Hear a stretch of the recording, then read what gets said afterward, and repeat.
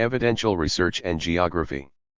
Literati scholars who compiled imperial gazettes such as the Comprehensive Geography and its Yuan and Ming precursors increasingly presented the history of geography as the study of topographical change. As scholars, they avoided the moral correspondences between heaven and earth that still informed the traditional cosmography popular in unofficial life. Within the academic community that promoted evidential research, historical and physical geography took precedence over the application of the idealized geopolitical paradigms popular in Han, Tang, and Song classical cosmography. Geographical historians recognized the physical difficulties in using the in 195 mensural order to demarcate existing mountains and rivers. Evidential scholars, for instance, no longer accepted uncritically the portent astrology associated with the Eld allocation system.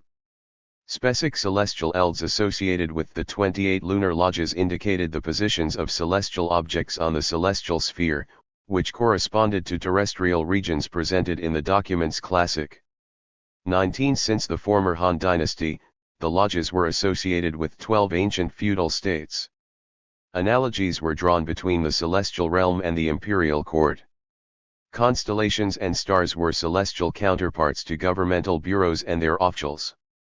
Astrological prediction based on this theory of the continuity between the astronomical and geographical realms remained a common feature in official astronomy through the late Ming and early Qing, even after the Kangxi emperor charged that officials manipulated the major traditions in portent astrology to suit their political purposes. 20. Although many, Zhu Xi included, had questioned the validity of the Eld allocation system, and although astrology had not interfered with the accumulation of geographical knowledge, the Eld allocation was not attacked as an outdated notion until the 17th century. During the late Ming, Fang Yizi noted that the southern region, mentioned in the documents Classic as Yangzhou, was a large portion of current China.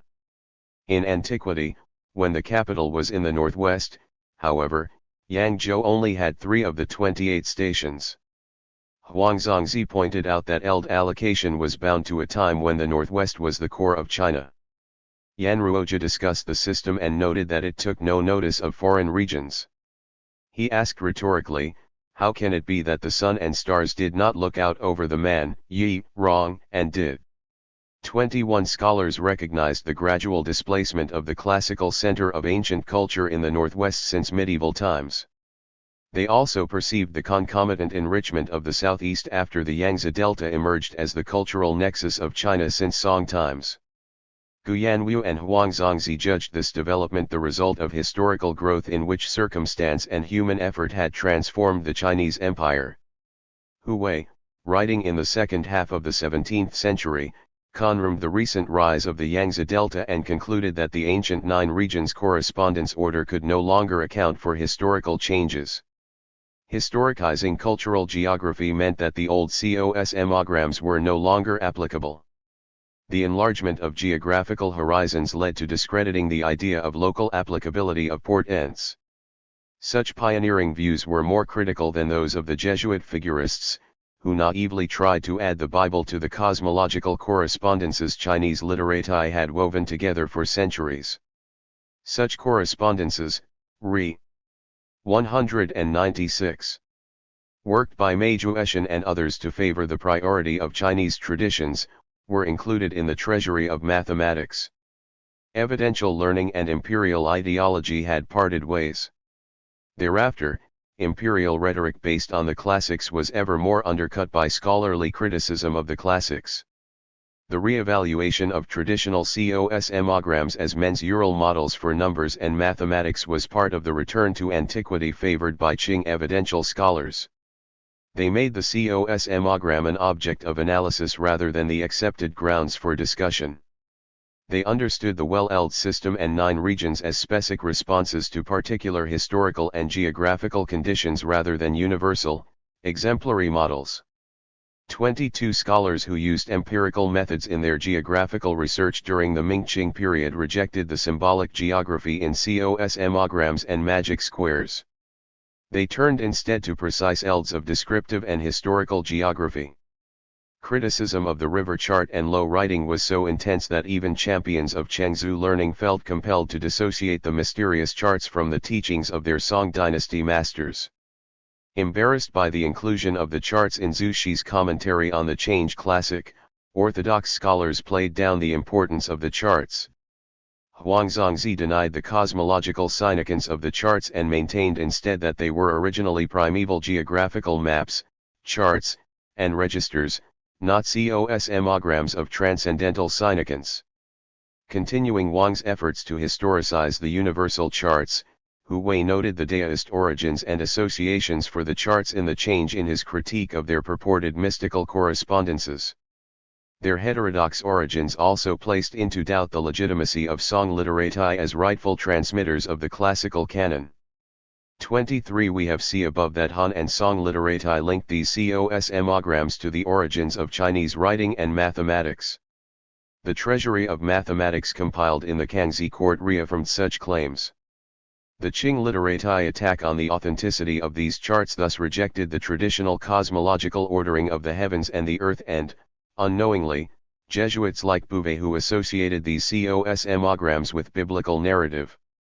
Jesuit surveys of the empire completed in 1718 also encouraged this practical emphasis.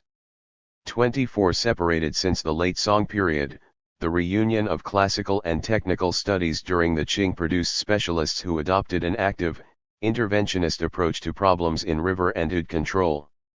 The empirical emphasis of evidential studies had implications for imperial statecraft that was felt a century before the forced introduction of European technology. Dai Zhen, one of the leading evidential scholars in the late 18th century 197. Turi, helped compile a prefectural gazetteer in 1769, an opportunity he used to spell out precise standards for accurate maps and reliable descriptions. Those who produce maps should emphasize exact scholarship. Upon examination, maps that do not represent direction and distance or differentiate names are like not having maps at all. Even worse, they perpetuate errors. 25 The leading Qing literati scholars followed Dai Zhen's lead and turned historical geography into a field of evidential inquiry. Place names were historicized as a sign of their time and specific location. They were employed by scholars as the empirical basis for discerning geographical anachronisms in forgeries. Geography was an important technical element of concrete studies and was useful in land reclamation and hydraulic works, projects used to order physical space in the 18th century. 26 More and more, diagrams and tables were used as aids in discussion, explanation, and classification. One of the most prominent features of 18th century historical scholarship, for instance, was the increased use of tables of persons, supplements, and supplemental tables to help make the dynastic histories more accessible as research tools. Many evidential scholars produced important works in this genre. Interested in the organization of knowledge more than in evidential studies, Zhang Sueshan, for instance, insisted that historical writing should include documentation tables and tables of persons, which would summarize the institutional forms and workings of central and local government. 27 Gudong Jiao's table of major events in the spring and autumn annals was a model for the collection of chronological, geographical, genealogical, and economic information concerning the late Zhou period from 722 to 481 BC. Gu arranged his work in tabular form under FTY topics, and he placed supplementary notes by other scholars after each topic whenever there was an element of dispute or doubt. Gu also attached maps that gave ancient and present forms of place names. The use of diagrams as the RST step in the graphic reconstruction of ancient relics by Dai Zhen and others indicates that leading Qing scholars changed the meaning and use of such diagrams from cosmogram to explanatory model.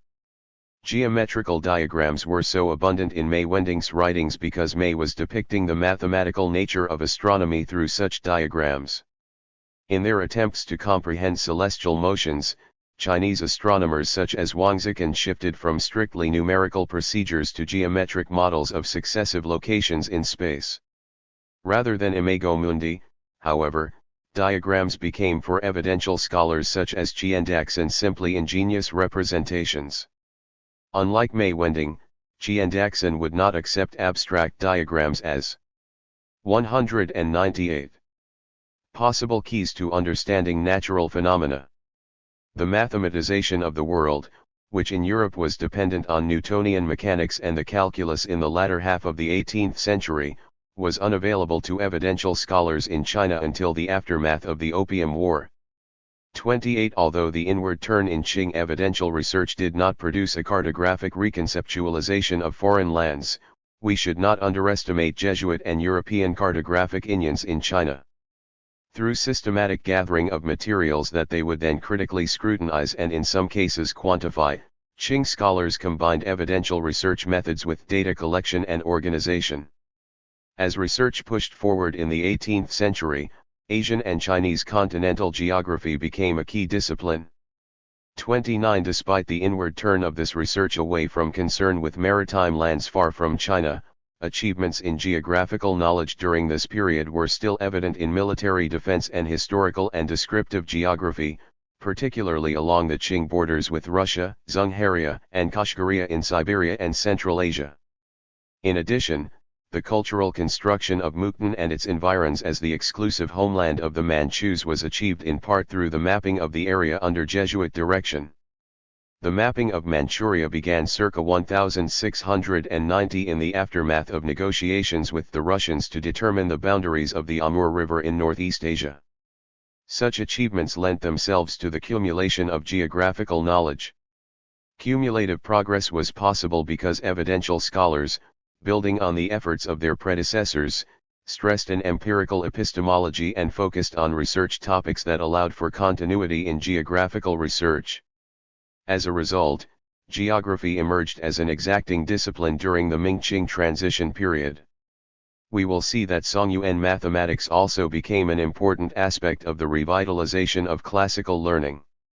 30. To be sure, the Americas were still depicted as parts of the Asian landmass north of Great Wall in a Chinese world map circa 1743, which was based on Liang Zhou's 1593 world map.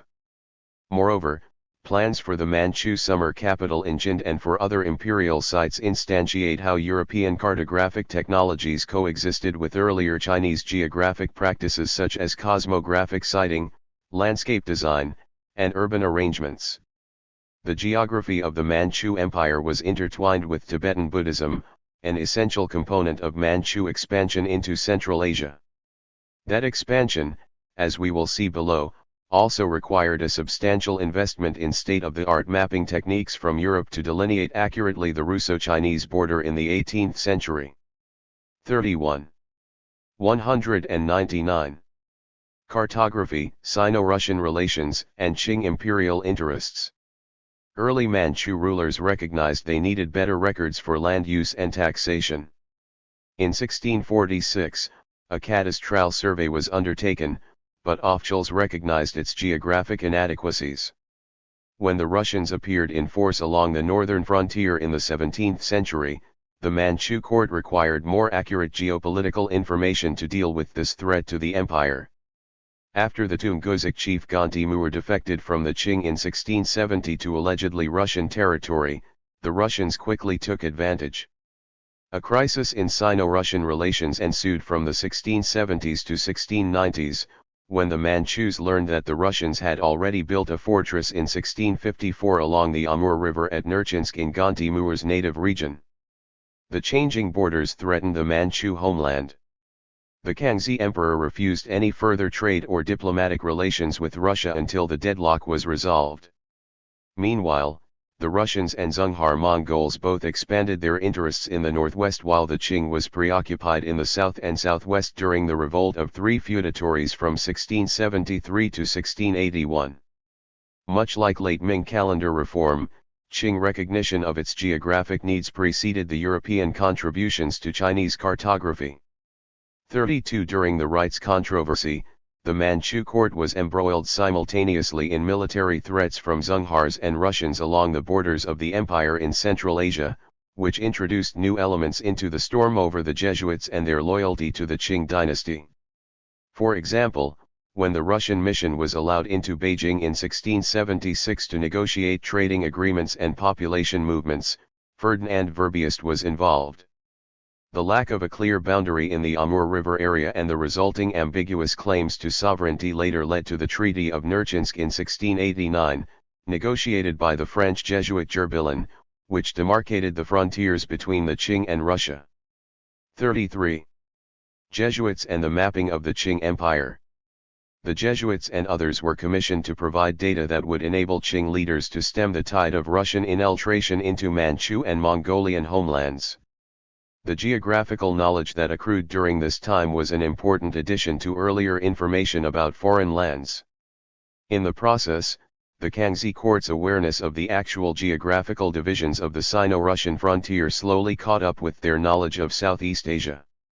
In addition, the Kangxi and Qianlong emperors used new techniques for trigonometric surveying to map Qing dominions in the 18th century.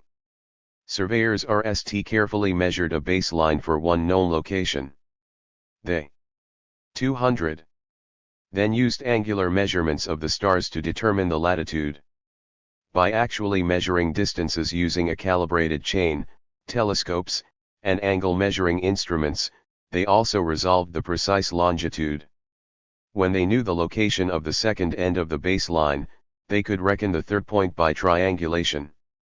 A series of triangles could be extended trigonometrically for any distance in an entire area or region.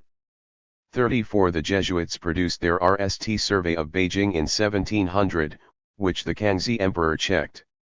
Later, he asked for a survey of portions of the Great Wall in 1707. In 1710 further surveys along the Amur River helped mark the strategic bases on the border with Russia. The Manchu homelands were surveyed between 1709 and 1712 and a complete map of Greater Mukden, i.e., Manchuria, was produced. The text and maps included in the 1733 edition of the collected statutes and precedents of the Great Qing were concerned with military deployments and garrison towns. They were compiled under the auspices of the Ministry of Military Personnel. The maps that the Jesuits prepared for the Manchu homelands became the starting point for later Japanese and European maps of the region. 35. The geographical ambitions of the empires of the Qing dynasty, Russia, and the Mongol Dzungars in Central Asia led to the redrawing of the frontier boundaries between Russia and the Qing in the region and the crushing of the autonomous state of Dzungharia in 1760 by Qing armies. The Qing, Dzungharia, and Russia each produced important new maps of unprecedented scale and accuracy as political and ideological weapons in their struggle for control of Central Asia. Peter Perdue has noted how 18th-century Central Asian borders were constructed through three stages: military confrontation, negotiated treaties, and symbolic representation on maps and instantiation in imperial documents. All sides added steely inscriptions, military pageants, and commemorative paintings to their repertoire of empire building. The new maps were products of preliminary surveys that had preceded and often made the warfare possible. 36. As Russian expansion in Siberia challenged Qing power, the Jesuits, when carrying out the survey for the Kangxi Atlas, had limited access to the most sensitive frontier areas. Dynastic security and territorial claims compelled the Qing court to hire only those Jesuits who did not intend to return to their native lands. The dynasty avoided circulating such information too widely inside and outside of China. Seeking to open an overland route from Rome to China via Russia, Verbiest may have secretly provided Russian missions with maps and descriptions of the border region with Siberia, which included the locations of Manchu forces he obtained from Russian deserters. By 1727, Qing surveyed the region of Amuria in light of the realities of Russian penetration into Siberia. 37. When Russia and China deemed their common borders in the treaties of 201. Nerchinsk in 1689 and Kyikhta in 1727, both applied new surveying techniques for cartography to the newly deemed borders. In addition, they compiled new classification systems and ethnographic atlases to control the movements of refugees, nomads, tribes, traders, soldiers, and other mobile groups across the borders.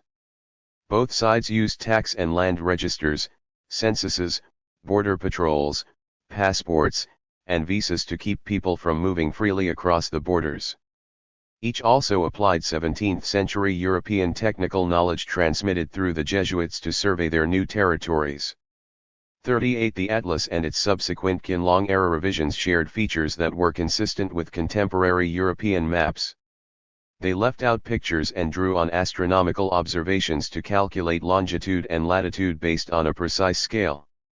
Hostetler interprets such developments in light of Qing evidential studies and the change in research epistemologies that affected scholarly views of geography in the late 17th century, a time when government interests increasingly focused on internal military defense and historical and descriptive geography.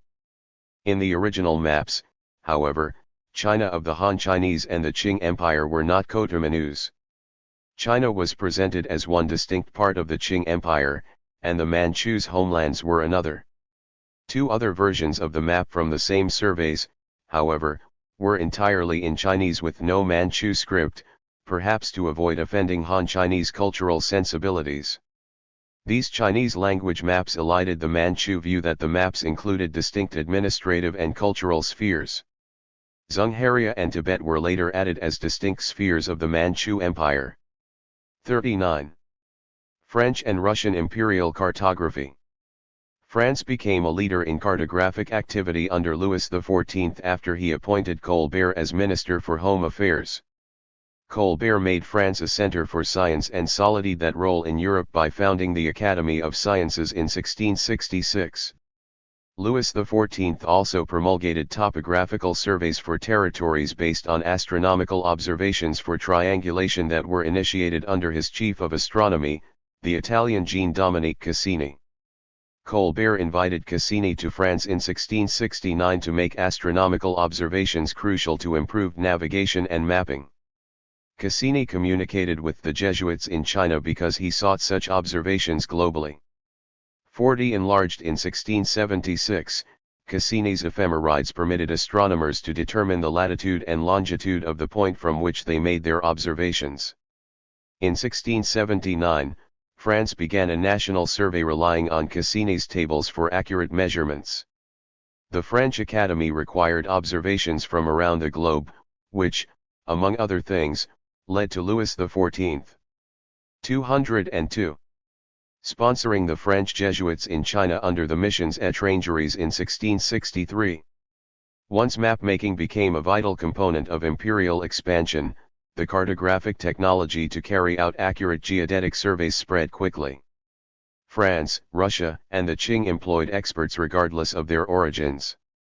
Colbert had recruited the Italian Cassini, Kangxi employed the French Jesuits, and Russia engaged the Swedish officer Strahlenberg, who was taken prisoner by Russians in 1711, to collect information about Siberia, Mongolia, and neighboring regions. Peter the Great, likewise used maps to measure the growth of the Russian Empire and to legitimate its claims. In 1698, Peter had already commissioned a survey of his new territories. New maps for an atlas were completed in 1701, although full surveys of the empire were not formally initiated until 1727 by Catherine I, Peter the Great's widow. For France, the Qing, and Russia, the requirement of better maps was tied to imperial expansion. New surveying and map-making techniques were essential. In the midst of Russian expansion into Siberia, the Qing Empire more than doubled in size from 1660 to 1760 in a global context of population growth, exploration, and colonial expansion. 41 The Kangxi surveys were quickly completed by 1717, while French surveys of roughly the same precision took until 1744 to accomplish. The Qianlong revisions of the 1717 survey were nished in 1755, while the second edition of the French survey appeared in 1788. Similarly, the Russian Imperial Atlas, which emulated the French National Survey, appeared in 1745. Peter the Great used cartography and his European experts, who were also hired to explore the North Pacific, to put Russia on the map of 18th-century Europe. The Kangxi Atlas decisively changed the content of European mapmaking when the Jesuit maps RST arrived in France in 1725 and the new information was digested in Paris, London, and elsewhere. Similarly, the latest mapping technology was effective for the Qing in legitimating and consolidating the empire, and became the basis all of China's territorial claims in the 20th century. The Kangxi Emperor's gift of his survey to Peter in 1721 aimed to apprise Russia of Qing sovereignty and cartographic sophistication. It pointedly did not record the strategic information the Qing had about the northern border areas. 42 More importantly, the Kangxi Emperor sought peace with the Russians to free his hand in wars with the Zhonghar Mongols in Central Asia. By neutralizing Russia, the Qing court prevented a possible Russo-Zhonghar alliance against them. Hence, when the Russians demanded equal political status with the Qing at the Nerchinsk peace negotiations, the Manchus did not allow what they considered ceremonial procedures to interfere with their primary diplomatic task. The emperor relented on the usual Qing. 203.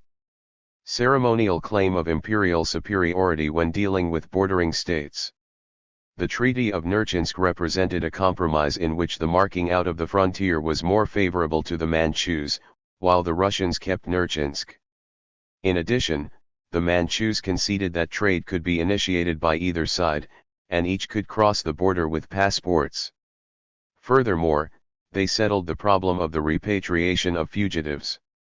As an instrument of diplomacy, the economic concessions made by the Qing government in the 1689 treaty proved their political worth when the leader of Zhongharia, Galdan, proposed an alliance with the Russians in 1690.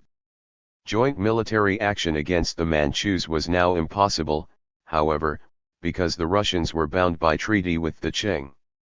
The Kangxi Emperor was left free to eliminate the Zhonghar threat, arguably the last nomadic empire, which he did in 1696. Galdan's death in 1697 reduced the Mongols as a potentially divisive third force in Central Asia. 43 In 1718, the Russians contemplated full normalization of Sino-Russian relations during the rights controversy, which was damaging Jesuit and Catholic interests in China. Peter the Great, for example, expelled the Jesuits from Russia in 1719 and tried to install a Russian Orthodox bishop in Beijing in 1722. Russian authorities unsuccessfully kept this effort secret from the Manchus and the Jesuits in Beijing, but Qing suspicions prevented the appointment. In 1728, the Zhonghar threat against the Manchus in Turkestan and Tibet revived. Again, the Manchus eliminated the threat through the Zhonghar Wars in the 1750s, which were facilitated by the Treaty of Kyikhta that ended Russian interference. The Kyikhta Treaty established officially supervised trade in Amuria that stabilized the Russian-Qing frontier from 1727 until the 19th century. The Qianlong reign brought a complete victory over the Zhonghars and the incorporation of Ili in the far northwest by the Qing in 1755. Manchu military victories led to Qing overconfidence with the Russians, which generated a ban on trade caravans to Beijing from Russia after 1755. Qing's success in Central Asia in the 18th century thus occurred in the context of Russian expansion into Amuria. Through compromise and accommodation, Russian interests in trade and Manchu interests in Central Asia were protected. Diplomacy, warfare, and timely mapping of strategic frontiers enabled the Qing dynasty to incorporate major portions of Amuria, Zhongharia, and Kashgaria at the expense of the Mongols, Uyghurs, Kazakhs, Tajiks, and Russians. 44. The Jesuit role in Qing arts, instruments, and technology. Before the Napoleonic Wars were resolved in Britain's favor, the Qing court and its literati continued to co-opt certain aspects of European learning and artistic expertise. For example, Jesuits remained as court clockmakers and geometers, and a Jesuit, usually Swiss, was always in charge of the imperial clock collection in the 18th century. When compared to the industrializing tendencies we identified in Britain and France, the imperial workshops in Qing China, like the Academy of Mathematics under the Kangxi Emperor, were never breakthroughs to European-style science and technology. Qing artisans were, however, important in manufacturing clocks, porcelain, and glass, and in building pavilions and gardens during the late Empire. Interestingly, When the Macartney mission presented clocks and watches and a telescope and planetarium to the court to demonstrate European inventiveness, the Qianlong Emperor was not particularly impressed and rejected any official trade with Britain. His haughty imperial tone belied his extensively collecting and reproducing European manufactures and clockwork at home. 45. Clockmaking in the Kangxi era. The French and Swiss Jesuits' expertise in mathematics, astronomy, cartography, and clockmaking was connected to the unprecedented degree of accuracy in European time and space measurements. When the Kangxi Emperor commissioned the Jesuits to survey the entire empire between 1708 and 1717, the required mapping was accomplished in collaboration with official Chinese astronomers and Manchu officials. Chinese clockmakers were trained because the Kangxi Emperor also thought clockmaking skills were worth appropriating. Chinese who worked under Jesuits were expected eventually to make their own mechanical clocks. 46. According to Catherine Pagani, mechanical clocks in early modern Europe were a metaphor for God's maintenance of the universe. In an age when a mechanistic view of nature was emerging, Europeans believed that the mastery of clock mechanics would lead to better understanding of God's design of the world. The Jesuits accepted this view, but they also recognized that when mechanical clocks were presented to potentates at home and abroad, this act gained them access to high places in the papal court as well as in the Chinese Empire. Their skills as architects and glassmakers paralleled their careers as computists and clockmakers in late imperial China. Matteo Ricci believed, for example, that he had gained admission to the Wanli court by presenting a clock and repeating watch to the Ming Emperor, a tactic which followed established European gift-giving practices. When Johann Schreck and Wang Zheng prepared their 1627 translation titled Diagrams and Explanations of the Marvelous Devices of the Far West, it represented the RST work in Chinese that provided information about European escapement techniques for delivering power at regular 206 intervals to move the gear train inside a timepiece. Subsequently, the Wanli Emperor had his eunuchs work with the Jesuits to master the art of repairing the clocks. In the late 17th century, the Kangxi Emperor established a number of workshops that manufactured luxury items under the auspices of the Office of Manufacture in the imperial household. These were modeled after the studios in the French Academy. Mentioned in palace documents of 1689 and 1692, the Kangxi workshops were at the outset staffed by Jesuits and Guangdong workmen. After the imperial workshops were formally established in 1693, there may have been as many as 31 shops. Most clocks in the 18th century were completed in shops inside the Forbidden City. An Office of Clock Manufacture was subsequently created in 1723, which lasted until 1879, when the last list of clocks in the court was compiled. 47. Three major sites were operating in 1756 under the Office of Manufacture within the Imperial Household Department.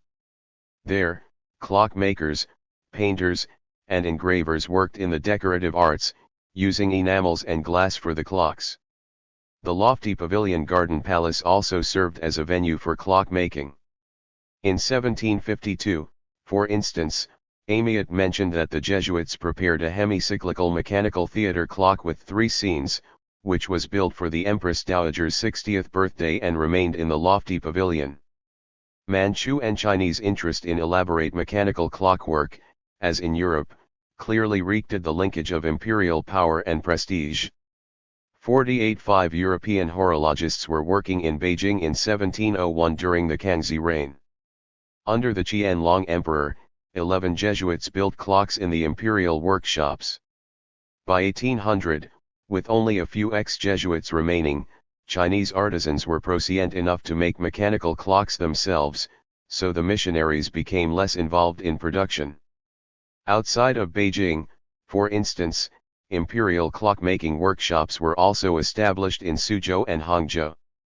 The native industry for clocks provided a commodity that served as an effective form of tribute gift-giving among Qing officials. Modest levels of industrial production by native artisans, when compared to the massive porcelain industry, were monopolized by the court and its literati elites. Production in the provinces was controlled by Chinese merchant guilds. The popularity of mechanical watches among Chinese elites mirrored imperial taste in the 18th century.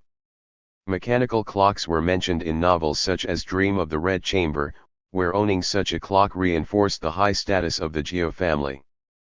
49. The Qing court and its Jesuit clockmakers did not realize, however, that an urgent demand for more accurate determinations of longitude for ships at sea. 207. Was now driving precision clockmaking in Europe.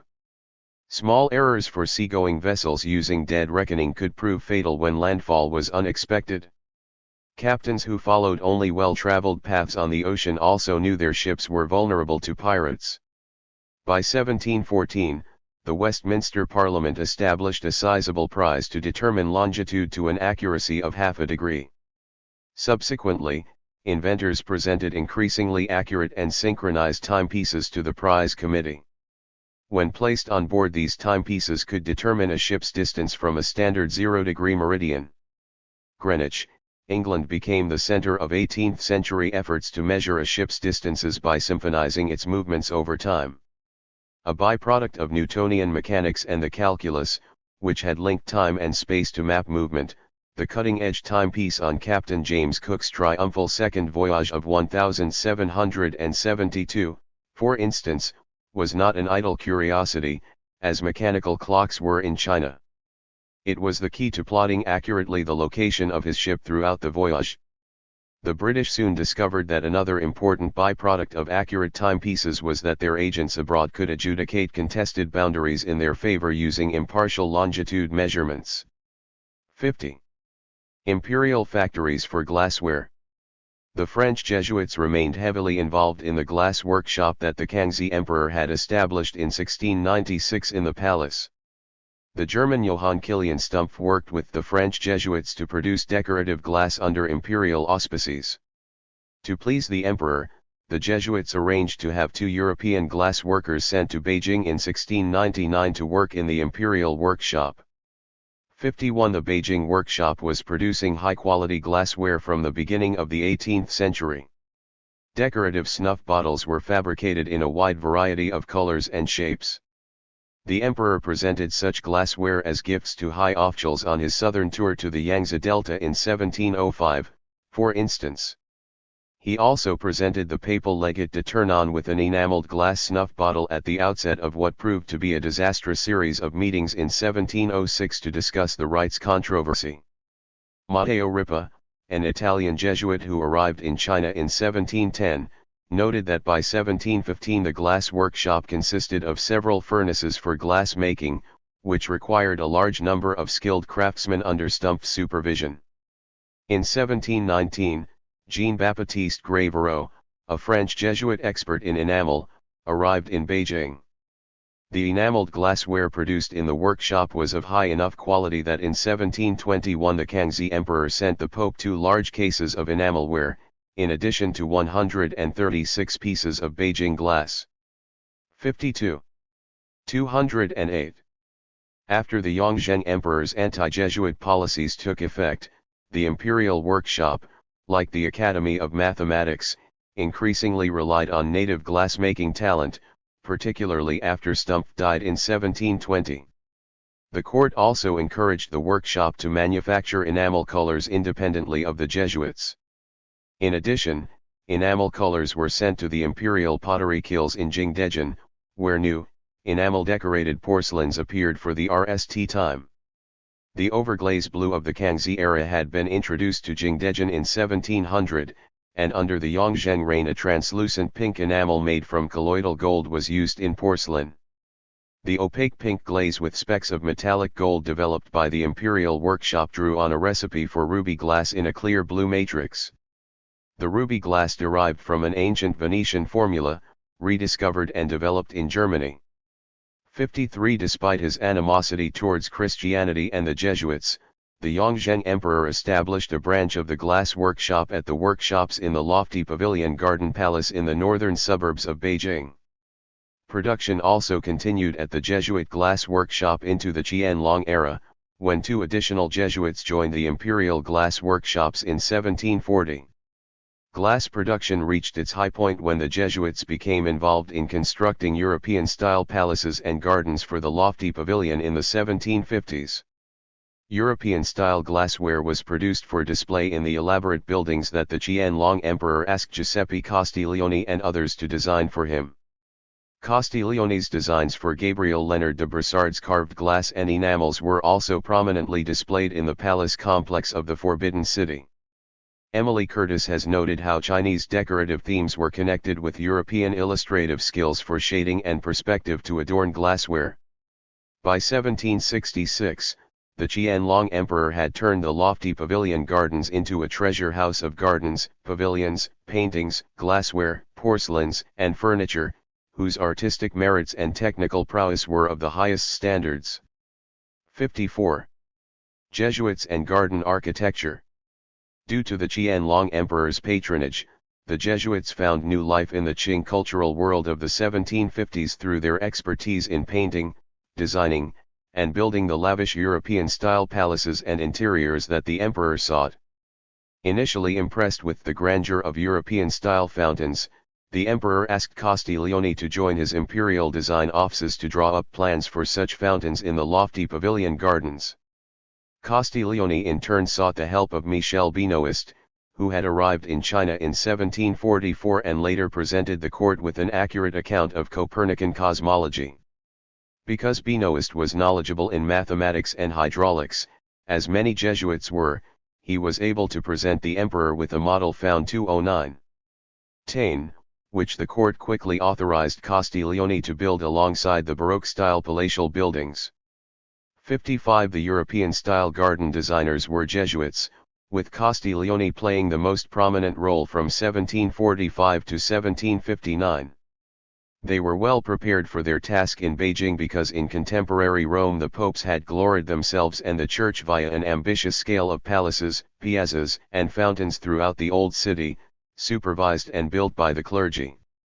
The mid-18th century was also a time when the impact on European rulers and aristocrats of chinoiserie-style architecture, gardens, and lakes led to the construction in Europe of Chinese-style rooms, gardens, and pagodas, such as the 1762 garden and pavilion in Wales designed by the architect Sir William Chambers for the Princess Dowager Augusta. 56. When the RST European-style pavilion was completed in 1747, the Qianlong Emperor indicated his pleasure, according to Benoist. Located on 60 acres, the European section of the lofty pavilion gardens was 750 meters long and 70 meters wide when completed and stood at the northern end of the long spring garden inside the lofty pavilion's massive grounds. The second phase of the European section inside the lofty pavilion took another 8 years to complete. 57. A three-story palatial building designed by the Italian Jesuit architect Fernando Bonaventure Magai was known as the Belvedere when completed in 1759. Built in a crescent shape evoking Islam, it had marble balustrades enclosed by a moat. After entering from the bronze outdoor stairway that rose up to the second tower, one encountered two tall stone tablets with Arabic inscriptions. The front door resembled that at St. Andrea al Quirinal in Rome and faced a marble bridge with amboyant balustrades across from a moat that led to a smaller garden. To the east a 36-room pavilion was named the Sea Calming Hall when completed in 1781. The largest structure built in the European section, it was likely modeled on the Court of Honor at Versailles. It housed a reservoir with gulch under a glass ceiling. A room on each side contained hydraulic machines to pump the water in the reservoir and feed the outside fountains and cascades. Nearby stood a triple gateway each with triumphal arches that resembled the Triumphal Arch in Paris. 58. Yongtsu Wang has explained that the pavilions, fountains, and arches designed by the Jesuits made up about 1/4 of the lofty pavilion. For such a large-scale project, they were required to supervise many Chinese artisans, builders, and masons, whose architectural talents using Chinese materials and tools were indispensable for constructing the European section. Hence, the Baroque models that the Jesuits designed melded with Renaissance, French, and Rococo styles that the imperial laborers also reproduced. Workers added. 210. 211. Elements of Chinese garden architecture, from the inclusion of lake tie stones and bamboo pavilions, to the mix of buildings in the European section, which included roof tiles in native yellow, green, and blue colors. 59 overall, the lofty pavilion represented an eclectic architectural style that the Manchu court favored as part of their efforts to create a universal vision of their power in Asia and then in the world. The most representative building of this syncretic style was the small Belvedere, which combined the design of a Florentine building with a classic double Chinese roof. The interior designs for the pavilions were also inspired by European models with glass windows, wood plank oars, handrails, or terraces overlooking lawns, mechanical clocks, hanging lamps, and oil paintings. Even Gobelins tapestries of French beauties presented by Louis XV were placed throughout the European section. Large nudgers were not included, however. Chinese garden elements outside and traditional scroll paintings inside added to an ambience of Manchu pretension as global style setters. 60. Porcelain production in Jingdezhen. Relatively unknown in Europe until 1675, porcelain was a significant feature in aristocratic households by 1715. Europeans avidly sought the secret for making porcelain but were unsuccessful until the Meissen factory in Germany produced the European hard-paste porcelain after its discovery in Dresden in 1710. Englishmen such as Francis Bacon had at one time thought that porcelain developed from an artificial cement buried in the earth for a long time, not unlike Chinese views of the formation of amber. John Donne considered buried clay the source for porcelain. Song Yingxing's 1637 Heavenly Crafts revealing the uses of things had included a section on porcelain making, portions of which were reproduced in the 18th century synthesis of books and illustrations past and present encyclopedia. 61 In early modern Europe, Chinese porcelain was called China. Queen Mary II of Britain, for instance, had a porcelain room designed by the Dutch decorator Daniel Marot. Another such room was restored in 1688 in the Oranienburg Palace by Frederick III, Elector of Brandenburg and Prussia, which consisted of a salon decorated with cabinets and pyramids of Chinese porcelain. In addition to founding the Meissen porcelain factory, the King of Saxony, Augustus the Strong, had over 1,200 Blanc de Chine wares made in Dihua, Fujian. White glazed porcelain was more fragile due to the brittle clay used in Fujian. Until their popularity waned in the 18th century, Blanc de Chine wares were also collected at the English Royal Palace at Hampton Court and showed up in the 1688 catalogue of holdings in the Cecil family's Burleigh House.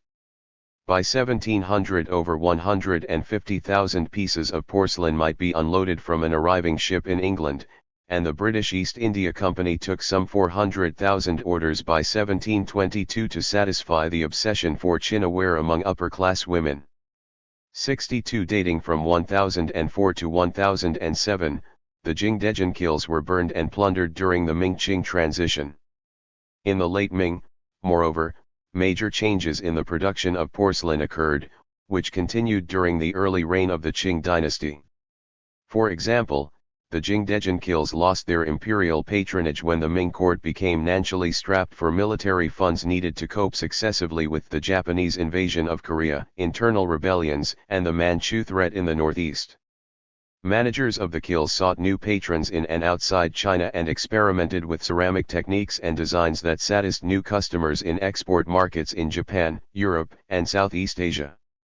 Without the imperial funds earlier earmarked for pottery production, potters were no longer dependent on imperial taste. After 1620, the Jingdezhen kilns increasingly 212.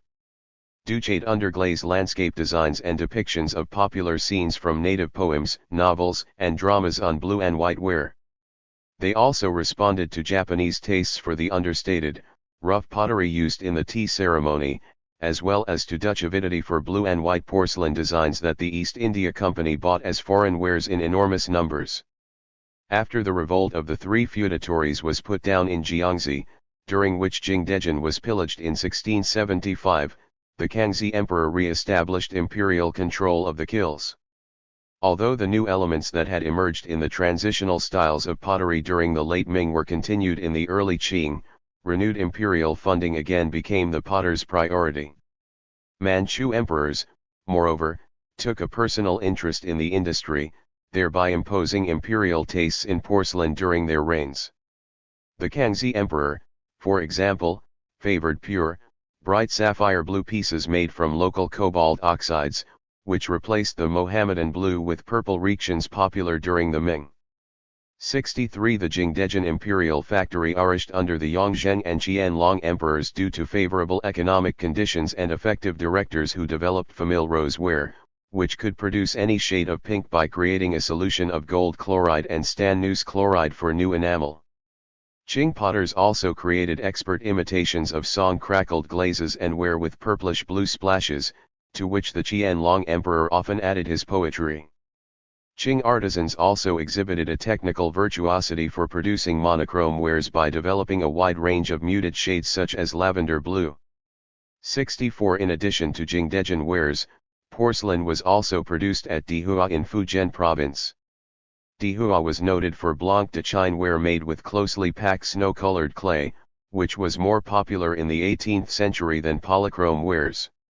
Guangdong stoneware was popular in the 19th century, while Yuxing Hills northwest of Suzhou produced brown stoneware teapots, whose eccentric shapes became de rigueur among literati savants.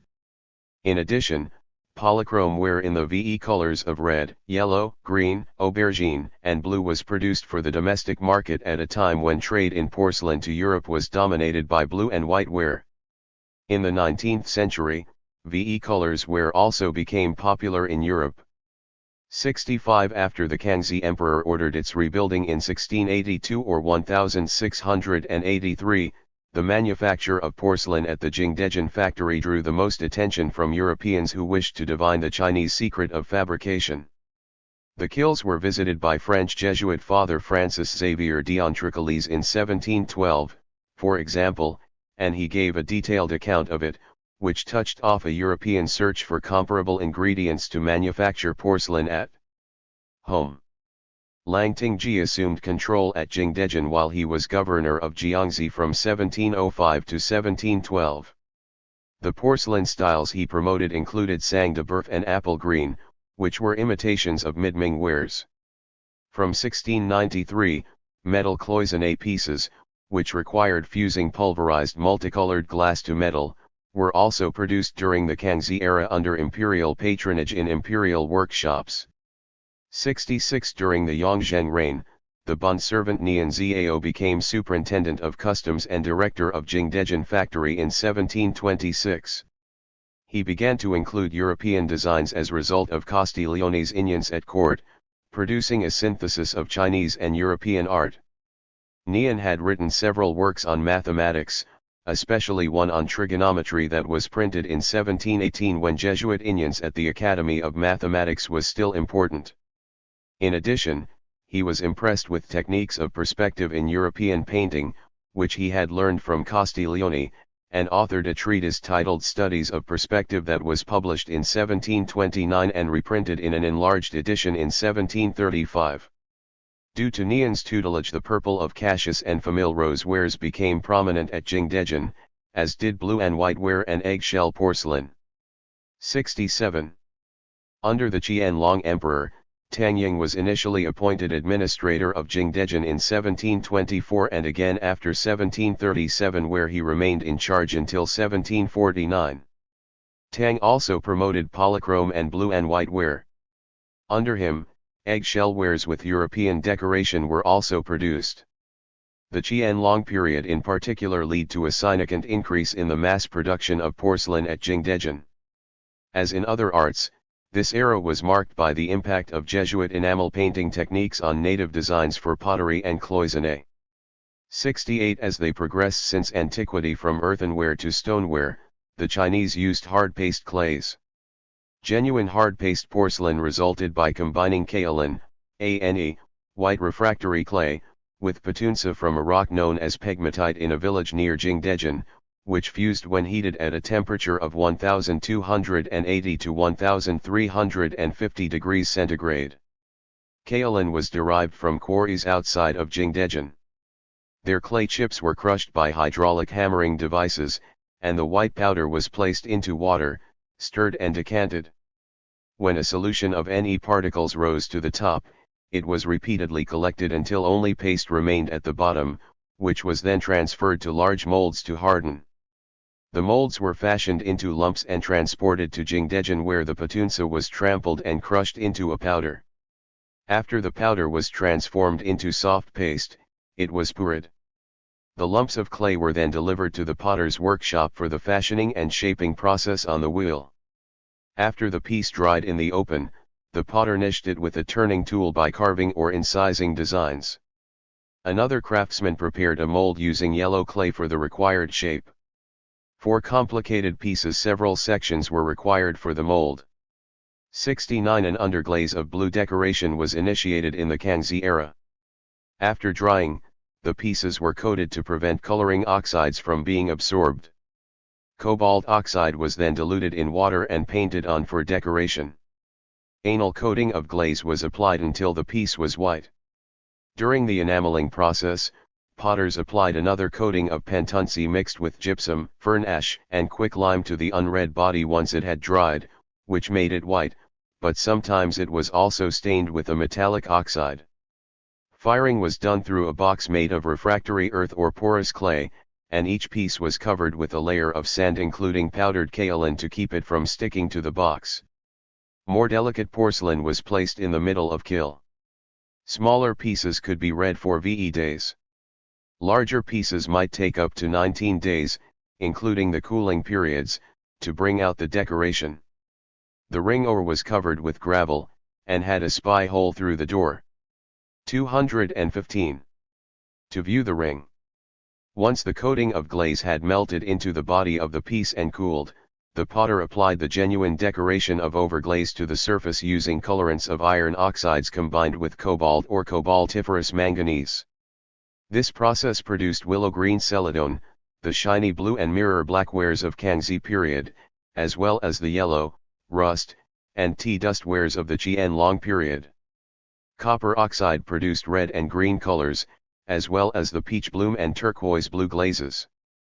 Once the piece was decorated, it was read a second time to vitrify and melt the coloring agents onto the coating. The temperature for the second ring never exceeded 800 degrees centigrade. Upon completion, the kilns were opened up in the presence of a official who took 20% of the contents as tribute for the Qing dynasty. Touching up was completed at the workshop before the pieces were sorted according to quality. Up to 50% could be rejected. A certain number of pieces were sold immediately, while others were transported in wooden casks from the remote area of Jingdezhen through the river and lake systems of the Middle Yangtze region to major urban centers and then on to Beijing. International trade was directed through Guangzhou to Southeast Asia and Europe. Aeneas Anderson, who accompanied Lord Macartney on his 1793 mission, wrote, "There are no porcelain shops in the entire world which can compare in size, richness, or delivery with those in Canton." As imperial patronage lessened in the 19th century, however, the porcelain industry declined significantly, and Wedgwood in England and Japanese potters replaced Jingdezhen as the best quality kilns in the world. 70. European technologies depicted in Qing art. A 1741 painting by Castiglione titled Portrait of the Emperor Trotting for Deer, which was commissioned by the Qianlong Emperor, presented the Manchu ruler on an autumn deer hunt. Dorothy Bernstein has described the role of European perspective and technology in forming the painting. First, it used a European pictorial technique. Second, both a gun and a telescope were included. The gun was carried by the emperor's companion, while the emperor carried a bow and arrow, indicating that the gun, while an essential hunting tool, was subordinated to the bow as a symbol of Manchu prowess in archery. Like the Qianlong emperor, the Kangxi emperor while on hunting expeditions had used telescopes to impress his entourage with his knowledge of trigonometry and surveying.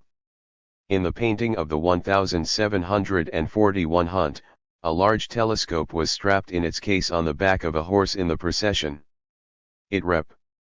216. Resented the Qianlong emperor's surveillance of his empire.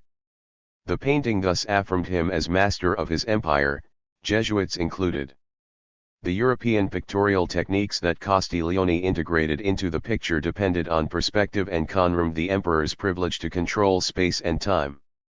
71. Similarly, Jin Nong and Luo Ping represented 18th-century Chinese painters living in an era when a multi-ethnic society under the Qing imperiled Han Chinese cultural dominance. Their paintings showed a nominal awareness of European learning. For example, Jin Nong's visual imagery in his 1761 painting The Radiant Moon alluded to Sino-European diagrams included in the synthesis of books and illustrations past and present of 1728. Jin drew on diagrams there for the moon's rays and for the surface topography of the moon. Jin also read the moon hair of Chinese mythology into his painting.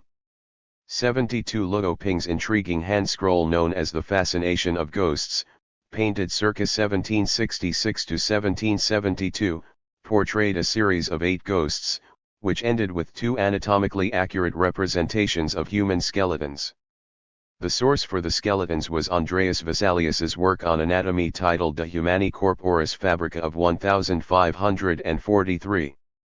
Nicholas Standard believes that the proximate source was a selective late Ming translation into Chinese by Giacomo Rowe of Ambroise Pare's Anatomie, which was based on Vesalius.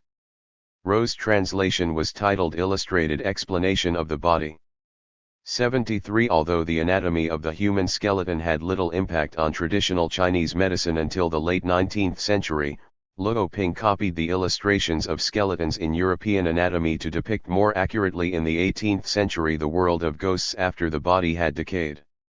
Later, when Luo reworked the images in the 1790s for the null version of his hand scroll, he depicted a menacing ghost as a skeleton holding a threatening arrow in the left hand and an hourglass in the right, suggesting images derived from the European depiction of death.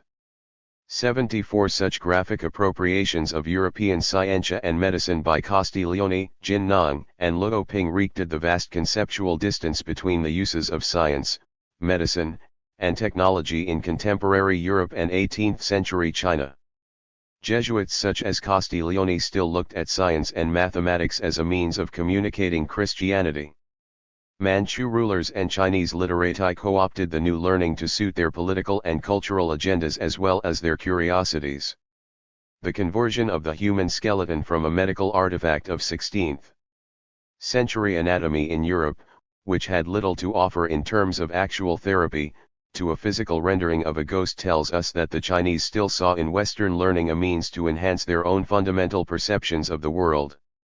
We will later see that such cultural refractions of human anatomy by the Chinese continued when Protestant anatomies were introduced in the mid-19th century.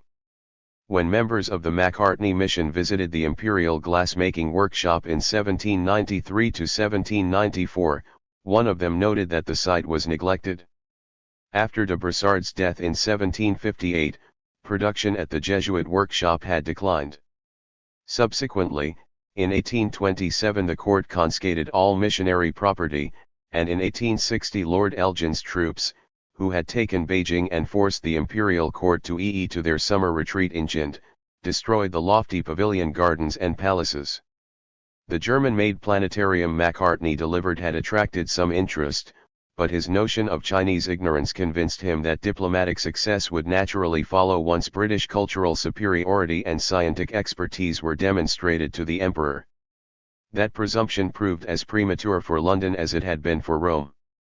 75. Before the arrival of the Macartney mission in 1793, however, the inward turn among Qing scholars to native traditions of classical learning remained in place despite Jesuit unions in the arts and crafts.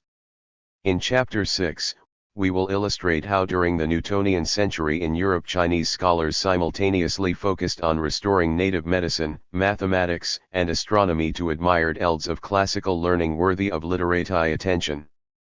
We will describe how the Chinese medical and mathematical classics, in particular, became important elds for non-specialists.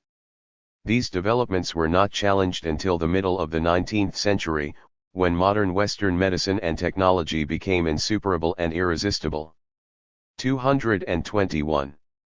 Evidential research and natural studies. 3.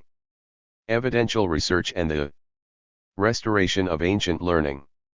Chapter 1 described how literati in imperial China collected, studied, and classified antiquities using the epistemology for investigating things and extending knowledge. Ming scholars and printers amply recorded their passion for things, artifacts, utensils, and odd phenomena in encyclopedic collections that stressed the investigation of things, such as the 15th century key issues in the Investigation of Antiquities, which discussed items retrieved from early Ming naval expeditions. Here we emphasize how and why 18th century Chinese scholars restored ancient medical and mathematical classics. They remind us of earlier European scholars who in the 12th century translated ancient Greek and medieval Arabic mathematical and medical texts into Latin and helped forge the scholastic synthesis that the Jesuits introduced in China as their natural philosophy. Even as mid-Qing literati recovered their classical mathematics and medicine, Europeans went beyond their ancient masters in the 18th century. In the 19th century, Europeans in China showed little patience with Chinese efforts to restore the past, forgetting their own debt to Renaissance schoolmen. 1. In Chapter 8, we will see that beginning in the 19th century Chinese literati physicians started to take seriously the challenges presented by Western medicine. In this chapter we therefore prepare the ground for understanding that confrontation. When traditional Chinese and modern Western medicine confronted each other after 1850, Chinese medicine had not remained a monolithic tradition. Its intellectual and therapeutic developments increasingly focused on heat factor illnesses as a new category of disease, which could no longer be subsumed as a category under perennial cold factor illnesses. Early Qing critiques of Zhu Xi and Wang Yangming. Huang Zongzi, for instance, had insisted on a more careful rendering of textual issues before the classical canon could be properly interpreted.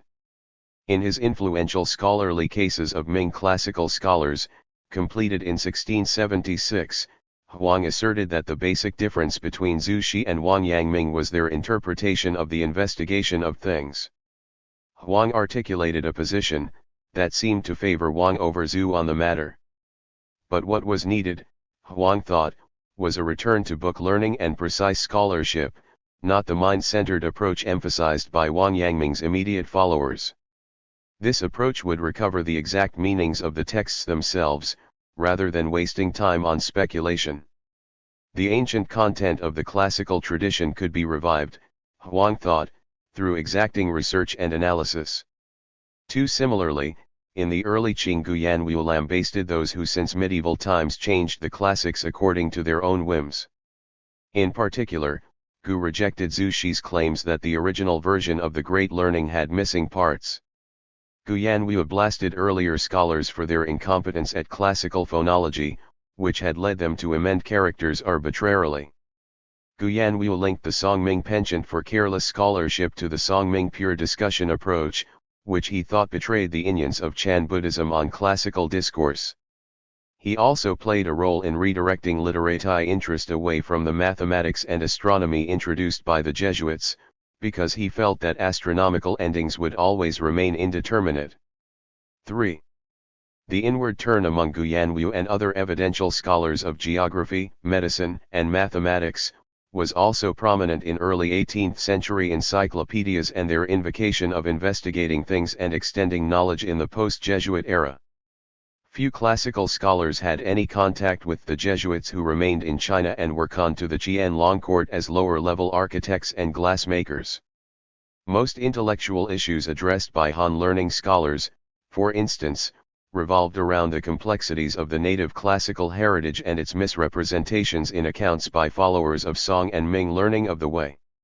In the 18th century, the Jesuits were reduced from the intellectual equals of classically trained literati to foreign experts whose special skills were useful to the court. Scholars such as Zhang Lin, Li Gong, and Yan Yuan also criticized the Chengzu interpretation of the investigation of things in the early Qing. Zhang contended that originally the Great Learning had not been divided into a classic and commentary, as Zhu 226. She had maintained. Li and Yan attacked the airy speculations that had emerged from Chengzu learning, which for them betrayed the concrete teachings of the sages. Similarly, Li Fu published a work titled Complete Discussion of Zhu Xi's Views late in life in the 1730s, which declared that Zhu Xi had in the end changed his mind and agreed with his rival Lu Zhiyuan that morality came prior to the investigation of things. From Li's point of view, Wang Yangming was right when he returned to the original, older version of the Great Learning and reaffirmed Lu's insights over Zhu's. Although Li affirmed the old text version before it was altered by Zhu Xi, his views did not become mainstream until the 18th century, when Han learning and evidential studies flourished. Wang Shu's collection of Chengzu methods for investigating things, which favored Zhu Xi's views, was more representative of the Kangxi era. Wang blasted Wang Yangming's views as quietist and misguided. His studies of the Great Learning and doctrine of the mean were part of a revival of Chengzu learning during the early Qing. For in the mid-Qing, this passion for antiquity and classical learning continued. Scholars reappropriated ancient medicine, the mathematical classics, and early astronomy for the millennial quest for ancient wisdom. The Qing court was buffered by European wars then preoccupying Britain and France. At a time when Europeans were preoccupied with Europe, Qing literati sought to equate what they knew of European learning with native learning. The restoration of ancient learning allowed Manchus and Chinese to domesticate European contributions in the arts, pre-modern sciences, and technology. Medical works and the recovery of antiquity.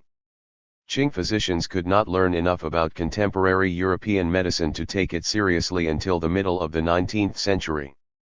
Instead, most were determined to pierce the veil of Song metaphysical and cosmological systems that since the Song and Jin periods had informed the theory and practice of classical Chinese medicine. They sought to recapture the pristine meanings formulated in the medical classics of antiquity. 5. The medical classics provided scholars and physicians with a set of general assumptions about the application of yin-yang, the VE phases, and the system of circulation tracts to understand the human body and its susceptibility to illness, which was deemed as a loss of harmony in the body's operations. The system of circulation tracts, for example, allowed doctors to map acupuncture and moxibustion points on the skin according to the internal O of qi through a series of main and branch conduits in the body. Since 227 Han times, physicians thought of such circulation as the body's vital currents, in which there was no center or starting point. They did not distinguish between the pulse and palpitations associated with the nervous system as Greek physicians had done since Herophilus. 6. From the Song, the methodologies for medical learning and classical studies depended on the investigation of things. Similarly, for Qing literati physicians, textual mastery of the medical classics was more than an auxiliary tool. Classical learning was required to recover medical principles and practice from ancient writings and their commentaries. The formation of evidential scholarship and the return to antiquity in medicine reinforced each other. Re-emphasis on ancient texts such as the treatise on cold damage disorders in the 18th century stimulated the re-examination of pre-song therapies for cold and heat factor illnesses. Instead of using warming medicines, physicians increasingly prescribed cooling drugs and methods for infectious illnesses. 7. Reconquering the medical classics. The oldest and most important medical classic was the Inner Canon of the Yellow Emperor, which was completed around the RST century BC. Set in its orthodox form during the Northern Song, it focused on anatomy, physiology, and hygiene in the part called the Basic Questions, while presenting a basic understanding of acupuncture and moxibustion in the Divine Pivot.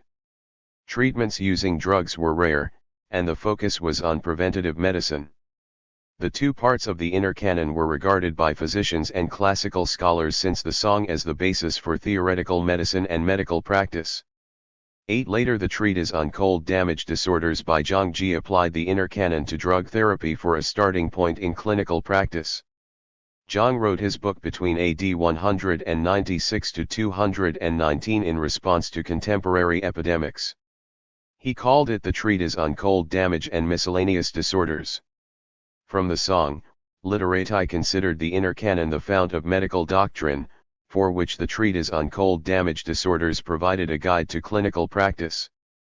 During the Northern Song, it became the guiding work to deal with infectious diseases brought by the winds that were linked to cold damage disorders, which were thought responsible for the increase in southern epidemics from 1045 to 1060. 9. Zhangji's original version of the treatise on cold damage and miscellaneous disorders was badly damaged, however, when the palace physician Wang Shishui revised it. Beginning in the late Ming, scholar physicians believed that Wang failed to even approximate Zhang's original. 228. The general Gao Jikong had submitted a reedite version of Wang Shui's version circa 975 to 986, and the Song Bureau for Revising Medical Texts did so in 1064 to 1065, when it was nally divided it into 3 separate books: Treatise on Cold Damage Disorders, Canon of the Gold Casket and Jade Cases, Essentials and Discussions of Formulas in the Gold Casket as treatises attributed to Zhangji on epidemic diseases. These works classified illnesses according to their chief symptoms and divided the symptoms into 6 stages, with 3 categories belonging to Yang and 3 to Yin. 10. The treatise concentrates on the cold damage group of disorders, most of which today's physicians would diagnose as acute, infectious, febrile diseases.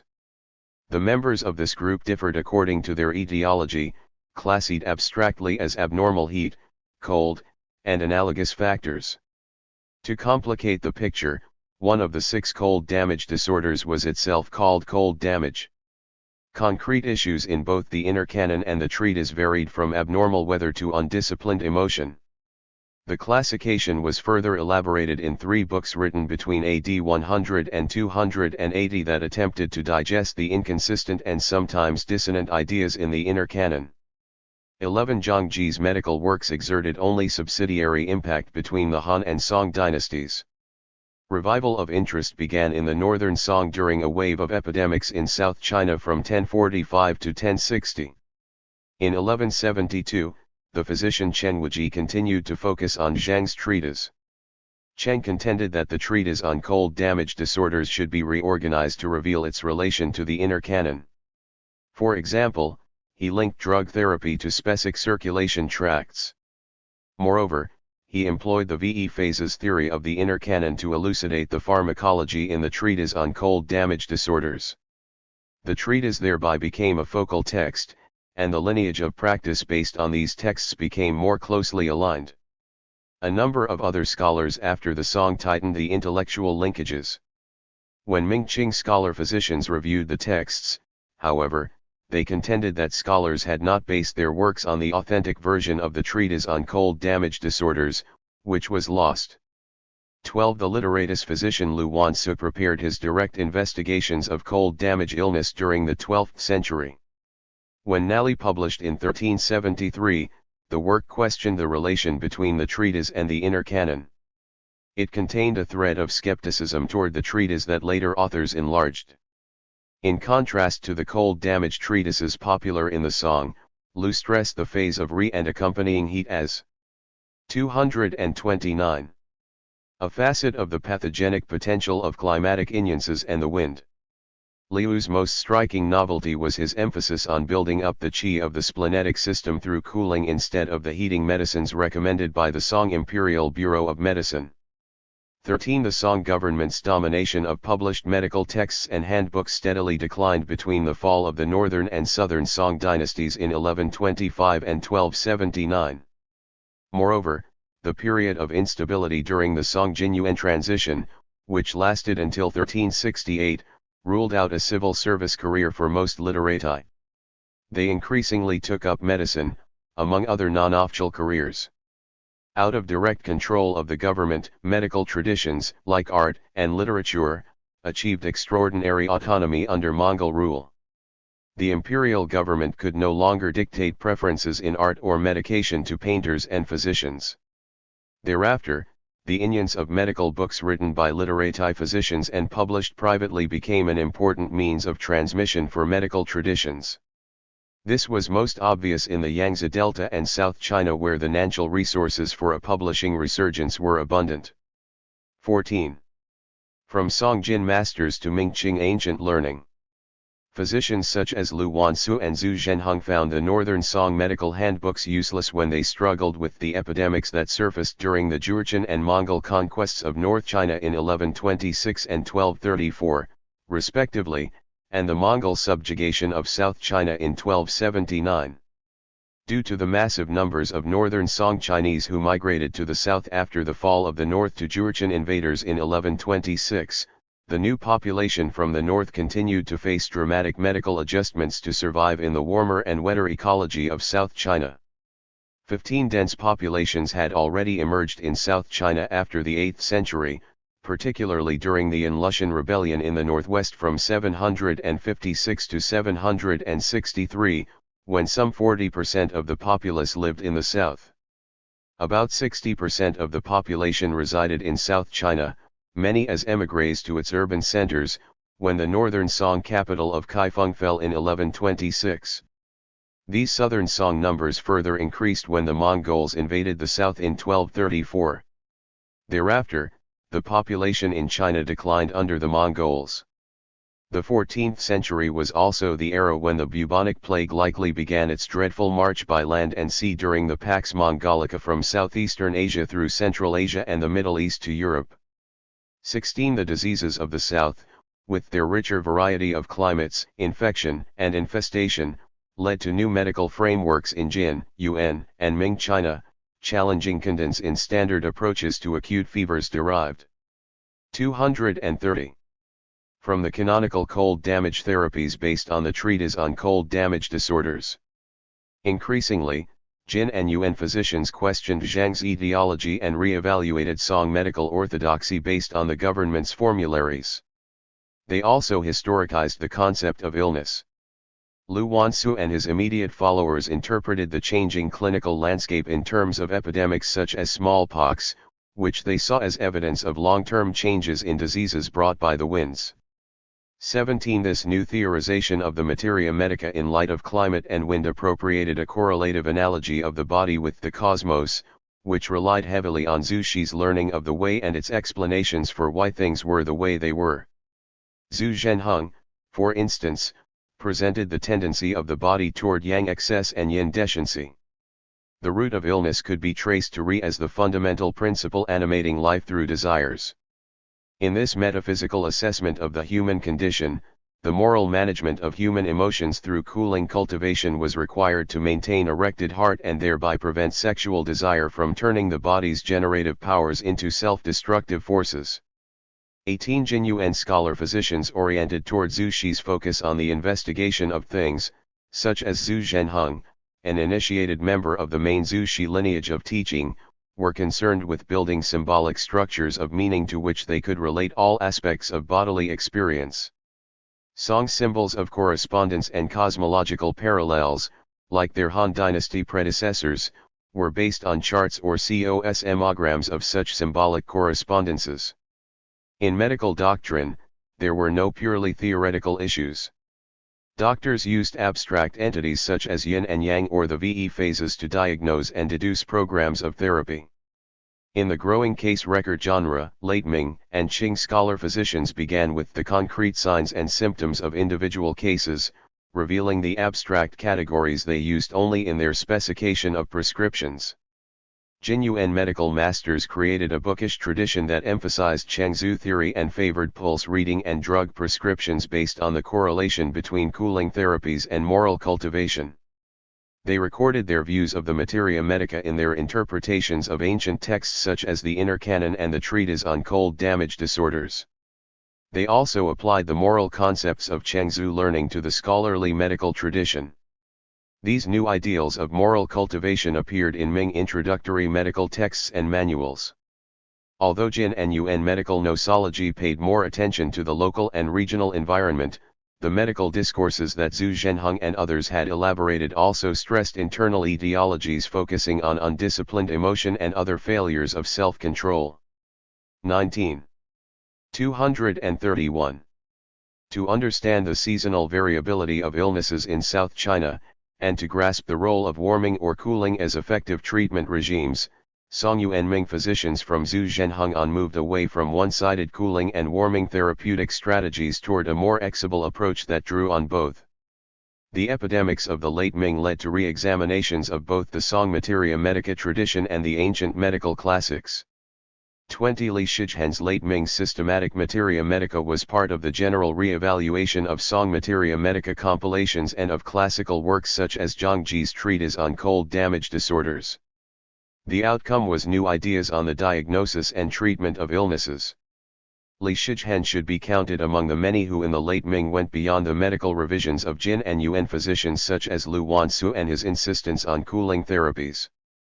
The heat factor approach to the treatment of the epidemic diseases of South China became more accepted during the late Ming. In one case, the physician Yu Chang noted that misdiagnosing a heat factor illness as a cold factor one had aggravated a patient's condition because warming rather than cooling medications were used. 21 Writing in the late Ming, for example, Wu Yuxing experienced the late Ming epidemics and recognized the inadequacy of cold damage doctrine. Classical doctrines saw pathogenic agents as types of qi that invaded primarily through the skin and disrupted the body's own processes. These types were in no sense species, and what part of the skin they invaded was of no interest. In his treatise on heat factor epidemic disorders, completed circa 1642, Wu conjectured that heat factor disorders, unlike the rest, were due to deviant qi specific to each disorder, not just unseasonable weather, and that these qi entered through the nose and mouth. Although not based on persuasive empirical evidence, this argument opened up a new set of alternative pathologies that some physicians took seriously. 22 Due to high mortality rates of up to 70% in late Ming epidemics in the Yangtze Delta, Fang Yuzi and Yu Chang questioned Song and Jin Yuan views of medical therapy. They dramatically demonstrated that important parts of the medical classics had been improperly adapted to the Chengzu framework and thus no longer represented the ancient diagnostic and therapeutic procedures advocated in the treatise on cold damage disorders. 23. Ancients versus moderns. Medical learning from antiquity did not present itself to late Ming and Qing scholar physicians as a niched product. It had to be rediscovered and reconstructed. Qing scholar physicians sought to reverse the adulteration of an 232 scient medical practice in the Song-Ming period. Their appeal to the ancient wisdom in the authentic medical classics added to the growing 18th century denunciations of the Chengzu orthodoxy in classical, political, and social matters. Moreover, Ming physicians such as Wang Ji and Yu Chang increasingly referred to case histories instead of the medical classics to advertise their therapeutic successes and explain them to students and amateurs. 24 Qing debates between antiquarians and modernists concerning early medicine paralleled those between Han learning and Song learning classical scholars. Evidential scholars of the five classics, for example, focused on the distant past to overcome the failures of the recent Chengzu tradition. The rhetoric entered the discussion of medical texts. Like Han learning scholars, for example, Qing scholar physicians began their studies with Han Dynasty medical texts and the earliest classical interpretations, because the latter were closer in time to the composition of the classics and thereby more likely to reveal their authentic meaning. They rejected Song Dynasty sources, which Song learning scholar physicians had relied on, because of their questionable authority and greater separation from antiquity. The overlap between evidential research methods and textual study of the medical classics began in the late Ming and early Qing.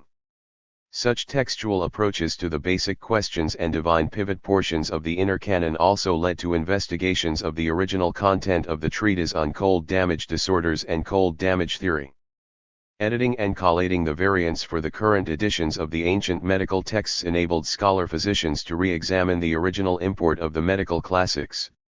New works appeared on the inner canon, Zhangji's treatise, the Essentials of the Golden Casket, and the canonical Materia Medica of Emperor Shennong.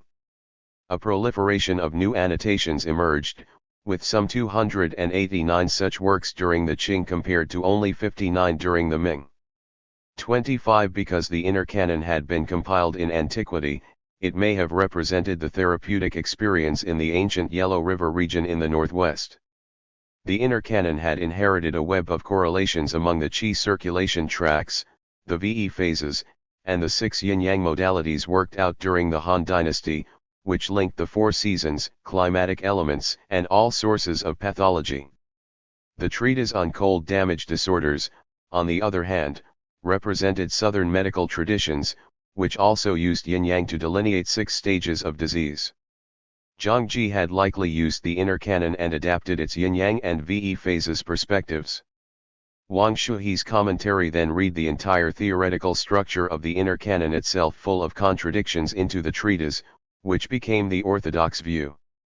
26. 233. Qing medical scholars demonstrated that Tang and Song medical works depended on later Han texts that later interpreters had refracted. The tense interplay of an admired antiquity with a discredited Song medical orthodoxy suggests that medical studies in late imperial China were an adaptation of classical antiquity. Like evidential scholars of the classics, Qing scholar physicians thought their rediscoveries would improve contemporary medical therapies. 27. In his exposition of Zhangji's treatise, printed in 1648, Yu Chang reconstituted what he considered the 397 prescriptions of the original version, whose therapeutic efficacy he explained differently from Wang Shuhi's readings, which were based on the circulation tracts and VE phases theory in the inner canon. The title of Yu's initial work was abbreviated as a respectful discourse on the treatise, and in it he criticized Wang Shuhi for reading his own views into Zhangji's writings. Yu Chang's efforts to overcome 8 centuries of misinterpretation was highlighted by the editors of the most valued medical works included in the Qianlong Imperial Library in the 1780s. They were critical of the excessive reliance on Wang Shuhi in medieval and Song accounts of the treatise and added that Yu had rediscovered the principles of cold damage illnesses. 28. The restoration of Zhangji's treatise in the late Ming and Qing began as a revival of ancient medicine and thus overlapped with the call to return to antiquity so prominent in classical studies and in mathematical learning after 1600. Heat factor therapy was reinvented by Qing literati physicians who perceived that its medical efficacy complemented the cold damage tradition. Among the leaders of the Qing revaluation of the medical classics, Su Dachun represented a Yangtze Delta physician who came from a literati family but did not take the civil examinations. He studied astrology, music, geography, and medicine and was also interested in popular religion. Aware of the parallel changes in the eldes of classical learning, Su compared the medical dispute over the treatise to the scholarly debate concerning the textual provenance of the ancient version of the Great Learning and the authenticity of certain chapters of the documents classic. As a scholar-physician, Su also advocated returning to the early medical classics such as the Inner Canon and the Treatise on Cold Damage Disorders. 29. In 1713, Su Dachun prepared a discussion of 113 prescriptions for fevers in the treatise. In 1727, he prepared commentaries on the canon of 8 Yone problems of the Yellow Emperor and the canonical Materia Medica of Emperor Shenan. The classification Su used in his 1757 on the development of medical studies clearly reeked at an ancient versus modern split in medical traditions. In their account of Su's works, the editors of the Imperial Library accused Songyuan physicians of losing the ancient methods that Su and others had restored. Several other literati physicians in the early Qing, such as K. 234. Qin, also thought that Wang Shuhi's editing of the treatise was not true to Zhangji's original and joined Su to restore ancient medicine. K argued that because much of original had been lost, Wang as the Jin Palace physician had added his own materials. 30 Qing followers of Jinyuan medical traditions remained prominent, however, and they opposed the efforts by Su Dachun and others to restore ancient medicine. Called the modernists by the editors of the Qianlong Library, Jinyuan enthusiasts relied minimally on the medical classics. Among this group, Ye Gui came from a Suzhou family of physicians. In addition to writing a work on heat factor disorders, Ye became a pioneer in prescribing aromatic stimulants for epidemic fevers and Claridly Shijhen's Materia Medica. Shueshue, a townsman, also followed Ye's form of treatment, and their prescriptions were subsequently published together. 31 The editors of the Imperial Library took note of these contending medical traditions and described them using the traditional designations of schools as lineages of transmitted learning. Indeed, in 1739 the Qianlong Emperor had already authorized compilation of the Mirror of the Gold Casket for Orthodox physicians, which collected annotations of Zhangji's treatise on cold damage disorders in southern medical editions by Yu Chang and others. Published in 1743, it became the standard textbook for students in the Palace Medical Service.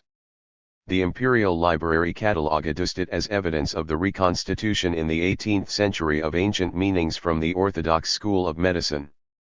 32 school designations were taken for granted as evidence for the liations of scholars and physicians, as well as artists and poets, who through personal or geographical association, doctrinal or intellectual agreement, or master-disciple relations were linked into identifiable groups. These retroactive genealogies reeked at real personal relations but not permanent institutions that could be called schools. Hence, when the editors prepared introductory remarks for the section on medicine in the official catalogue for the Imperial Library, they contended that the split in contemporary lineages of classical learning went back to the Song dynasty, while the separation of medical lineages went back only to the Jin Yuan period. 33 In this manner, the editors associated Mingqing literati physicians such as Yu Chang and Su Dachun with ancient learning, while the upholders of Jin Yuan medical traditions were pejoratively labeled as modernists. Of course, neither group divided up so neatly, nor did they refer to themselves in such terms. Because Su Dachun thought that the Song Jin Yuan medical tradition had falsified ancient medicine, he and his cohort were described as representatives of the Han School of Medicine, which paralleled the classical revival of Han learning by evidential research scholars. Yegui and others were tarred with the feathers of Song learning. 235. In the midst of these 18th century controversies, however, the heat factor tradition grew increasingly prominent among all the medical traditions. Yangtze Delta scholar physicians and hereditary doctors turned away from cold damage treatments. A fully independent medical tradition associated with heat factor therapies, a 19th century invention, assembled a heat factor canon from scattered ancient writings and those of early Qing physicians, mainly in Suzhou. The null shift from a universal medical doctrine based on Jin Yuan cold damage therapy to regional medical traditions dealing with heat factor epidemic diseases in the southeast or northern cold disorders began in the 17th and 18th centuries. Not until the late Qing, however, did the battle over the ancients and moderns end. By then, a collision with modern Euro-American medicine, especially tropical diseases, was nascent. 34. Chen Yuanlong and the Mirror of Origins Encyclopedia. For the most part, High Qing evidential scholars preferred not to use the terminology for investigating things and extending knowledge to describe their research agenda, because in the mid-18th century such phrases were associated with Song learning and particularly with Zhu Shi's studies of principle, which they opposed. In the 17th century, however, investigating things and evidential studies had been allied. The Ming loyalist Lu Xi, for example, equated inquiry and proof with investigating things to extend knowledge and bemoaned the fact that contemporary scholars who followed Wang Yangming's teachings had forgotten this connection. 35 Under Kangxi, the dynasty reaffirmed Chengzu learning. Song learning views of investigating things and natural studies remained perennial issues in the 18th century. The emperor's own concerns for investigating things, for instance, included odd creatures, turfan melons, stone salt, the speed of thunder, stone sh, the earth as a globe, earthquakes, and the geographical origins of the Yangtze River. For everything integrated into classical works, the emperor expected to nd proofs based on actual experience. After meeting Mei Wending, moreover, the emperor became convinced that European learning was derivative and that ancient learning in China was the source of all reliable knowledge. 36. Politics and encyclopedias. During the early 18th century rights controversy, the Kangxi emperor encouraged several massive encyclopedias that would gather together all AC. 236. Sept knowledge of his age, an approach that he hoped would revive the comprehensive quest for knowledge and information that had characterized Song and Ming encyclopedias. These ranged from collections of classical quotations and phrases to compendia of historical writings and the works of the ancient masters. Classid Repository of Profound Appraisals presents classical quotations from antiquity to 1556. Thesaurus arranged by rhymes presents classical phrases, synonyms, and antonyms arranged by rhymes common then. Essential meanings of works on nature and principles, Compendium of Chengzu Teachings on the Learning of the Way. Compendium of Parallel Prose Phrases, Index to RST Characters of Important Classical Compounds. Essence of the Masters and Histories, Collection of Essential Quotations from the Dynastic Histories and the Ancient Masters. 37 As the second Qing Emperor, Kangxi was mindful of early Ming precedents. He recognized how the Yongle Emperor had authorized the compilation of the Great Compendium of the Yongle reign in 1404 to 1407 to glorify his reign by incorporating the entire classical legacy in an imperial project. For this cultural cum imperial purpose, the Kangxi Emperor early on chose Chen Yuanlong, who came from a renowned family lineage in Haining, Zhejiang, to compile a comprehensive encyclopedia that would surpass its Song Ming predecessors. 38 During the Ming and Qing dynasties, the Chen lineage produced some 31 palace graduates and 103 provincial graduates on the civil examinations, 3 of whom entered the Grand Secretariat directly in the service of the emperor. Chen Yuanlong was one of the 3 when he became a Grand Secretary in 1729 under Yongzheng. He had received the Kangxi Emperor's orders, in 1704, to prepare a wide-ranging collectanea, ranging from astrology, geography, and human affairs to plants, trees, and insects, which he titled Mirror of Origins based on the investigation of things and extending knowledge. By his own admission, Chen peculiarly held on to the huge manuscript for almost 20 years before publishing it in 1735 during the Yongzheng reign.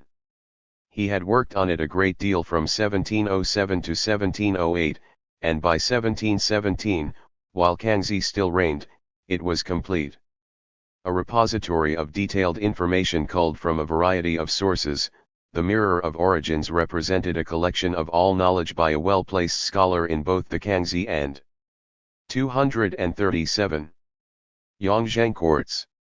He chose the investigation of things and extending knowledge for the title to refer to the Song and Ming encyclopedias that he was now superseding, such as Luo Qi's 1474 Origins of Things. The editors of the Qianlong Imperial Library noted that Chen had purposely cited all his sources in contrast to Ming encyclopedias, which often failed to mention theirs. 39 Simultaneous with Chen Yuanlong's project, Chen Menglai, a former friend of Li Guangdi, had returned from exile in 1698 and was then serving in the household of the Kangxi Emperor's third son, Yinzi. Under the prince, he was compiling a Classid encyclopedia that became the synthesis of books and illustrations past and present. Chen Menglai's RST draft, called the Compendium, was done by 1706. He then sought the approval and support of the Kangxi Emperor to add sources from the Imperial Library to complete it. Between 1706 and 1722, roughly the same time he was supporting Chen Yuanlong, the Kangxi Emperor also supported Chen Menglai's project and gave it its null name as the Synthesis. Prince Yinzi was concurrently working with the Jesuits in the Academy of Mathematics and was appointed by his father as the head of the studio for the cultivation of youth. Printing of the Synthesis was underway when the Kangxi Emperor died in 1722, but early in 1723 the Yongzheng Emperor, who had been opposed in the succession crisis by Yinzi and the Jesuits, exiled Chen Menglai for his links to the prince and appropriated the Synthesis project in the name of his deceased father. He obliterated all mention of Yinzi's and Chen Menglai's role in the project. The revised manuscript version of the Synthesis was published in 1728, which despite the new editor's claims differed little from Chen's draft. 40 Following the lead of the Kangxi Emperor, his son, the Yongzheng Emperor, and grandson, the Qianlong Emperor, each appropriated the classical legacy to establish their dynastic prestige and political legitimacy. The Yongzheng Emperor co-opted both the mirror of origins based on the investigation of things and extending knowledge and the synthesis of books and illustrations past and present to glorify his reign. The appropriation of these virtually completed projects drew attention away from the succession crisis in which the Yongzheng Emperor, according to later rumors, murdered his father, eliminated several of his brothers, and humiliated Prince Yanzi. 41. Given this political context, it is interesting that the synthesis prepared by Chen Menglai under the auspices of Prince Yanzi included a significant amount of information about Jesuit mathematics, Europe, and the world, while Chen Yuanlong practically ignored the Jesuits and European learning in the mirror. Yanzi's ties to the Jesuits and the Academy of Math. 238. Ematics raised the profile of European learning. The fusion of knowledge in Chen Menglai's synthesis acknowledged the Jesuits and their contributions since the late Ming. Because of the Kangxi Emperor's increasing stress on the Chinese origins of all learning, and the Yongzheng Emperor's rigorous opposition to the Jesuits from 1723, however, Chen Yuanlong did not decorate his mirror with European trappings when it was newly published in 1735. A similar fate befell Western learning in the compilation of the Ming history.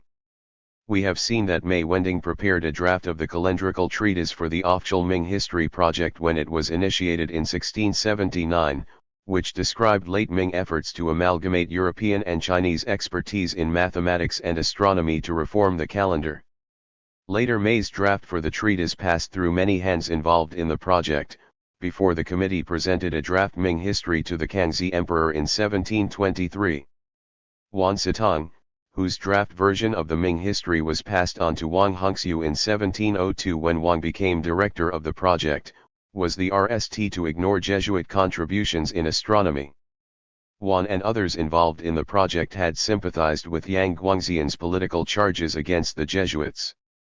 42. Zhang Tingyu, who served both the Kangxi and Yongzheng emperors, niched the Ming history. As a Grand Secretary, Zhang rigorously excluded the Jesuits and their religious and scientific teachings from the Ming history. In the 1739 published edition of the Ming history, Ming literati who had associated with the Jesuits, such as Su Guangqi, and the Jesuits themselves were referred to exclusively in connection with the Chinese origins of Western learning. The contemporary Ming history and the mirror of origins based on the investigation of things and extending knowledge were both censored as a result of the rights controversy and the Yongzheng Emperor's anti-Jesuit policies. 43. When Korean envoys entered Beijing for a visit early in the Qianlong reign, for instance, they noted how much more open the intellectual atmosphere now was when compared to their previous visit during the Yongzheng reign, when tensions over Zheng Jing's famous defamation of the emperor had run high. Printed in 1735 in an anti-Jesuit atmosphere, Chen Yuanlong's encyclopedia reverted to a Jesuit-free account of investigating things and extending knowledge that superseded Hu Wenhuan's controversial late Ming collectanea of works investigating things and extending knowledge. 44. Content of the Mirror of Origins. In his 1735 preface, written when he was 64 years old and had long since completed the project, Chen Yuanlong paraphrased the 1448. 239. Prepared by Yanjing for Gaocheng's Northern Song Record of the Origins of Things and Affairs, things have myriad functions. Heaven and earth are both things. We know the heavens are minds with knowledge. A gentleman would be embarrassed by failing to know even one thing. Therefore, we prioritize the investigation of things and extension of knowledge. When we appropriate things we call them matters. When we refer to them we name them. When we gather things together we classify them. Hence, things depend on the three powers and change according to the VE phases. We will see that Protestant missionaries and their Chinese collaborators borrowed similar language from Ming-Qing encyclopedias to introduce modern science to a Chinese reading public in the 1880s. 45. The outline that Chen prepared for the encyclopedia made it clear that the recovery of ancient knowledge in nativist terms was the goal of the summation concerning heaven, earth, and humankind, The main purpose of this work is to correct and amend our studies for investigating things and extending knowledge. For every entry about a thing, it is necessary RST to explore its origins, carefully delineate its name and title, annotate its substantive classification, and look at its makeup to contribute to understanding its uses. A comparative phraseology of things is not employed here. Hence, what has been included about things in poetry and rhyme prose from antiquity has not been recorded here at all so as to distinguish it from other encyclopedias. I have included only about 1 in 100 of materials about the different names for things and anomalies. Chen's decision to focus on the origins of things and their proper classification, left out all allegedly fictional material that Qing scholars charged permeated late Ming encyclopedias and Huanhuan's Collectanea. In the 1780s, the editors of the Imperial Library Catalogue explicitly preferred Chen Yuanlong's Mirror of Origins over Huanhuan's disorderly Collectanea, which they considered unreliable and poorly organized. As a post-Jesuit compilation, the Mirror of Origins was included in the Imperial Library while Hu's Collectanea was only reviewed in the Imperial Catalogue. To enhance its reliability, Chen Yuanlong included sources for each item, which came primarily from the classics and dynastic histories but also included records of things from other detailed sources. 46 Chen's efforts to demarcate the familiar from the strange set limits between what he considered variable natural phenomena and those wonders. 240. That popular lore misconstrued or wrongly explained. His encyclopedia narrowed the scope of the genre to cover mainly the arts and natural studies. The Mirror of Origins gave special attention to the evolution of printing and the importance of stone rubbings, in addition to topics dealing with geography, anatomy, flora and fauna, tools, vehicles, weapons, tools for writing, clothing, and architecture. Although Chen never mentioned the reasons for his elision of European learning, at times he did refer to the Jesuits. For example, among the entries on timekeeping in the section on heavenly correspondences, where he discussed the chime clock as a curiosity, Chen presented Matteo Ricci as a clockmaker, which drew on the 18th century materialization of the Jesuits as artisanal experts. Pointedly deploying a Buddhist term, Chen referred to Ricci as a Western priest. Chen cited Siezage's late Ming miscellany for his source. In his discussion of astronomy and the manufacture of instruments such as the armillary sphere, however, Chen made no mention of any Jesuit contributions or of the taconic cosmology then in use in the Astrocalendric Bureau. 47 The accounts of natural phenomena that Chen presented via a chronological listing of quotations from reliable sources were systematic but conservative. He made no effort to evaluate or build on the listings he prepared. On the increasingly suspect tradition of waiting for the qi to date the onset of spring, for instance, the Mirror of Origins perfunctorily cited a few sources, without discussing the early Qing controversies over the technique, which had embroiled the Kangxi Emperor in the Yang Guangxian affair. Nor did it mention contemporary critiques of the approach, such as those by the Kangxi Emperor. The descriptions Chen cited assumed it was appropriate and indicated that the practice was still in force as a technique for measuring the Earth's emanations of qi. Indeed, the Qianlong later reaffirmed it. 48 The discussion of magnets in the Mirror of Origins also reveals the conventional nature of Chen's encyclopedia. Early classical sources already cited in the Northern Song Encyclopedia materials of the Taiping Xingguo era for the emperor to read had appealed to some sort of reciprocity to explain the impact of a stone magnet and the reliability of the compass needle. Other works dating since at least the Yuan dynasty had placed the action of the magnet within the scope of natural principles, while Li Shizhen explained how the concatenation of similar qi caused magnetism. 49 Qing literati did not perceive the problem of periodicity as Europeans did. In the 17th century, Kepler sought to pin down the force that made planets move in periodic, elliptical orbits. His focus on the Sun's attraction of the planets, however, neglected the mutual attraction of the latter, which Lagrange later corrected for by computing additional variables for the elliptical. 241. Paths of the planets. Medieval accounts of the natural affinity between iron and the magnet depended on occult qualities. This view remained standard until the middle of 17th century, when Descartes explained magnetic attraction through a hierarchic system of vortices that provided a one-way passage for particles of suitable shape. In this view, magnetic attraction was simply a mechanical impulse within corpuscular matter, a view dissimilar from Li Shijian's organic concatenation of Oid Qi. 50 Amber was a transparent yellowish mineral that, like the magnet, also drew attention in China. Literati considered the phenomenon of a magnet attracting iron analogous to amber attracting small, light plant materials when rubbed.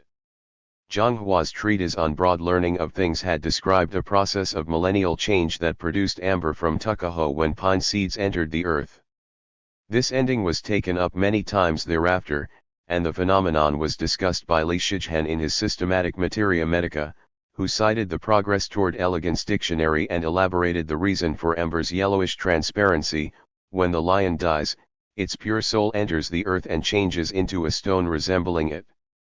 51 In the magnet, William Gilbert had also analyzed the amber effect, which distinguished its promiscuous behavior from the pure bond of sympathy uniting iron and lodestones.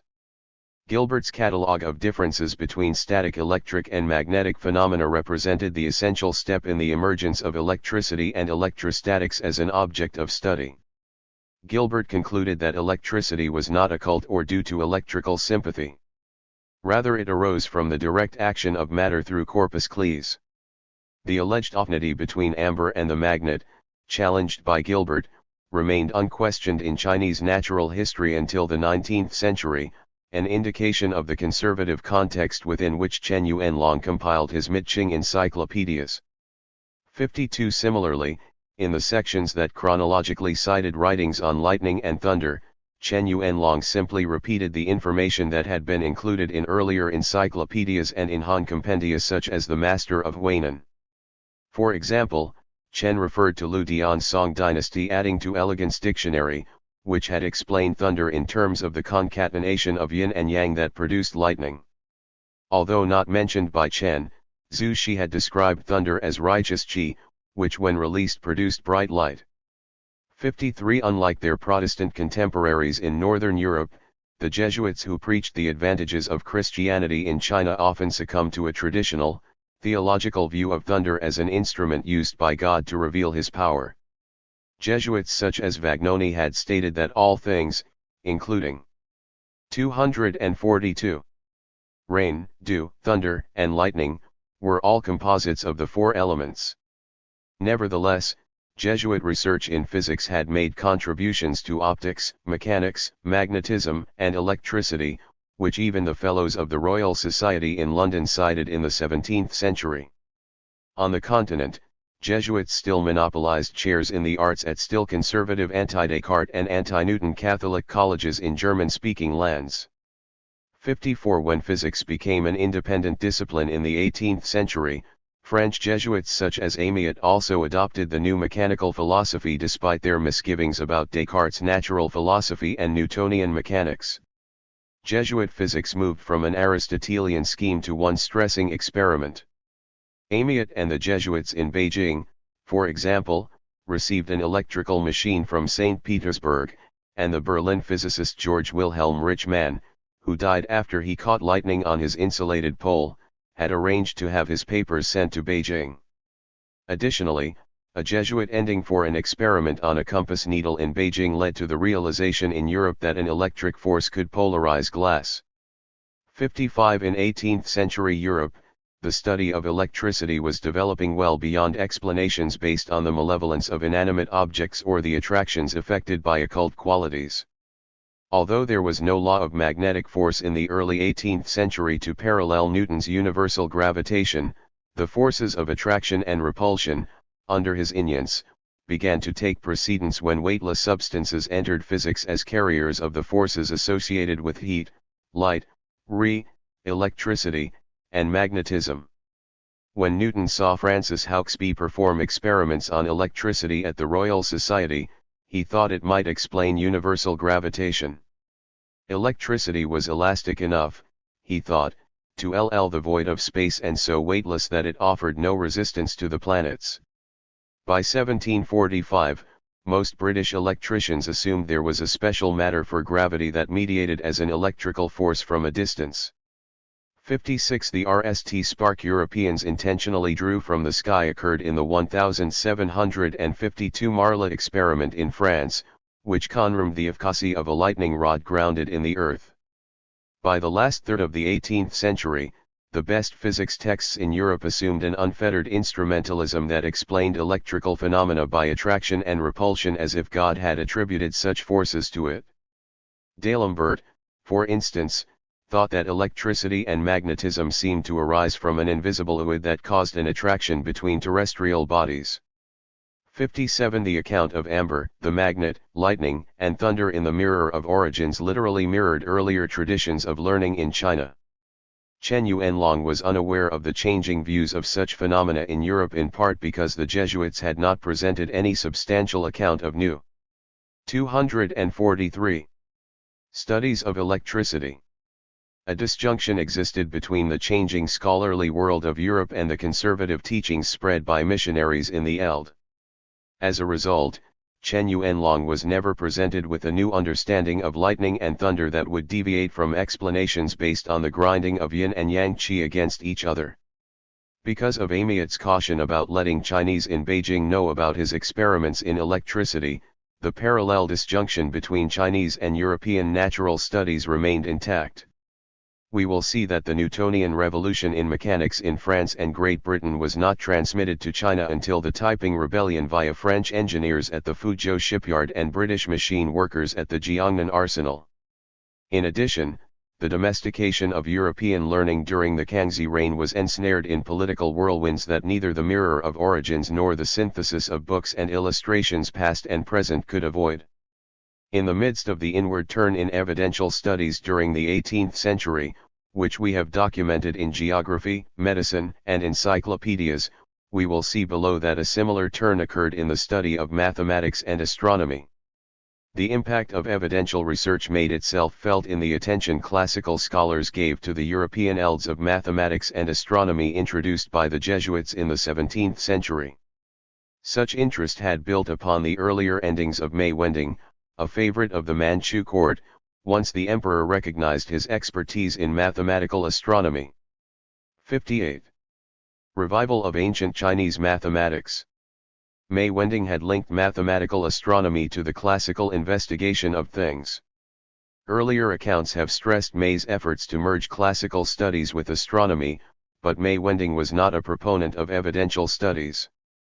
His classical learning remained focused on Song orthodoxy and the Chengzu elaboration of moral and natural principles.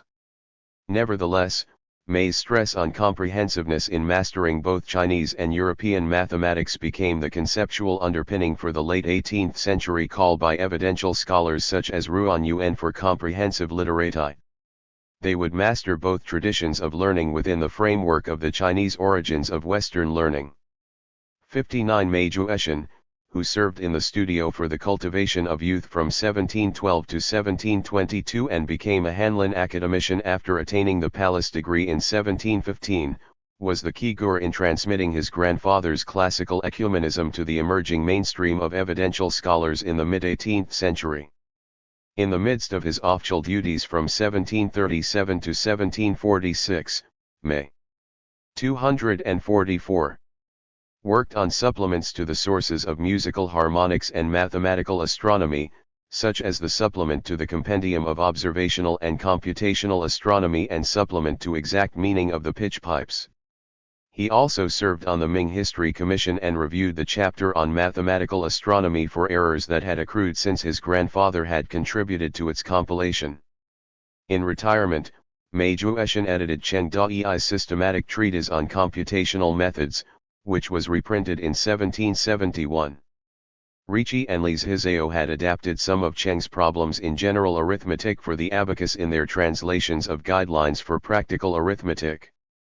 Cheng's work had also included Chinese numerology based on magic squares, which Bouvet introduced to the Kangxi Emperor. In addition, Mei compiled the surviving treasures from the Vermilion Water, in which he reproduced 3 of 9 mathematical formulas dealing with circles expressed in a series introduced by the French Jesuit Peter Jartu. Ming Gaitu and others elaborated the formulas. 60 Mei Jueshan lamented the destruction of the astronomical instruments in use in the Astrocalendric Bureau until 1672, when they were replaced by Verbiest's new instruments. May had seen the originals in storage, but in 1715 Bernard Kilian-Stumpf, then in charge of the Bureau, had several melted down to build a bronze quadrant. By 1744, only the armillary sphere, simplide sphere, and a celestial globe were left of the older instruments. Such material losses of the traditional astronomical heritage influenced Mei Jueshan's efforts to recover in their original form the single unknown techniques to solve polynomial equations with a single variable. This enterprise became a major mathematical aspect of evidential research. 61 Under the Ming, the tradition of mathematical calculations associated with the computational methods in 9 chapters were continued. But works such as Wu Jing's 1450 comprehensive collection of classid problems to the computational methods in 9 chapters, did not understand the pioneering methods for solving polynomial equations developed by Qin Zhuxiao, Li Ye, and Zhu Shijia. May focused on the UN minor Ofchal Li Yesi mirror of circular measurement of 1248, which was the oldest extant work on the single unknown technique. 62. Recovery and collation of ancient Chinese mathematical works. During the Kangxi revival of interest in mathematics, Mei Jueshan and others could not nd many of the works originally included in the medieval 10 mathematical classics. Moreover, in addition to Li Yesi 245. Mirror of circular measurement, the seminal works of Qin Zhuxiao on polynomial algebra and other important topics were not widely available and were perhaps lost during the Manchu conquest of the Ming. In the midst of the unsupportive policies of the Yongzheng Emperor and his successors, a large-scale effort to recover and collate the treasures of ancient Chinese mathematics became an important part of the late 18th and early 19th century upsurge in evidential studies. 63 In addition to famous evidential scholars, such as Dai Zhen, Qiandexin, Ruan Yuan, and Jiao Sun, who stressed mathematics in their research, the editing of ancient mathematical texts and the continued digesting of European mathematical knowledge was carried out by a series of literati mathematicians who were also active in evidential studies. We will cite them here and discuss them below. Chen Churen Ming Gaitu Li Huang Wang Lai Li Ru Xiang Ming Da Shen Qin Pi Luo Shilin Dong Yushan Dai Su Li Shanlin. 64 Many of the mathematical texts were collated under imperial auspices during the last years of the Kangxi reign, when the synthesis of books and illustrations past and present encyclopedia was also completed. When published in 1726, the latter included some European texts from the late Ming and early Qing mathematical astronomy of the Chongzhen reign. 5 works on Chinese mathematics were also included in the astronomy section of the encyclopedia. 1. The Gnomon of the Zhou dynasty and Classic of Computations. 2. Notes on the Mathematical Heritage. 3. Mathematical Manual of Xie Ei. 4. Mathematics part of the Brush Talks from the Dream Book. 5. Systematic Treatise on Computational Methods. When the RST set of the Qianlong Imperial Library collection was completed between 1773 and 1781, its compilers included several collators well versed in classical mathematics, such as Dai Zhen, Kong Jihan. 246. Chen Jixin, Guo Zhangfa, and Ni Tingmei. The astronomy and mathematics category incorporated FTY8 works into the collection. Several older, lost mathematical texts were recopied from the early Ming Great Compendium of the Yongle reign, which had survived in the imperial court relatively intact. The general catalogue of the imperial library, for example, included 20 notices on mathematics. Of these, 9 were on Tang classics, 3 were for Songyuan works, 4 on works from the Ming period, including the Richisu translation of Euclid's Elements, and 9 on works from the Qing, most importantly the collected Basic Principles of Mathematics and several works by Mei Wending. 65 The 18th century recovery of ancient mathematical works extended beyond the borders of the Qing dynasty. The role of Korea and Japan in preserving lost Chinese works is generally well known. Worthy of special mention, however, was Ruan Yuan's recovery of the lost primer of mathematics by Zhu Shijia from a 1660 Korean edition that had been reprinted as a textbook in 1433. When transmitted to Japan, the primer and its single unknown algebraic notations played a significant role in Japan in the 17th century. Some have claimed that Li Shanlin's 19th-century works on the accumulation of discrete piles as a night series was inspired by Seiki Takakazu's Compendium of Mathematical Methods, published in 1712. 66 published in 1299 in Yangzhou, Zhu Shijia's work described the rudiments of a polynomial algebra using counting rods and not written equations. The RST section presented problems on additive multiplication, multiplication on conversion, the subtractive division method, equivalence and proportion, and areas and volumes. Section 2 gave problems on areas and volumes, differential ratios, and fair distribution. The null section furnished problems on fractions, surplus, and deficiency, the tabulation of positive and negative numbers, and root extractions of numerical equations up to the FTH degree. 67 Korean missions had regularly visited Beijing during the 18th century. Several Korean emissaries stayed in Beijing in the early 19th century, when Ruan Yuan was simultaneously a high official and a patron of Han learning. His scholarship was also influential, particularly his work on ancient technology titled Explications using diagrams of the design of wheeled carriages in the Artasares record. Later Kim Chong-hui visited Beijing and met Ruan Yuan in 1810. As a result, Kim sent Ruan the Korean edition of the Primer of Mathematics, and Ruan presented a number of his works to Kim. Because Ruan and others were interested in Zhu Shijia's role in the formation of single unknown 247 methods, he published the book in 1839. The Jiangnan Arsenal's translation department reprinted it in 1871 as a sign of its relevance for mastering modern algebra. 68 As the 10 mathematical classics were partly reconstituted, the Songyuan works of Qin Zhuxiao, Zhu Shijia, and Li Ye, among others, also became available. A special edition of 7 of the 10 computational classics was reprinted by the Imperial Printing Office, including the Gnomon of the Zhou dynasty and Classic of Computations and Computational Methods in 9 chapters, as well as 100 chapters from the sources of musical harmonics and mathematical astronomy of the Kangxi era. Traditional mathematical works were also reprinted in several important collectanea. 69. Reconstruction of the 10 mathematical classics. In the late Ming, Su Guangqi had claimed that the 10 mathematical classics, which had provided a set of classical problems to solve, were inferior to Jesuit mathematics. Su Guangqi's claims about the superiority of Jesuit mathematics were increasingly disparaged by evidential scholars who recovered and collated ancient mathematical texts.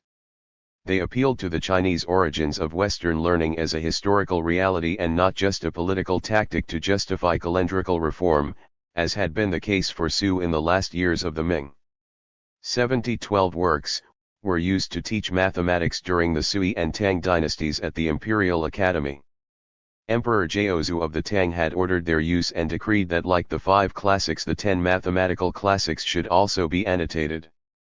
There was no collection of the 10 mathematical classics until the 18th century. Erudites of mathematics provided instruction in the Imperial Academy. They paralleled the erudites of the 5 classics who were established earlier during the former Han dynasty. 71 Between 644 and 648, Li Chunfeng, then director of the Tang Astrocalendrical Bureau, with the help of others collated the ancient mathematical texts for the official mathematics examinations. From 1084 on, 8 surviving pre-Song books were printed officially, but these editions were lost by the beginning of the Qing. A private publisher reprinted them in 1213. Subsequently, in 1403 to 1407, court scholars copied some works from the 10 mathematical classics into the Great Compendium of the Yongle era.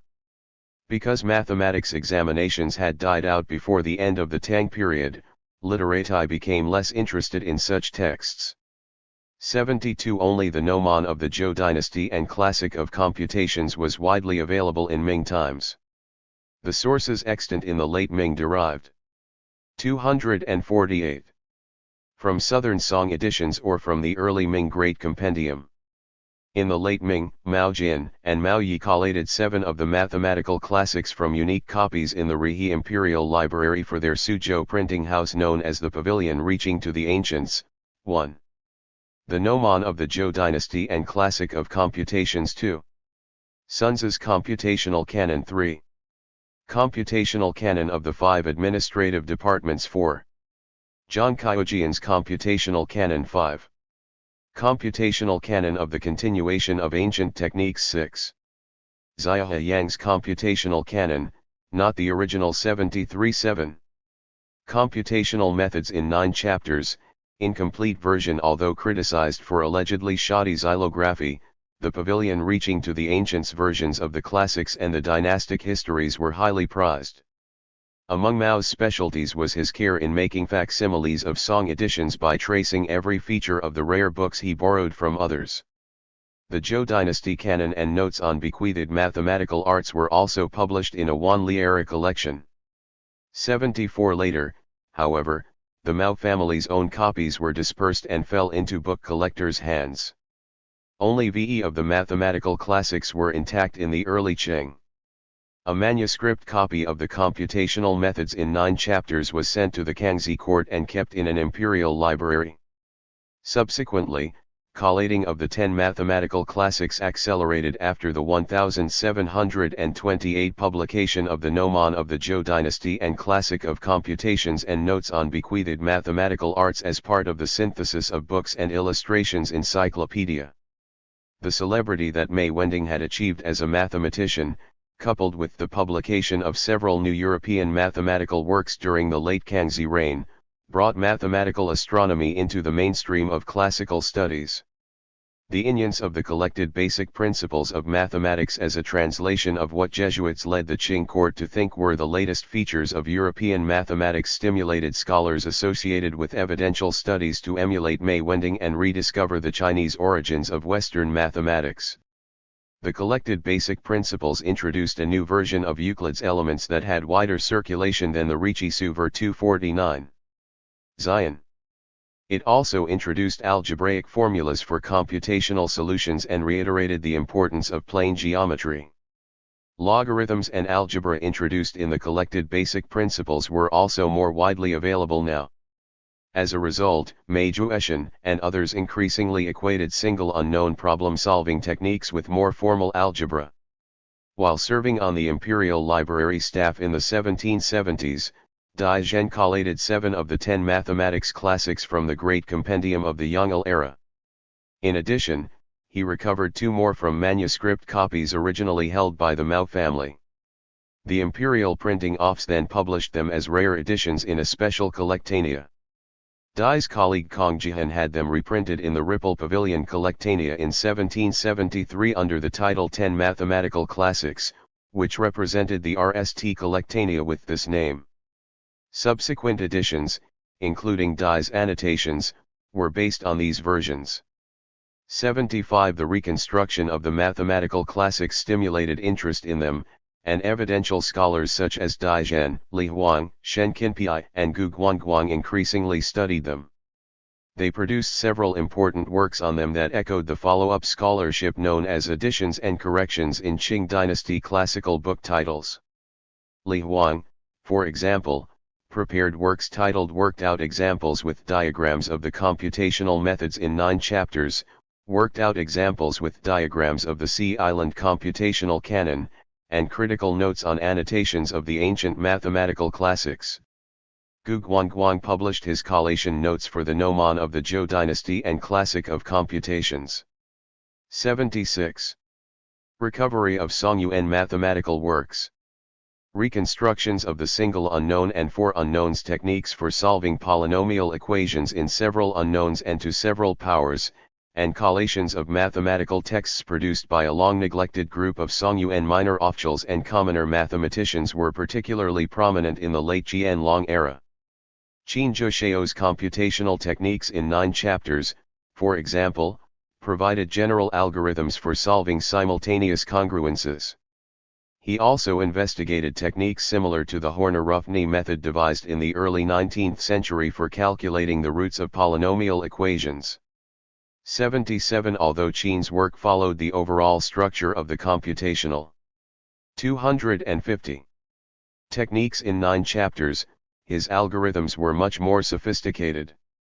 In addition, because Qian had studied in the Song Astrocalendric Bureau in Hangzhou as a youth, his work also treated certain astronomical predictions as problems in remainder theory. Finally, the computational techniques calculated the area of any triangle as a function of the lengths of its 3 sides, which was similar to the proto-trigonometric relational features for computing the sides of a right triangle revived in the late Ming. Later, this approach drew the attention of Dai Zhen and others interested in correlating such proto-trigonometric relational features with Jesuit trigonometry. 78 Dai Zhen copied Qian's computational techniques from the Great Compendium of the Yongle era into the Imperial Library.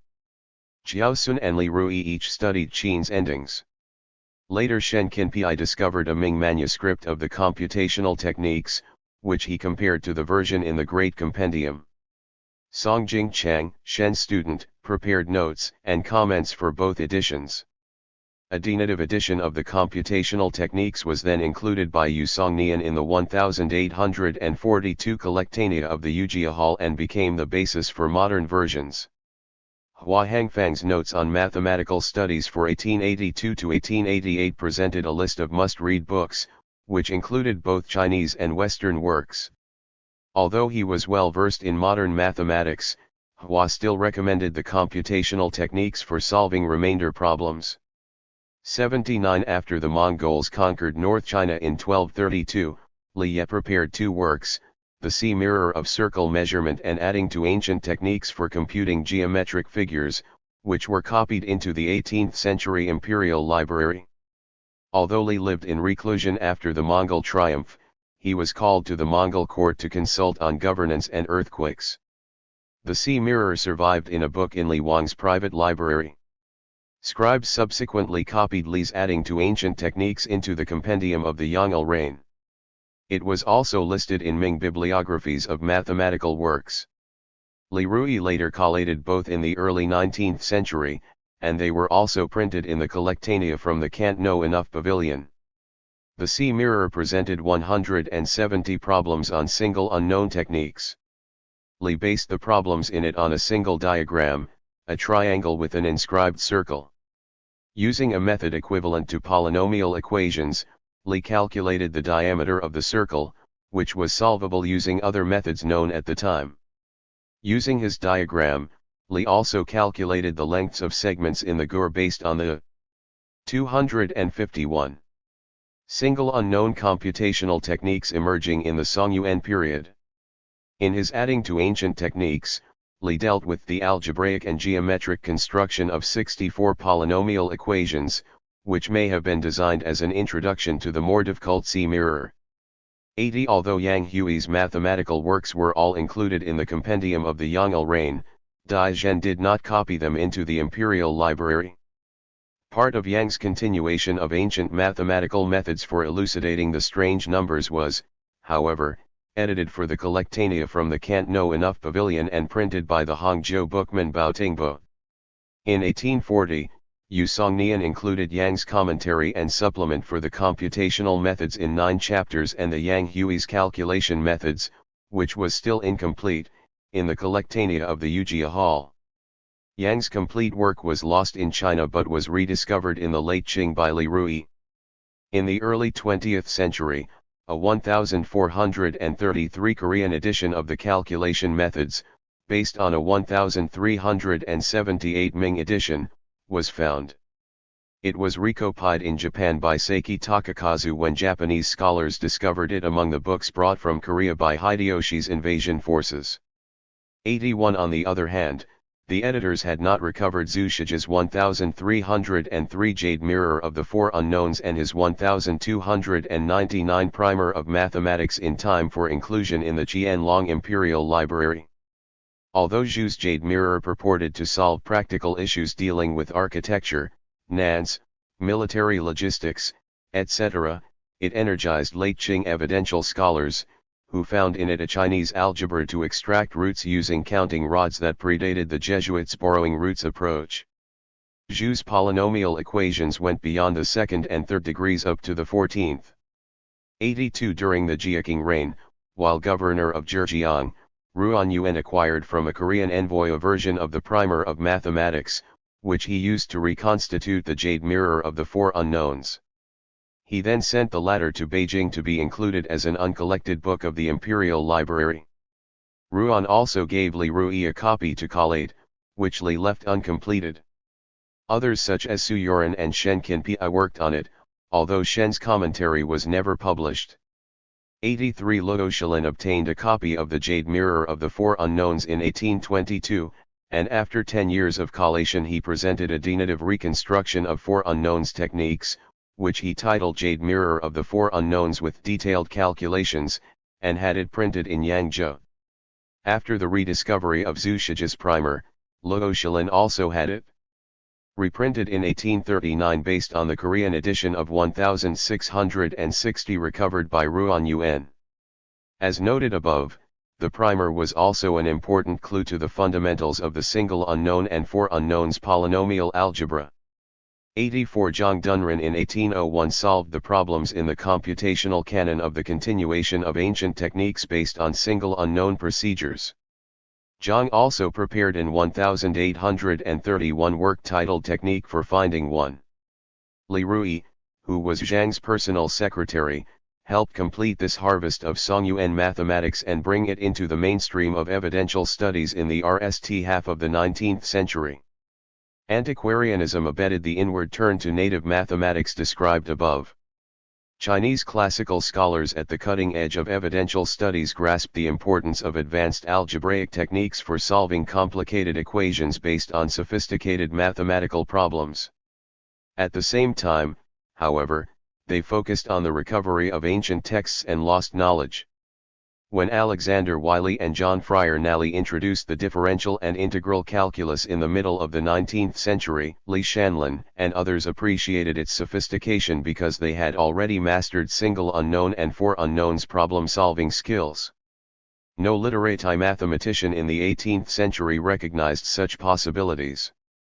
85 Jesuit introduction of limited aspects of early modern European medicine, astronomy and mathematics, Taconic cosmology, and early modern algebra had forwarded the resolve of mid-Qing literati to recover classical Chinese medicine and mathematics.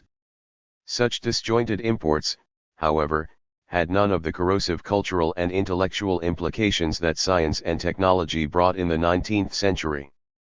The Macartney mission may have been a harbinger, but neither Lord Macartney nor the Qianlong Emperor could foresee that the Industrial Revolution in England would produce British military superiority and Protestant evangelism in China. We should not read the events of the RST and Second Opium Wars back into the 18th century. Qianlong arrogance encoded in the Emperor's infamous 1793 edict to King George III and British imperialism were inseparable. Macartney's ship mathematician James Dinwiddie described the limits of their mission. What information could we derive respecting the arts and sciences in a country where we could not converse with the inhabitants? 86. 254. Seeking the Truth and Hai Qing Mathematics. 7. Since the late Ming, a growing emphasis on ancient classical learning had occasioned a revival of the five classics, in addition to the medical and mathematical classics, as the cornerstone of literati scholarship. Accepting the call to seek truth from actualities rather than to investigate things and extend knowledge, Qing scholars increasingly focused on study of the great learning and the doctrine of the mean as a way that challenged the legitimacy of the four books. Many connected with this debunking movement had some contact with Jesuit learning, and their circles took substantial interest in European astronomy and mathematics. Evidential scholars also turned classical and Jesuit mathematics into an independent discipline, rather than just a tool that the court used to produce the calendar. While they incorporated mathematics into classical studies, they did not support new directions in research or experimental applications. Nevertheless, their efforts still laid the foundation for 19th-century developments, when Protestant missionaries introduced the calculus and Newtonian mechanics in China. In an age of evidential studies, literati prioritized mathematics as an important field of study. High Qing views of the investigation of things.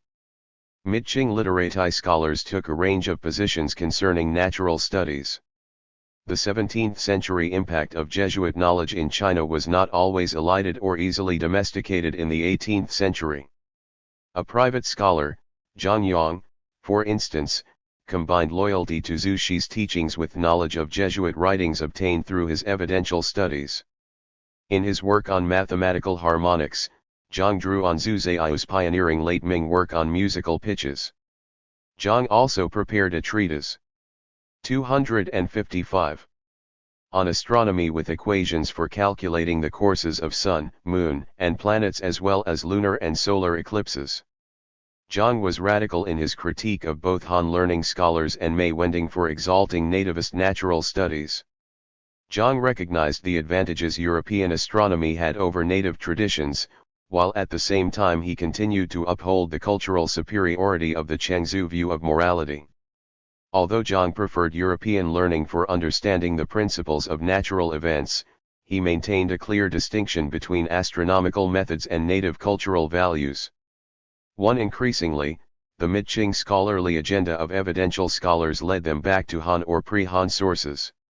They placed proof and verification at the center of their organization and analysis of the classical tradition, which now included aspects of natural studies and mathematical astronomy. The terminology they preferred came from the Han dynasty, and they gainsaid what they considered the misappropriation of the great learning by Zhu Xi and others to investigate things as the means to fathom principles. Instead, they preferred the slogan of seeking truth from actualities and its implied focus on empirical endings based on experience. 2. Suzhou traditions of Han learning and investigating things in the 18th century. In Suzhou, the home of Han learning in the mid-18th century, for example, Hui Shiki critiqued Zhu Xi's emendation of the great learning.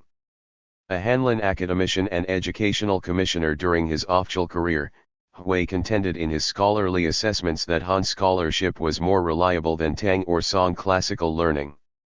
In this light, he favored the Han commentaries for the Spring and Autumn Annals and the Rituals of Zhou. He also condemned Zhu Xi's prioritizing of the investigation of things passage in the Great Learning to elaborate Zhu's airy notion of exhaustively mastering principles. Instead, Hui regarded the central message in the original Han Dynasty version of the Great Learning in more concrete terms so as to achieve broad learning. 3. Hui's son, Hui Dong, chose a scholarly career over official service and through his many writings brought Han learning in Suzhou to broad notice among evidential scholars centered in the Yangtze Delta. Hui Dong's Han learning inspired reconstructions of the 5 classics and 4 books. In his influential ancient meanings in the 9 classics, for instance, Hui Dong interpreted the investigation of things in terms of measurement, which later commentators regarded as evidence of the importance of mathematical astronomy in the classical canon. Hui's father had pro. 256. Duchade 2 works on astronomy and mathematical harmonics. The Hui lineage in Suzhou initially represented a private tradition of Han learning that became increasingly influential in the Yangtze Delta overall and offered an alternative to the public examination studies that were predicated on the mastery of Chengzu learning. For the Suzhou native Qian Daxin, arguably the greatest classical scholar of his age, openly opposed Zhu Xi's emendations of the great learning in favor of the old text version. For Qian, the investigation of things required a scholar to unravel the orderly manifestations of things. Animated by a restorationist concern, Qian Daxin successfully appropriated technical aspects of European astronomy and mathematics into the classical framework for investigating things and extending knowledge. Qian acknowledged this broadening of the literati tradition, which he saw as the reversal of centuries of focus on moral and philosophical problems. Comparing lands of the eastern seas with those of the western, we note that their spoken languages are mutually unintelligible and that their written forms are different. Nonetheless, once a computation has been completed, there will not be the most minute discrepancy when it is checked. This result can be for no other reason than the identity of human minds, the identity of patterns of phenomena, and the identity of numbers. It is not possible that the ingenuity of Europeans surpasses that of China. It is only that Europeans have transmitted systematically from father to son and from master to disciple for generations. Hence, after a long period their knowledge has become increasingly precise. Literati scholars have, on the other hand, usually denigrated those who were good mathematicians as petty technicians. In ancient times, no one could be a literatus who did not know mathematics. Chinese methods lag behind Europe's because literati do not know mathematics. 5. When he retired from official life at 48 in 1776, Qian spent his middle years engaged in specialized historical and classical research. Later in 1789, he was appointed director of his Suzhou alma mater, the Ziyang Academy. He taught there for the 16 years of his life. During his tenure, over 2,000 students matriculated. According to academy accounts, they mastered ancient learning and sought the truth in actual facts. Graduates of Ziyang during this time, such as Li Rui, went on to distinguish themselves as specialists in mathematics, geography, paleography, technical statecraft, and historical studies. 6. Dai Zhen and the Great Learning. Dai Zhen also challenged Zhu Xi's emendation of the Great Learning based on historical philology. For example, at the age of 10 years Dai was studying Zhu Xi's standard commentary on the Great Learning, when he asked his teacher about one of Zhu Xi's comments, which read, "The preceding chapter of classical text is in the words of Confucius, handed down by Master Zheng. The 10 chapters of explanation that follow contain Zheng's views and were recorded by his disciples." In the old copies of the work, there appeared considerable confusion from the disarray of the wooden slips. But now, availing myself of the decisions of Master Cheng, and having arranged anew the classical text, I have rearranged it in order as follows. 7. Dai asked about Zhu Xi's rearrangement of the Great Learning into a classical text by Confucius and 10 commentarial chapters by Master Zheng. Dai Zhen asked, "How does one know here that these are the words of Confucius recorded by Master Zheng? Moreover, how does one know that Master Zheng's intentions were recorded by his followers?" The teacher replied, "That is what the earlier literatus Zhu Xi said in his annotation." Dai Zhen asked another question, "When did Zhu Xi live?" The teacher answered, "Southern Song." Dai asked again, "When did Confucius and Master Zheng live?" The teacher replied, "Eastern Zhou." Dai asked again, "How much time separates the Zhou from the Song?" Reply, "About 2,000 years." Dai queried again, "Then how could Zhu Xi know it was so?" The teacher could not reply. 8. Dai Zhen, like Wang Yangming, did Zhu Xi's classical authority. Dai, however, exposed as historically undocumented Zhu's claims that the Great Learning in the Record of Rites was corrupt because it failed to make the investigation of things passage the starting point for classical learning. Despite such vocal criticism of Zhu's emendation of the Great Learning since the Song, it is interesting that in their late Ming attacks on Zhu Xi the Jesuits such as Matteo Ricci never raised the issue. Dai Zhen's criticisms occurred within a sea of Mingqing literati opinion that considered Zhu's appreciation of the investigation of things superior. 258. To Wang Yangming's inward quest for moral principles in the mind. The more orthodox assessment of the Chengzu legacy by the editors of the Qianlong Imperial Library in the 1780s indicated that Zhu Xi's view of investigating things and extending knowledge was an acceptably balanced theory of knowledge. 9. Yangzhou scholars and the late Qianlong revaluation of the investigation of things. Although he had doubts as a schoolboy about Zhu Xi's emendations, Dai Zhen was more sympathetic with them in his later writings when attacking Wang Yangming for relying on the old text version to develop his baseless views for the investigation of things. Later in the 1760s, upon the death of Hui Dong, Dai became the most heralded opponent of Chengzu learning. His views of the investigation of things favored concrete studies. The sage's ideal had been to investigate each event or thing that appeared and carefully master its reality to the smallest detail. Dai Zhen's views became very prominent in Yangzhou, where he taught in the Wang household from 1756 to 1762. Dai Zhen had in mind a systematic research agenda that built on paleography and phonology to reconstruct the meaning of classical words. Later, Dai's student Wang Niansen, and his son Wang Yinzi extended his approach and attempted to use etymology to reconstruct the intentions of the sages. The technical phonology applied to the history of the classical language reached unprecedented precision and exactness. 11. Describing the academic environment in Yangzhou, Wang Zhong recalled, at this time, ancient learning was popular. Hui Dong of Yuanhe and Dai Zhen of Ziyuning, Wang Niansen promoted ancient learning and did the same. Lu Taigong and I came along and continued. We worked hard together to realize our potential, and each of us formed his own learning.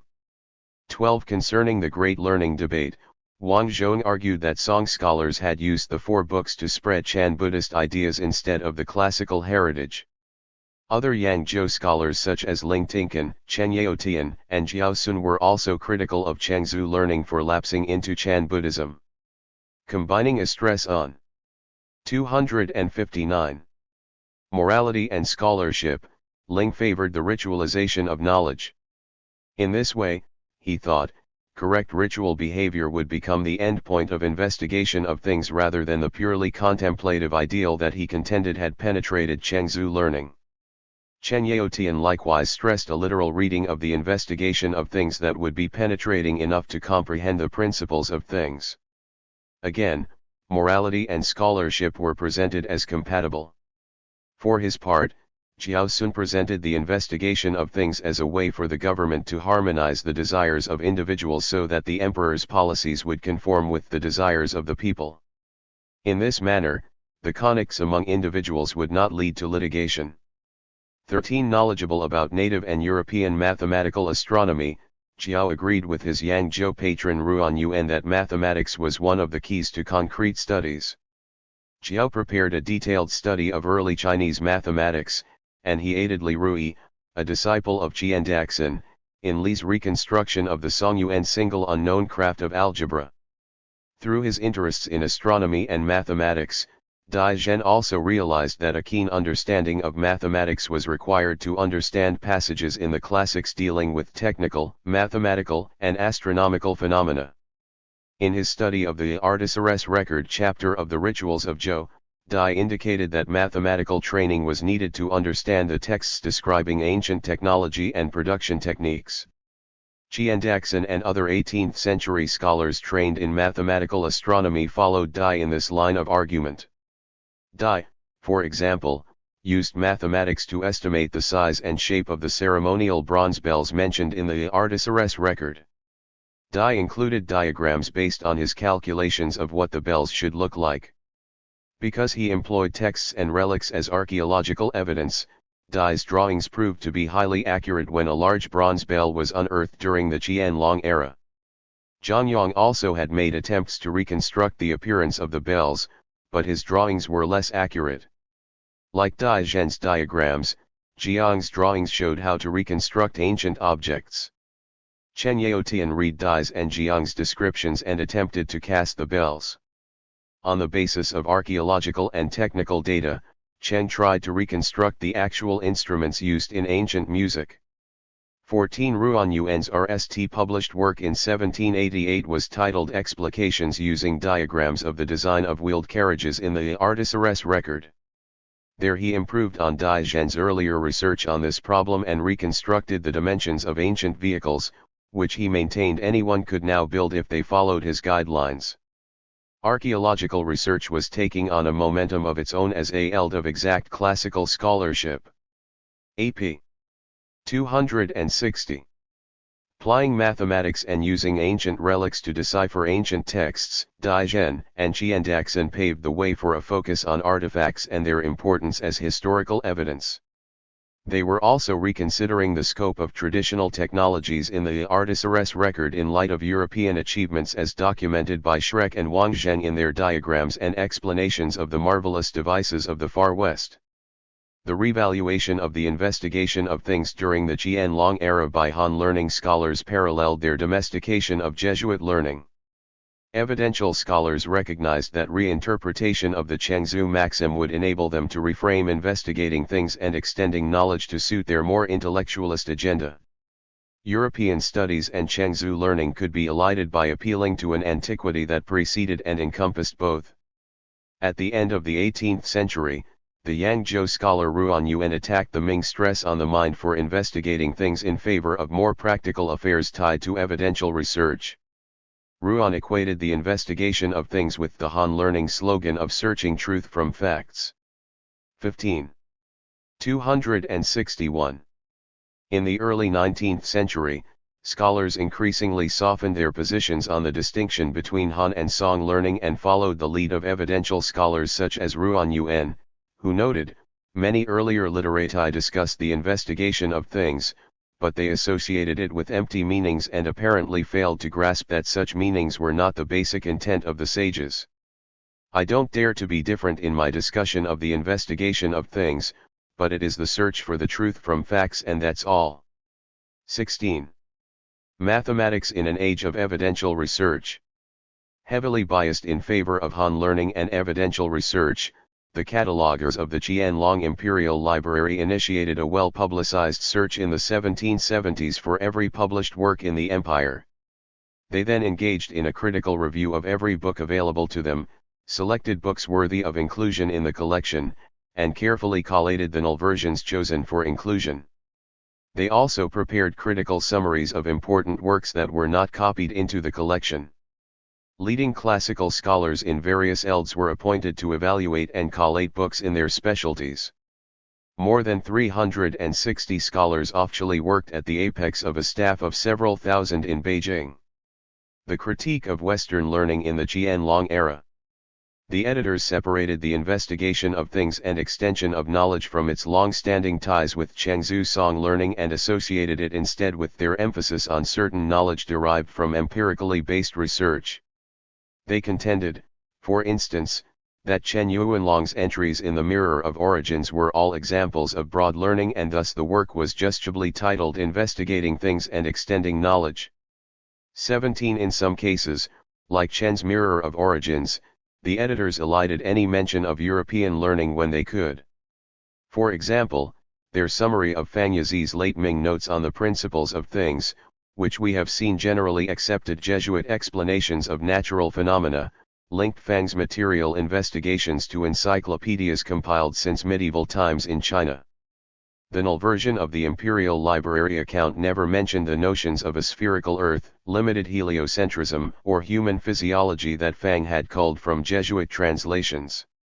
18. Unlike Chen's encyclopedia, the editors could not completely ignore the translations and other works that had been published in Chinese since the late Ming by the Jesuits and their collaborators. They addressed the Jesuit 262 role in the Kangxiera Compendium of Observational and Computational Astronomy and its supplement. The prestigious catalogue mentioned some 36 European works, over 20 of which were copied into the library.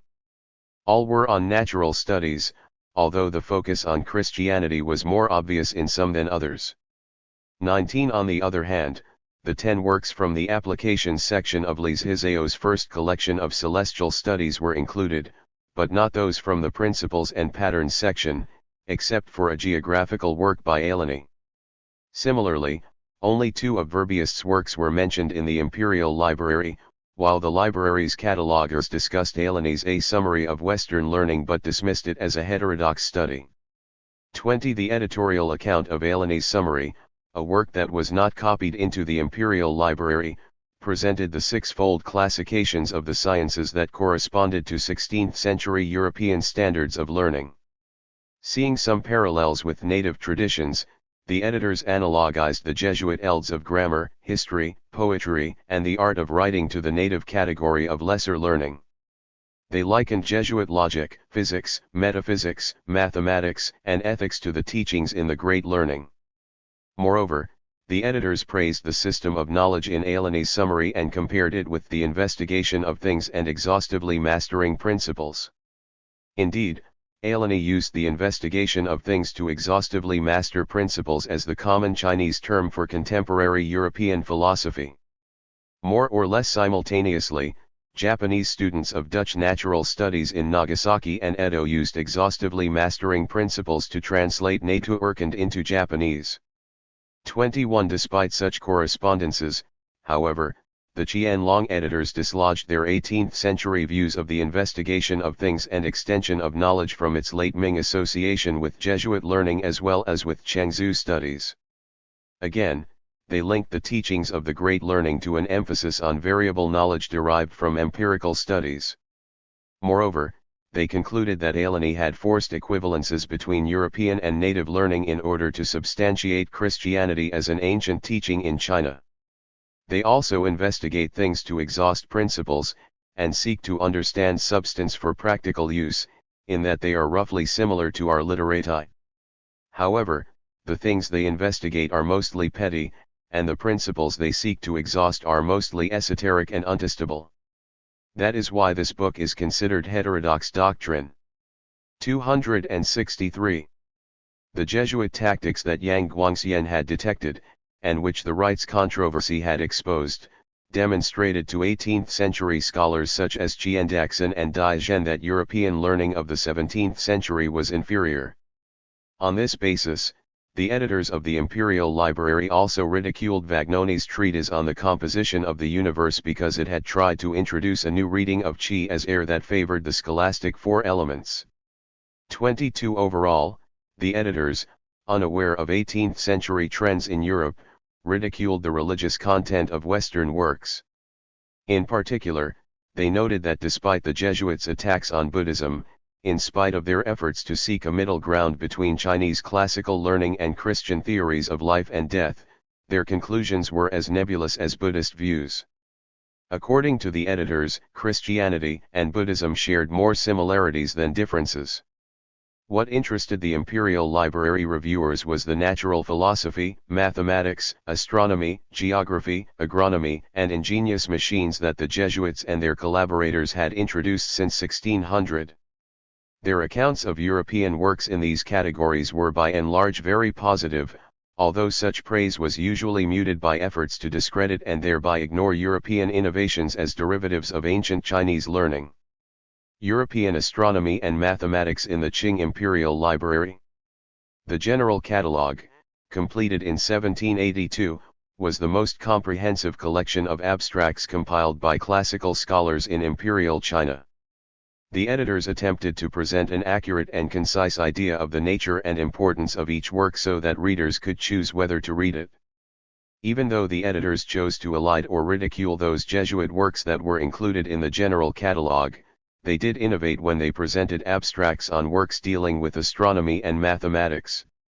As a frequent beneficiary of the director Ji Yun's patronage, Dai Zhen worked for the Imperial Library Commission on the mathematical astronomy included in the Astronomy and Mathematics section, which we have seen enabled him to recover several of the 10 mathematical classics.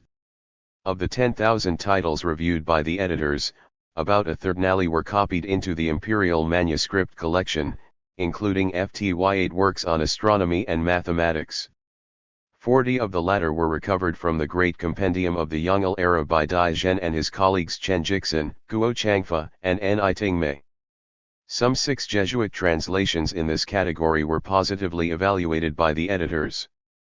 23 As an indication of the emerging disciplines that comprised Qing classical scholarship, the late 18th century classification of knowledge revealed the manner in which the variety of learning was perceived and the nature and 264.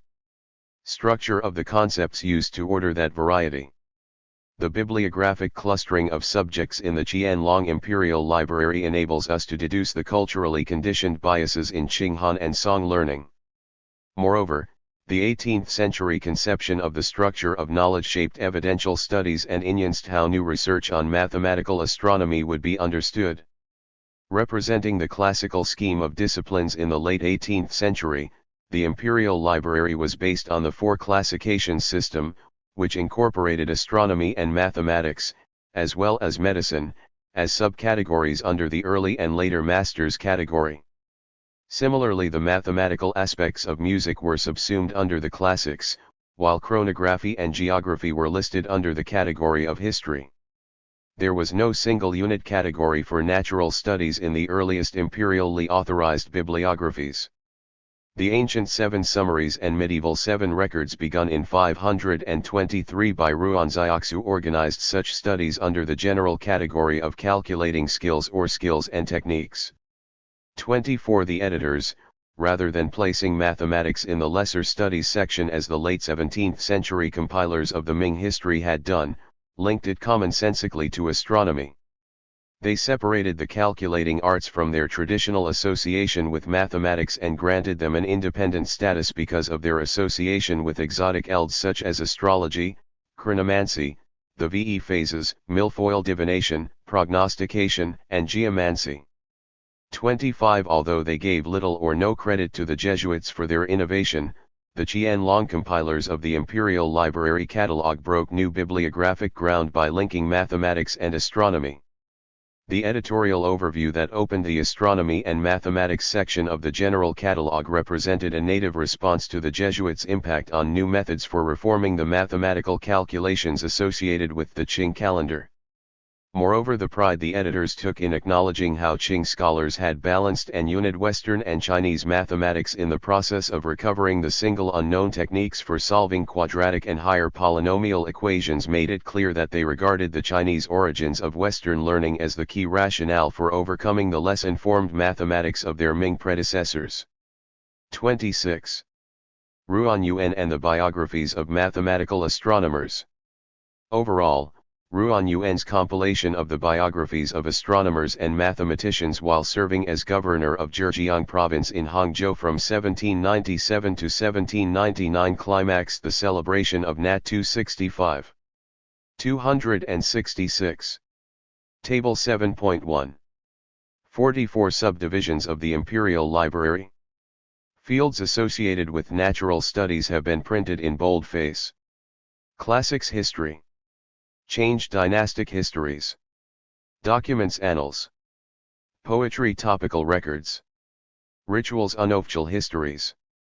Spring and autumn annals miscellaneous histories filial piety official documents general works biographies 4 books historical records music contemporary records philology chronography geography official registers early and later masters institutions literati bibliographies and epigraphy military strategists historical criticism legalists agriculturalists medicine literature astronomy and mathematics elegies of Chu calculating arts individual collections arts general anthologies repertories of formulas, recipes literary criticism miscellaneous writers songs and drama encyclopedias novels Buddhism Taoism.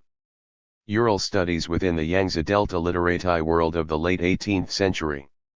Containing summaries of the works of 280 mathematicians and astronomers, including 37 Europeans, the biographies was followed by 4 supplements in the 19th century. The collection was reissued in 1829 with only Qing biographies, and it was later enlarged and reprinted in 1849. In 1840, for example, Luo Xilin added 43 sections on Songqing mathematical astronomers based on new sources for the 4 unknowns techniques recovered in 1822 from the Song and Yuan, such as Yang Hui's calculation methods and the Jade Mirror of the 4 unknowns. In 1857, Alexander Wiley worked with Wang Tao to improve on the views presented in the collection, particularly critiquing the Chinese origins rationale. 27. Ruan had become famous among his peers in 1791 when his prose poem for the Hanlin Academy special examination topic on Zhang Heng's early Yuan astronomy was singled out by the Qianlong Emperor for special praise. Ruan Yuan's technical interests were also influential because of his status as a patron of Yangtze Delta scholarship, particularly evidential scholars from Yangzhou. In addition, Ruan in 1799 served as director of the mathematics section of the Imperial Academy in Beijing. 28 Ruan was aided in his Hangzhou biographies project by many of the leading evidential scholars of the late Qianlong period, Li Rui, Qian Daxin, Jiao Sun, Ling Tinkan, Tan Tai, and Zhou Haiping.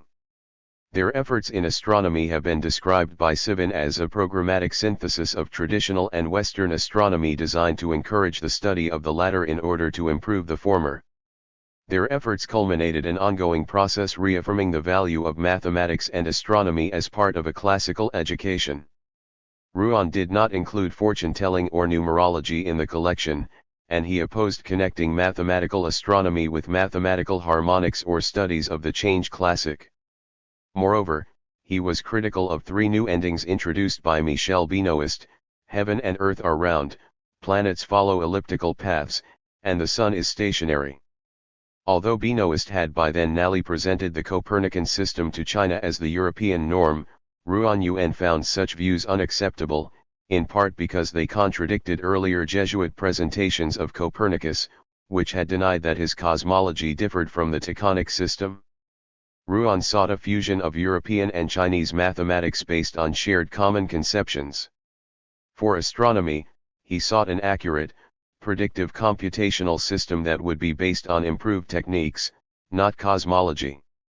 29 Interest in mathematical astronomy among literati, which had developed steadily since May Wending, grew in importance outside the imperial court by the late 18th century. This growth was tied to the popularity of evidential studies among literati outside the patronage networks of the Manchu court, which had focused on Manchu and Mongol bannermen to control such knowledge. By connecting mathematics and astronomy to classical studies, Ruan Yuen successfully integrated mathematical astronomy with evidential studies. Because mathematics and natural studies remained dependent on classical studies, Ruan Yuen and his colleagues revived the ancient category of metrologists, whom he now considered mathematical astronomers. In the mid-18th century, the official Ming history had reiterated the ancient dispersion of classical metrologists to the western region, specifically to the Islamic world. Moreover, the term for classical 267 metrologist had been used in the canonical Artaxerxes record and Sima Qian's records of the official historian during the Han dynasty. Earlier in the 18th century, the Kangxi emperor had singled out palace graduates in mathematical astronomy such as Wang Lanzheng, Ming Geitu, and Mei Jueshan for special honors. Such usage was now reworked by Ruan Yuen and Tan Tai in their lead accounts of the meaning and scope of mathematical astronomers in the biographies. They employed the term as a classical sanction for a new intellectual and social category of contemporary scholar literati such as Mei Wending, Dai Zhen, and Qian Daxin, implying a genealogy of professionalized skills in mathematics and astronomy going back to antiquity. This orthodox term was the RST of several used in the 18th and 19th centuries to describe European scientists in classical Chinese. 30 The category for mathematical astronomer also had its conceptual roots in mathematics as one of 6 arts of ancient, aristocratic scholars. Beginning in the late Ming, as literati increasingly engaged in the study of mathematics and astronomy, 2 types of experts emerged: specialists in computational astronomy, literati with an academic interest in mathematics. These 2 categories were most evident during the Kangxi era when mathematical study was a tool needed for calendar reform. The academic climate among evidential scholars, along with imperial patronage, helped make mathematics and astronomy a collateral branch of classical learning. 31 Despite their distance from the court, literati who favored mathematical astronomy, such as Ruan Yuen, never thought it should gain an independent position from other elds of classical learning. As calendrical difficulties declined in importance during the 18th century due to the success of the Ming-Qing reforms, mathematics emerged as an independent eld of inquiry in evidential research and among Han learning scholars, particularly in Yangzhou. As the cultural and political disputes over the calendar receded from view, literati debates shifted RST in the early 19th century to the achievements of native mathematics, and then to the superiority of traditional Chinese medicine over modern European medicine. 32 Looked at from the angle of the cultural hierarchy then in place, which paralleled the social and political hierarchies, we see that natural studies were justified by Suzhou and Yangzhou literati as the proper concern of the scholar official precisely because they could be included within the orthodox system.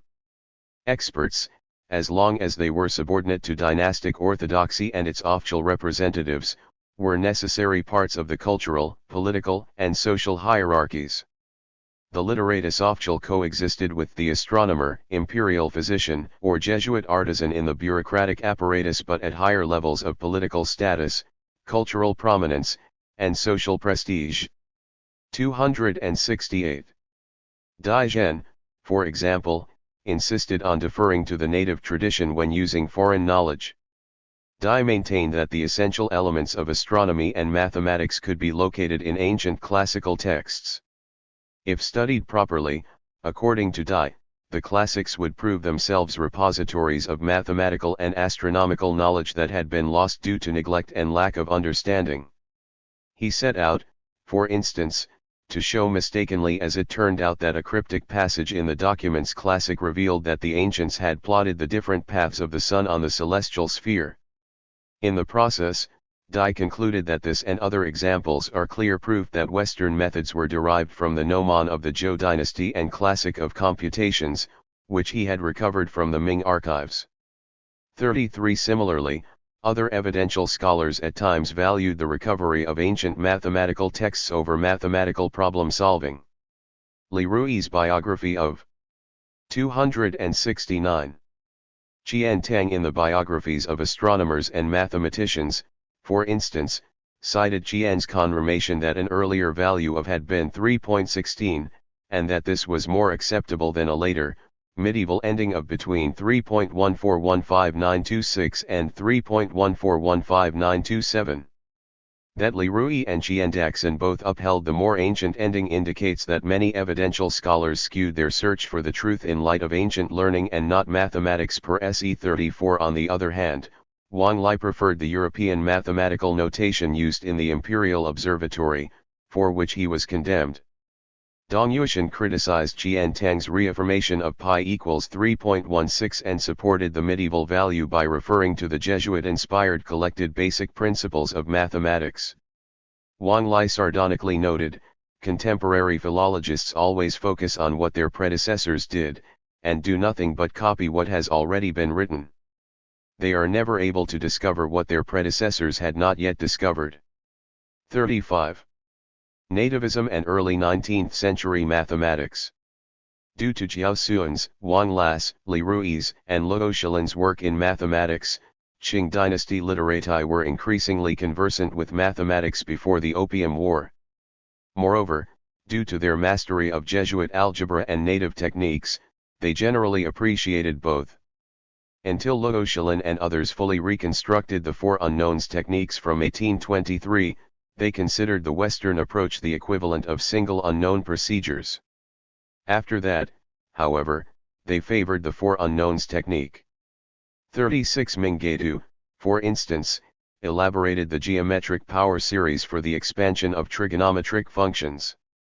Literati mathematicians were still few in number, however, and they lacked a Newtonian mechanics to nd practical applications outside the domains of astronomy and cartography. Alexander Wiley and Li Shanlin's 1859 preface to Step by Step in Algebra and the Differential and Integral Calculus, which was translated from Elias Loomis's Elements of Analytical Geometry and of the Integral Calculus, noted that such reasoning on trigonometric series was close to infinitesimals and represented the starting point for studies of trigonometric expansions in the 19th century. 37. Luo Shilin collated and edited Minggetu's work for publication, which despite its links to Western methods also received praise from Ruan Yuan. Luo later added Minggetu to the biographies of astronomers and mathematicians. Luo thought that the new approach Minggetu employed, 270, was similar to Qin Zhuxiao's general algorithms for solving simultaneous equations and remainder problems. Hence, Luo referred to Minggetu's approach as a new method rather than as a Western method, which echoed the early Qing critique of Adam Schall's Jesuit astronomy as new rather than Western. 38. Wang Li worked on a theory of equations and the determination of the nature of roots in his mathematical studies, published in 1802. In his collations of Song dynasty works by Qin Zhuxiao and Li Ye, Wang was the RST Chinese mathematician to note whether equations had negative as well as positive roots. He listed the various types of quadratic and cubic equations and noted what roots they have. Subsequently, Li Rui simplified Wang's 96 types of quadratic and cubic equations into 3 rules. Wang and Li also worked on sums of Knight series, which followed up earlier work by Chen Qiren, and their work was then continued by Luo Shilin and Li Shanlin. Wang's student Xia later collected and edited Wang's last posthumous works for publication in 1834. 39 Although Jiaosun had introduced Wang's European-oriented mathematical studies to Lu Rui in 1801, Jiao concentrated on the laws of mathematical operations in the computational methods in 9 chapters classic and created a symbolic science of algebra of his own using the 10 celestial stems for arithmetic operations. He was the RST in China to concern himself with the functional aspects of addition, subtraction, multiplication, and division, which raised new problems in light of traditional Chinese problem solving. Like Wang Lai, however, Jiao's new endings did not receive a positive response from mathematicians with ties to evidential studies. Jiao's efforts were better received when, like Li Rui, he applied single unknown methods to solve problems using ancient mathematics. 40 Xiang Mingde, like Wang Lai, discredited the priority of textual criticism in Chinese mathematics. He continued to work on trigonometric expansions after Mingde developed his own method to nd the circumference of an ellipse. On the other hand, Zhang Dunran focused on indeterminate analysis to continue traditional expansion procedures for remainder problems. Again, Qin Zhuxiao's Song dynasty procedures for indeterminate problems were the model. 41 Perhaps the most influential mathematician in China until his death in 1818, Li Rui was a disciple of Qian Daxin at the Xiang Academy in Suzhou. The posthumous works of Li Rui, published in 1823 by Ruan Yuan, included 11 mathematical treatises, with 7 on ancient astronomical systems and 4 on equations and traditional methods for computing the sides of a right triangle. The last claret Guying Xiang's mid-Ming calculations of segments of circles, which had been based. 271. On Guo Xiaojing's Yuan dynasty draft for the season granting calendar. The goal of Li Rui's work was to reverse the procedures in Gu's approach to circle segments. Ruan Yuan's account in the biographies of mathematical astronomers had noted that single unknown procedures had fallen into disuse in Ming times. Gu had also missed the trigonometrical aspects of Guo Xiaojing's work. Moreover, he had eliminated single unknown procedures in Li Yesi mirror of circular measurement of 1248. As a corrective, Li Rui worked out all of Gu's problems using single unknown procedures rediscovered in the 18th century, which restored the mathematical power of pre-Ming mathematical texts. 42. Literati Natural Studies, Classics and Mathematics. Literati in the 19th century were not doomed by the premises of Qing classicism to ignore natural studies and mathematics before the Opium War.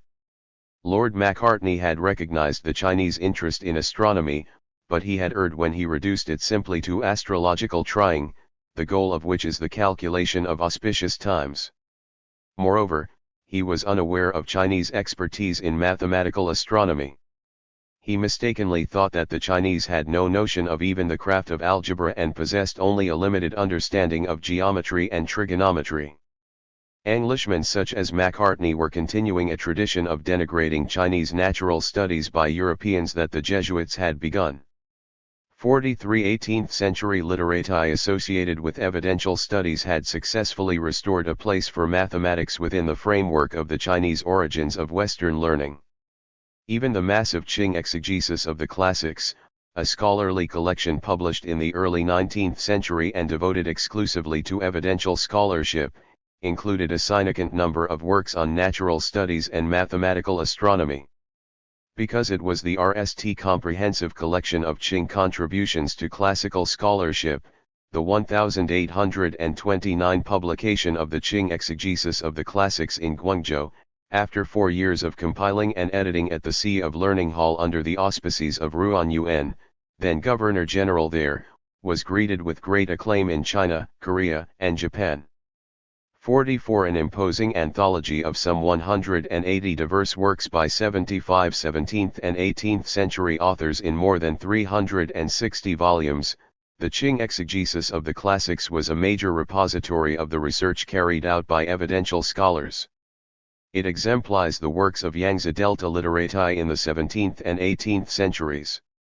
Although a continuation of earlier commentaries and annotations of the 5 classics and 4 books, the Qing exegesis was 272. Also a response to early Qing collectanea and encyclopedias of Songming classicism. 45 What was noteworthy about Ruan Yuan's summation of Qing classical scholarship was not only its spotlight on the Han learning and evidential studies produced by scholars from Yangzhou, Suzhou, and other intellectual centers in the Yangtze Delta, but that such partisan focus also allowed Ruan to expand the scope for imperial classical studies beyond the domain of Chengzu learning.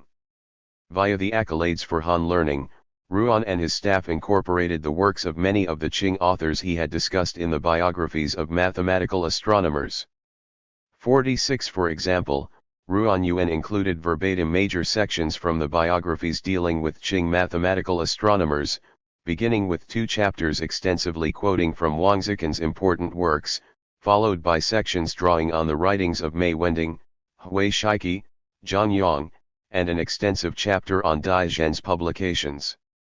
Remarkably, this was followed by 4 chapters from the biographies on Westerners, which included mention of ancient Greek scholars, including Aristotle and Ptolemy, and early modern Europeans such as Copernicus, Brahe, Ricci, Schall, Verbiest, and Smogolecki. Newton was also included in a brief mention of his revision of Tycho Brahe's length of the solar year, which was taken from the 1742 supplement to the Compendium of Observational and Computational Astronomy. Inclusion of foreigners to this degree was unprecedented in a repository of Chinese classical learning. The era of eliding European scholarship, dominant since the Yongzheng reign, was over. 47 In addition, 3 works on the Artasares record chapter of the Rituals of Zhou were incorporated in the Qing exegesis, including Dai Zhen's and Chen Yaotian's illustrated studies of the ceremonial bronze bells. Ruan also included his own explications using diagrams of the design of wheeled carriages in the Artasares record.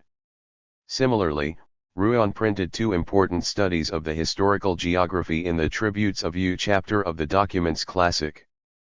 The lead work was Hu Wei's highly praised A Modest Approach to the Tributes of Yu, which corrected many mistakes in earlier commentaries. Chen Yaotian's work on the subject was also included. In addition, numerous geographical accounts and the chronology of events in the classics were published as part of the anthology. 48 Shen Bai's study of astronomy in the Documents Classic was included in the Qing exegesis. Shen was not known for any other significant works, although he had taught in academies for over a decade. His expertise in astronomy and trigonometry influenced many of his students. Shen's work was LLED with illustrations based on the Taconic Geohelio 273 centric system from the late Kangxi Compendium of Observational and Computational Astronomy. It also had many references to Jesuit scholarship on star maps, eclipses, and the motion of the planets.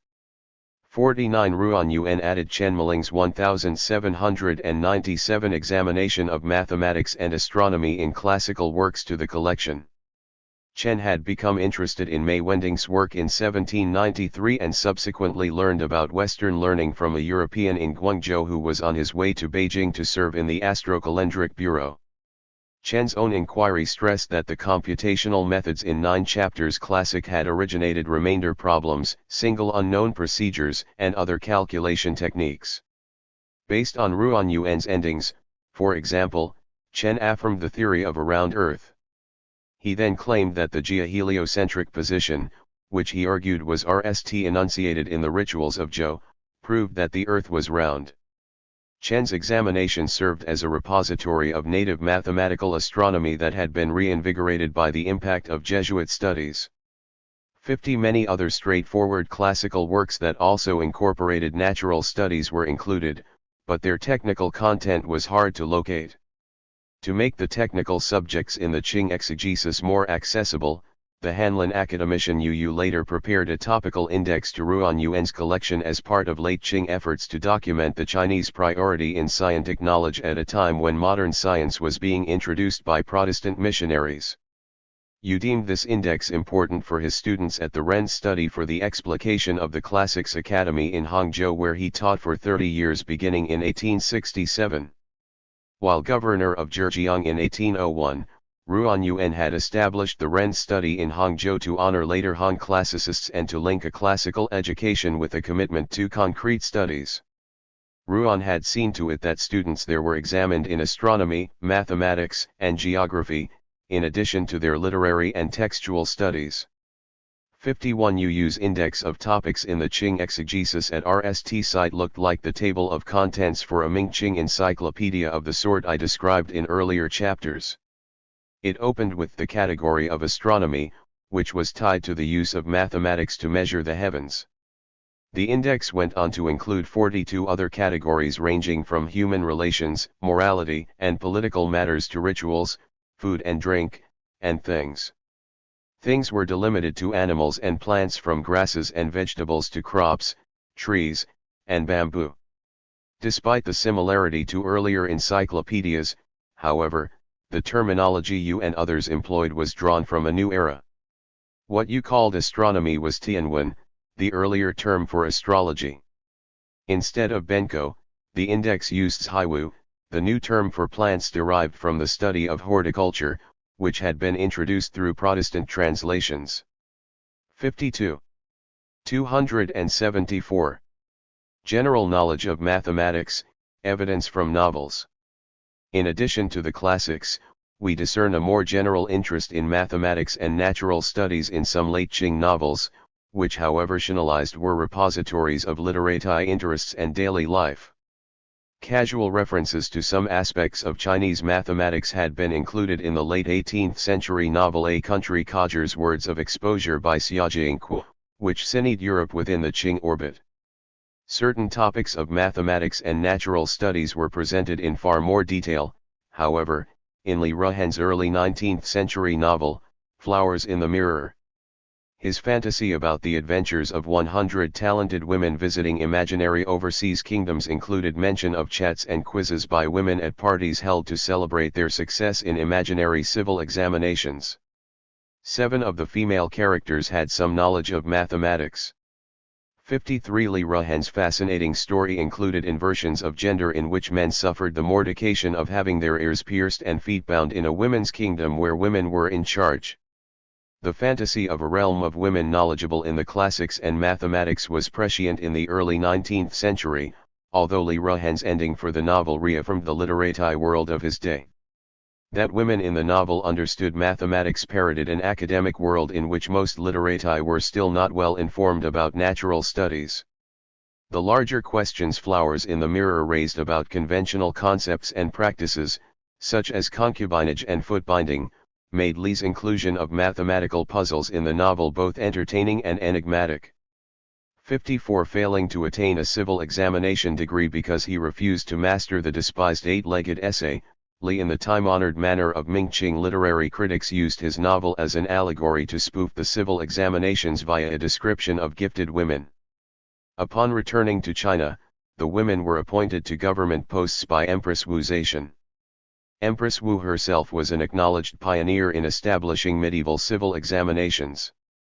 Moreover, examination questions on mathematics had been required during the Tang dynasty, but they were no longer in use during the Ming and Qing dynasties. This brief excursion out of his own society allowed Li Ruhan to explore a different world, in which women were well informed about mathematics and could take on male roles. 55 Lu Xunsoli's 1820s novel as an encyclopedia tied to the many specialized fields inspired by evidential studies. Based on his classical expertise, for instance, Li Ruhan used the novel to display his achievements in phonology and etymology, 2 of the 3 key tools of evidential scholarship. In fact, contemporaries criticized Li for his lack of concern with the 275. Third, paleography. The overlap between evidential studies and mathematics, which we have outlined, suggests why difficult mathematical problems turn up in a popular novel. 56. Moreover, Li Ruhen was tied to a circle of Yangzhou scholars who combined evidential studies and the mathematics that he ascribed to women in the novel. Li's teacher, Ling Tinkan, was an acknowledged expert in mathematics and astronomy who helped Ruan Yuan compile the biographies of astronomers and mathematicians. Ling studied under Dai Zhen and was influenced by Dai's works on mathematics, such as calculations using counting rods and the record of measuring segments of a circle by computing the sides of a right triangle, as well as the mathematical classics Dai had retrieved from the Imperial Library.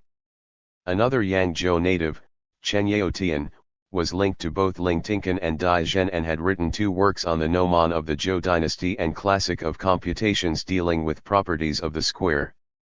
Jiao Suan, another of Dai Zhen's Yangzhou partisans, prepared several mathematical works on squares and explanations of mathematical processes. He had also completed a textbook titled General Explanations of Extracting Roots and the more technical An Explanation of Single Unknown Procedures. In addition, Li Ruhen's brother-in-law, Su Gilin, had prepared instructional manuals for using counting rods for single unknown procedures. 57. If Li Ruhen's Flowers in the Mirror wreaked literati interest in the mathematics of his time, the problems he chose to present came from the classical mathematical canon. One dealing with the rule of false position asked, a tray of fruit is distributed to a number of persons. If everyone gets 7 fruit, there is 1 left over. If everyone gets 8, there are 16 short. How many persons and fruit are there? The solutions were not diagrammed in the novel, any more than they would have been in the mathematical canon, because they were reached using counting rods and not via formal presentation of a series of written equations that could be described analytically. The heroine, after presumably working out the numerical steps in her head, simply gave the correct answer. Such problems could be traced to the chapter on excess and deceit in the computational methods in 9 chapters and also appeared in Sun's computational canon and Cheng Daoyi's systematic treatise on computational methods. 58. Similarly, problems in arithmetical progression were presented. 276. A set of 9 gold cups is made from gold weighing 126 taels. What is the weight of each cup? This poorly presented problem exemplified an arithmetical progression from the smallest to the largest cup, which the heroine again worked out in her head. Related problems were included in the computational methods in 9 chapters, Zhang Kaijian's computational canon, and the systematic treatise. The problem in the novel was solved using horizontal counting rods instead of earlier vertical rods. Mei Wending had changed such counters from vertical to horizontal, with the numbers written vertically, and Dai Zhen had also presented this new technique in his 1744 calculations using counting rods. 59. Another of the problems raised in the Flowers in the Mirror asked about 2 different types of lanterns, but it followed the same form of a famous problem about pheasants and rabbits enclosed in the same cage, which derived from a question included in Sun's computational canon, the systematic treatise, and Yang Hui's calculation methods of 1275. There are pheasants and rabbits of unknown numbers in a cage. 35 heads can be seen on the top, and 94 feet on the bottom. How many pheasants and rabbits are there? Answer, 12 rabbits and 23 pheasants. Moreover, the character in the novel who asked the question indicated that she was following the pheasants and rabbits cage together approach to solve the problem. 60 measurements of the circumference of a circle in Li Ruhen's novel were based on the common approximation of 3 for pi. Evidential scholars chose between several values for pi when discussing the ratio of a circle's radius to its circumference. In addition to the 2 mentioned above, some drew on the archaic value of 3 drawn from the gnomon of the Zhou dynasty and classic of computations. This choice was far from obsolete because the season-granting calendar of 1280, representing the high point of Chinese computational astronomy, adopted it for technical reasons. Some used diverse values, extremely close to the modern one, worked out by Xiao Chongji and his successors. Unlike evidential scholars such as Qiandaxin and Li Rui who settled for a value of pi equals 3.16, Li Ruhen chose 3.14, approximate but adequate for the novel's purposes. 61 aspects of the natural world were also discussed by women in Flowers in the Mirror. To determine the weight of matter and the speed of sound, for instance, Li Ruhen presented the problem in light of the velocity of sound through the medium of lightning and thunder. The speed the novel gave was 277.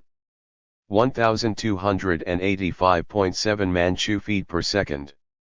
Newton had given an experimental value of 1142 English feet per second for the speed of sound. It is likely that Li Ruhen's score was derived from the collected basic principles of mathematics, where the solution to the velocity of sound of a cannon blast was given as 1285.7 Manchu feet per second. Converted to meters, the velocity was about 397.3 meters per second, about 17% higher than the modern value. 62 The level of knowledge of mathematics and natural studies in Li Ruhen's novel reeked the academic climate among evidential scholars, when mathematics became an essential subject. A special civil examination in mathematics was promoted as early as 1867, this was not due solely to the impact of modern science via the Protestants after the Opium War. The receptivity of Li Ruhen and others to both evidential studies and mathematics was a preliminary step in the process of acceptance of modern mathematics. 63 The novel Flowers in the Mirror satirically appraised many topics that interested evidential scholars in the early 19th century. It reeked of Chinese scholarship, however, that involved a small part of the elite. On the eve of the Protestant infiltration of treaty ports along the South China coast, the popularization of mathematics and natural studies in China was not nearly as pervasive as in late 18th century Europe.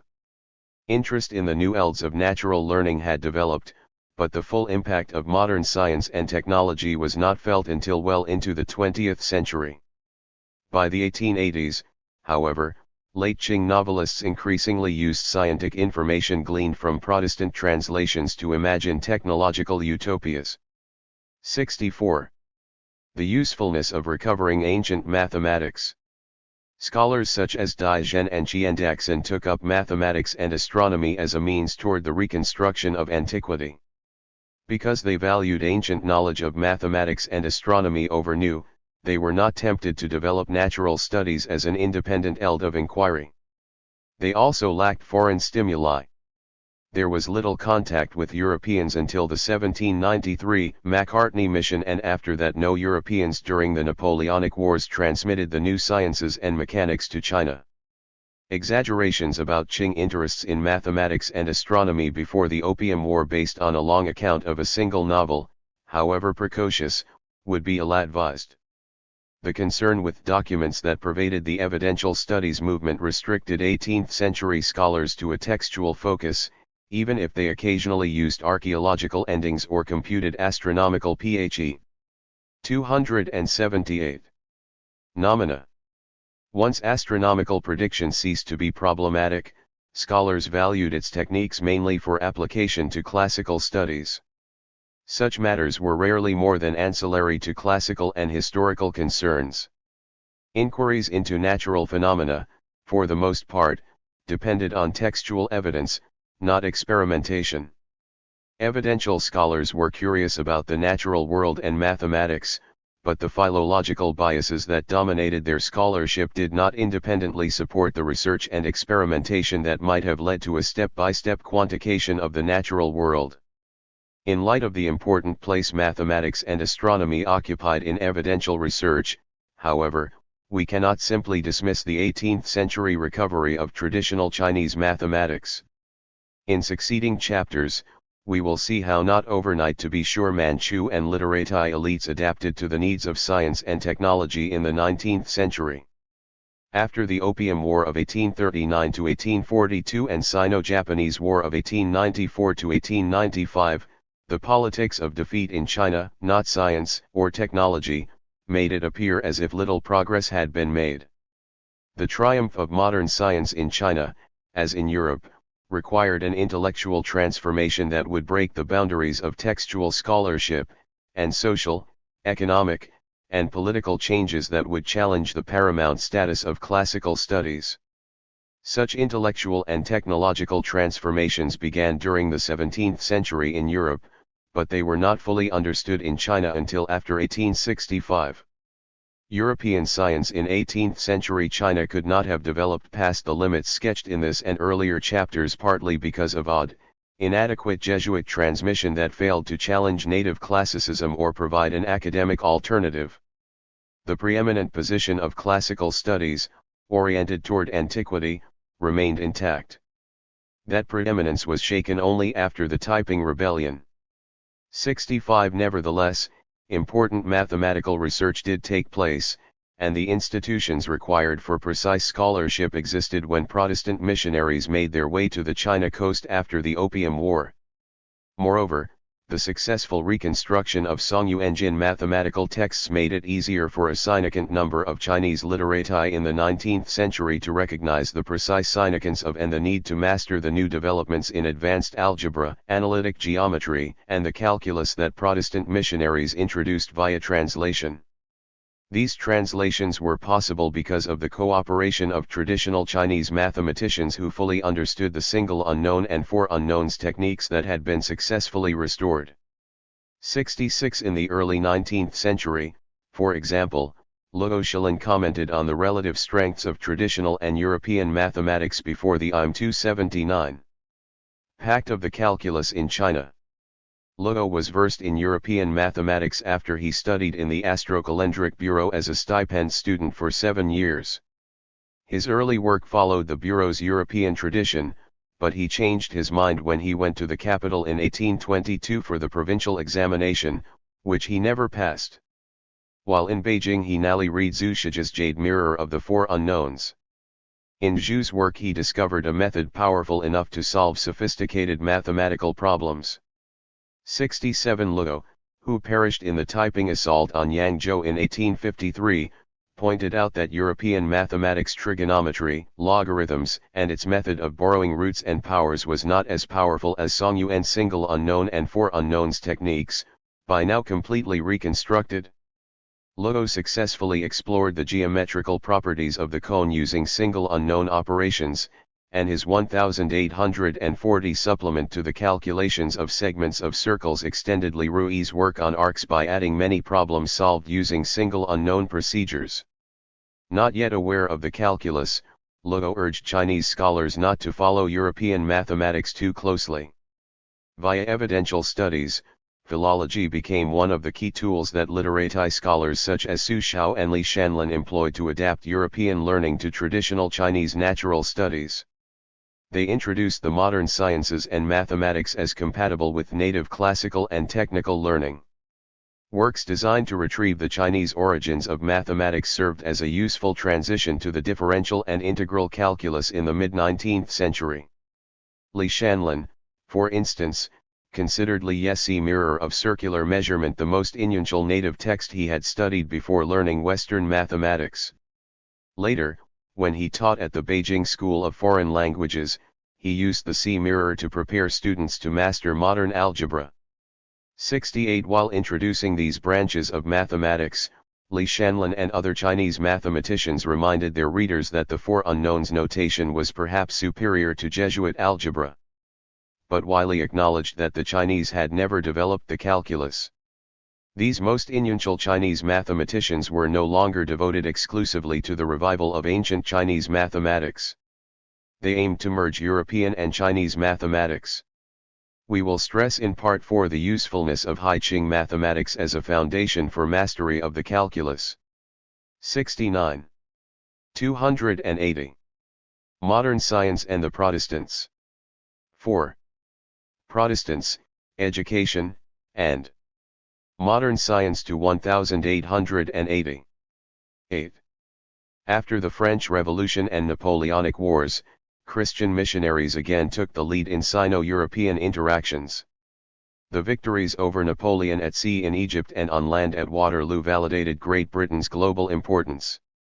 By 1820, the British Empire controlled 1/4 of the world's population, many incorporated between the 1756 Seven Years' War and 1815.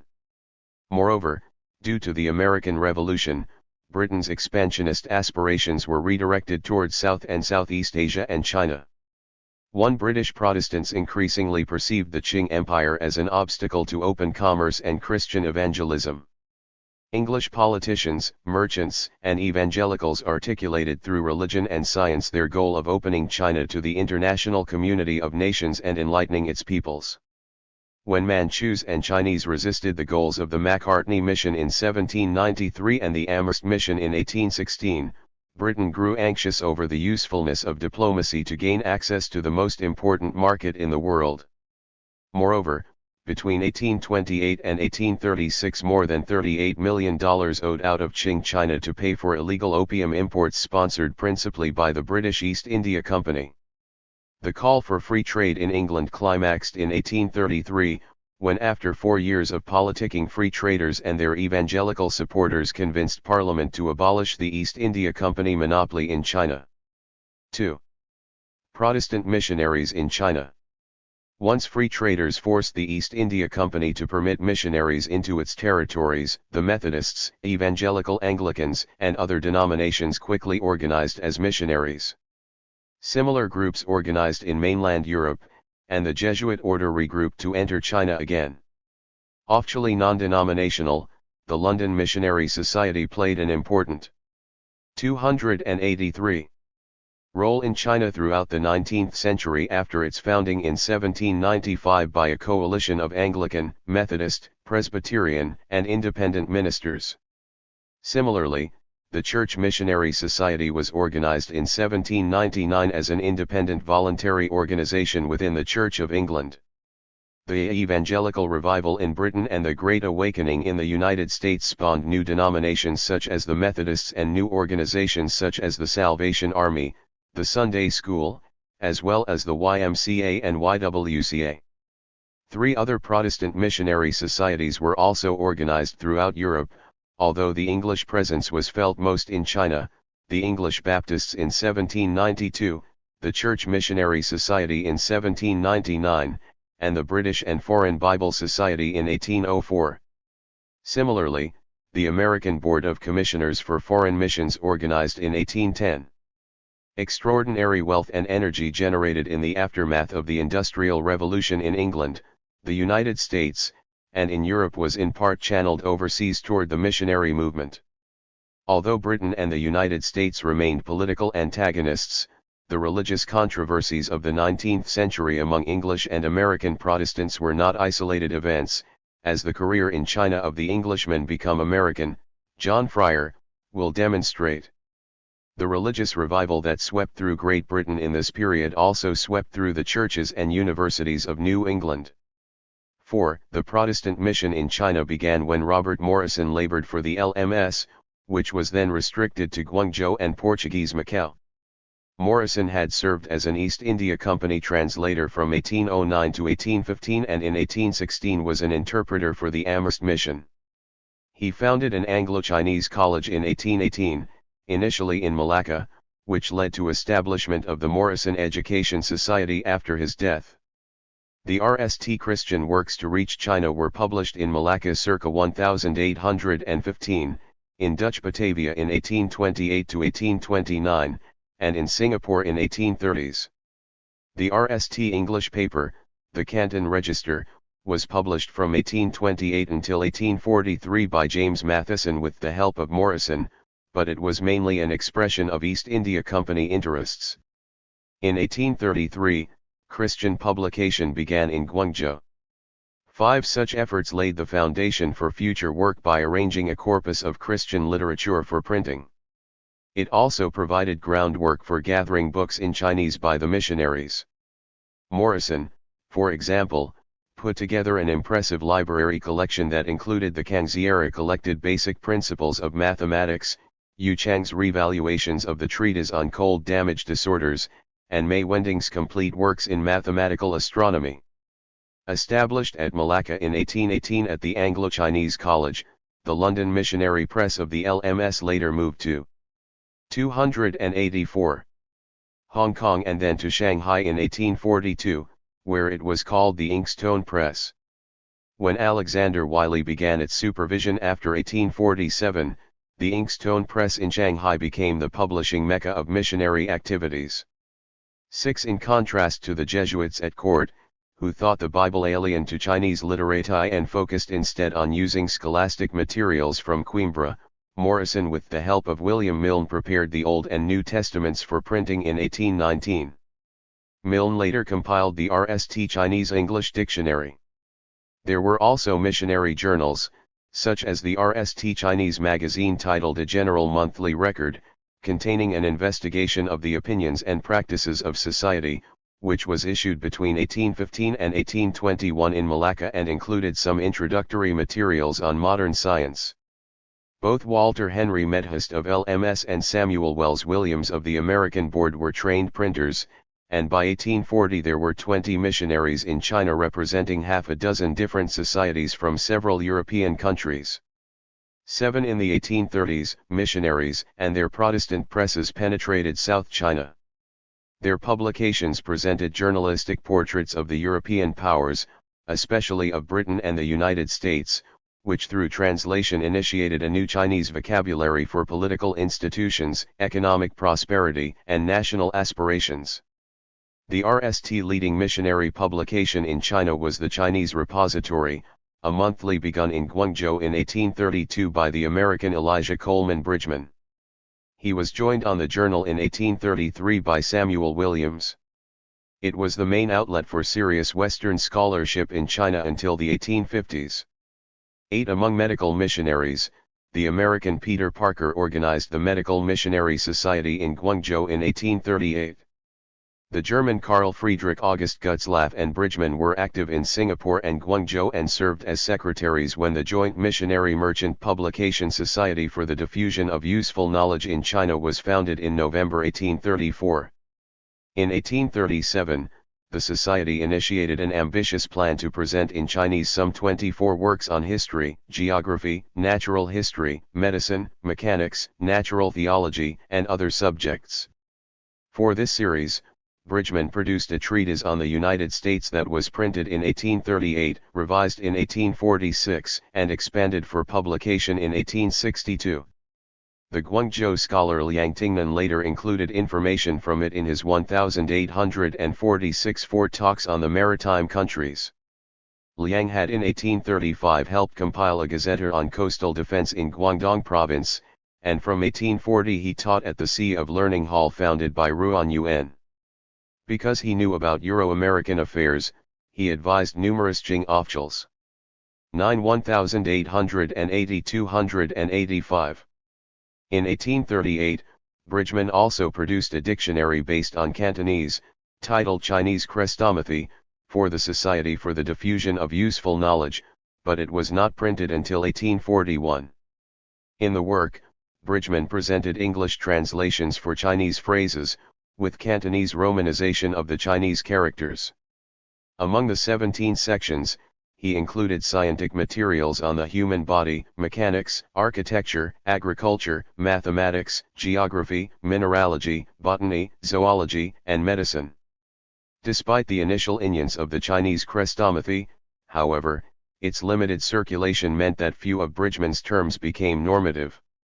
10. Gutzlaff published the Eastern-Western Monthly magazine in the 1830s in Singapore and Guangzhou, which Lin Zexu's staff later monitored and translated when Lin arrived in Guangzhou in March 1839 as the imperial plenipotentiary to solve the opium crisis in South China. Lin's Gazetteer of the Four Continents included portions of Gutzlaff's magazine, which was one of the major sources for Wei Yuan's Inyunchal treatise on the maritime countries, initiated in 1841, published in 1844, enlarged in 1847, and doubled in size in 1852. Su Jiyu's brief survey of the maritime circuit also drew on Bridgman's and Gutzlaff's publications. 11. After the Opium War, the treaty between Britain and the Qing dynasty opened the South China coast to European and American trade. As a result of the RST treaty settlement, The ports of Guangzhou, Shanghai, Fuzhou, Amoy, and Ningbo were also open to foreign residents. Hong Kong Island became a British colony. The Christian missions from several European states in Batavia, Malacca, Singapore, and Macau quickly moved their missionaries and printing equipment to the South China coast. After the Sino-French agreements of 1858 and 1860, France assumed the role of protector of Roman Catholic missions in China. 12. Early translators of modern science and medicine in South China. Wei Yuan's treatise on the maritime countries contained a plan for Qing defense that included construction of a navy yard and arsenal near Guangzhou where Westerners could teach Chinese how to build ships and manufacture arms. The Manchu governor-general in Guangzhou, Qigong, called for including mathematics and manufacturing in the civil examinations in the early 1840s. Because such requests fell on deaf ears in the court in Beijing, the early introduction of modern science and technology was left to the Protestants and their converts in South China. 286. Dr. Benjamin Hobson and Dr. Daniel Jerome McGowan were the key translating pioneers in the late 1840s and early 1850s. The American McGowan initially served as a medical missionary in Ningbo and later became a freelance lecturer and writer, as well as a member of the Qing Maritime Customs Service. After moving from Macau to Hong Kong, Hobson, an English medical missionary, pioneered a series of medical and science translations co-authored by Guan Mackay and Chen Ziyutang for his pre-medical classes in Guangzhou. Wiley came to Shanghai from England to join the LMS Inkstone Press. He had been selected to join the press as its printer by James Legge, who pioneered the translation of the Chinese classics at Oxford with the help of Wang Tao. While in Ningbo, McGowan published a science almanac titled The Philosophical Almanac, which was devoted mainly to electricity and electrotherapy. Focusing on glass devices for storing electricity and metal objects to transmit electricity, its discussion of magnetism made Chinese encyclopedias obsolete. McGowan used the electrolysis of water to demonstrate that it was a composite substance and not a single, unit agent. He also introduced what many thought was the curative power of electricity via electrodes attached to the body. Both he and Hobson regarded electricity as a newly discovered key to understanding the nervous system. 13. Similarly, Hobson used the broad learning of things in his title, which in English was Treatise of Natural Philosophy. He also used it to refer to scientists. Initially published by the Guangzhou Hospital, Hobson's translation drew on McGowan's Ningbo Almanac but became the more influential work when reissued in Shanghai. Wiley and Li Shanlin, on the other hand, preferred investigating things and extending knowledge in their translations for the Inkstone Press. Thus, as with Jesuit translations of Aristotelian natural studies, Chinese co-workers, such as Li Shanlin and Guan Mackay, were still influencing the choice of terms in Protestant scientific translations. 14. From the 1850s, terms for the sciences selected by the Europeans and their Chinese collaborators were quickly transmitted from China to Japan. 15. Hobson's Anatomy and Traditional Chinese Medicine. Before the LMS translations in Shanghai became prominent, Hobson also produced a series of other works to educate his students. His Summary of Astronomy, the Treatise on Physiology, in addition to the Treatise of Natural Philosophy, were designed for medical students. In addition, Hobson published the first lines of the Perk 1880-287. Types of Surgery in the West, the Treatise on Midwifery and Diseases of Children, and the Practice of Medicine and Materia Medica. The Treatise on Physiology reintroduced the centrality of the brain and the nervous system, which Schreck and Verbiest had tried unsuccessfully to promote in the late Ming and early Qing. 16. This unprecedented series of modern medical works remained standard in China until the late 19th century, and each volume was reproduced widely in Japan. Later Dr. John G. Kerr, Dr. John Dudgeon, and John Fryer translated new texts on medicine that superseded Hobson's works. The Medical Missionary Association was formed in 1886 and printed its own medical journal in Chinese. The scientific book department associated with the Shanghai Polytechnic had 24 Western medical works for sale in Chinese translation by 1896. 17. The missionaries believed that medicine was at a low ebb in China. Yet when Hobson was translating Western medical works into classical Chinese, the heat factor tradition grew increasingly prominent among traditional physicians in South China, where the missionaries were often assigned. Regional traditions dealing with southern infectious diseases and northern cold damage disorders continued to evolve in the 19th century. Some late Qingers, such as the Suzhou physician Wang Shixian, rejected the universality of cold damage therapies in favor of a local class of heat factor therapies in the Yangtze Delta. In the process, heat factor illnesses became a new category of their own. 18. The mid-19th century emergence of a medical tradition stressing heat factor therapies coincided with the introduction of Western medicine in the treaty ports, particularly Guangzhou, Ningbo, and Shanghai. The newly systematized canon for heat factor disorders was constructed from many scattered writings on heat factor illnesses in the ancient medical canon and from more recent works produced mainly by early Qing physicians in Suzhou. The latter remained the cultural center of the Yangtze Delta until the aftermath of the Taiping Rebellion in the 1860s, when the treaty port of Shanghai became the center of the region. 19. Wang Shixian's Warp and Weft of Warm and Hot Factor Diseases, for example, was published in 1852, a year after Hobson's treatise on physiology appeared.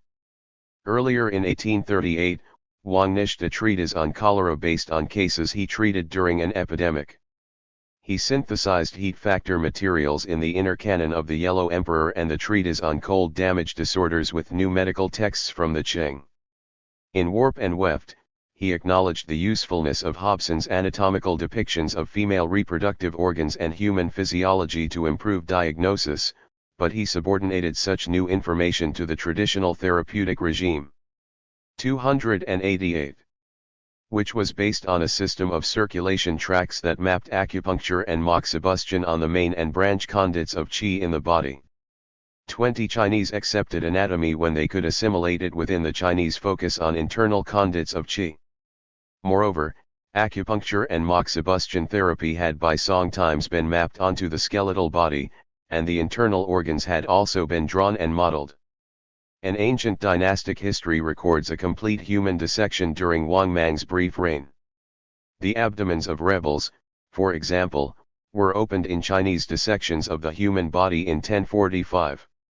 Illustrations of internal organs, which were drawn from a systematically dissected cadaver after an execution, were widely available in 1113. Forensic medicine later applied this knowledge of internal organs. The 1113 Chinese drawings were the source of Persian drawings of the body circa 1313 to 1314 in Ilkhan Tabriz. 21. In 1878, Song Zhaokai's discriminating examination of southern diseases presented Qing medical authors writing on heat factor disorders as a distinctive southern tradition, separate from the northern tradition associated with cold factor disorders. Song drew on the works of 18th-century Suzhou physicians to invent retroactively a new medical tradition. In this intellectual environment, both traditional natural studies and Chinese medicine faced challenges. 22. Emergence of a Suzhou medical tradition for treating infectious illnesses paralleled the gradual emergence of tropical medicine during the late 19th century when European settlers considered the tropics the white man's grave. We do not fully understand these parallel developments, nor whether there was any interaction between them, but the focus on the infectious diseases was obvious in both. The British Empire in the tropics was increasingly populated with its own physicians. These networks of doctors and their medical reporting system from Africa to India and South China in turn addressed inter-regional infectious diseases such as malaria. Colonial physicians cumulatively sent back information about epidemics and infectious illnesses to London, now the metropole of global medicine. 23. A port surgeon and medical officer in the Imperial Chinese Customs Office since 1866, Patrick Manson, for example, helped establish the London School of Tropical Medicine in 1898, which focused on diseases such as malaria in light of parasitology and bacteriology. Assigned to semi-colonial treaty ports in Taiwan initially and Amoy for over 2 decades, Manson studied tinea, calabar swelling, and blackwater fever before he grew concerned about tropical hygiene. He distinguished himself for his lariasis research, a disease endemic in South China for which neither Chinese nor European 1880-289 medicine had a remedy. In particular, he observed in 1878 that the lariae worms causing elephantiasis passed part of their natural life cycle in the Culex mosquito, thus demonstrating transmission by parasites and explaining their natural history. 24 Until unseated by the germ parasite theory of disease in the late 1890s, Europeans regarded malaria as a miasma deemed by its symptoms of fever. Hobson had earlier associated malaria with putrid air rather than parasites. In the latter half of the 19th century, Western physicians such as the brigade surgeon of the Indian Army, C.F. Oldham, tried to explain such extreme fevers by using a chill theory that described tropical illnesses according to the degree of change in an individual's physiology. Hot days and cold nights produced such fevers, Oldham thought. Such views were not dissimilar with Chinese notions of cold and heat factor illnesses, within which southern miasmas were also identified medically as the causes for infectious diseases. Moreover, the focus on variations in local qi to explain southern medical disorders entailed demoting the cold damage tradition to a northern medical tradition. Like Europeans, Chinese were turning from a focus on diseases of the tropics as a subset of all illnesses to specific illnesses such as leprosy and malaria associated with South China. 25 This demarcation of illnesses unique to North or South China meant that cold damage therapies were inappropriate for southern illnesses. These medical currents represented a critical test for a therapeutic tradition cobbled together from the inner canon of the Yellow Emperor and the treatise on cold damage disorders since the Song dynasty, which represented ancient ideals. The challenge of Western medicine in the 19th century and its increasing focus on parasitic causes of tropical diseases added to native debates that involved late Qing medical practitioners. Many of them had rejected the universality of the Jin-Yuan framework of cold damage therapies for heat factor illnesses. In Chapter 9, we will address the prize essay contests on medicine that were administered in Shanghai from 1886 to 1894. In those essays, the Chinese increasingly acknowledged the need to synthesize Chinese and Western medicine. 26 In the 20th century, late Qing radicals such as Zhang Binglin rejected the inner canon in favor of heat factor therapies, which Zhang maintained until his death were superior to Western medicine in dealing with febrile illnesses. Others such as Ding Fuebao linked cold damage disorders to the specific illness that Western physicians identified as typhoid fever. Germ theory was added to the discussion of warm versus cold factor illnesses. Chinese physicians increasingly explain the wasting of the body's natural vitality in terms of tuberculosis and gonorrhea. 27. 290. Unlike the Ming-Qing astronomical computus, which was completely reworked in the 17th and 18th century by the introduction of Western techniques, traditional Chinese medicine did not face a challenge from Europe until the middle of the 19th century. George Thomas Stanton, a case in point, had learned Chinese while accompanying his father on the 1793 Macartney mission. Later, his book on vaccines against smallpox was imported to China and Korea. It had been based on Alexander Pearson's 1805 pamphlet on Gen-Ryan vaccination, which he prepared in collaboration with a Chinese physician while Pearson served the East India Company.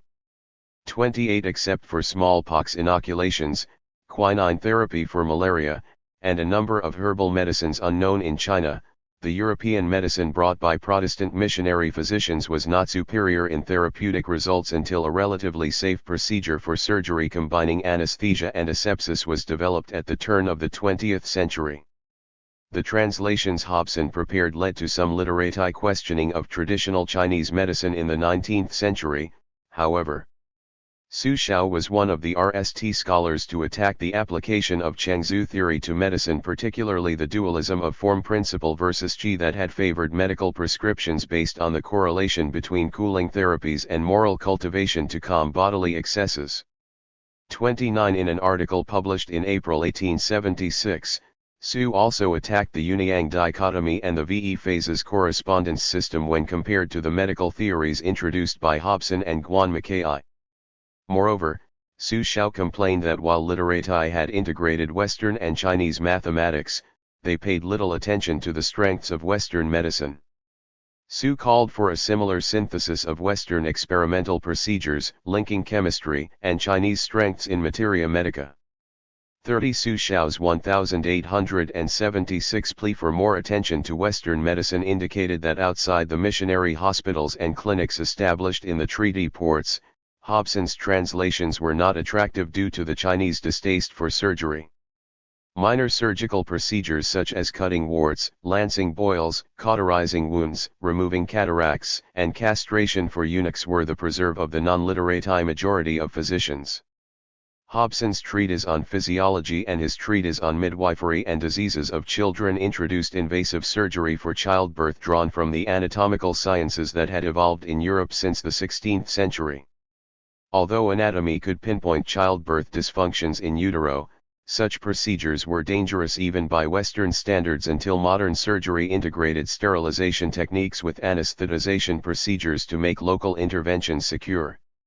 31. 1880-291. Nevertheless, Hobson's anatomical procedures were unprecedented by the standards of medicine for women in Imperial China. Chinese procedures did not address anomalies of childbirth, such as anatomical abnormalities or uterine dysfunction. Hence, Hobson's anatomy-based, surgical midwifery was not easily integrated with traditional procedures or therapies. Rather than invasive surgery, Chinese physicians preferred practical therapies for women based on the holistic, interactive model of the human body. Wang Tao, then Hobson's associate, noted that Western treatises for women's medicine did not prescribe therapy for dealing with illnesses, which was the strength of procedures in the Chinese toolkit. To reply to this complaint, Hobson prepared a more practical guide in 1857, titled First Lines of the Practice of Surgery in the West, in which he presented the medical prescriptions left out in his earlier treatise on physiology. 32. The struggle to understand Hobson's work was also apparent in the Chinese reprints of the treatise. The RST edition in 1851 contained illustrations in lithographic plates for the 12,000 copies published. Another edition by Hobson soon appeared using woodblock illustrations because of their greater accuracy. The governor of Guangdong province had woodblock illustrations made from Hobson's lithographic versions, which were included in a reprint. This version was included by Pan Shishan, from a Kohong merchant family, in an updated 1852 anthology of FTY6 works on science and medicine by Chinese and Western authors from Ricci and Schall to Hobson. In the various editions, Hobson's detailed original illustration for the frontal and rear view of the human skeleton, for example, was replaced in Pan's edition with a Chinese version that did not resemble the original. As in the 18th century, the refraction of European anatomy via Chinese lenses for viewing the dead body yielded grotesques rather than verisimilitude. We are reminded here of Luo Ping's intriguing fascination of Ghost's Hand Scroll, which had portrayed ghosts in the mid-Qianlong era anatomically as human skeletons. An anatomically exact depiction of the body was not required in Pan's renderings. Medical authors such as Hobson clearly couldn't control the illustrations of their works. 33. Because Chinese physicians who accessed Hobson's translations were not interested in surgery or obstetrics, they tailored Hobson's anatomy to suit their interests. Moreover, in his preface to Hobson's treatise on physiology, Pan Shishan rejected the theological underpinnings that Hobson used to link Western medicine to a natural theology common in Britain at that time. This teleology explained the complexity of the human body in light of the Lord of creation, an approach that echoed the Jesuits and which we will. 292. See below. Informed most missionary presentations of modern science in China. 34. In addition, Pan eliminated Hobson's discussion of the human soul, which had paralleled religiously Hobson's presentation anatomically of the human brain in the treatise on physiology as the headquarters of the human body.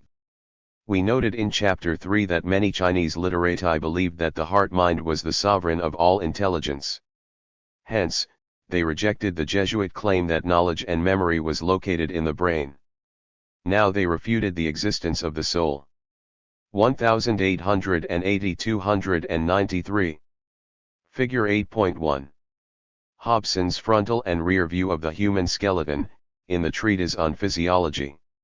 Source: Hobson, Quantes Inlun. The physician Wang Qinggren, for example, was one of the few Chinese to take anatomy seriously. Wang seems to have had unwitting access to an indirect transmission of Jesuit anatomy via the work of a late Ming Chinese convert. Based on his own examination of human corpses, Wang contended that the bodily depictions in the medical classics were all inaccurate.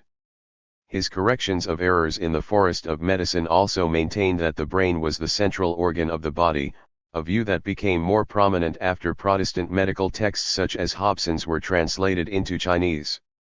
35 Wang's work was more widely available after 1850, and his anatomical inquiries were quickly linked to Hobson's work. Publishers reprinted Wang's corrections of errors when the Treatise on Physiology (RST) came out. Pan Shishan and others also attacked Wang Qinggren because of his affinity with Hobson's views. Many traditional physicians argued that examining a dead body did not enhance understanding a living person.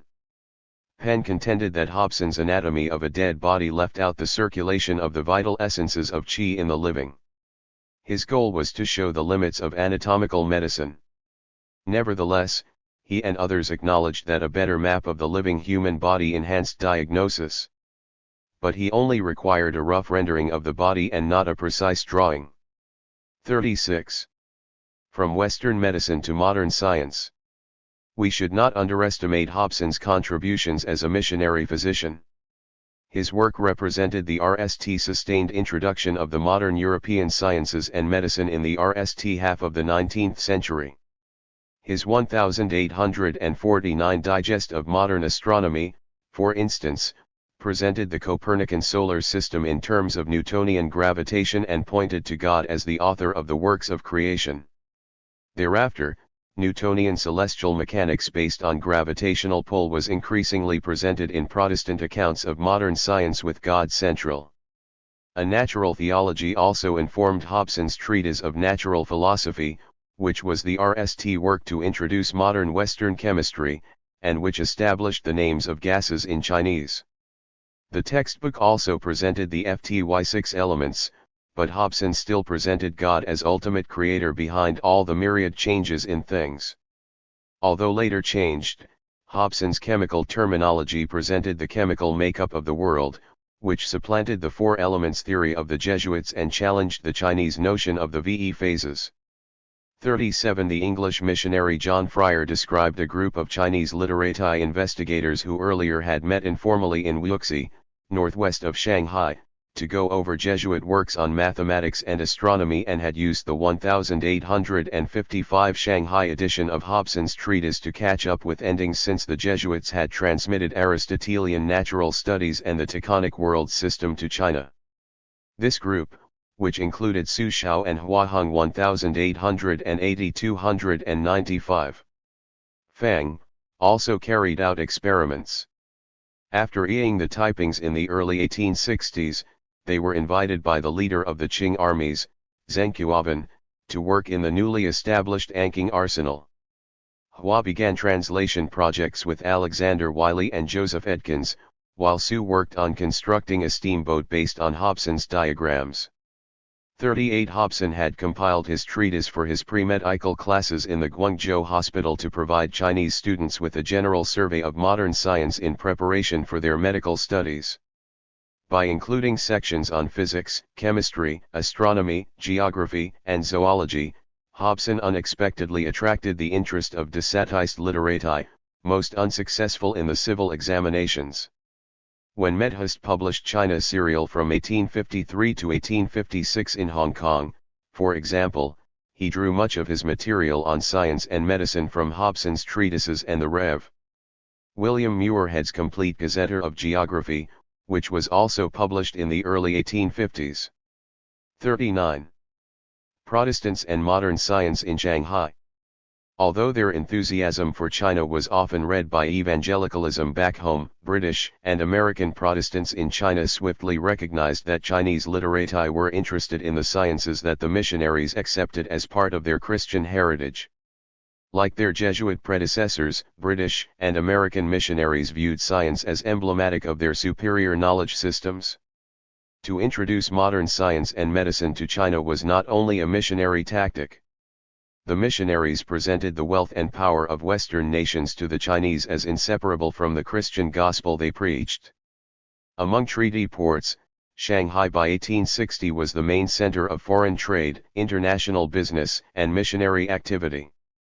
Initially, the new paper for China and abroad was published in Ningbo from 1854 to 1861, before moving to Shanghai. Until then, the Ningbo paper had been the chief rival for the main LMS publications, namely the China serial published in Hong Kong and the Shanghai serial. The London Missionary Press in Shanghai became the most influential publisher after 1850. It published translations from a distinguished missionary community, which included Alexander Wiley and Joseph Edkins.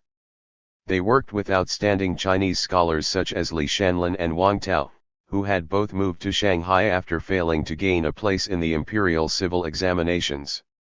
Wang went to Shanghai in 1849 and was invited by Walter Henry Medhurst to serve as the Chinese editor at the Inkstone Press. 40.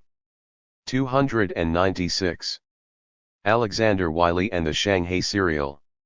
In the 1850s, other Protestant journals, such as the Shanghai Serial, introduced new fields in the Western sciences in Chinese, rigorously categorizing them under the general rubric of learning based on the investigation of things and the extension of knowledge.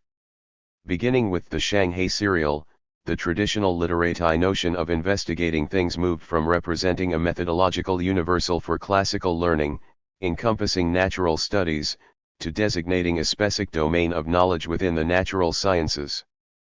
Protestant use of these terms differed from their use in Mingqing literati writings and in Jesuit translations. 41. The Jesuits had not challenged the diffuse methodological focus of the native view of the investigation of things. They simply added the fields of scientia to it. Through the translation work of Wiley, Li Shanlin, and others involved in the Shanghai Serial, however, the investigation of things demarcated the new Western natural sciences. A scientist was now called someone who investigates things and extends knowledge. The British Royal Society was translated in the Shanghai Serial as the Public Association for Investigating Things and Extending Knowledge, while the French Academy of Science was called the French State School for Investigating Things and Extending Knowledge in Chinese. During the Kangxi reign, the Paris Academy was called the Academy for Investigating Things and Exhaustively Mastering Principles. 42. An LMS-sponsored publication, Medhurst's Hong Kong China Serial was the immediate precursor to the Shanghai Serial. The North China branch of the Royal Asiatic Society was also formed in the 1850s for scholarly research. Unlike the North China Herald and Supreme Court and Consular Gazette, founded in 1850 in Shanghai, which began as a weekly and eventually became the leading foreign language newspaper in China, the Shanghai Serial took as its mission the deeper presentation in classical Chinese of Western affairs and culture, new scientific fields, and Christian theology. 43. In the early days of the Inkstone Press, which began publishing the Shanghai Serial in January 1857, Wang Tao and Li Shanlin, who joined the bookstore in 1852, were the chief Chinese translators. It soon was a meeting place for Chinese literati living in or passing through Shanghai who were interested in Western learning, such as Guo Songtao, Su Xiao, Hua Hongfang, and many others. Many, like Guo, would go on to distinguished diplomatic and educational careers serving the Qing dynasty after the imperial government embarked on a moderate program of military and scientific reform in the aftermath of the Taiping Rebellion. 44. 1880-297. A talented missionary printer and translator, Alexander Wiley produced the Shanghai Serial for LMS as a monthly for a total of 13 issues in 1857 and for 2 more issues in 1858, before it suddenly stopped on June 11. After arriving in China, Wiley made some remarkable inquiries about Chinese science and mathematics with the help of Li Shanlin.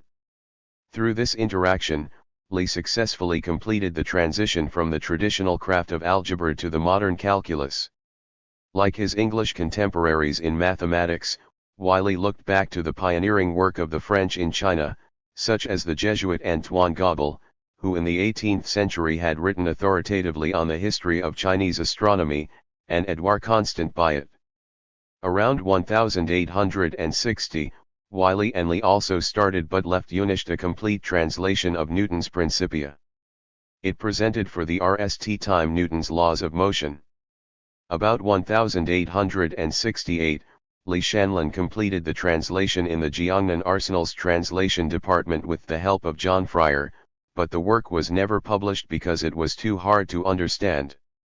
After 1899, but before a revision could be completed by Hua Hongfang, the manuscript was lost.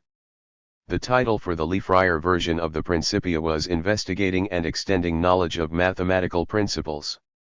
45 Wiley's and Li's 1859 translation of John Herschel's The Outline of Astronomy grew out of their early collaboration.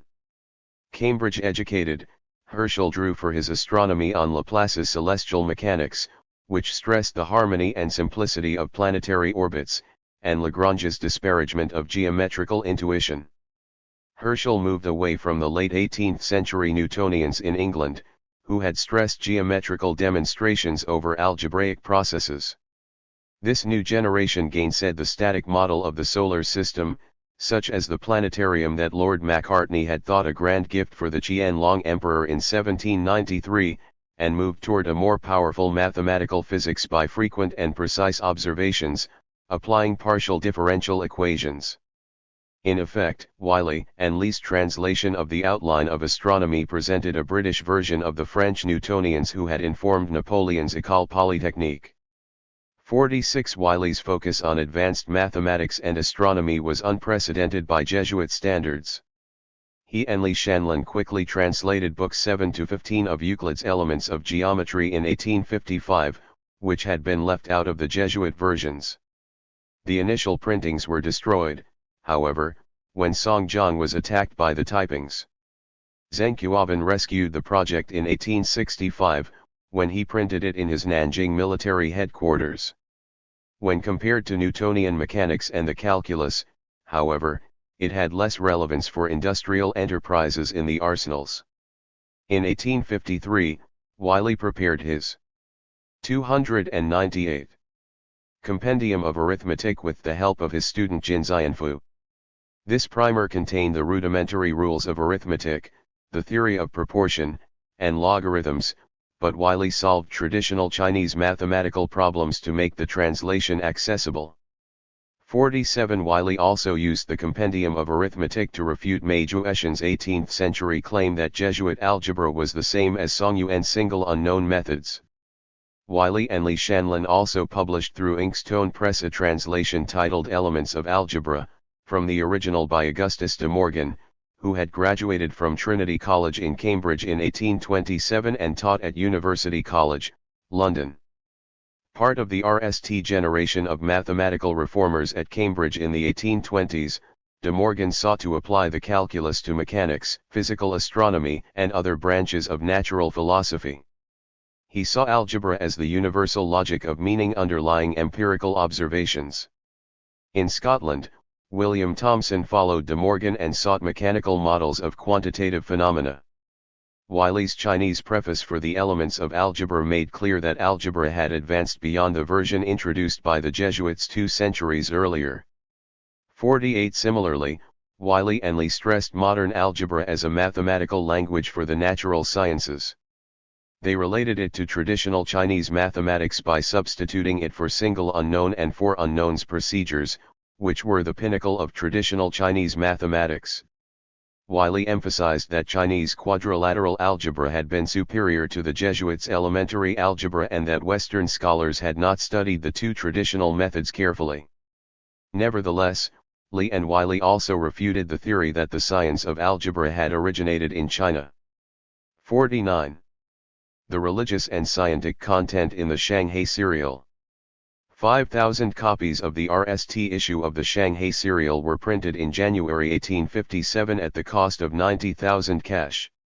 In 1858, however, there were only about 378 foreigners in Shanghai, including 17 consuls, 32 teachers, 46 women, 5 doctors, 200 merchants, 15 bankers and gold traders, 6 printers, 9 shipbuilders, 25 harbor officials, and 23 others. Most of the subscriptions were ordered by Shanghai foreign residents, while subscriptions from Shanghai Chinese comprised only 8%. The journal was also available in VE Treaty ports and Hong Kong. Another 11% of the subscribers were Chinese and foreigners from Fuzhou. Sold mainly as single copies, the serial was not widely available outside of these 1,880-299 Western enclaves, because the print run for issues declined gradually from a peak of 5,190 copies in March 1857 to 2,500 copies for the last 2 issues in 1858. It was widely read in Japan, however, when prefectural libraries ordered it and other translations from China. To attract Chinese readers, each issue from the second on opened with an ephemeris, usually followed by a monthly account of worldwide current events, and data of Sino-British trade history, new books of note, market prices and imports, and other general topics. As print runs diminished, the editors added a series on mechanics and later on popular mechanics to interest a less exclusively literati audience. The rest dealt with a balance of theological and religious issues, the core message of the LMS. The scientific coverage represented Wiley's Inyans, and political commercial events drew readers from the business community. 50. The RST issue opened with a brief in which Wiley stressed the value of science for understanding the world and introduced the Chinese terminology for its most important ELDs, chemistry, geography, animals and plants, astronomy, calculus, electricity, mechanics, fluid mechanics, and optics and sound. Wiley also mentioned Chinese traditional single unknown mathematics and then discussed the importance of algebra and the calculus for astronomical calculations. 51. Because the Shanghai serial was an LMS publication, Wiley quickly turned in his brief to natural theology to elaborate the providential design of the Maker in the universe. All things that are born and mature on the earth are made by the Lord on high, and when we examine the reasons, these also result from the Lord on high. In this way, the Shanghai serial celebrated God, creation, and salvation. For example, an article in the second issue titled, Natural Theology Existence of God, explained that heaven and earth were not formed naturally, rather everything had been made by the Lord on high. Furthermore, God had created 64 chemical elements, which were not a creation of natural forces. We will see similar adjustments to Darwinian evolution. 52. Protestant theology in Shanghai bore the imprint of William Paley and his Natural Theology, published in 1802. Paley's combination of theology and utilitarianism also influenced Charles Darwin, who studied under Paley at Cambridge. Paley's work was subtitled Evidences of the Existence and Attributes of the Deity, collected from the appearances of nature, which was a major theme that informed most scientific texts translated by missionaries in China after 1850. The Shanghai Daily favorably mentioned Darwin and his 1871 book The Descent of Man, and 300. Selection in relation to sex as early as 1873, but until 1895 Protestants and Catholics ignored Darwin's theory of biological evolution based on natural selection. 53. The articles included in the RST issue of Shanghai serial ranged from one on geography by William Muirhead, which became a regular series in later issues, to another on physical characteristics of the globe. These were balanced by Joseph Edkins's piece on Greek, the stem of Western literature, and one on the Bible by Alexander Williamson, who wrote many of the theological articles in subsequent issues. Edkins played a special role in transmitting his knowledge of Greek and Latin literature in later issues, as did Williamson, who specialized in biblical topics. 54. Beginning in the FTH issue of 1857, Wiley and Wang Tao translated the article titled Progress of Astronomical Discovery in the West, which was published serially in the Shanghai serial until June 1858. It opened with a theological refrain concerning God's powers and the smallness of humankind, but then quickly addressed ancient astronomical traditions in China, Egypt, India, and Mesopotamia. According to Wiley, Chinese observances of solar eclipses recorded during the Shang were the most ancient.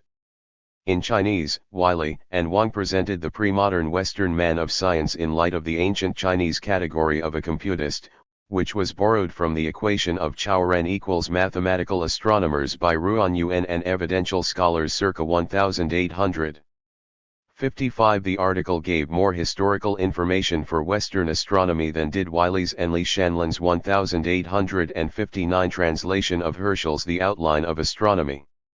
The sequels, which resumed with issue 9 in September 1857, carried the history of Western astronomy from ancient times to the Greeks and Ptolemy, from the Middle Ages to Copernicus, Brahe, and Kepler, and from Galileo and the telescope to Newton and the Royal Society.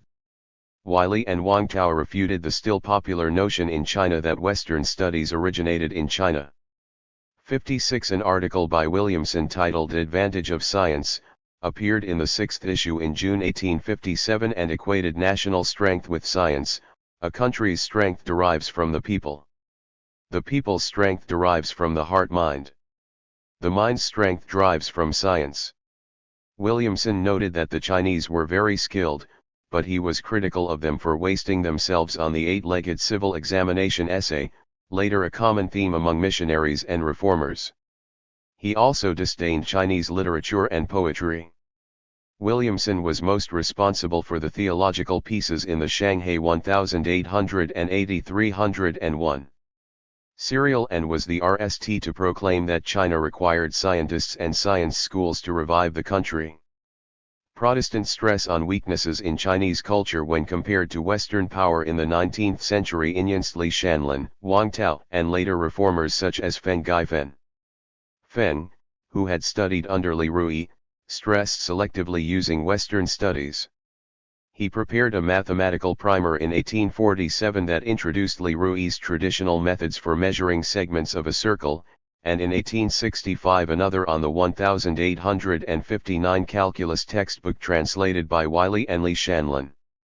57. By appealing to political and economic power, however, Williamson and the LMS missionaries were treading a treacherous path, both for them as Christians preaching the gospel of science and for the Chinese who sought military power in that gospel. Like the Jesuits, who failed to convince Ming literati that their scientia was inherently Christian, so too the Protestants would nd that Chinese reformers could disentangle their rhetoric of science and state power from Protestant theological musings. In the end, China would westernize without Christianity. The abrupt end of the Shanghai serial may not have been due simply to subscriber limits or because of the lack of articles to publish. The link between science and Christianity that Wiley championed had perplexed the LMS. Consequently, the Shanghai serial was probably stopped because the LMS wished to refocus Inkstone Press on missionary activities. This tension between science and religion in the Protestant movement in China mirrored earlier divisions in the Catholic mission during the late Ming. Dissenting orders had convinced the Pope that the Jesuit focus on mathematical astronomy had compromised the transmission of true Christianity. Similarly, Protestant dissatisfaction with too much science in the Shanghai serial created tensions within the LMS and with other such organizations. The LMS and James Legge chose a more religious focus. 58. Although the issue of religion versus science played a part whether large or small in closing the journal, Inkstone Press was the RST after the Opium War to introduce modern science in China beyond the treaty ports. Wiley and his LMS colleagues working on the Shanghai serial were instrumental in introducing modern science in Shanghai, the most vital of the VE treaty ports. Through the collaboration of Li Shanlin, Su Xiao, Wang Tao, and Hua Hongfang, these new trends influenced the late Qing reformist initiatives of Zheng Qiuban and Li Hongzhang.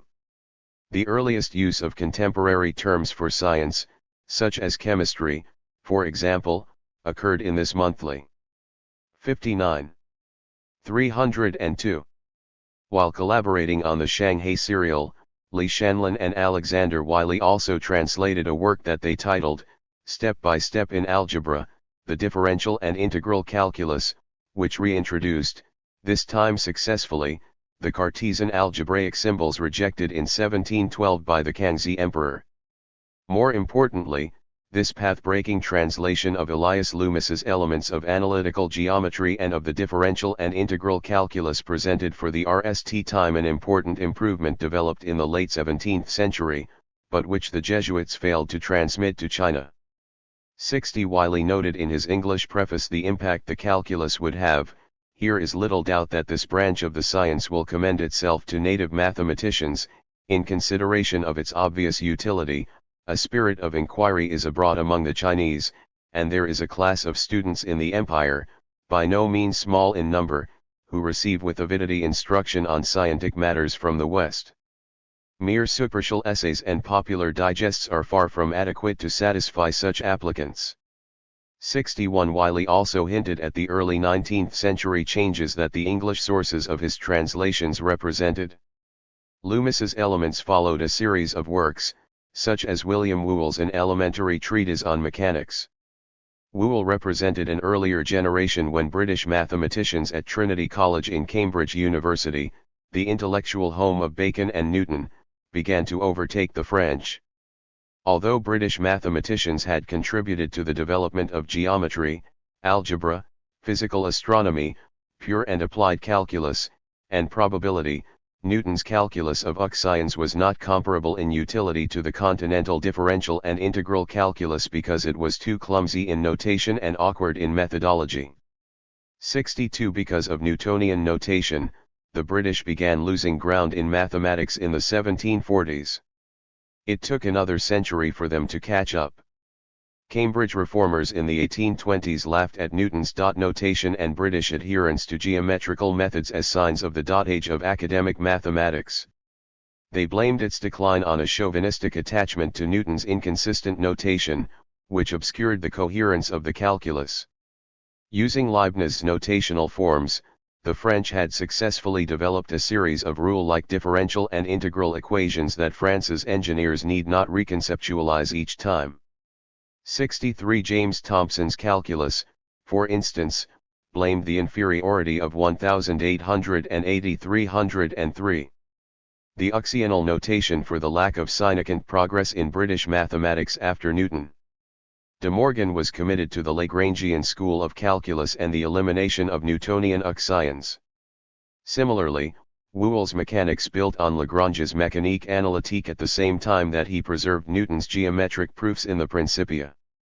Joseph Edkins and Li Shanlin niched a translation of Whewell's treatise in 1859, but its publication was delayed until 1867. 64 The British continued to eschew the latest trends in continental mathematics.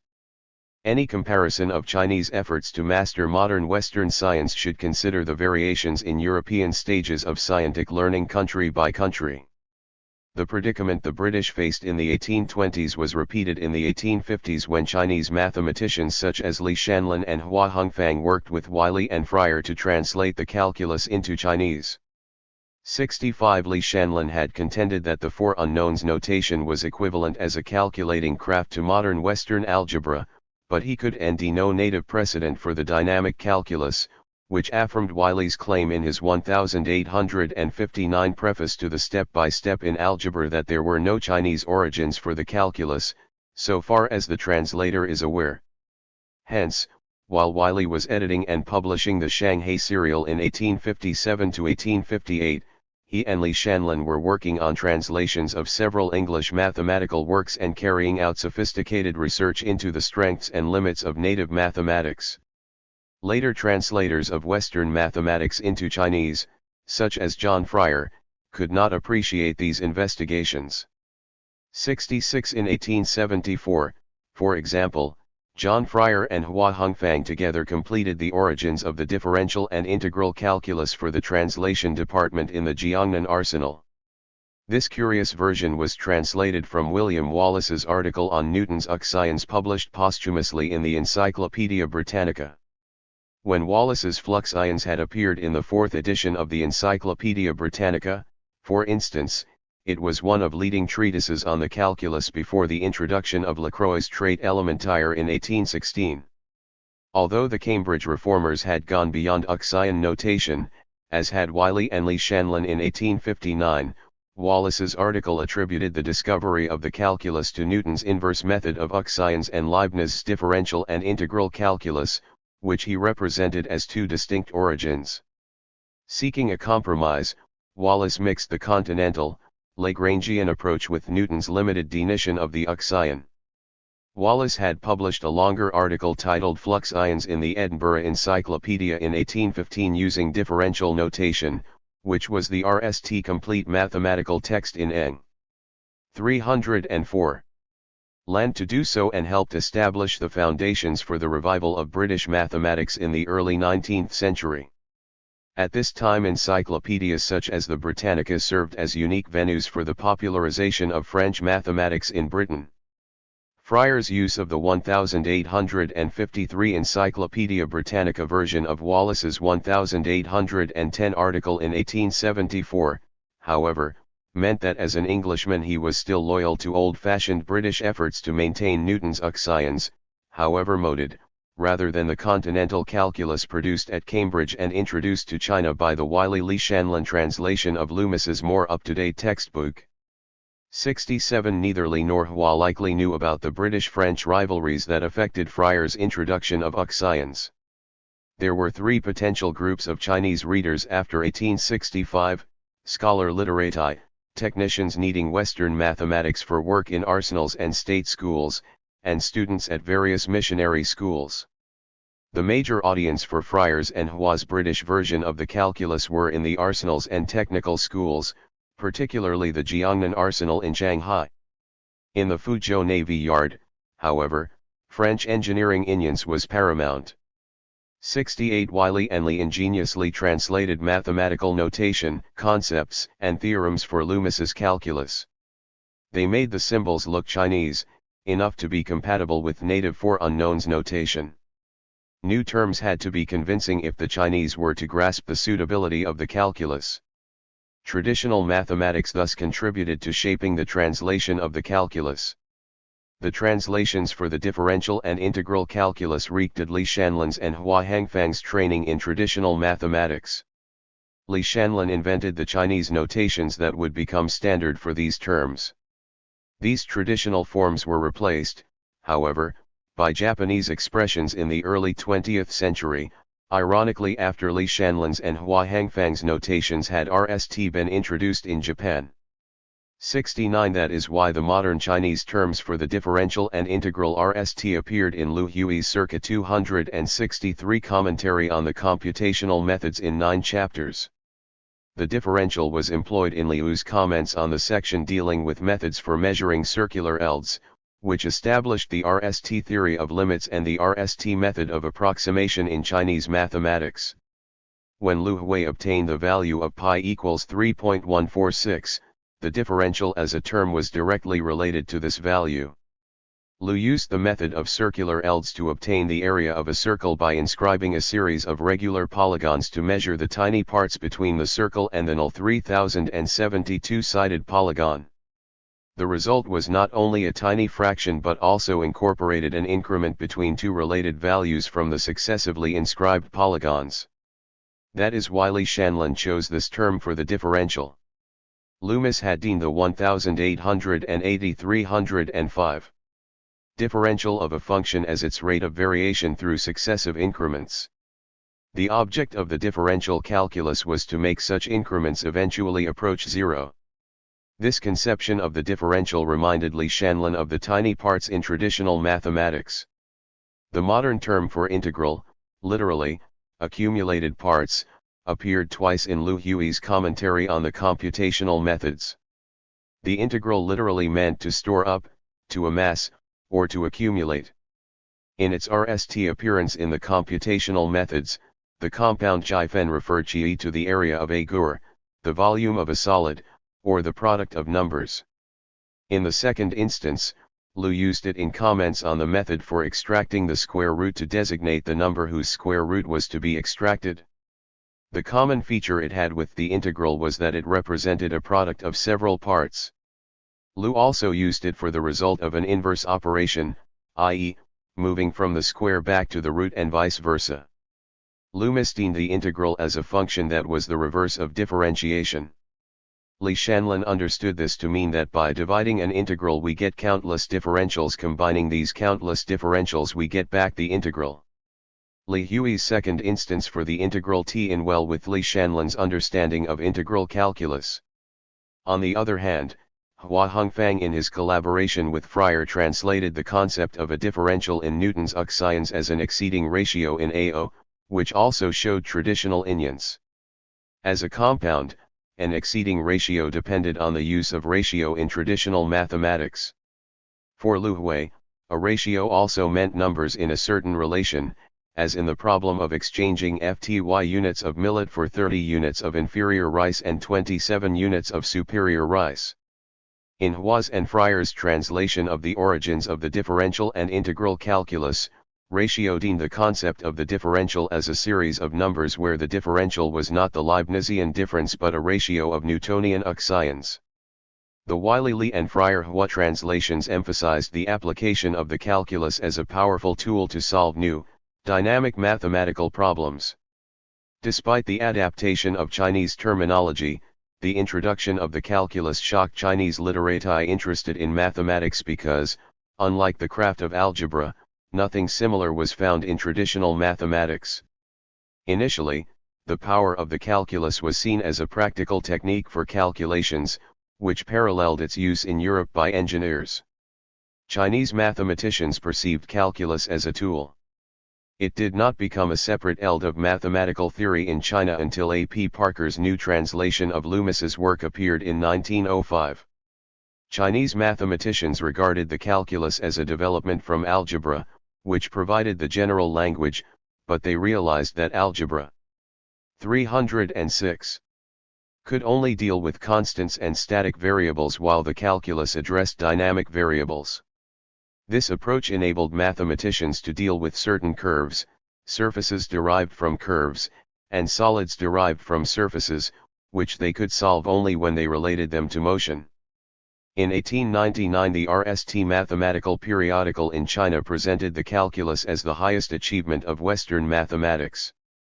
As for the RST issue noted that algebra and the calculus are more powerful than any Chinese methods. Although Chinese such as Li Shanlin could not end a precedent for the calculus, a few still argued that the West had borrowed from China various ideas essential to its invention. Lin Chuanjia in 1900 tried to show that many essential ideas of the calculus came from the mathematical classics by building on earlier claims about the Chinese origins of algebra. Lin saw the Western focus on curves in terms of Chinese analysis of the relational features for computing the sides of a right triangle, and consequently he did not think Newton had gone beyond Lu Hui. The initial science and natural history translations by Inkstone Press and the LMS group of Chinese collaborators represented a small but promising scholarly community of scientific educators in the treaty ports in the 1850s and 1860s. Due to civil war, however, such new developments had little influence in the areas of South China affected by the Taiping Rebellion until Chinese armies loyal to the Qing dynasty recaptured Nanjing in 1864. The deaths during the rebellion of traditional mathematicians such as Luo Shilin, Shen Qinpi, and Dai Su, who had played a key role in reviving traditional algebraic techniques, also weakened the literati community in the Yangtze Delta that had championed the link between evidential studies and mathematics. After Qing armies defeated the Taipings, the calculus spread through the new arsenals RST established in the 1860s. The wide practical applications of the differential and integral calculus for arms manufacture and shipbuilding made it essential for the Chinese working in the new arsenals and technical schools under British or French advisors. A new understanding of European mathematics among Chinese literati emerged, which emphasized integrating Chinese and Western mathematics. This emerging hybrid no longer favored Chinese origins. Until the 19th century, literati had understood mathematics as a tool. With the introduction of advanced algebra and calculus after 1850, Chinese began to move to a view of mathematics as a field of learning with its own principles. 71,880 307. The Shanghai Polytechnic and Reading Room. After the Taipings were defeated, the weakened Qing dynasty and its literati officials faced up to the new technological requirements to survive in a world led with menacing, quickly industrializing nations. Literati such as Su Xiao and Li Shanlin, who had worked with the Protestant missions in the 1850s, began in the 1860s to move from their LMS positions to teaching and translating the new natural sciences for the government's new westernizing institutions, such as the Jiangnan Arsenal in Shanghai. They built bridges between post-industrial revolution science and traditional Chinese natural studies. The North China Herald, for example, editorialized on December 26, 1872, calling for the creation of a reading room for Chinese in Shanghai that would stress secular learning. The British consul in Shanghai, Walter Medhurst, later submitted a detailed plan in a letter to the paper on March 12, 1874. An earlier version of Medhurst's proposal had appeared in the Western-owned Chinese newspaper Shanghai Journal on March 25, 1873. He focused on the intellectual and commercial development of the Chinese to foster appreciation for all kinds of Western knowledge and encourage an interest in polytechnic and general information, rather than in mere literary research. Medhurst's proposal included a prospectus. He suggested calling the reading room the School for Search After Knowledge. Public subscriptions by foreigners and Chinese in the foreign settlements would provide the funding. It would house Chinese periodicals, newspapers, and translations of standard foreign works. Periodic lectures and exhibitions would be organized to promote Western manufactures, a model based on similar exhibitions then prominent in Europe and the United States. 71. A committee of foreigners was formed including Medhurst, Muirhead, Edkins, Wiley, and Fryer. They named the school in English the Chinese Polytechnic Institution and Reading Room. In Chinese it was still called the Academy for Investigating Things and Extending Knowledge. At the organizational meeting on March 24, 1874, after some debate over the inclusion of religious publications in the reading room, Alexander Wiley drew up a list of appropriate books and periodicals. More secular Europeans wished to privilege science over religion, while others still clung to the Protestant agenda for linking Christianity to science. The debate reeked at the increasing secularization of scientific training in Europe and the United States after the Darwinian Revolution challenged the natural theology of prominent Protestants such as William Paley at Cambridge. For example, Charles Lyell's Elements of Geology, translated by Macawen and Hua Hongfang at the Jiangnan Arsenal in 1873, was premised on 308. Lyell's determination to free the science from Moses and the biblical chronology of creation. Lyell revised his elements several times after 1830, but in each edition he contended that the geological record revealed that flora and fauna had been created as XED rather than evolving forms in response to a constantly changing environment. Although he remained a Christian, Lyell challenged scriptural geologists. We will see in Chapter 9 that although the earliest missionary translations of Darwin dated to 1895, Chinese had already begun to show interest in Darwin in the 1880s.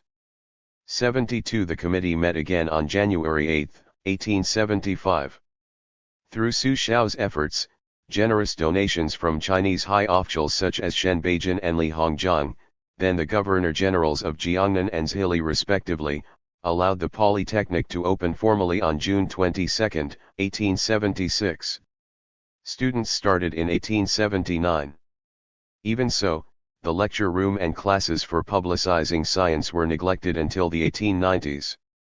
More than 80% of the funds were provided by Chinese officials and merchants. 73. Although Su Xiao was an able fundraiser when deficits in the Polytechnic deepened in 1877, Western subscribers attributed its failure to draw Chinese to its reading room to the Sus and their bureaucratic ties to Li Hongzhang. Medhurst's letter to the North China Herald, which was cited in a March 15, 1877, editorial, contrasted the disappointment of the Polytechnic in Shanghai to the success of the Hong Kong Museum. The editorial attributed the difference to the lack of a tradition of public reading rooms in China. The Sioux treated the Polytechnic like their private library. The directors also noted that they did not encourage visitors and ignored the wishes of the Foreign Committee. After Su Xiao's death in 1884, the Foreign Committee led by Friar reasserted control, and by Chinese New Year in 1886 the reading room and exhibition rooms were back in working order. Wang Tao, a veteran translator since the 1850s, took over Su Xiao's responsibilities. In 1886 Friar invited Wang to serve as the curator of the Polytechnic and its reading room. When Lu Zihong, the envoy to Germany from 1877 to 1878, visited the academy, however, he criticized what he considered its distasteful practical focus and wrote that he thought it ought to be called the Hall of Artisans rather than a high-minded academy for the investigation and extension of knowledge. He insinuated that the education there was unsuitable for literati elites. Classical studies for the civil examinations remained a superior calling. Friar's goal of popularizing the sciences to address the practical requirements and affairs of an ordinary Chinaman's everyday life ignored the gulf between ordinary Chinese and literati. The latter would no more automatically take to the gospel of science than would Oxbridge gentlemen. 74 1880 309. In 1885, classes and public lectures were nally implemented, and the scientific essay contest was proposed. Instructional plans included an appointment for a foreign professorship of science, which did not materialize. By 1894, the directors authorized a program of free lectures on scientific and technological subjects in Chinese, which was tied to the curriculum of 6 ELDs detailed in the Western curriculum of the Polytechnic: mining, electricity, surveying, construction engineering, steam engines, and manufacturing. In 1895, Friar compiled a mathematical problems textbook. Regular, free classes on Saturday evenings were also started in 1895. Because students were unqualified, he started a preparatory class in arithmetic on May 11, 1895. 75 In January 1894, just before the Sino-Japanese War, Friar applied for a teaching position at Berkeley University, which he accepted in November 1895. The renewed success of the Polytechnic in 1894 to 1897 was the result of China's 1895 defeat in the war, which had shocked many Chinese and led to new respect for Western studies. Friar's departure for Berkeley in 1896 left only Reverend F. H. Jones to carry on with the evening lectures and class instruction. Wang Tao's death in 1897 left the Polytechnic plagued with administrative problems. In the wake of the Boxer Rebellion, new government schools were established, where the instruction drew on foreign language schools and the official schools already established in the arsenals. Chinese increasingly went abroad to study in Japan or the West. The Polytechnic thus lost its unique position, and by 1907 science classes there ceased. In 1917, a new state school was built on the site. The scientific raison d'etre of the Protestant missionary schools empire-wide had been superseded by Japan's success. 76. From the Peking magazine to the Chinese scientific magazine. Because the Polytechnic did not attract the interest that Friar and the Oversight Committee in Shanghai had hoped for, Friar and Su also created the earliest scientific journal in China to reach Chinese in the treaty ports. Indirectly affiliated with the school, the journal was known in English initially in 1876 as the Chinese Scientific Magazine and later in 1877 as the Chinese Scientific and Industrial Magazine, with the subtitle of a monthly journal of popular information relating to the sciences, arts, and manufactures of the West, with which is incorporated the Peking magazine. In Chinese the name remained Compendium for Investigating Things and Extending Knowledge. It ran monthly issues in 1876 to 1877 and 1880 1881 in Shanghai before turning into a quarterly from 1890 to 1892. Friar 310.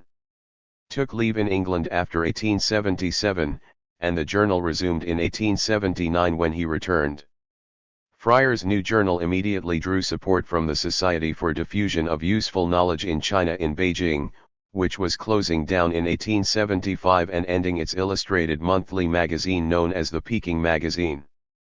The Peking Magazine was edited by William Martin and Joseph Edkins, among others. It was printed starting in 1872 as a monthly for 36 issues before closing in August 1875.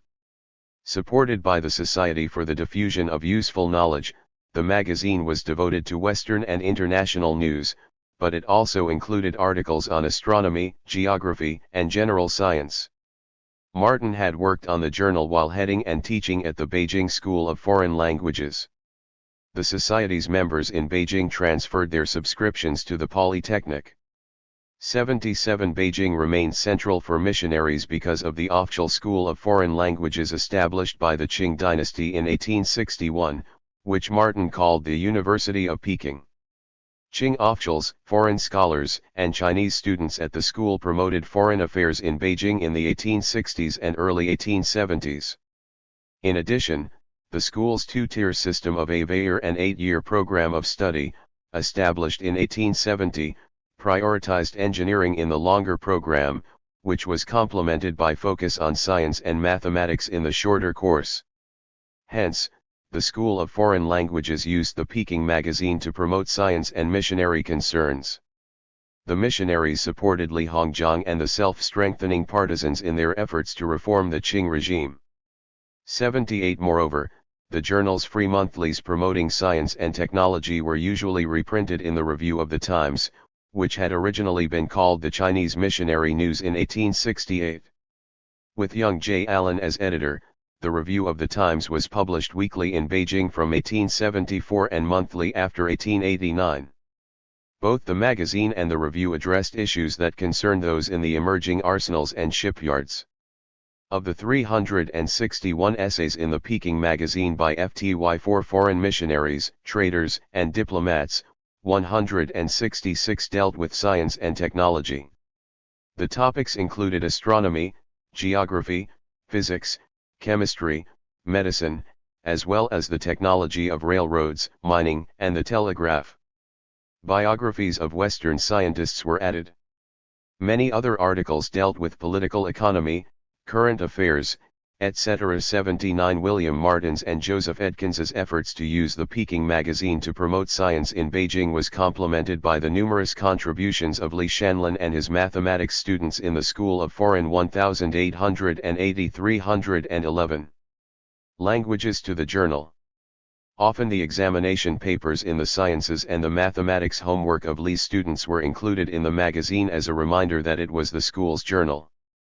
The March and June 1875 issues, for instance, carried articles on Martin's reaction to examination papers debating whether the Earth or Sun was at the center of the universe. 80-some 199 articles came from the students or teachers. They often replied to difficult questions and established the precedent for answers to readers' queries, which the Chinese Scientific and Industrial magazine in Shanghai later made a regular feature. The Peking Magazine was an important model for Fryer's scientific journal, which became the public voice simultaneously of the Shanghai Polytechnic and the Jiangnan Arsenal. 81 Although the Shanghai Journal was published and sold through the Polytechnic, it was a separate enterprise that Fryer was responsible for. Fryer's classical Chinese was not good enough to produce the journal by himself. Hence, he employed Luen Swekian as his private secretary to help translate the unattributed Chinese articles in the journal. Luen trained at Calvin Matier's Hall of the Culture Society, a school in Shandong, where science and advanced mathematics courses were taught in Chinese. Fryer set up the Chinese Scientific Book Depot in 1884 as a retail outlet for Jiangnan Arsenal and outside translations, which were distributed by Ernest Major's Shanghai Journal throughout China. 82 Fryer worked with Luen Swekian since at least 1877 when the Chinese Scientific and Industrial magazine commenced. Luen, for example, prepared an account of a chemistry class at Shanghai Polytechnic before he collaborated with Fryer. Moreover, Luen was probably also involved in the Science Outline series and Science Handbook series that were published from 1882 to 1898. In addition, Luen managed the book depot for Fryer after 1885, until Fryer turned it over to him in 1911. 83 copies of the Polytechnics Journal were available RST at 24 and then 27 of the most important trading centers in East China and Japan. From 30 agents in early 1880, these increased to 70 by the end of the year.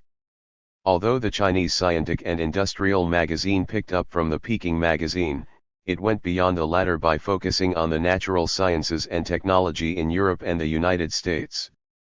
With more Chinese participants in its production, the translations in the Polytechnics Journal improved. It was regularly mentioned in treaty port newspapers such as the Inyunchal Shanghai Journal. Fryer relied on the empire-wide Chinese 312 audience of the latter, which Ernest Major created for the journal, to reach a broader audience outside the treaty ports. 84 The journal initially printed 3,000 copies and usually sold out in several months. 9 months later, the RST9 issues were reprinted in a second edition to meet the demand. With 4,000 copies printed per issue at its peak in the 1880s and 1890s, it reached some 2,000 readers in the treaty ports. Fryer hoped that popular presentations of mathematics and the industrial sciences would become acceptable among literati and merchants.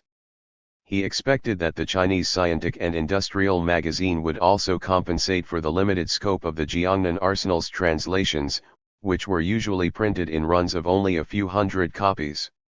Later in 1891, reprints of previous issues were sold. Missionary reviewers in China effusively praised the civilizing mission of the issues.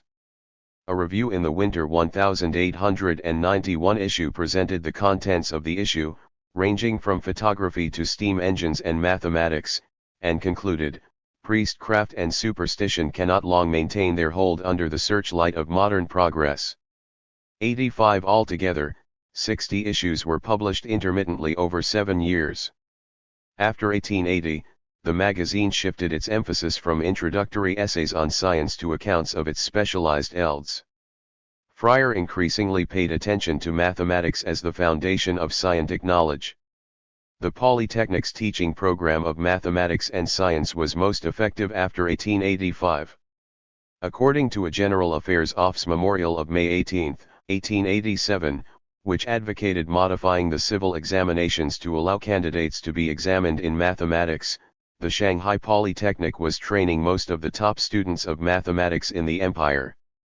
86 In addition, the Chinese Scientific and Industrial magazine published some 317 inquiries sent to the journal as letters to the editor, which San Pauli has divided roughly into two groups: questions that were practically motivated, and those that were motivated by curiosity.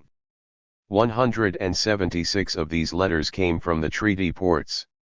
One letter in the November 1880 issue, for example, challenged the claim that the theory of a spherical Earth was Western in origin.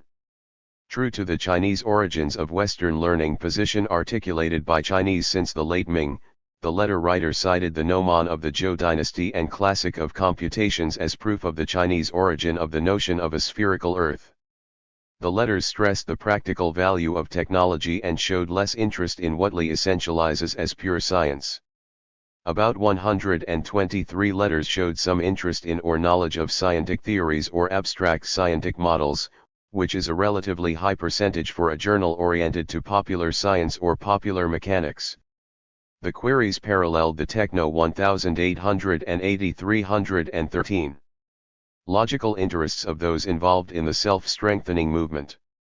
The large volume of letters to Fryer anticipated a more widespread awakening of interest in science after 1895. 87 After publication stopped in 1892, the Chinese Scientific and Industrial magazine was reprinted in 1893, 1896, and 1897. In the 1890s the RST4 volumes were reissued to meet demand. Such reissues sold very well in the Chinese Scientific Book Depot after the Sino-Japanese War in 1895. Later in 1901 to 1902, the past issues of the journal were reorganized topically and edited by Su Jianyan under the title, Collectanea of Science, and reprinted in Shanghai. This compendium of articles from the Chinese Scientific and Industrial magazine echoed in its title the much more amorphous Collectanea published 3 centuries earlier by Hu Wenhuan, which had preceded both Jesuit Scientia and the Protestant version of Science in China. Su made no mention of this precedent. 88 After 1904, the Polytechnic gave up its teaching program, but the library and reading room were reopened on March 6, 1905. By 1906 to 1907, the library had some 1,000 volumes. In 1911, the Polytechnic offered to lease the property to the Shanghai municipality to build a secondary school. The deed was registered in 1914, and the municipality took a permanent lease on the property. A new Polytechnic public school opened in 1917. 89. The content of the Chinese Scientific and Industrial magazine. The RST issue of the Scientific and Industrial magazine appeared in February 1876. There were 3 breaks between the 3 series of publications before it nearly ceased in 1892. Volumes 1 to 2 appeared in 1876 and 1877, volumes 3 to 4 in 1880 and 1881, both as monthlies, and volumes 5 to 7 in 1890 and 1892, published as a quarterly. The 3rd series moved from the Polytechnic to the Chinese Scientific Book Depot. Advertisements were mainly from British manufacturers of machinery, tools, and scientific and industrial equipment. Some advertisements for banks, a hospital, and for consumer goods also appeared. Fryer presented the Scientific and Industrial magazine as a Chinese journal within the world community of science. He sent the RST issue to the editorial committee of the Scientific American with a note that it was his ambition to make this magazine to China what the Scientific American is to every country where the English language is known. Seeing this as a sign of progress and that in another generation the West would begin to feel the industrial competition of China, the editorial response to Fryer's initiative was very favorable. 90. 314. On the other hand, Su Xiao placed the scientific articles within the classical tradition of the investigation of things. Su's classical gloss for the Chinese name for the Polytechnic prioritized the extension of knowledge and the investigation of things, which he noted drew from the great learning as the foundation for moral cultivation, ordering the family, governing the dynasty, and bringing peace to the empire. Su then elaborated Zhu Shi's orthodox system of knowledge that had encompassed the principles of affairs and things. In the English translation, which was likely prepared by Fryer, Su's classical references were added into a more literal modern rendering. Science constitutes the primary basis of personal cultivation and state governing. Zhu Shi, it was argued, had broadened human knowledge by stressing a thorough study of the rationale of things. Su referred to Fryer as a comprehensive scholar, which we have seen in Chapter 7 was a standard reference to a classical scholar in the late 18th century who had incorporated mathematics into his broad learning. Fryer translated this reference to him as an English-learned scholar who had learned the Chinese language. Su then reviewed the new elds of science that Fryer had introduced in his arsenal translations and which would comprise the majority of articles in the Scientific and Industrial magazine. He stressed that the elds of mathematics, such as algebra, calculus, trigonometry, and Newton's mathematical physics, were the foundation for the sciences. At the same time, however, Su emphasized that the new journal would introduce practical learning in metallurgy, geology, coastal defense, navigation, and astronomy. 91. In addition, every issue during the RST years included an anal section titled, Miscellaneous Aspects of Science. This loosely organized part mentioned new theories for explaining earthquakes, for example, and science fairs and industrial exhibitions in Europe and the United States, as well as new products and books. Beginning in 1880, a new illustrated series, in lead articles through spring 1892, was called Explanations of Scientific Instruments for Scientific and Medical Applications. The 1880 issues also began a multi-part article titled On Chemistry in Public Health. Fryer used this series to present a Euro-American model of hygienic modernity, which redirected the Chinese medical traditions of nourishing life away from individual meditative, sexual, and dietary regimes for enhancing the body toward an abstract, modern understanding of the chemical processes of life. In subsequent works on this topic in the 1890s, Fryer added temperance as a precondition for health. 92. The lead article in the inaugural issue, February 1876, was titled Intro 1880-315. Duction to Modern Science, and appeared serially with copious illustrations in the RST 12 issues ending in January 1877. The series derived from Chambers to Science and covered major ELDs or topics of modern science, astronomy, gravitational laws of matter and motion, geology, geography, heat, light, electricity, chemistry, botany, and physical anthropology. Fryer acknowledged that the source was an English primer for children, which contained some 300 items organized into simple explanations. The opening section addressed the limitations humans faced in accumulating knowledge of the world from their villages. To gain an understanding of the stars and the puzzling spherical shape of the Earth, for instance, one had to break away from one's mundane view of things and entertain broader views of the universe. Scientists, for example, had discovered through the use of the telescope that the Sun and XED stars were comparable because they each emitted their own light, while planets and the Moon only reflected light. 93. If astronomy was the focus in the opening section of the To Modern Science, gravitation and mass were the heart of the second section. Nature had allocated a XED rule for all things with mass, which enabled them to attract other objects of mass, depending on their distance from each other. Pulleys could be devised to take advantage of objects with mass to move them easily by distributing the weight of the object more efficiently. Mining the Earth was the chief topic of the third section, and this important discussion of geology carried over to the fourth, FTH, and sixth parts. The latter section also initiated a discussion of the varieties of plant and animal life and the role of combustion in maintaining life. 94. Chemistry and optics were the next major ELDs that introduction took up. The importance of sunlight for photosynthesis in plants and of electromagnetism in things was traced back to the thermodynamics of heat. The role of electricity in the operation of the brain was also noted. Atmospheric gases, their pressure, and the transmission of sound were discussed in the context of weather and its changing atmospheric makeup through the action of the wind. Meteorology was the focus of the eighth part, which stressed the importance of hydraulics. This part then presented the 64 basic chemical elements, which through combining and separating made up all things, whether in pure form or as compounds. The ninth part detailed the new ELD of botany, while the 10th and 11th together addressed zoology. The null portion of the article, which appeared in January 1877, emphasized anthropology, human origins, and human physiology. The last items in this regard were related to the human soul and the nature of human intelligence. 95. 316. In addition to this elementary foray into popular science, the early issues of the Scientific and Industrial magazine included more technical articles, such as Su Xiao's discussion of medical studies, which, as we have seen above, attacked traditional Chinese medical concepts in favor of Western medicine. While Western remedies were appropriate for external medicine, according to Su, Chinese physicians felt that they were not as good as Chinese therapeutics for internal medicine. Western physicians were as adept in using metals and minerals in medicine as the Chinese were, but they were deficient in applying herbs and plants.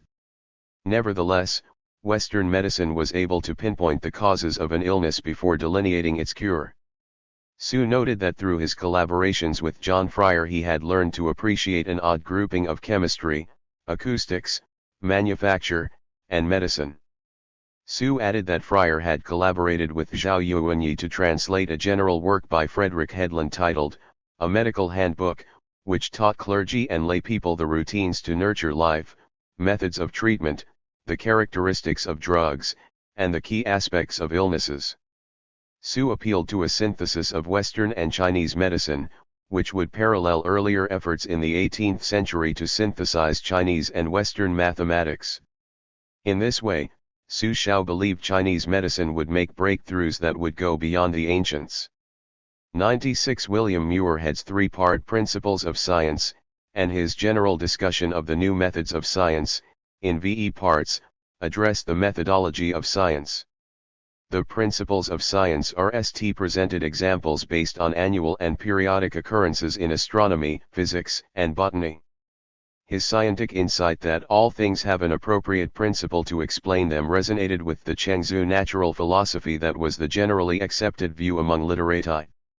Muirhead redirected the moral aspects of such natural principles away from the Chinese notion of an uncreated and eternal cosmos, which had bedeviled the Jesuits, to an affirmation of an omniscient and omnipotent prime mover.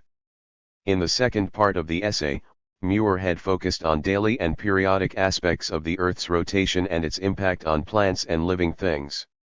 Muirhead elaborated this point in 1877, 18 years after Darwin's The Origins of Species appeared, to prove that a supreme power had created a world of living things appropriate to each habitat.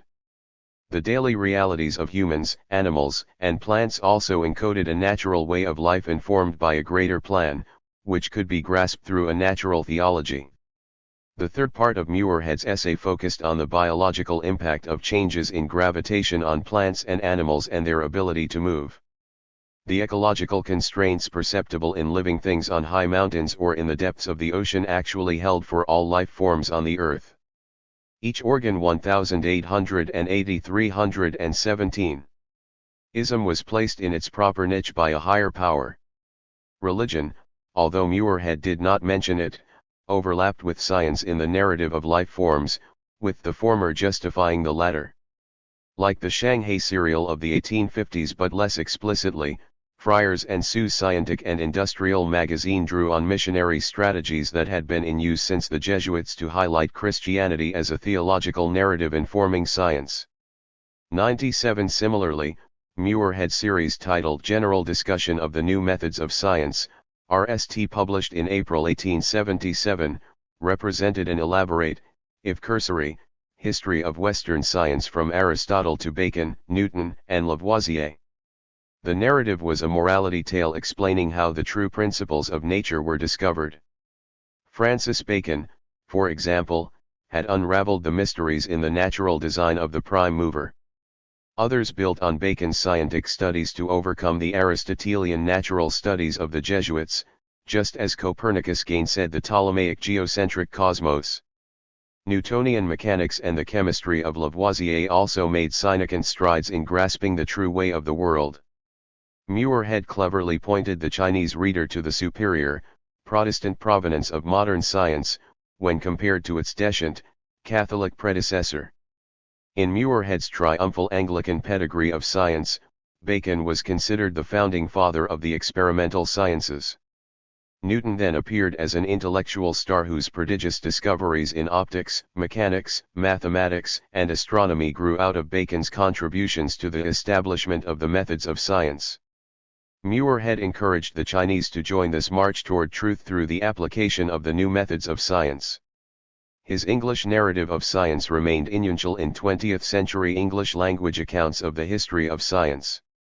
The general discussion served as an overview for the series of articles on Bacon's contributions titled New Methods of Science, which Williamson authored in April 1877. 98 Muirhead did not mention Darwin in any of these articles or the implications of natural selection for botany, zoology, or biology. We will see in the next chapter that this strategic silence in the face of the Darwinian brouhaha in England was not atypical. The omission supported a continued faith in natural theology, which also informed more technical accounts of the sciences prepared for the Qing state by missionaries in the 1880s. Late Qing literati who associated with a form of classical studies that stressed philology, mathematics, and astronomy, namely, evidential studies, helped create the intellectual space needed to legitimate study of natural studies and mathematics in China after the Taiping Rebellion. Chinese. 318.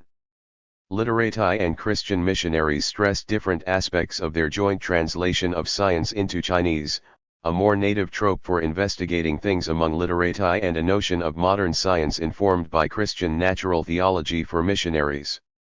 Such compromises reproduced the Sino-Jesuit term for natural studies, but it now referred to modern science, not early modern science. In this way, mathematics and the other sciences such as chemistry slowly became acceptable, if still less popular, than the civil service careers for literati. 99 1880 319. The construction of modern science in late Qing China. 9. The missionaries presented refracted versions of Euro-American science and mathematics to the Chinese. They encoded late Qing science translations with the cultural imperatives of their Christian beliefs. Qing officials and Chinese literati often failed to realize that the Western sciences were packaged via translation in a natural theology that favored a Protestant affinity with science. Particularly in the case of Darwin, we will see below that Christians delayed communicating a new set of scientific ideas until the 1890s. The absence of knowledge in China about Darwin from the 1870s parallels the non-appearance of Copernicus in 17th and 18th century China. Darwin's replacement by natural theology reminds us of how Jesuits substituted a taconic cosmos for the heliocentric system of Copernicus and Galileo. Although the Protestant missionaries often did not present the Chinese with the most up-to-date aspects of Euro-American science and technology, the translations that Friar Martin and others produced in collaboration with their Chinese colleagues influenced a broad range of Chinese people in Qing society. In this chapter, we will focus our st on the science primers used in missionary and state schools, and then describe the science essay contests that promoted writing about science in ways that mimicked the way literati mastered the classical curriculum required in the civil examinations. In the following chapter, we will shift from these promising educational developments to describe the role of the many arsenals, navy yards, and factories built before the Sino-Japanese War of 1894 to 1895, where Chinese literati, artisans, and workers applied the science they learned to the technological production of modern ships, armaments, and chemicals. The arsenals the Qing government established in China in the 1860s gave it a head start in industrialization over Meiji Japan, which after 1868 initiated similar plans. Only after the Iwakura mission returned to Tokyo did Japanese industrialization based on Euro-American models begin in earnest. 1. 320. Early Science Primers. William Martin's Elements of Natural Philosophy and Chemistry was one of the RST texts widely used for science instruction at missionary schools and in the Beijing School of Foreign Languages, where Martin was the director. The school published the Elements in 1868 and reprinted it in many later editions. Martin initially prepared it serially for the Chinese Missionary News, published by the Presbyterian Mission Press. It covered the fields of hydraulics, meteorology, heat and light, electricity, mechanics, chemistry, and mathematics. Anatole Biloquin's Guide to Chemistry was also a popular textbook. 2. Joseph Edkins prepared an article titled Outline of New Studies in the Sciences, which was published in the Chinese Missionary News from 1872.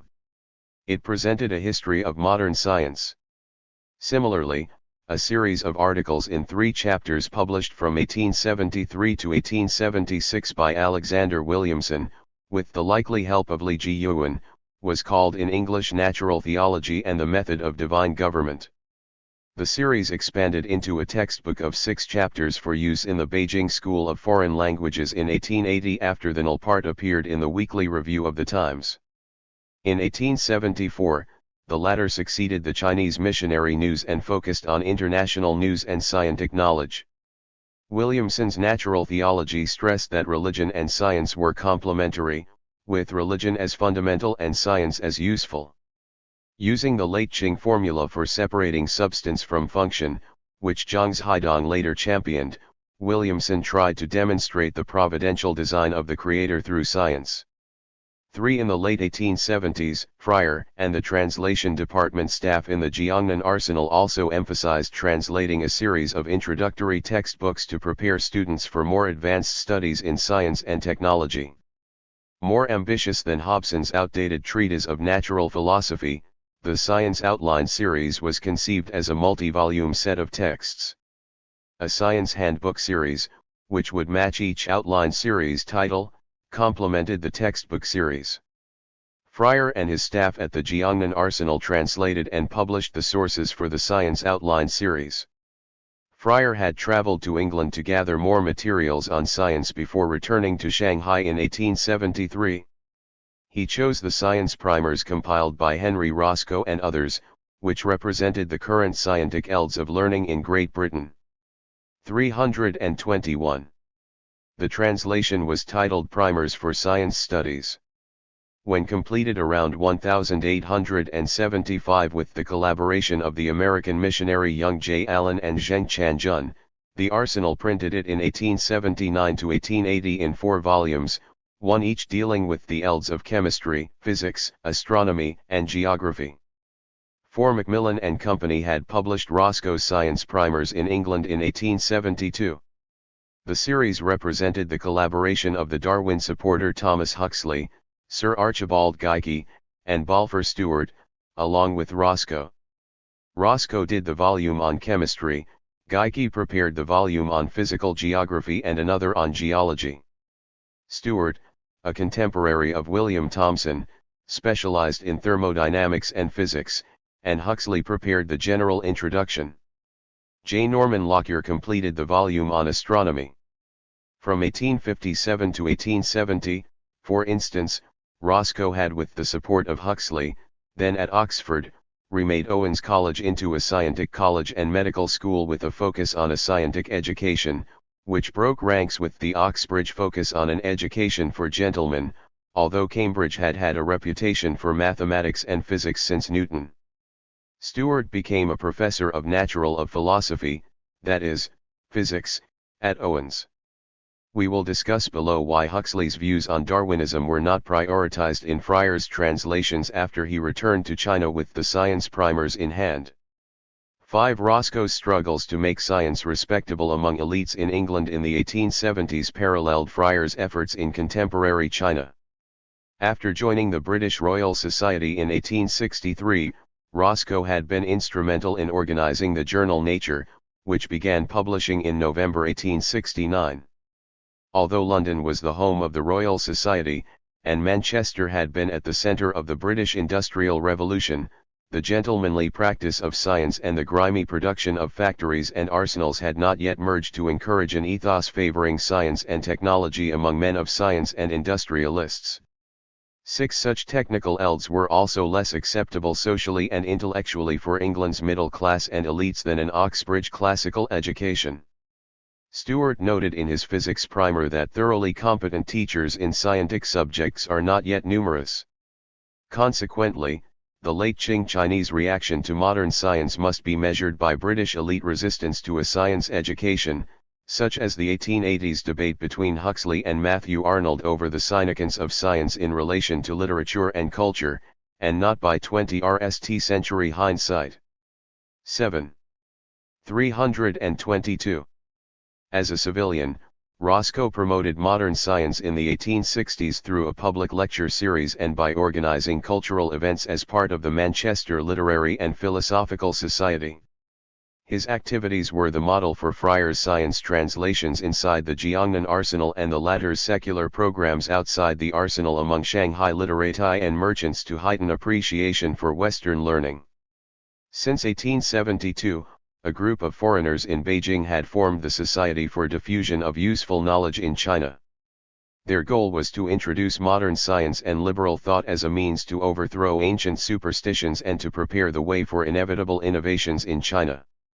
8. A sample of the 27 works in the Science Outline series published from 1882 to 1898 shows the range and scope of the translation project.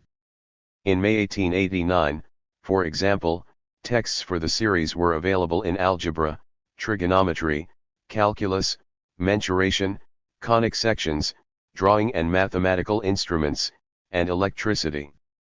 19 volumes were published from 1882 to 1896, 21 volumes appeared between 1886 to 1898.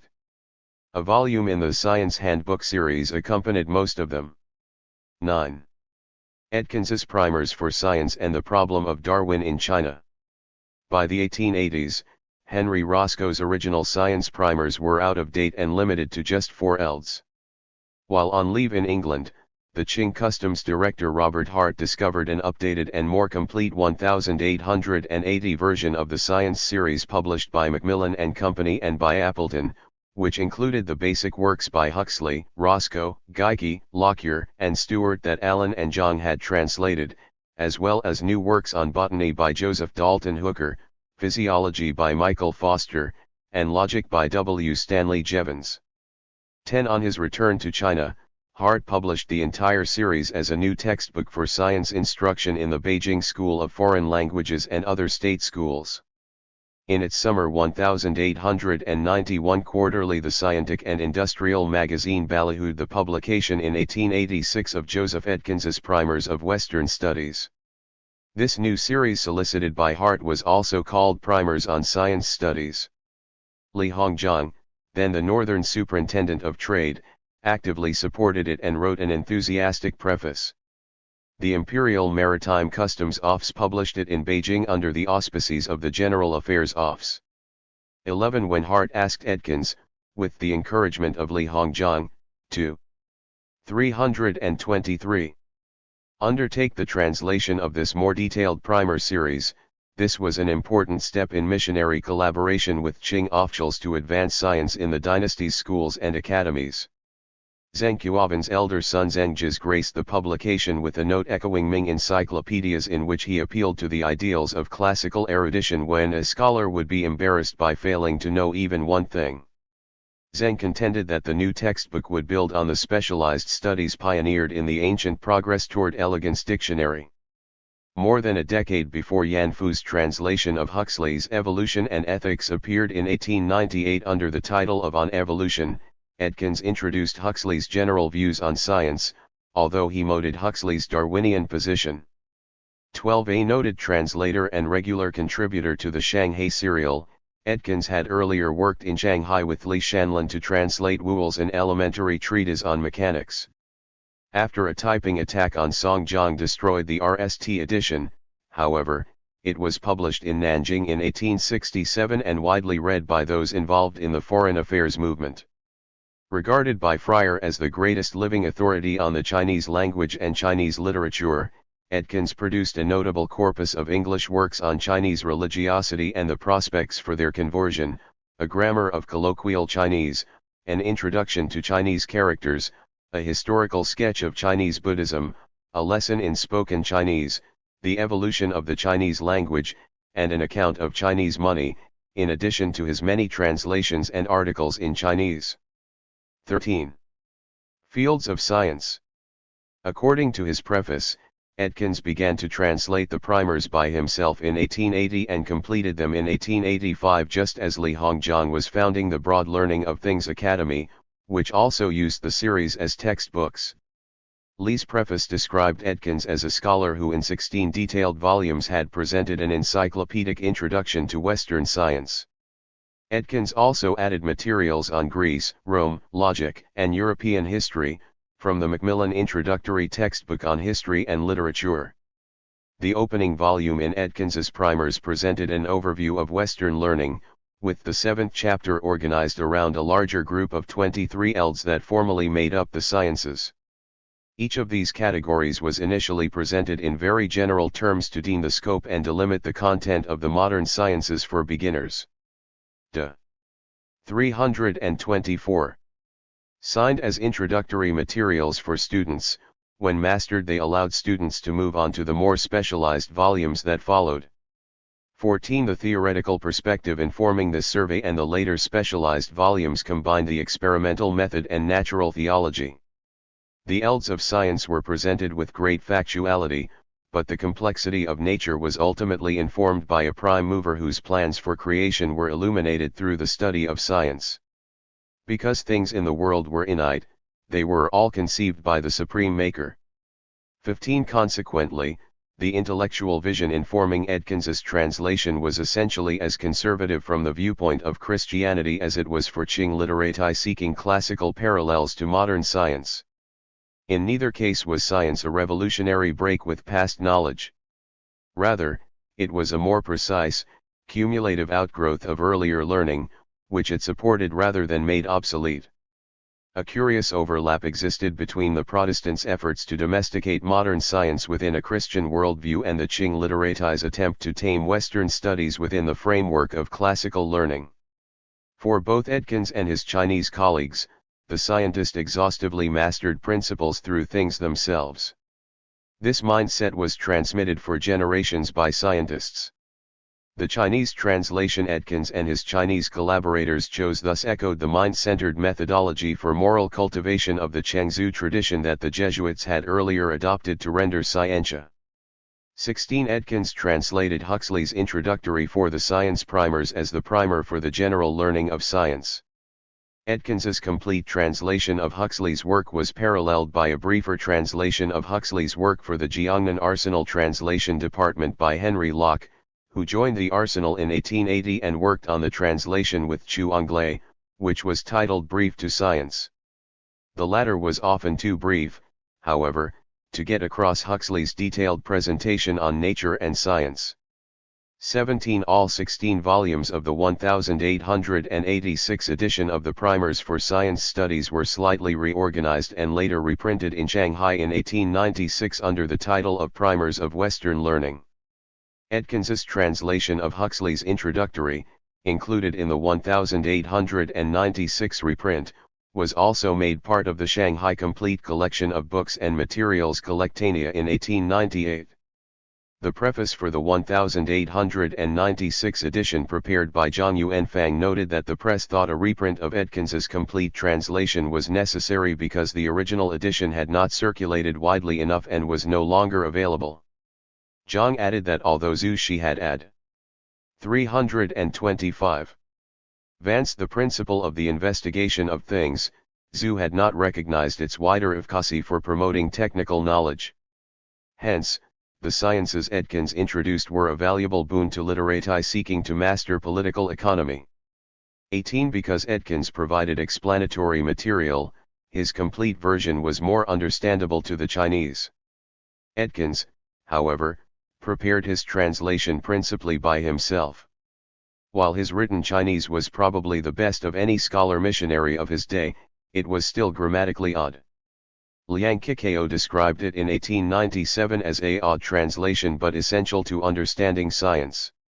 Moreover, the terminology Edkins employed was not widely used in Chinese. It often differed from the translations Locke and Chu used, for example, which were based on the Arsenal's more systematic approach. Moreover, Edkins injected into his translations of Huxley, a promoter of Darwin's theory of evolution, and into the works of the other authors in the Science Primer series, a more Christian view of biological evolution. 19.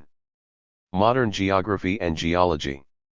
Volumes 3 to 5 in the primers dealt with the Earth's topography, physical geography, and geology. These parts advanced significantly beyond the late Ming Jesuit Mappamundi and Kangxi-era mensuration of the Qing Empire.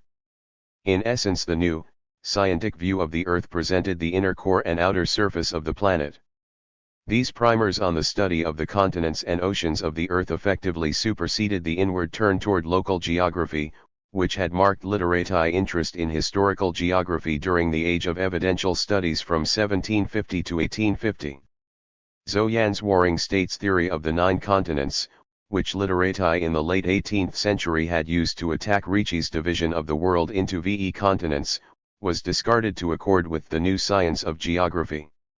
20. The volume that discussed topography paired complete maps of the physical Earth with chapters on the Earth's land and sea areas. The advantages and disadvantages of each ocean and continent were delineated in light of climate, ecology, tides, and temperature. The physical makeup of the Earth was presented as a physical explanation of how favorable climates and rivers made China and India so productive in Asia and why Europe's unique land and ocean orientations had provided it advantages in dominating the globe. 21. In addition to exploring the ocean's depths and their variable temperature and tides, the primer on topography explained the natural phenomena of volcanoes, the formation of canyons and plateaus, as well the importance of the continental shelf for rivers, and the sediments carried by rivers to the deltas and seas. The account also explained the homology between physical characteristics. 326. Terroristics and the names that were associated with such physical phenomena after human habitation. The interaction between continents and the oceans was a major theme for understanding how the physical conditions of the Earth had evolved. 22. The second primer addressed the physical geography of the globe and noted how the Earth's position in its solar system and its relations to the Moon and Sun explained the alternation of day and night and the atmospheric winds that were produced.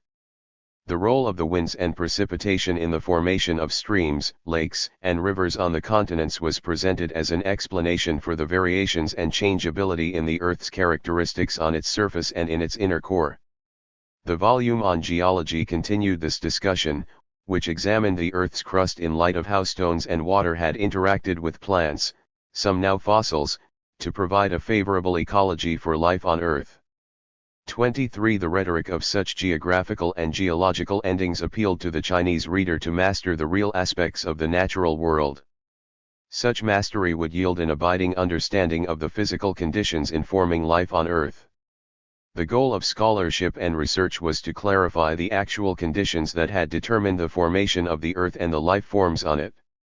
This account of the inanimate, natural contours of our Earth reached the borders between science and natural theology but stopped just short of the latter. Geography and geology were valuable as elds of knowledge that enhanced our ability to live in the world. The accounts of plant, human, and animal life in volumes 6 to 8 of the primers, however, would cross that border. 24. Botany, physiology, and evolution. The natural theology Edkins strategically placed in his translations was clear in the volume on botany by Hooker. To be sure, botanists such as Hooker and physicists such as Balfour Stewart had not relinquished notions of a blueprint of nature. In vigorously opposing Darwin, William Thomson maintained that physical laws upheld nature's design. Factually, however, Hooker's analysis of the biology of plants in his primer stressed the importance of chemistry and physics for explaining the makeup of plants and the functioning of their parts. Edkins's translation accordingly accentuated the importance of testing for ascertaining the chemical aspects of botany. His account also addressed the Greek and Roman nomenclature underlying all biological taxonomy. 25. In 1858, Edkins along with Lee Shanlin and Alexander Williamson completed an important translation titled Botany, based on John 327. Lindley's Elements of Botany, which they prepared before the Darwinian challenge. This volume was one of the RST to develop Chinese botanical terminology within a modern classificatory framework that would go beyond the traditional focus on plants as medicine, which subsumed botany to materia medica in Chinese natural studies. 26. To explain the evolutionary changes in plants, Edkins took great pains in his 1886 primers to avoid mention of Darwinian natural selection. Instead, he explained that there were two possible reasons why plants were different in kind. RST, the creator simply followed his original plan to cause plants to take their myriad forms, or second, the creator might have RST created a pure type or several pure types, which had evolved over time into many different forms of plants. Of the two explanations, Edkins explained that the RST was impossible to verify and thus was an unhelpful form of empty speculation, implying that the second was not. 27. When we look closely at the original English, however, we see that Edkins massaged Hooker's botany textbook to insinuate a natural theology into what Hooker called the origin of species, a direct reference to Darwin's work. Edkins presented the notion of origins in Chinese as why plants that grew on Earth were different in kind. Moreover, Hooker had articulated the two opinions about plant differences as a choice between independent creation and evolution, the latter again a direct reference to Darwin, which Edkins refracted into a choice about when exactly the Creator intervened in creation. What Edkins did not translate from Hooker's botany was also significant. Although he translated Hooker's chief reservation about evolution, Edkins failed to tell his Chinese audience that Hooker praised the theory of evolution for having taught much and that Hooker accepted the Darwinian notion that only the fittest survive. There was no natural theology in Hooker's account of the origin of species.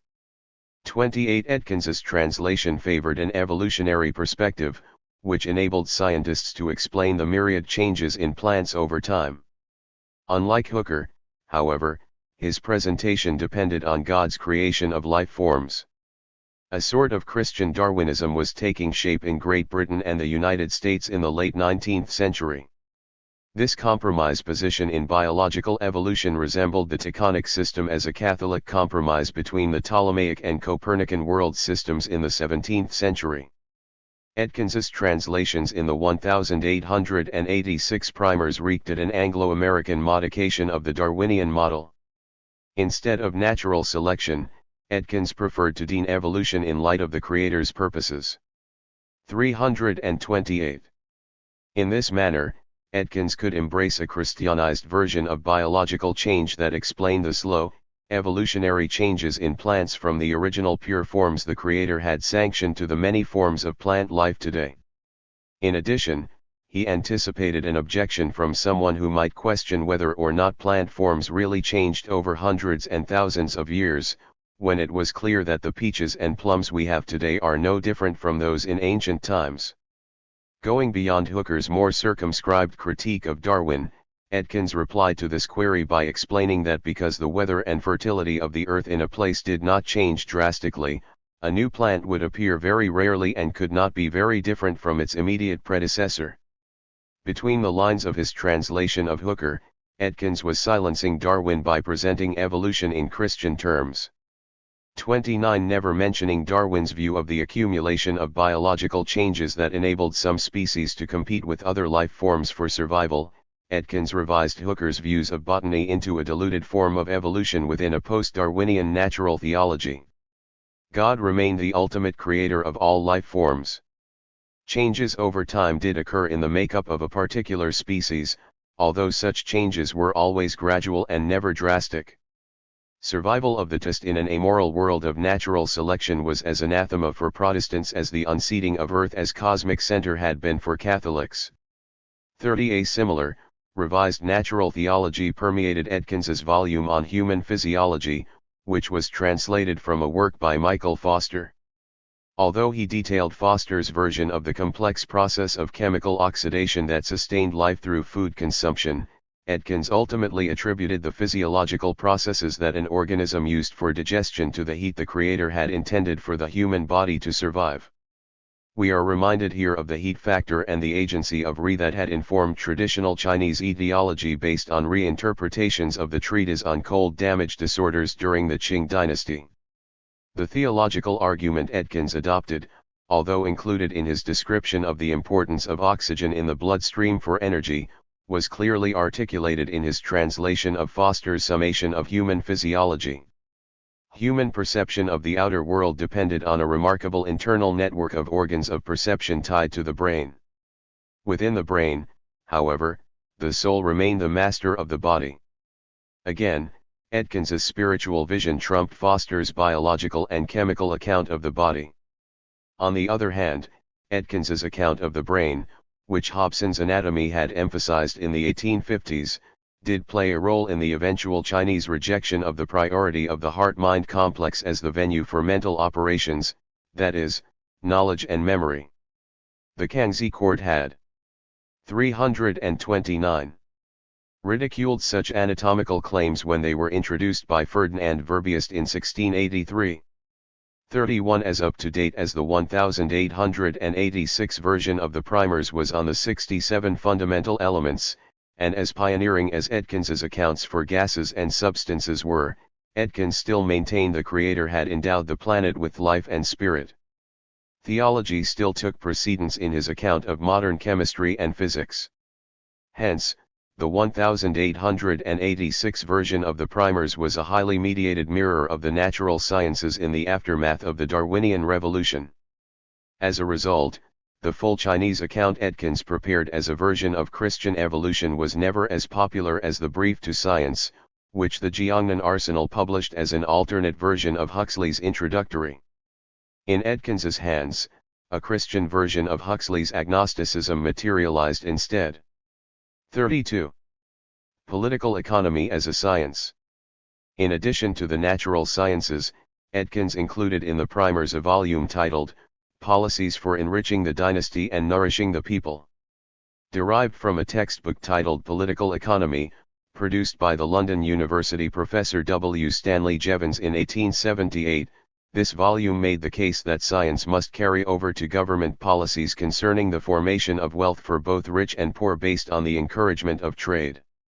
Capitalism as an economic system for maximizing natural resources was presented as the means to enrich the dynasty. 33. William Martin and his collaborators in the Beijing School of Foreign Languages had translated a British textbook by Henry Fawcett titled A Manual of Political Economy, which they called in Chinese Policies for Enriching the Dynasty. A Japanese edition appeared in 1881. As in Meiji, Japan, the slogan of strengthening the dynasty among reformers such as Yan Fu in the 1890s became a prerequisite for restoring the people to wealth and the dynasty to power. 34. Edkins's volume contended a government must treat politics and economy as technical fields of specialized learning comparable to the natural sciences in order to move from poverty to prosperity. Rather than remaining tied to a vision of a moral economy, which gave priority to ethical factors in determining how things should be used for human purposes, an enlightened state would employ a rational economic policy to maximize its resources for the material benefits of all its citizenry. Such practical fields of learning, when mastered and effected, would eventually prove as useful as the natural science. 330. Inces in enriching the dynasty and nourishing the people.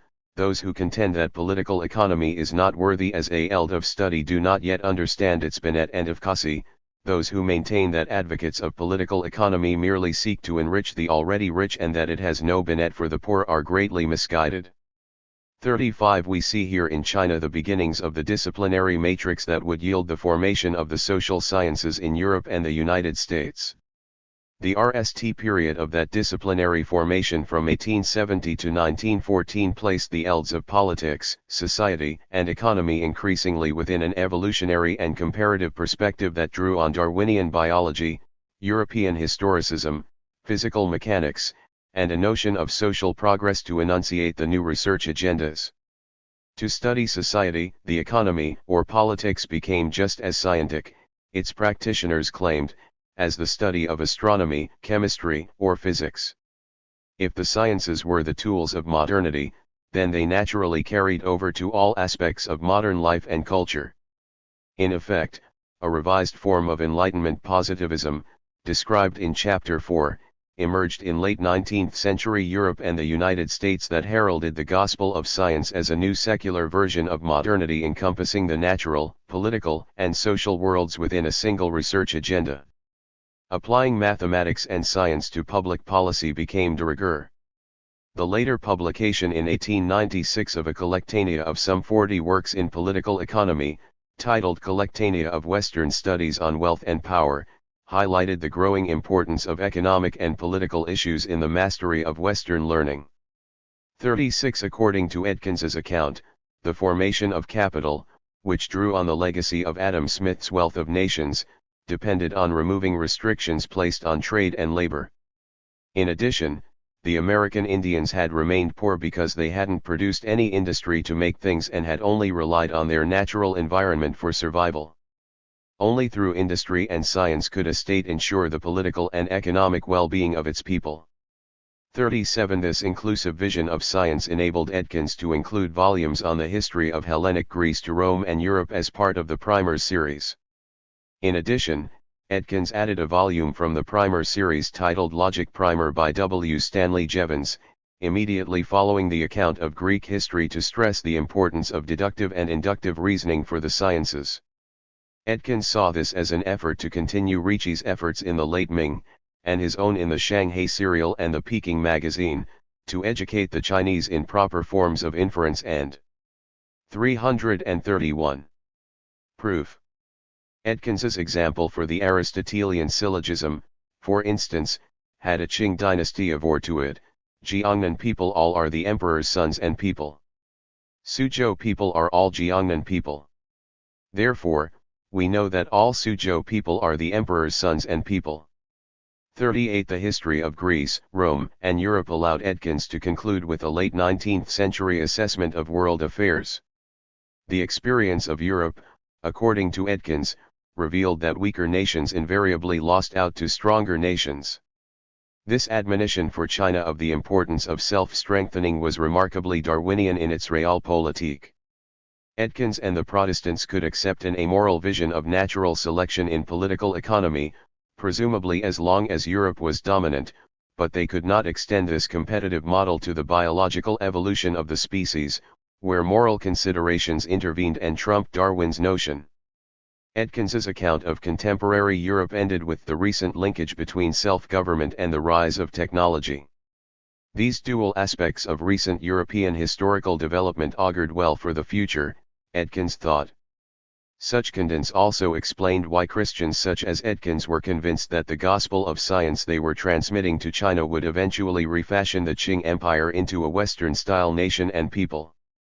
Until the Sino-Japanese War of 1894 to 1895, such Christian hope for China was the rule, not the exception. As we will see below, however, the Protestant silence about Darwin would not prevail among the Chinese literati who turned to Western studies and modern science by reading the primers for science studies, translations from the Jiangnan Arsenal, and the other books sold at Friar's Scientific Book Depot. 39. From the Scientific Book Depot to the China Prize Essay Contest. In his report of the Chinese Scientific Book Depot, Shanghai, 1887, John Fryer summarized the results of its RST 3 years of operations, which had aimed at facilitating the spread of all useful knowledge literature in the native language throughout China, and especially of books, maps, and other publications of a scientific or technical character. Branch depots were established in Tianjin, Hangzhou, and Jiantou in 1886, and 4 more in Beijing, Hankow, Fuzhou, and Xiamen were added in 1887. Fryer noted that $17,000 worth of books and maps were sold since 1885. That translated into approximately 150,000 volumes of scientific and educational literature. 332. Literature that in 2 years had found their way to the most distant parts of China as well as to Japan and Korea. 40. The 1886 catalog of the Book Depot, for instance, listed 371 works for sale. 59 titles were on science, 49 on Chinese studies, and 30 on mathematics. The catalog also included 44 works that Fryer had translated, 28 of them for the Jiangnan Arsenal. By 1888, there were 650 titles on Western topics at the depot.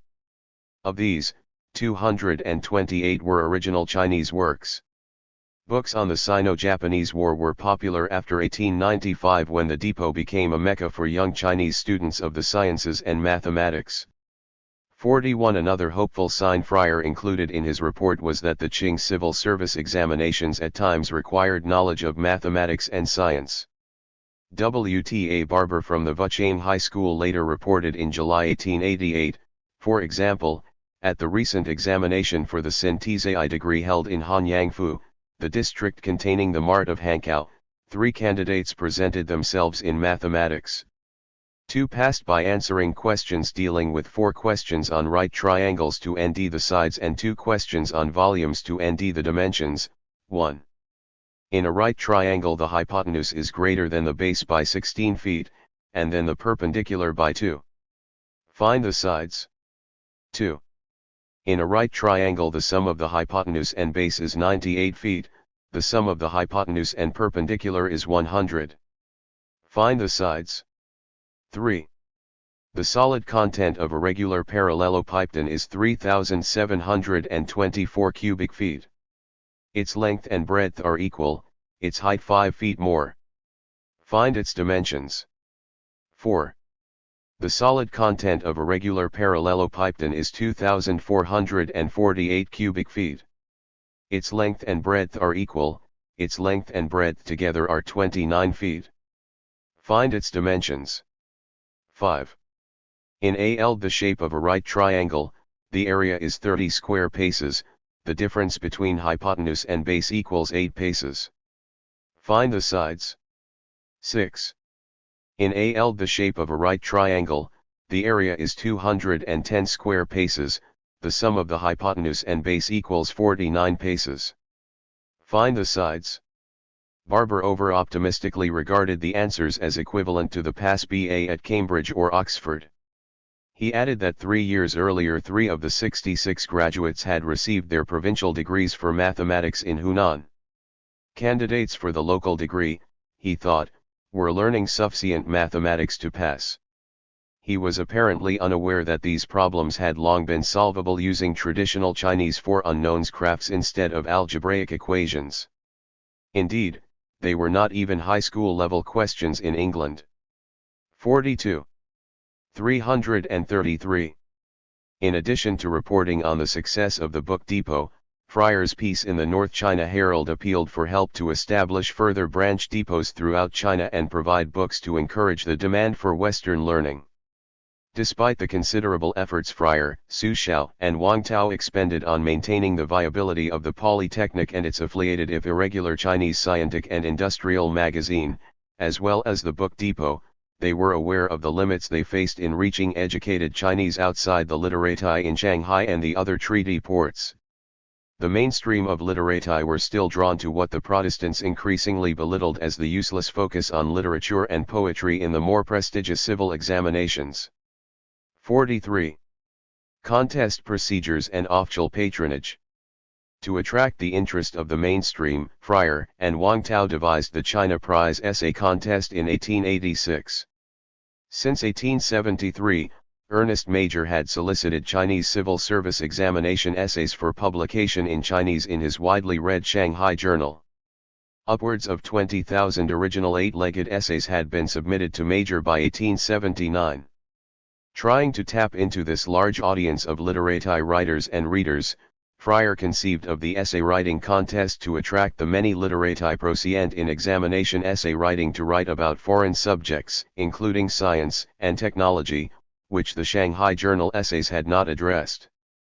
Fryer linked the Shanghai Polytechnic's educational focus to the Chinese examination culture around it, which paralleled the activities of prestigious Mingqing private academies such as Ruan UNC of Learning Hall in Guangzhou.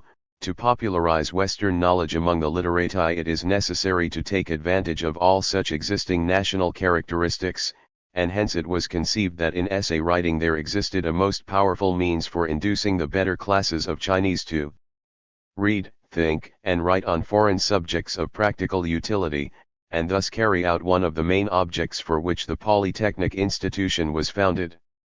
Fryer failed to add that numerous prize essays solicited by the Royal Academies in London, Paris, and Berlin had similarly been of strategic importance to focus interest on specific issues at the cutting edge of the sciences and mathematics during the 17th and 18th centuries in Europe. Moreover, school examinations in the sciences in Britain had been instrumental in promoting such fields of learning. 44. In time this experiment became one of the most successful undertakings of 334. Shanghai Polytechnic to spread Western learning beyond the treaty ports. Fryer described the selection process as follows. A high official is asked to give a subject on which prize essays are invited, and to promise not only to look over the essays himself but to bestow certain sums of money upon some of the more successful essayists in addition to the regular quarterly amount of TLS 25 voted from the funds of the institution for this special purpose. Every quarter a fresh subject is advertised in the native newspapers, and a date is XED after which no essay will be received.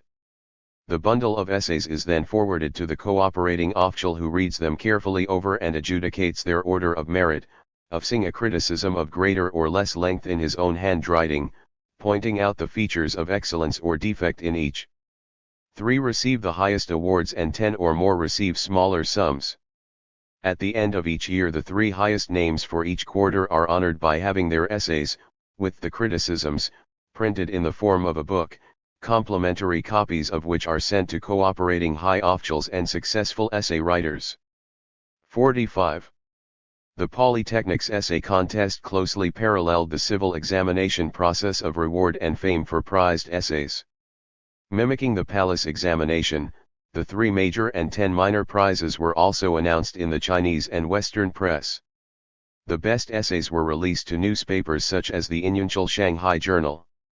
Wang Tao also edited the special prize science essay volumes published by the Polytechnic, which paralleled reprinted collections of the infamous Mingqing civil examination essays. This tactic also mimicked the official publication of the civil policy essays of the top 3 nichers on the regular palace examination. Although Fryer never indicated that the formalistic style of the dreaded 8-legged essay was required in the contest, the Qing officials charged with formulating the questions assumed that they were grading the equivalent of policy essays for the palace examination, which normally used parallel prose styles. 46. When Fryer prepared his second report of the Chinese prize essay scheme in 1889, he proudly announced, "By its means the existence of the Polytechnic institution has become known far and wide, the cooperation of some of the highest officials in the empire secured, and an interest in Western ideas has been created in some of the most influential quarters. By the annual expenditure of only 100 taels or thereabouts, and by working in harmony with the Chinese methods of thought, and time-honored SYS. 335. Terms of literary competition, a result has been obtained which the use of large sums of money in other ways would have failed to produce. 47. Qing officials quickly saw the efficacy of applying the examination ethos, so well entrenched among the literati, to Western learning. Li Hongzhang and Lu Kunyi as the northern and southern superintendents of trade respectively, each consented to give an extra theme every year during the spring and fall, in addition to the quarterly arrangement in place. Fryer noted that when Li Hongzhang's extra theme for the RST half of 1889 was issued, 30 essays were forwarded to him for ranking. Li's list of the 27 successful writers, and the extra awards of $204 given them, together with his personal criticisms, were published in the local Chinese papers. 48. Literati participation. Literati who sent in essays for the competition between 1886 and 1893 were getting their information for the topics mainly from Jiangnan Arsenal translations, materials prepared at the Beijing School of Foreign Languages, and articles on the sciences that had appeared in the Chinese Scientific and Industrial Magazine, the Peking Magazine, as well as the Shanghai Serial. The popularity of the answers to readers' queries in the Peking Magazine and letters to the editors in Scientific and Industrial Magazine also indicates the popularity these journals had among literati in and outside the treaty ports, although the real boom in reprinting such publications came after the Sino-Japanese War. Following these pioneering compilations, other compendia on the sciences were also widely available. Compiled from 1877 to 1903, they reprinted many science works from the Jiangnan Arsenal Translation Department and from Fryer's Science Outline series. Literati found out about these new compilations via book advertisements in the emerging Western and modern Chinese press and the catalogs of Western books mentioned earlier. Advertisements in the 1897 issues of the Shanghai Journal, for instance, included mention of new works on chemistry and public affairs directly aimed at the civil examination market. One advertisement, for example, claimed that a particular book on Western history was absolutely essential for success on the policy essays required in the civil examinations. 49. The essay competition was enthusiastically received, and many of the essays were not only printed in newspapers but also included in reformist encyclopedias such as the collected writings on political economy from the August dynasty. In a table showing the results of the Chinese prize essay scheme, Fryer presented a breakdown of 336 The competition. Freier's table presented GRs through spring 1889, and I have updated these to include contests through 1893. Based on the GRs for 42 contests held from 1886 through 1893, in which 2,236 total essays were sent in, an average of 46.1% of the essays received prizes. Overall, each contest drew about 3 essays. 17 Chinese officials presented a total of 86 questions, with several presenting questions a number of times. Gong Zhaoyuan 4 times 4 questions, Li Hongjiang 5 times 15 questions, Lu Kunyi 3 times 7 questions, Sheng Xianhui 6 times 6 questions, Wu Yinsen 6 times 12 questions, Xue Fukan 3 times 3 questions. 51 altogether. 1,878 Chinese submitted essays over the 8 years of the competition. Among the 92 essayists who were honored, several produced VE or more essays that were awarded prizes. Yang Minhui Licentiate 14 essays, Li Ding II Second Class Provincial Student 7 essays, Su Kekin Supplementary Student 7 essays, Wang Ziu Oki Senior Tribute Student 6 essays, Yinzhila Polytechnic Graduate 6 essays, Li Jingbang Second Class Provincial Student 6 essays, Zhong Tianwei Expectant Official 5 essays, Yehan Purchased County Degree 5 essays. 52 Despite such success and patronage, Freier was still troubled by the relatively small number of essays Chinese sent in for the extra spring 1889 competition. The fact that only 30 essayists dared to tackle all 3 subjects is an evidence of the general ignorance of the literati on everything outside the ordinary curriculum of Chinese study.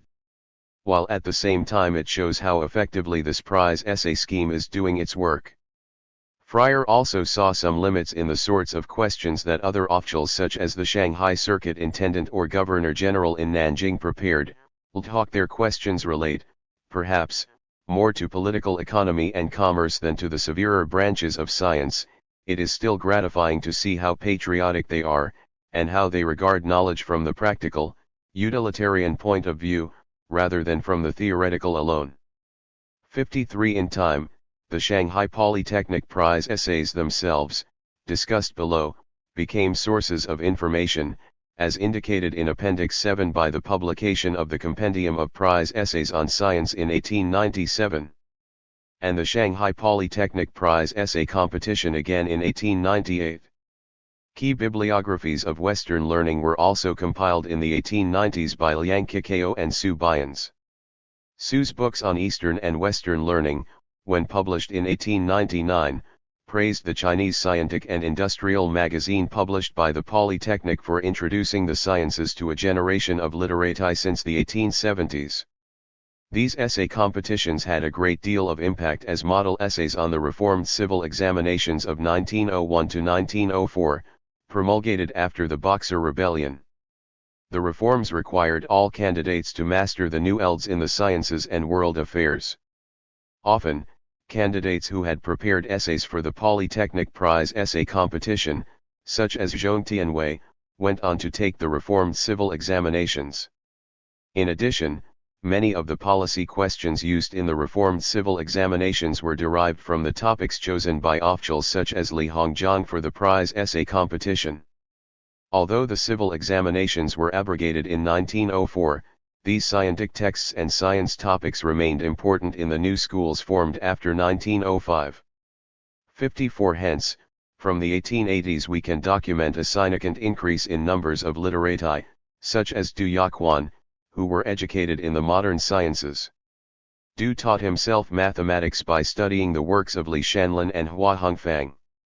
The future Chancellor of Beijing University, Cai Yuanpi, invited him to teach at a new school focusing on Chinese and Western studies in Shaoxing, Zhejiang, in 1898. Du built on his knowledge of science at the end of the 19th century by teaching science. He founded the RST Modern Chemistry Journal in Shanghai in 1900. Subsequently he took charge of the science publications section of the Shanghai Commercial Press in 1904. In 1911, Du became the editor of Eastern Miscellany, a scholarly journal published by Commercial Press. The growth of a significant community of scholar officials conversant with science, which accompanied the growth of thousands of technicians, engineers, and skilled artisans in the empire-wide arsenals, began in the 1880s and 1890s before the Sino-Japanese War. 55. Prize essay topics and their scientific content. From 1886 through 1894, 46 prize essay contests were held on Western learning.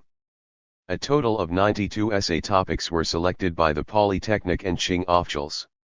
Of these, 33 dealt with political economy and industry. The sciences were next with 24 topics. Fryer noted the importance of the latter in 340.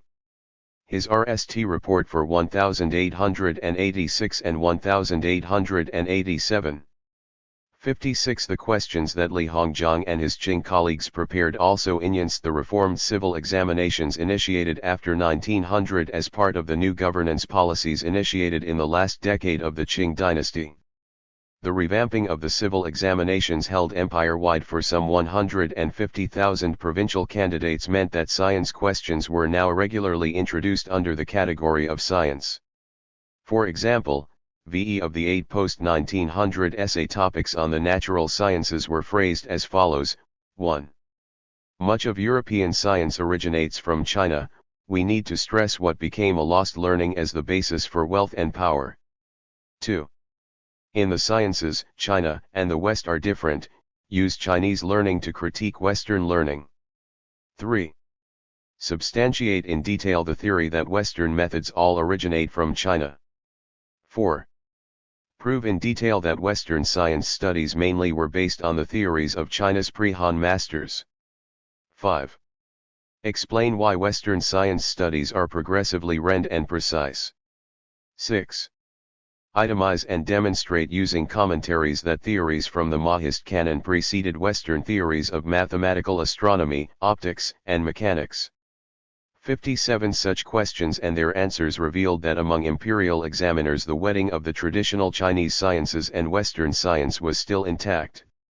Su Xingtai's Spring 1887 theme comparing the sciences of China and the West, and Nai Jigi's Spring 1894 question on locating the Western principles of mathematical astronomy, optics, and mechanics in the ancient text of Master Mo's teachings became model policy questions that Qing examiners might use for civil examination policy questions between 1902 and 1903. The Polytechnic's prize essays thus give us a vantage point from which to evaluate the conventional understanding of modern science among Qing literati. Normally we focus on the perspectives of a few leading classical scholars such as Kang Youwei, Liang Qikao, or Tan Sitong when we consider the impact of science in the late Qing, favoring a few prominent reformers who were more interested in the political importance of science than the study of science itself. The 92 questions prepared by 18 Qing officials for the Polytechnic's 46 regular and special essay competitions from 1886 to 1894 provide better balanced examples. 58. 341. For example, Zhong Tianwei prepared an essay for Li Hongzhang's Spring 1889 extra theme on native and Western science. Parts of his policy essay, presented below, were written following the exact parallelism of an 8-legged civil examination essay. With regard to the sciences, China and the West are different. Speaking of it from the angle of what is above form, then earlier literati scholars clarified everything leaving nothing out. Speaking of it from the angle of what is below form, then the new principles of the West daily emerge without end. It is likely that China has emphasized the way while undervaluing the arts. Therefore, Chinese science valued meaning and principles. The West has emphasized the arts and undervalued the way. Therefore, Western science focused on principles of things. This is why China and the West diverged. 59. In a Spring 1889 essay prepared for Li Hongzhang's extra theme on the development of Western science since Aristotle, Wang Zhuoki, a student at Shanghai Polytechnic, argued, therefore, Master Zhu appended a chapter to the commentary, but what he elucidated was a form of science that stressed meanings and principles and not the gazi that emphasized the patterns of things. China has stressed the way and undervalued the arts. Anything to do with statutes and institutions, or rituals, and music for moral education and civilizing, were always stressed without leaving anything undone. If a sage were to reappear, he would have nothing to add. Only the makeup of the principles of things, which have forms that can be investigated, have been discarded. 60. This perspective stressed that since the Greeks the West had focused on things themselves as objects of analysis in contrast to the political, moral, and institutional focus of classical scholars in imperial China. Medical missionaries since 1872 and medical questions as prize essay topics. Since Dr. Benjamin Hobson's pioneering translations of modern medicine, Chinese literati and physicians increasingly noted the anatomical and surgical strengths of Western medicine, when compared to the therapeutic efficacy of classical Chinese medicine. The missionary vocation that informed Hobson's work and that of his successors had focused on medical education and hospitals in China.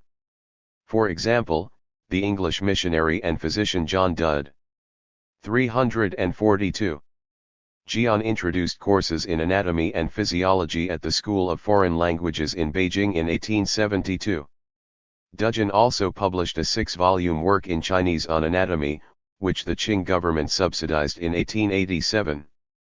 A companion volume on physiology also appeared. 61. Between 1874 and 1905, the number of professional medical missionaries rose from 10 to about 300. In 1876, 40 missionary hospitals and dispensaries treated 41,281 patients. 3 decades later, 250 treated approximately 2 million annually. Dr. John G. Kerr, who associated with the American Presbyterian Mission, took over Peter Parker's Guangzhou Hospital and supervised the treatment of over 1 million patients during his half-century of service to his Cantonese patients. Other large missionary hospitals were established in Hangzhou and Tianjin. Li Hongjiang's wife endowed the latter in Tianjin to repay Dr. John K. Mackenzie for saving her life. A generation of Chinese trained as modern physicians also emerged after 1870. By 1897, about 300 Chinese doctors had graduated from missionary medical schools, with an additional 250 to 300 in training. Many, such as Sun Yat-sen, were trained in missionary hospitals in China or Hong Kong. Numerous fully trained native assistants made up the staffs of most such hospitals and dispensaries. Between 1886 and 1929, some 3,816 Chinese graduated from 24 modern private or public medical schools. 62. Several Chinese revolutionaries studied Western medicine early in their careers. Sun Yat-sen, for example, was a member of the RST graduating class of the Hong Kong College of Medicine in 1892. Both Guo Moruo and Lu Xun traveled to Japan to study modern medicine, and Guo completed his pre-medical and medical courses there. Lu Xun turned to literature after the Russo-Japanese War, but he described his youthful zeal for Western medicine as a reaction against the unwitting or deliberate charlatans who posed as classical Chinese physicians. Lu also gleaned from existing translations that the Japanese revival had been based in part on the introduction of Western medical science to Japan. 63. Not triumphant until the 20th century, Western medicine still faced a sizable opposition among traditional physicians in the late Qing, although many Chinese had joined Su Xiao in his critique of the conceptual weaknesses in the etiology provided by Chinese medical theories. Traditional Chinese physicians gradually integrated the Western anatomy of blood vessels and the nervous system.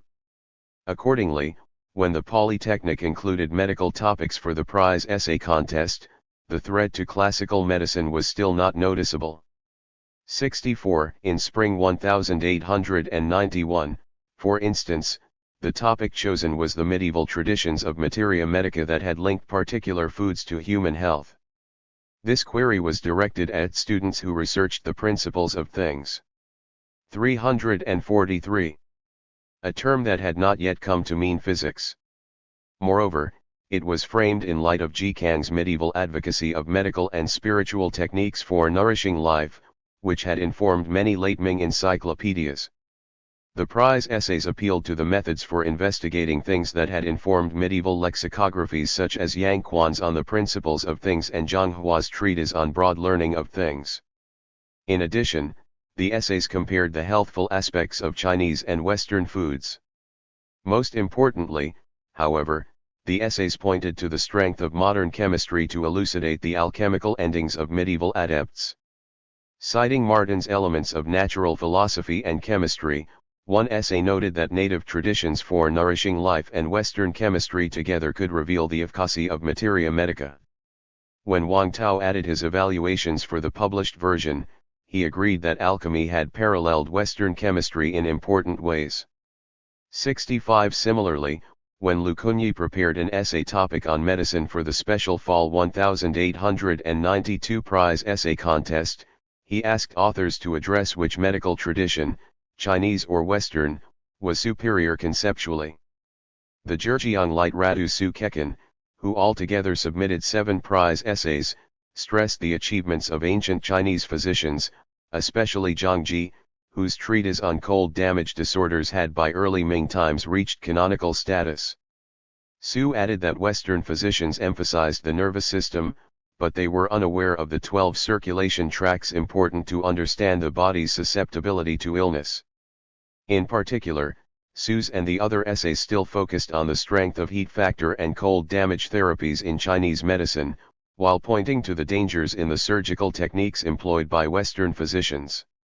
Neither the Chinese nor the missionaries were aware that Patrick Manson was unraveling the natural history of infectious diseases, based on his experiences in Amoy. 66 In his prize essay for the summer 1893 contest, Su Kekin addressed a query by the Ningbo Circuit Intendant Wu Yinsen on the comparative strengths and weaknesses of Chinese and Western medicine. The essayists were asked to demonstrate their knowledge of the history of Western medicine and its most famous physicians. Su provided such a summary, but he added that Chinese therapies were superior to the invasive, surgical techniques used in Western countries and now in China. He admitted, however, that each tradition had certain strengths that should be selected or combined. The Anhui Light Radu's Li Jingbang's 1893 prize essay on medicine described the place of the brain in Western medicine. He also noted the institutional importance of the hospital for the success of Western medicine. Li's observation on hospitals was interesting because, except for the poor, they were not 344 that prominent by the 1890s. Li claimed that traditional medicine had also stressed the brain, but his apologetics were a transparent effort to modify the still prominent claim of the Chinese origins of Western learning to medical studies. In Li's view, early Europeans had come to China, not vice versa. Li claimed, for example, that during the Roman Empire Westerners had come to China and that they had taken back the basic questions part of the inner canon of the Yellow Emperor, among other canonical medical texts. Over time, Western medicine had built on these Chinese texts to produce new endings drawn from chemistry. We will see in Chapter 11 that such traditionalist claims were increasingly suspect by 1900 as more Chinese were trained as modern physicians. Moreover, Li placed the blame for the decline of Chinese medicine on its recent practitioners, who had failed to live up to the comprehensive understanding achieved by ancient physicians. Yang Minhui's prize essay for the summer 1893 medicine theme betrayed the fact that Western medicine was increasingly respected in official and popular circles and feared by native physicians. Yang tackled this change by appealing to the theoretical superiority of classical medical principles while at the same time admitting the advantages of Western medical practices. Western knowledge of electricity and chemistry, according to Yang, were two areas that when applied therapeutically superseded native medicine. Altogether, Yang presented 10 areas in which Western medicine was superior but only 4 for native medicine. To salvage the strengths of Chinese medical principles, Yang proposed that a great mediation could be achieved if new medical procedures from the West informed ancient principles. 67 The Polytechnic's prize essay topics on medicine also enunced the reformed civil examinations after 1901. Essays from both the 1891 Polytechnic Query on the Medieval Materia Medica and the 1892 Theme of which medical tradition was superior theoretically were presented as model policy essays. The Shandong Licentiate Sun Wixin's 1891 prize essay on the Materia Medica and Li Jingbang's 1893 essay on the history of Western medicine served the same purpose in a 1903 collection of New Governance Era Policy Answers. More significantly, civil service examiners now regarded medicine as one of the modern sciences. 68. Natural Theology, Darwin, and Evolution. Li Hongjiang's Spring 1889 extra theme straightforwardly asked contestants to explain Darwin's and Spencer's writings. The essays on this topic reveal a remarkable combination of ignorance and knowledge concerning Darwin's famous claims about the evolution of all life forms. For example, Zhang Tongyian's prize essay simply bluffed its way through the com. 345. Complexity of Western learning. The judges, including Li Hongjiang, apparently did not know the difference. Jiang's essay received the RST prize, but he identified Darwin as a famous geographer who also wrote on chemistry and Spencer as an expert in mathematics. That may seem odd for someone who came from the suburbs of Shanghai, where Western learning was fairly common. Zhang added, "Today the works by both gentlemen are widely prevalent abroad. But I regret not yet seeing any translations." Zhang relied on missionary translations, which were silent about Darwin and Spencer, for his information. 69. Wang Zhuoki, because he had studied at Shanghai Polytechnic, was more discerning in his second-place essay. Wang noted that Darwin had argued that organisms adapted to the world in different ways and thus evolved according to different levels of complexity. Without adapting, such life forms could never survive. Although Wang recognized that Darwin had discovered a principle that no one had ever understood before, his account missed the key role of natural selection. Moreover, when he came to Spencer, Wang bluffed his way through by linking Spencer to Darwin and simply stressed the popularity of the latter's writings. 70. The third-place Nisher, Zhu Dengxiu, like the RST-place essayist, was totally ignorant of Darwin's and Spencer's views. A supplementary student in Shanghai County, Zhu described Darwin as a geographer who became famous for his travels. Darwin's research, Zhu added, was based on science and chemistry, but Zhu also added a clue explaining his limited knowledge: none of Darwin's major works were translated into Chinese. According to Zhu, Spencer was skilled in practical applications of mathematics to science. Such shallow characterizations of Darwin and Spencer in 1889 by Chinese literati in the Shanghai area are at RST side surprising, given John Fryer's ties to British science since his early 1870s home visit. After returning to Shanghai in 1873, Fryer clearly avoided the Darwinian controversy, although favorable mention of Darwin's The Descent of Man had appeared in the Shanghai Journal on August 21, 1873. No works of Darwin or Spencer were translated at the Arsenal, although the Arsenal did translate a very general piece by Huxley introducing the Primers for Science series in 1875. 71. Fryer's and the other missionary translators' silence about Darwin becomes more disquieting when we examine more carefully the essay that won fourth place, which we have looked at above. Zhong Tianwei had received a local degree in the civil examinations at the age of 26 Sui, and he was awaiting appointment as a magistrate's aide in Guangdong province. Failing to advance through the more competitive provincial examinations in Nanjing, Zhong at age 33 entered the foreign language school located in the Jiangnan Arsenal, where he studied Western learning. 346. For 3 years.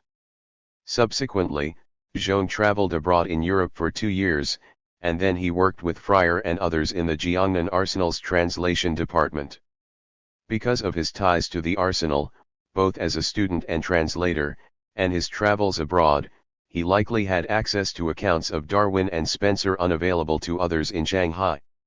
After 1901, Zhong's answer to a question on comparing the vicissitudes in Chinese and Western mathematical astronomy was chosen by examiners as a model essay for the reformed civil examinations.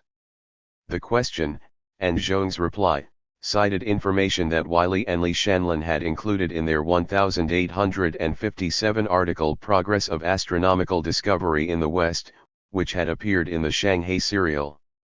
Zhong's prize essay also drew literally on Edkins's primers for science studies. 72 among the works Fryer brought back with him in 1873 after his leave in England was Roscoe's series of science primers published in 1872. Thomas Huxley, a champion of Darwin since 1860 when Huxley debated the Bishop of Oxford, wrote one volume for Roscoe's project. Fryer must have heard of Darwin's The Origin of Species while in England. He had the Arsenal's translation department translate Roscoe's series, including Huxley's volume. Hence, we end in Zhong's prize essay a remarkably accurate account of Darwin's theory of evolution. Why was it ranked fourth, then? 73 David Wright has explained that the essay submitted for the Chinese prize essay contest contained some of the earliest references in Qing China to Charles Darwin and his theory of evolution. The RST, brief documented reference to Darwin, came in the Jiangnan Arsenal translation of Lyell's Elements of Geology by Hua Hongfang and McGowan, and again that year in articles in the Shanghai Journal. A vague mention of human evolution also appeared in a September 1877 article in the Chinese Scientific and Industrial magazine, titled The Theory of Chaos, in which an anonymous author discussed human evolution from apes in an account of how the world might end. This article argued that it was more important to consider the end of life forms rather than their origin, thereby cleverly sidestepping Darwin. Fryer and Lewin usually prepared the anonymous articles in the journal. In other words, in the 1870s it was best for an unnamed Christian, no matter how secular, and his Chinese aide to critique Darwin obliquely in Chinese. Jesuits had introduced Copernicus in a similar, misleading manner, though they signed their work and later were chided by 18th-century literati for the contradictions in their presentation. 74 Zhong Tianwei's 1889 fourth-place essay opened with a well-informed account of Greek science.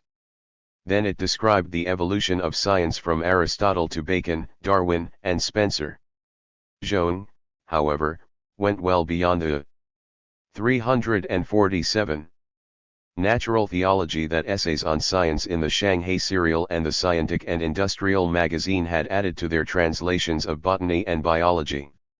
After surveying the development of Greek science from natural philosophy to metaphysics and dialectics, Zhong summarized the modern contributions of Francis Bacon, Charles Darwin, and Herbert Spencer. 2003 years later, the Englishman Bacon RST appeared and transformed Aristotle's theories. At the age of 13 he entered the state school to study, but he dismissed old learning, which demonstrated his independent stance. Then he focused on the study of science. The main point of his study was that in all scientific matters it was necessary to provide substantiation through demonstrable proof so that each principle can be exhaustively grasped without enunciating that principle a priori. In this manner, through an evidential analysis of the nature of things, its principle will become manifest. Darwin was born in 1809. The grandson of a physician and the son of a scientist, growing up he was selected to attend Edinburgh University in Scotland. Later he travelled around the globe on an English naval vessel carrying out surveys and preparing drawings while investigating each plant and animal in its ecological setting. In 1859 he prepared his magnum opus on the origin of the species of all things. He also declared the principle of the survival of the fittest in Spence-Ryan terms. All species of plants and animals undergo changes over time and have never remained unchanged. Those plants and animals that are not successful in adapting slowly perish. Those that successfully adapt survive for the long term. This is the natural principle of the heavenly way. His theory, however, contradicted the teachings of Jesus, and thus scholars from every country refused to follow his words.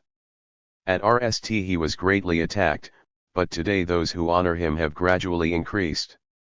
Hence, science underwent a great change, and Darwin can be called a superior man who arises once in 1,000 autumns. As for Herbert Spencer, he was with Darwin for 11 years in his youth.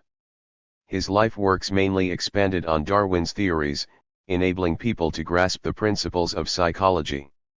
He claimed that only the external appearance of all things was knowable.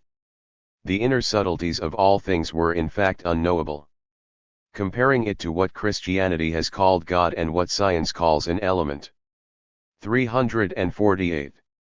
Although the human intellect does not have the power to know or measure them, yet the point is that without any doubt such things actually exist. Moreover, the changes that all things go through go back in origin to one thing. This one thing is the root, and all other things are its branches. 75.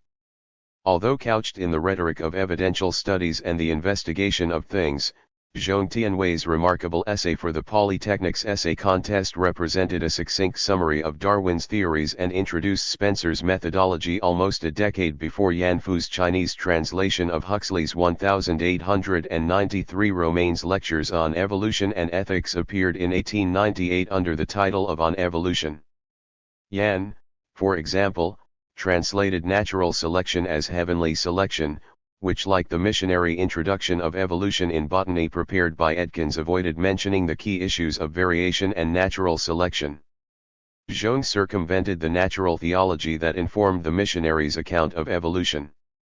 Zhong noted in his essay that he had seen a recent translation of Spencer's RST work, which was called Essential Guides for Study. Zhong's student account thus presented Darwin through Spencer's slogan of the survival of the fittest. Zhong tied his account of species variation to the natural principle of the heavenly way, which contrasted with the more classically domesticated notion of heavenly selection that Yan Fu presented a decade later in his translation. 76. The lower rank that Zhong's essay received, despite its more informed account of Darwin and Spencer, becomes understandable, however, when we review the comments by Wang Tao, who was the overall supervisor of the essay contests. In the edition of the 1886 to 1893 essays that he published together as an annual group, Wang Tao's comments were often included in the top margins of the page, as were the comments of Ming and Qing examiners and private or academy teachers in the collections of model literary and policy essays for the civil examinations. In his comments on Zhong's explication of the principle of the survival of the fittest, Wang wrote of Darwinism. This essay describes the nourishing of all living things whereby those most suitable survive the longest. What is referred to as those most suitable means those most benefited. The theory that under heaven the strong survive and the weak perish has no basis in fact. 77. Wang's comments, which exposed Spencer's not Darwin's efforts to justify the social order of his time, indicate why the Darwinian view of evolution was unacceptable in the 1880s and 1890s for Protestant missionaries and their converts. Opposition carried over to their longtime collaborators, such. 349. As Wang Tao, who earlier had worked with the Scottish missionary James Legge to translate the Chinese classics into English. Hence, the lower ranking of Zhong's 1889 essay was an indication of the antagonism Darwin's views provoked among the contest judges, even though Zhong's essay was the only one to describe clearly the controversy of how Darwin's views contradicted the teachings of Jesus. Nevertheless, Zhong's essay was awarded fourth place, published in 1889, and reprinted in later collections. As a low-level translator and educator, Zhong supported educational reform in China within the balanced framework of adapting Western science and technology to Chinese learning, thus unifying the practical arts and the way.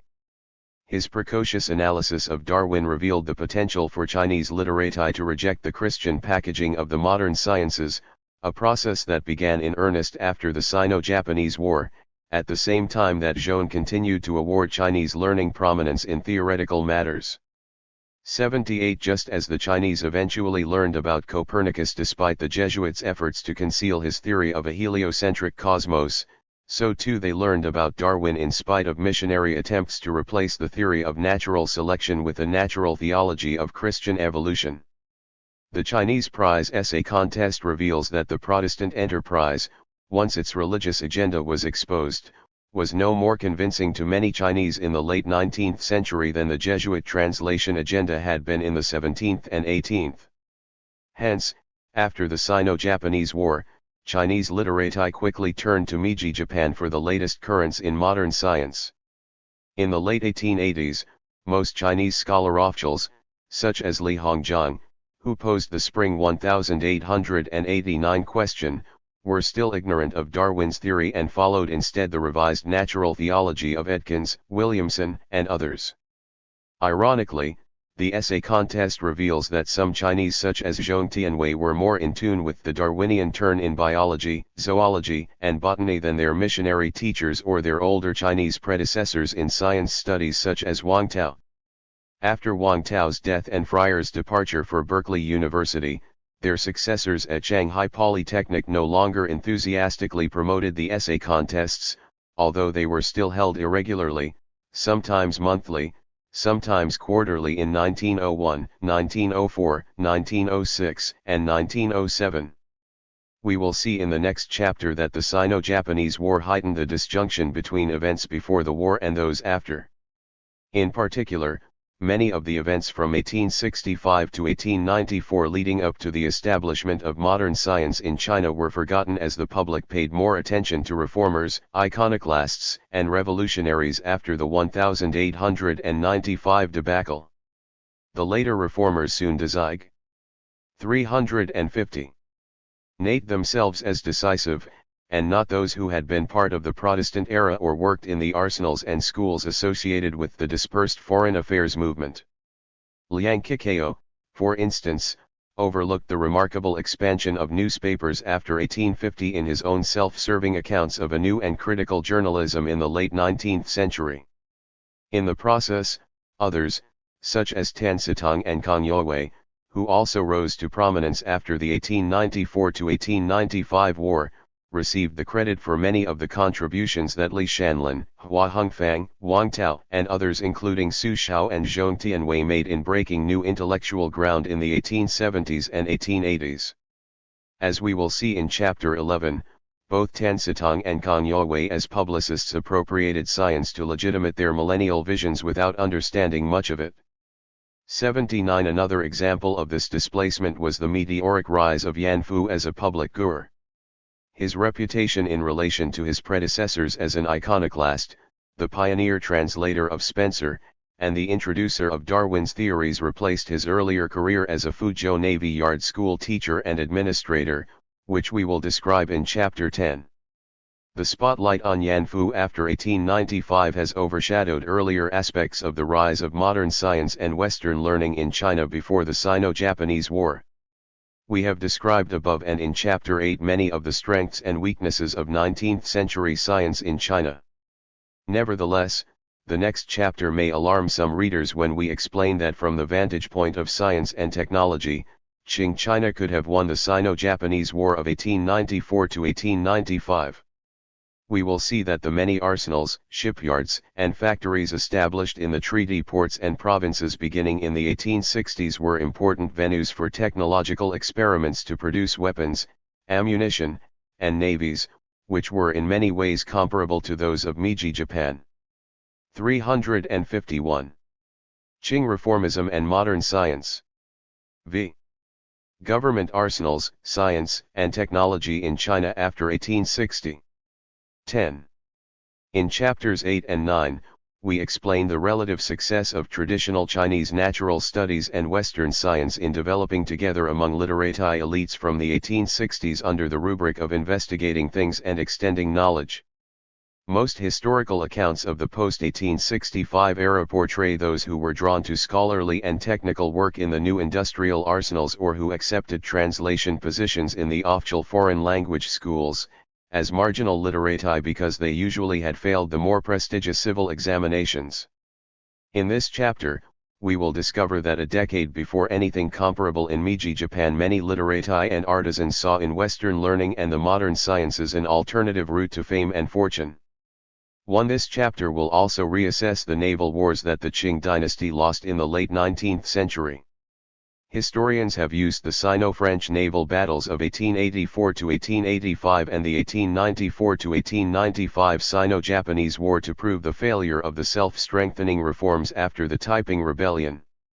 In particular, my account below will address how Chinese naval defeats contributed to the transformation of official, elite, and popular perceptions in the Chinese and missionary press, which shaped the emerging national sense of crisis among Han Chinese. Chinese elites increasingly opposed the Manchu dynasty in power. Their disappointment with the military losses convinced many Chinese that more radical political, educational, and cultural changes were required to follow Japan's lead in coping with foreign imperialism. Chinese quickly forgot or repressed the earlier adaptation of new technological and scientific learning that had begun before the Meiji government's industrial programs of the 1870s. Many Protestant missionaries and experts who had aided in the Qing dynasty's scientific translation projects concluded that the Qing dynasty, the Chinese language, and traditional culture were doomed. We will problematize and then refute the received wisdom concerning late 19th century developments in science and technology. 2. From Chinese working for missionaries to missionaries working for the dynasty. After the treaty ports were opened in 1842, Protestant missionaries quickly established links with literati and common people in their assigned areas, as the Jesuits, Franciscans, and Dominicans had in the 17th century. Not until the devastations of the Taiping Rebellion did literati who were trained in the sciences by working with the Protestants, such as Su Xiao and Li Shanlin, establish links with the ruling dynasty by serving as official advisors and translators. Not only Chinese who had worked for Inkstone Press in Shanghai, for example, moved from Protestant missions to the dynasty's arsenals and new schools. Just as the Jesuits had changed their focus from proselytizing among Chinese literati to working in the Qing bureaucracy to gain access to the imperial court, Protestant missionaries such as Friar Wiley, Allen, Dr. John McGowan, and Karl Krayer came to work in the translation department of the Jiangnan Arsenal after it was established in Shanghai. They remained committed to the gospel of science in China because they also thought its success in the precincts of the Qing government would redound to Christianity. In the 1850s, Su Xiao, Li Shanlin, and Hua Hongfang had been hired by LMS to work as translators with Wiley and McGowan in the Inkstone Press. Now in the 1860s, Wiley and McGowan were employed by the Qing government as translators to work with Su, Li, and Hua in the Jiangnan Arsenal. A small coterie of exceptional Chinese literati also joined the translation project as editors and proofreaders. In this milieu, Zhong Tianwei grasped modern evolution long before Yan Fu did in the 1890s, and Zhao Yuanyi, a cousin of Hua Hongfang, became a pioneering translator of Western medical works. 3. Like the Jesuits in the late Ming, many leading Protestants in China moved from serving their missions in the 1850s to becoming minions of the Qing dynasty in the 1860s and 1870s. This transition troubled many Protestant missionaries, as it had their Jesuit predecessors, because their medical and scientific work soon outweighed their missionary activities. From the very beginning, Christians faced the quandary of presenting the progressive aspects of Western Europe and the United States to the Chinese primarily via medicine and science or via religious instruction. These endeavors were theoretically complementary, but in practice each took up a sizable part of a missionary's daily work. 4. 356. Wiley, for example, worked with Su Xiao on translating Mainz's Manual of the Steam Engine for designing and building a steam engine, which was published by the Jiangnan Arsenal in 1871. Nevertheless, both Wiley and Allen returned to missionary work after working in the Arsenal for several years because their translation and teaching work for the Qing dynasty distanced them from their calling as missionaries. On the other hand, the more secular Friar and William Martin, the latter teaching English, political economy, and international law in Beijing from 1864, spent their careers as well-paid and hard-working servants of the Qing state. Martin publicly announced his teaching position in the Beijing Foreign Language School as professor of hermeneutics, political economy, and international law in the University of Peking. 5. During this era, conservative Manchu officials, such as Warren, and traditionalist literati echoing earlier critics of the Jesuits such as Yang Guangxian attempted to derail the movement to enhance foreign learning in official schools such as the Beijing School of Foreign Languages.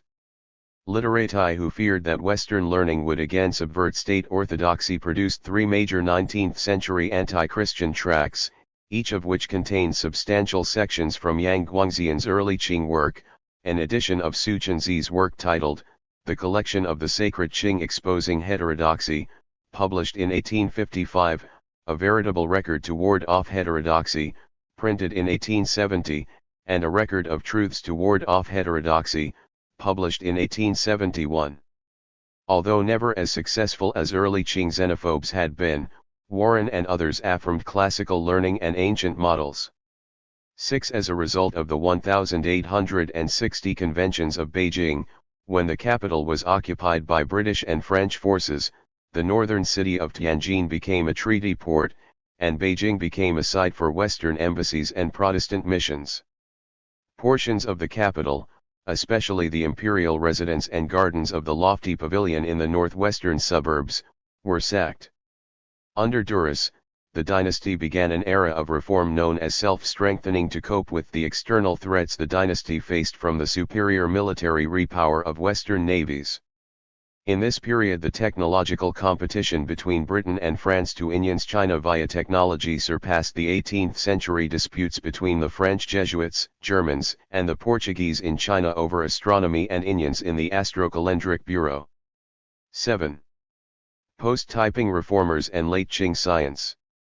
The court leaders of the 1860s innovations in Beijing were Prince Gong, who signed the 1860 conventions on the behalf of the 357 dynasty, and Wengxiang, who assisted in the negotiations. Zheng Qiuavan, Li Hongzhang, and Zhou Zongtang took the lead in the provinces after Nanjing and the south were recovered from Taiping rebels. Prince Gong and Wengxiang together led the Grand Council and the newly founded General Affairs Office in 1861. Until Wengxiang died and Prince Gong lost power in the 1870s, these capital-based and provincial groups were largely responsible for the Qing appropriation of the Protestant missionaries as westernizing servants of the dynasty. 8. The 1861 proposal by Prince Gong and Wengxiang to establish the General Affairs Office had also included a proposal for a school of foreign languages in Beijing. Like the 1712 Kangxi Emperor's Academy of Mathematics, students for this school were drawn from the 8 Manchu banners and not from Han literati. Li Hongzhang advocated similar schools in Guangzhou and Shanghai in 1863. His proposal was based on Feng Guifen's 1861 recommendation for establishing an arsenal and shipyard in each Chinese port for better arms and ships to defend the coast. Feng also stressed establishing schools in Guangzhou and Shanghai for instruction in Western languages. 9. The dynasty's pursuit of Western technology began in earnest when Zheng Qiuavan established the Anjing Arsenal in Anhui Province in 1862. 2 former LMS translators, Su Xiao and Hua Hongfang, served as directors. Yang Wing, a Cantonese who graduated from Yale in 1854, represented Zheng in buying all-purpose machinery in Europe in 1864. Yang had advised Zheng in 1863 to launch an iron works in Shanghai. Li Hongzhang initially established 2 small arsenals in 1863, the RST in Shanghai under Ding Ruqiang and another in Songjiang under Halliday Macartney, a former British Army surgeon who had commanded an army under Li against the Taipings.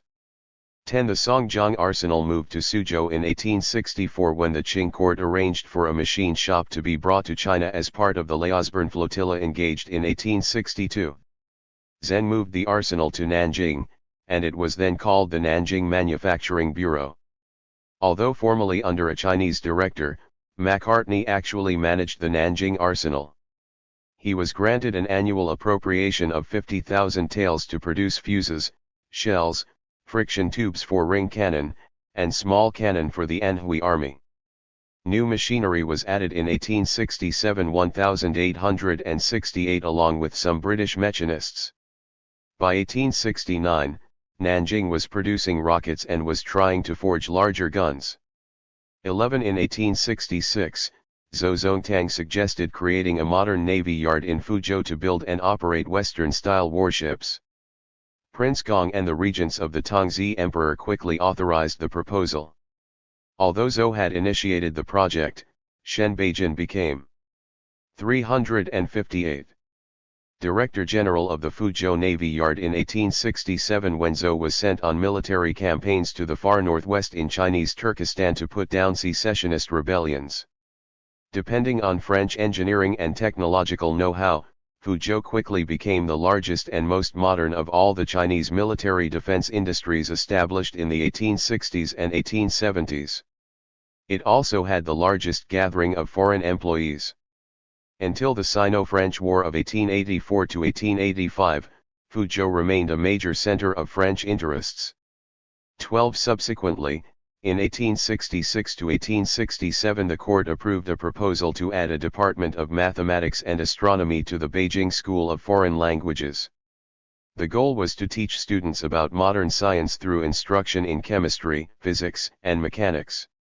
When William Martin returned to Beijing in 1869 to teach physics after more advanced study in the United States, he assumed the leadership of the School of Foreign Languages.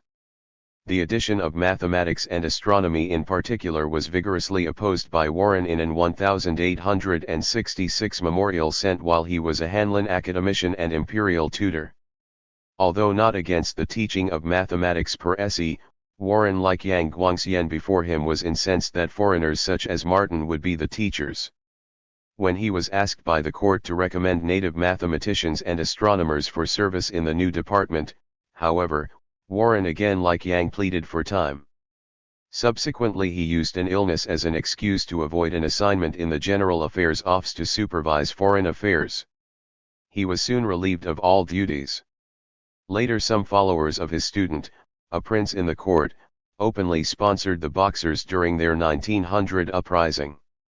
13 When Warren failed to stem the reformist tide in the Manchu court, Li Shanlin left Shanghai and the Jiangnan Arsenal in 1869 and accepted an appointment as professor of mathematics in the Beijing School of Foreign Languages.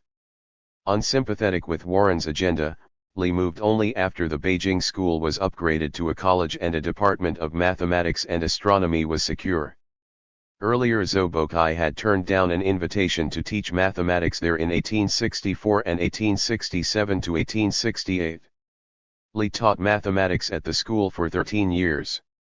A special civil examination in mathematics, however, was opposed in the 1870s, although Li's mathematics examinations at the School of Foreign Languages were inutiile. 14. The Jiangnan Arsenal in Shanghai. In the summer of 1865, Li Hongzhang, then Jiangsu governor, and the Shanghai customs intendant Ding Richain rented a machine shop in the Hangkou section of Shanghai from Thomas Hunt and Company, an American RM in the Shanghai foreign settlement that was the largest foreign Ma. 359. Chine shop in China. Li also approved the purchase of the machine shop and the shipyard of Hunt and Company for the Suzhou Foreign Arms Office. Additional machinery was imported, and subsequently the Jiangnan Machine Manufacturing General Bureau, usually called the Jiangnan Arsenal, was established to administer the industrial works and educational offices. 15 Initially, the Jiangnan Arsenal used 250,000 taels for production facilities, drawn mainly from maritime customs funds collected at Shanghai. Ding Richain was appointed director in 1865, and Yang Baishi was appointed 1866 to 1868. The arsenal moved outside the old Chinese part of Shanghai in the summer of 1867. By 1870, according to Mary Wright, the arsenal had arguably become the greatest manufacturing center of modern arms in East Asia. 16 Zheng Qiaoban, Li Hongzhang, and their advisors considered building machines to be the fundamental building blocks for industry. In their view, the three basic ingredients for constructing such new industry were manufacturing machines, creating a new institutional category of engineers, and the translation of scientific and technical texts. Via armaments manufacture, the Qing state would master contemporary useful knowledge and break the Western monopoly of warships and cannons.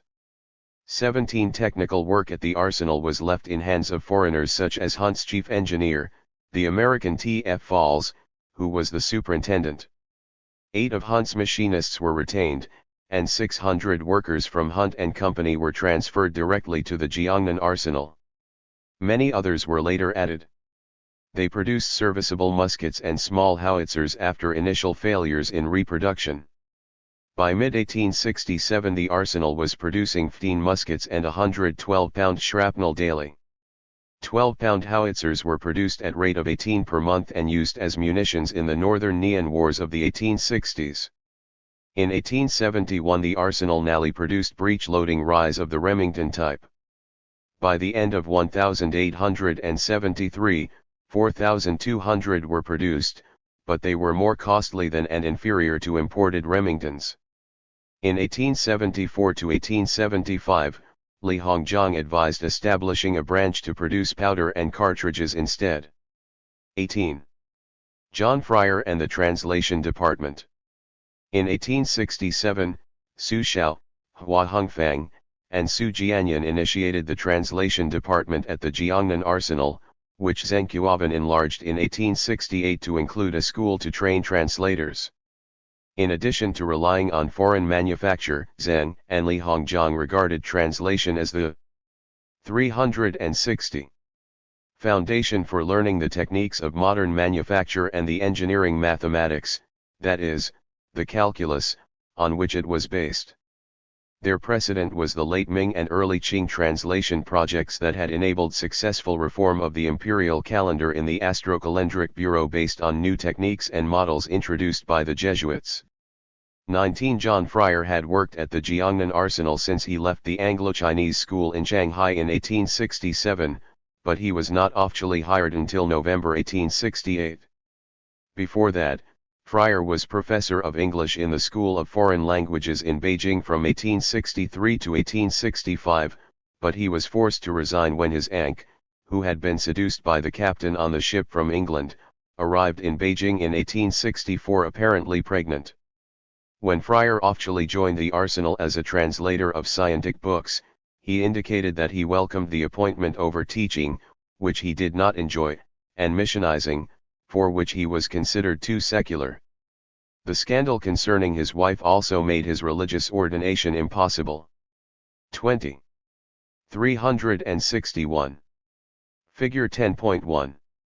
The translation office in the Jiangnan arsenal, Su Xiao, Hua Hongfang, and Su Jianyan. Source, Xuanqi Yanjiu 8. In Shanghai, Fryer also edited the Chinese Missionary News from 1866 to 1868. The paper may have reached some 1,000 readers because Fryer's articles were reproduced in 3 other Chinese newspapers. When Fryer officially moved to the arsenal in 1868, he turned the editorship over to young J. Allen to avoid a conflict of interest with the Qing government. Allen worked as translator and teacher in Shanghai for 10 years. 21 others whom the Jiangnan arsenal hired in the Translation Bureau included Alexander Wiley, McGowan, and Rev. Carl Crayer. They were free to choose books for translation without direction from the imperial government. Wiley, for instance, was contracted to work with Su Xiao on Mainz's manual of the steam engine. Fryer worked with Su Jianyan to translate William Burchett's Practical Geometry, and with Li Shanlin he began a translation of Newton's Principia. McGowan joined Hua Hongfang to translate Charles Lyell's Elements of Geology, published in 1873. By renewing his contract with the Jiangnan arsenal in 1871 and becoming the head of the new school there, Fryer chose to work for the reform of China. He stayed for 28 years before accepting the Agassiz Chair in Oriental Languages at Berkeley University and leaving for California in the summer of 1896. The total of Fryer's contributions at the arsenal came to 129 translations, with 77 published by the arsenal. 14 were released between 1896 and 1909 when Fryer was in California. The missionary-sponsored School and Textbook Committee and the Chinese Scientific Book Depot published the remaining 38. 57 of Fryer's 77 arsenal translations dealt with the natural sciences. His translations of physics were concentrated in the years between 1885 and 1894. He also completed VE works on mathematics in 1887 to 1888, compared to 7 from 1871 to 1879. 48 works dealt with applied science, with 18 on manufacturing.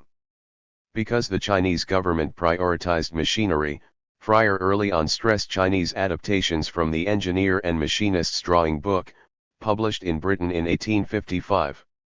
Aided by Su Jianyan, the Arsenal published Fryer's translation in 1872. 22. Enlightenment through translation and terminology.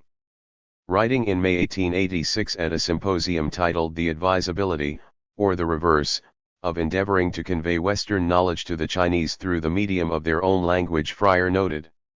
Next, if we examine Chinese secular literature, we and astronomy and mathematics with kindred subjects have always been popular among the 362 Chinese. The most highly prized books on these subjects are the translations or compilations made by the Jesuits 2 or 3 centuries ago. These are found in the library of every Chinaman who has any pretensions to general scholarship. Coming down to more recent times, here is strong demand for whatever useful knowledge foreigners have to impart. The cry on all sides is for more books. 23. In 1880, Fryer rejected the popular view that Chinese was inadequate for scientific discourse. Moreover, Fryer discarded the notion that English would become a universal language or that China would ever be ruled by foreign powers. He then described the method of translating he and his co-workers employed and noted the translators' efforts to establish a systematic nomenclature based on 3 linguistic choices, using existing nomenclature by searching through native works on the arts and sciences, coining new terms by creating a new character, inventing a new descriptive term, or phoneticizing a Western term according to the Mandarin dialect, or constructing a general vocabulary of terms and list of proper names. Earlier plans had not been very successful, according to Fryer, because translators had not appreciated the need to use the same terms throughout a series of publications. Fryer noted that Hobson's pioneering terms, for example, had unfortunately not been followed, which created confusion among Chinese readers. Hence, standardized terms became a key goal of the Jiangnan Arsenal's Translation Bureau. When translating an English work, the foreign employee and Chinese writer collaborated via dictation in Chinese sentence by sentence, which the Chinese then revised. The resulting translation was then printed using traditional wood blocks because of its efficiency for reprints. 24. To promote modern science beyond the Arsenal, Fryer cooperated with other missionaries, such as Martin, Williamson, Calvin Matier, Allen, and Rudolf Lechler, in the School and Textbook Series Committee beginning in 1877. The committee met regularly in Shanghai to approve textbooks on science and other subjects for use in missionary schools. It drew up a plan to prepare a series of elementary and advanced texts covering 10 subjects: mathematics, surveying, astronomy, geology, chemistry, zoology, geography, history, language, and music. Although Fryer resigned from the committee for a time, he became the general editor of the series in 1879.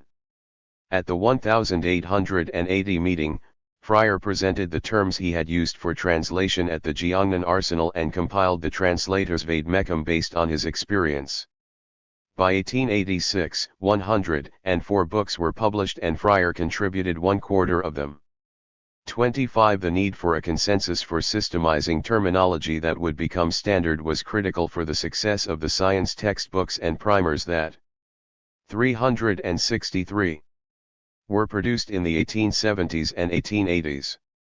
Justice Doolittle's 1872 Vocabulary and Handbook of the Chinese Language, Romanized in the vernacular, tried to reach a consensus by incorporating translations from the leading translators of the day for specialized vocabularies in 80 velds covering over 9,000 terms. Wiley, for instance, prepared a section with 1,016 entries on terms used in mechanics, with special reference to the steam engine. Martin presented a list of terms used in natural philosophy, and chemical terms were provided by John Kerr. Doolittle included a section titled Elements of Natural Science, which borrowed 322 terms from Benjamin Hobson's more complete 1858 medical vocabulary in English and Chinese. Even so, the terminology that Doolittle deployed never became normative. For the terms Doolittle listed in his vocabulary, he rarely took into account earlier translations, many of which later became standard. 26 chemical terminology in particular became contentious among the translators. Considerable variations in Chinese terms for the same chemical elements, for example, occurred in VE early and initial chemistry translations by Benjamin Hobson in 1855, William Martin in 1868, John Fryer in 1869, John Kerr in 1870–1871, and Anatole Billyquin in 1873, among others. Like Martin, Billyquin was then teaching chemistry at the Beijing School of Foreign Languages. Fryer and Su collaborated in the Jiangnan Arsenal's translation department, while Hobson and Kerr initially published their translations in Guangzhou. The German missionary Wilhelm Lobscheid developed an earlier nomenclature for chemical elements from 1866 to 1869 for his English and Chinese dictionary in Hong Kong, but his translations neglected the phonetic element in Chinese characters and were problematic. 27 Even the Chinese term for the notion of a chemical element varied among translators, from original material to original agent. Rival translations created animosities. Fryer and John Kerr began corresponding in November 1869 about their different translations of the same chemical text, namely David Wells's Principles and Applications of Chemistry. In 1895, their enmity over the issue still lingered on when Kerr was criticized by Fryer in the April issue of the Chinese Recorder. 28 Because their translations of 14 of the chemical elements differed, Fryer charged that Kerr should have delayed publication of his translation on chemistry to take into account Fryer's terms. Kerr replied in the June 1895 issue that before his translation was published in 1870–1871, he had consulted with Fryer. Those exchanges cannot be called negotiations for a compromise, because the only arrangement that could be made was adopt. 364. Shin by me of the terms used by Mr. Fryer. Fryer's self-assurance often stood in the way of the goals he advocated. 29 When the missionaries created the School and Textbook Series Committee in 1877 to prepare textbooks for elementary and advanced training in mathematics and science, they made a concerted effort to unify terminology, but the results were still mixed until 1890. By then, they adopted some 36,000 terms. At the Second National Missionary Conference of the Series Committee, which convened in Shanghai in 1890, Fryer reiterated his view that rules for terminology should be strenuously applied. Curiously, he blamed his Chinese collaborators for the inadequacies that others pointed to in his translations. 30 When the 1890 Missionary Committee decided to act, they acknowledged the confusion in the terminology for chemistry. By that time, the Fryer-Su Shao translation was the most successful in coining Chinese terms for the chemical elements because they had adopted new Chinese characters using the appropriate organizing radicals, whereas the Kerr-Liaran version had not used XED principles in their translations. In 1884, moreover, Fryer published through the Jiangnan Arsenal a vocabulary list of names of chemical substances based on the Fryer-Su mirror of the origins of chemistry and its follow UPS. Fryer's terms for organic and inorganic compounds and chemical concepts, however, were less successful. Two of the committee members, Calvin Mateer and W. M. Hayes, complained about Fryer's choices for Chinese terminology. If Dr. Fryer's chemical names and terms had been all that the occasion demanded, they would no doubt have vindicated their place in the public estimation. They have had ample time and opportunity, and the fact that they have not done so is the patent proof that changes are needed. Fryer replied to the committee with his usual cadence. Your committee ought not to change my terms unless they are radically wrong and impossible to be used. Should any terms of mine be shown to be erroneous, absurd, or otherwise unserviceable and another be without defects, I will gladly yield to it and not otherwise. 31. Similarly, Fryer complained in summer 1891 that Joseph Edkins had not compared the scientific terminology in other works when Edkins prepared his 1886 science primers, which duplicated 4 of the volumes that Young J. Allen and Zheng Chanjun had prepared in 1875 for the Arsenal. The latter had used the scientific terminology that Fryer had used for the Jiangnan Arsenal's translation department, but Edkins had ignored those efforts. 32. Competition among translators was not the only problem, however. In the case of the Chinese term for mechanics, for example, 2 legitimate translations competed in the 1860s. These terms could be traced back to the Swiss Jesuit Johann Schreck's diagrams and explanations of the marvelous devices of the Far West. Schreck's 1627 compilation discussed the principles of weight and force. Although Schreck's account coined the term for the study of weight, that is, a pre-Newtonian notion of mechanics, his account also stressed the role of force. The former term likely influenced 19th-century translations of mechanics by Wiley and Fryer in Shanghai. The RST volume of the Shanghai serial in January 1857, for instance, emphasized that its issues would introduce the Newtonian science of mechanics to its readers. Wiley and Wang Tao prepared a 2-part article in 1858 titled Popular Mechanics, which presented diagrams of levers for moving things and described the mechanical operation of the wheel and axle, pulleys, the inclined plane, the wedge, and the screw. It appeared in the RST volumes of the Shanghai serial. Likewise, Joseph Edkins and Li Shanlin published a translation of William Whewell's An Elementary Treatise on Mechanics in Chinese as the Study of Weight in 1867. Justice Doolittle's 1872 Vocabulary and Handbook of the Chinese Language included Wiley's piece titled Terms Used in Mechanics, with special reference to the steam engine, which also used study of weight as the standard translation for mechanics.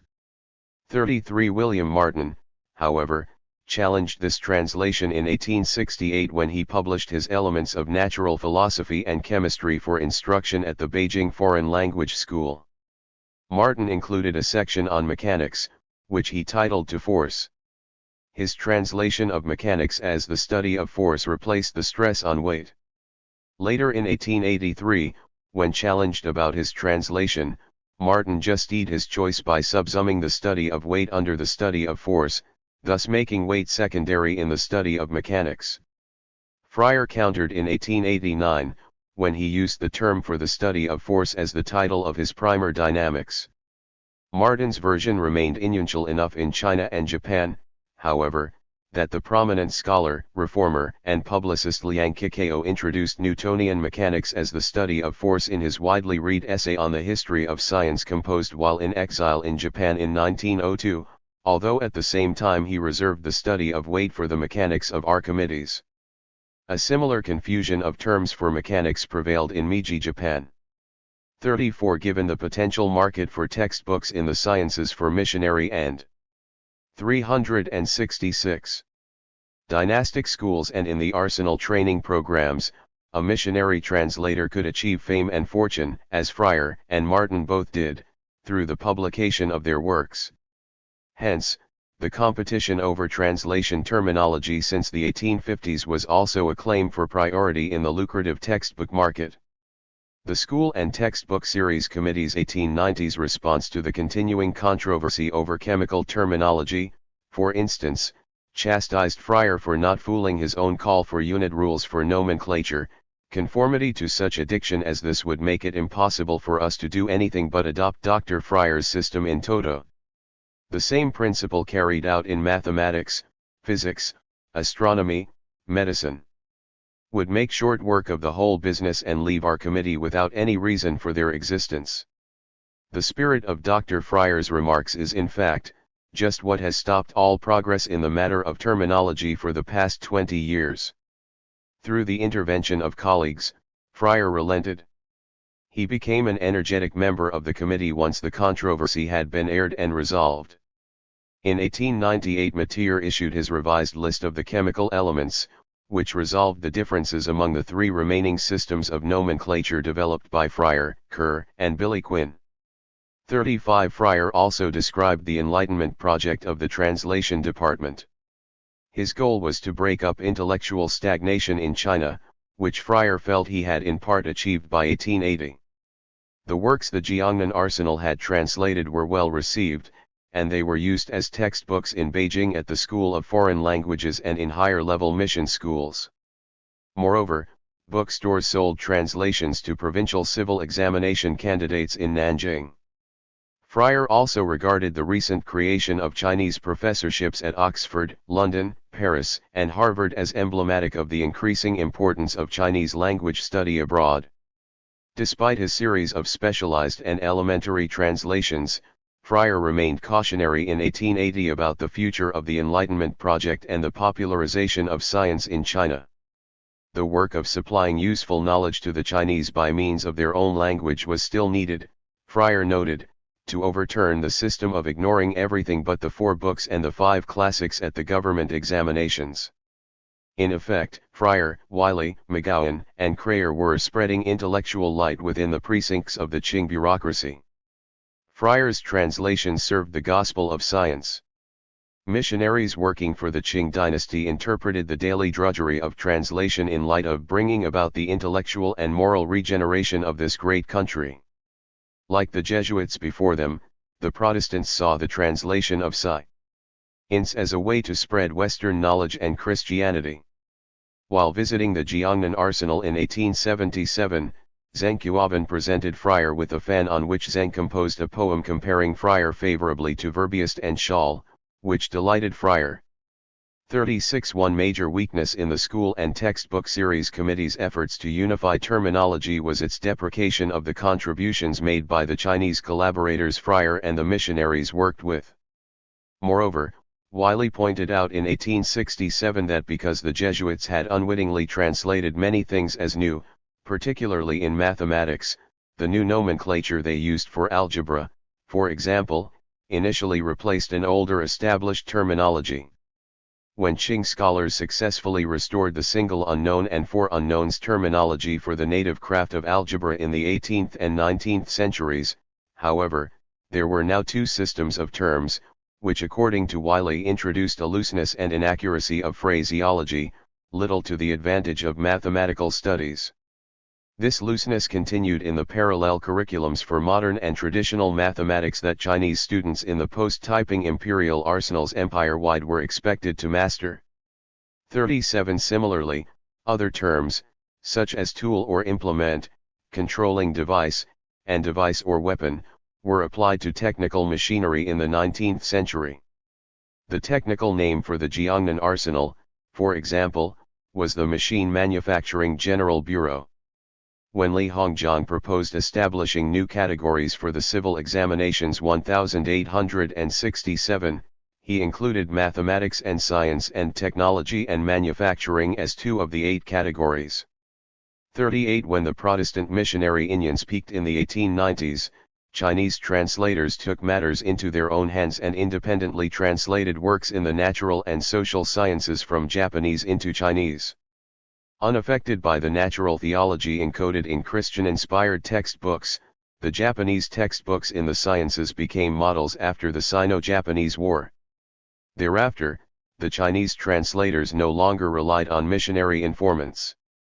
In chemistry, for instance, Japanese books on the subject continued to use earlier Chinese terms for the elements and compounds, but the terms and concepts informing chemical theory had new translations. The same changes occurred in physics, biology, and geology. 39. Technical learning in the Jiangnan Arsenal and Fuzhou Navy Yard. Before Fryer joined it, the translation project for the Jiangnan Arsenal was initially very modest. The Chinese and their collaborators planned to produce an encyclopedia that would resemble the Encyclopedia Britannica, but this goal was quickly seen as too elementary and perhaps too traditional. That 368 is a mimicking of the Ming-Qing encyclopedia tradition. Instead, the core group of Chinese and Western translators hired at the Translation Bureau began producing a series of industrial treatises focused on technology and machinery rather than mathematics and the natural sciences. 40 From 1863, when the imperial court approved its creation, the Shanghai School of Foreign Languages remained an independent school of translation. In 1869, however, the school was moved to the Jiangnan Arsenal and renamed the School for the Diffusion of Languages. The Shanghai Maritime Customs also paid for its new buildings. Fryer's work was narrowly deemed to translate Western books on manufacturing for the new Arsenal School. He initially focused on the fields of engineering, navigation, military technology, and naval affairs. 41 The poetic couplets Feng Gaifan and Li Hongjiang wrote to celebrate the unification of the Shanghai School with the Arsenal presented the name of the foreign language school as the hall for investigating things and extending knowledge. Feng and Li were referring to the new industrial sciences, but classical learning and traditional mathematics were also continued in the Jiangnan Arsenal after the foreign language school moved in. Teachers in the foreign language school stressed study of the 4 books and 5 classics in the hope that the graduates would pass the more prestigious civil examinations. Hence, the school attracted the sons of Shanghai merchants and Christian converts in a more foreign environment, who saw the new learning as an alternate means to access the civil service. The school made classical and historical studies part of the lower division curriculum.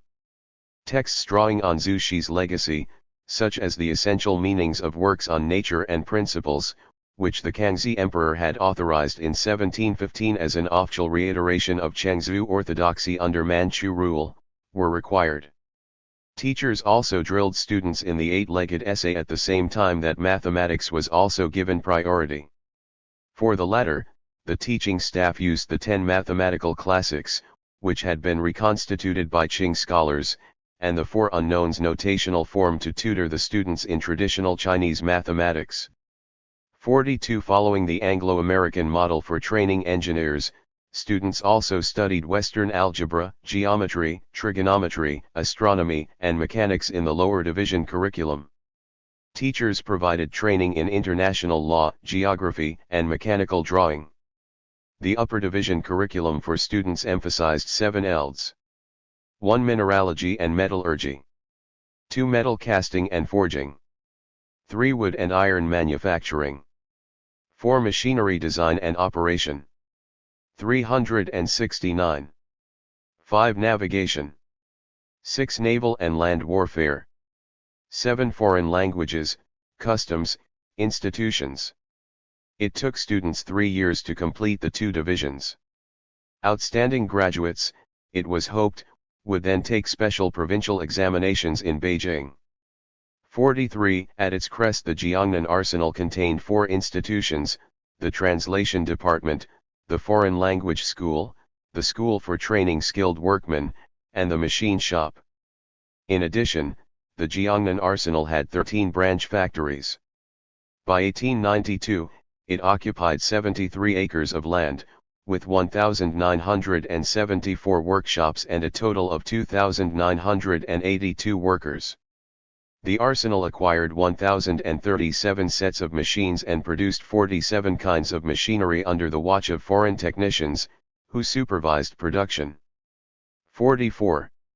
Shipbuilding in the Jiangnan Arsenal. From 1868 to 1876, according to Menu, shipbuilding in the Jiangnan Arsenal was highly productive. It built 11 ships in 8 years. 10 were warships. 5 of these had wooden hulls, the other iron hulls. All parts of each ship, including the engine, were built at the arsenal. The arsenal also experimented with different designs, from single to double screw engines, wooden and iron hulls, and simple warships to turreted vessels. When compared to the warships built following French models at the leading Japanese dockyard in Yokosuka in the 1870s, the level of shipbuilding technology at the Jiangnan Arsenal was actually more advanced. 45 Founded in 1867 to replace the late Tokugawa regional dockyards in Nagasaki and elsewhere, Yokosuka's dock was designed by the French architect-engineer François Léonce Verny, who had graduated from the L'École Polytechnique in 1858. Verny worked on shipbuilding projects in Ningbo and Shanghai for 2 years before coming to Japan in 1865. In the midst of the Meiji Restoration in 1868, his Japanese superiors at Yokosuka thought he should take a short leave to study the Fuzhou Navy Yard, which the Qing government was then building with French technical advice. In 1871, the construction director at Fuzhou visited Verney in Yokosuka, now under the Meiji Public Works Ministry.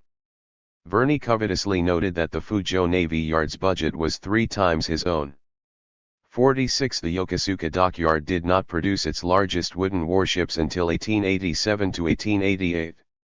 They were each armed with 12 guns and boasted 1,622 horsepower. Neither was the match for the largest warship built at the Jiangnan Arsenal in 1872, which had 1,800 horsepower and was armed with 26 guns. The Arsenal produced VE iron-hulled warships before 1875, while the Japanese did not complete their RST iron gunboats until after 1887. In terms of armaments, those manufactured at the Jiangnan Arsenal also were generally superior to those of Japan. 47 The Chinese eat of iron and wooden ships quickly fell behind the new ironclad ships of Europe, however. Moreover, the compound engine in Europe had replaced the outmoded single or double-screw engines in Chinese vessels. The Chinese began to build compound engines only in 1877. An earlier proposal was turned down because of the lack of funds. Hence, China's ships overall were still behind Europe's in the 1870s. Moreover, because Chinese shipyards could not produce enough ships, more warships were built in Europe for the Chinese Navy.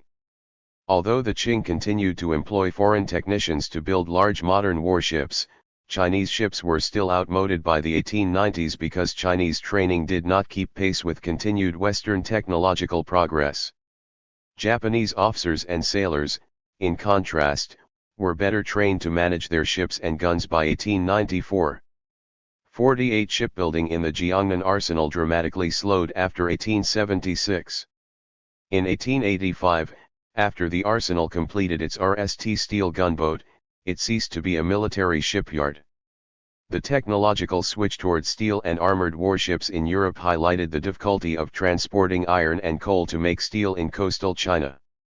At the same time, imported steel remained prohibitively expensive.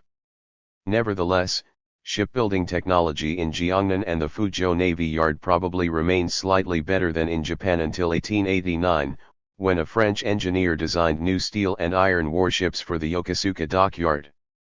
Its RST modern warship had more horsepower and a higher top speed than the same type of warship built at the Jiangnan Arsenal. 49 Once shipbuilding was no longer its major task, the Jiangnan Arsenal adapted its machinery to produce the most advanced foreign guns and small arms for military use. As of 1874, the arsenal had produced a total of 110 cannons and a variety of guns modeled after products from the Armstrong factory in Britain. 3 types of large 120 mm, 175 mm, and 200 mm caliber muzzle-loading guns made by the arsenal were deployed at the Wusong fort guarding the mouth of the Yangtze River. In the late 1880s, the arsenal produced large breech-loading guns that initially used black and later brown gunpowder. By 1885, Li Hongzhang favored the German arms industry over the British or French, and the scale of Krupp arms sales to China increased. Before the Sino-Japanese War commenced in 1894, the Jiangnan Arsenal was producing large breech-loading Armstrong guns with a range from 7,000 to 11,000 yards. They were capable of ring projectiles from 80 to 800 pounds. The arsenal also became known after 1890 for its success in producing the rapid ring machine gun, which was important in enhancing sea power and coastal defense forts. By 1892 the Jiangnan Arsenal had manufactured 10 40-pound rapid ring guns.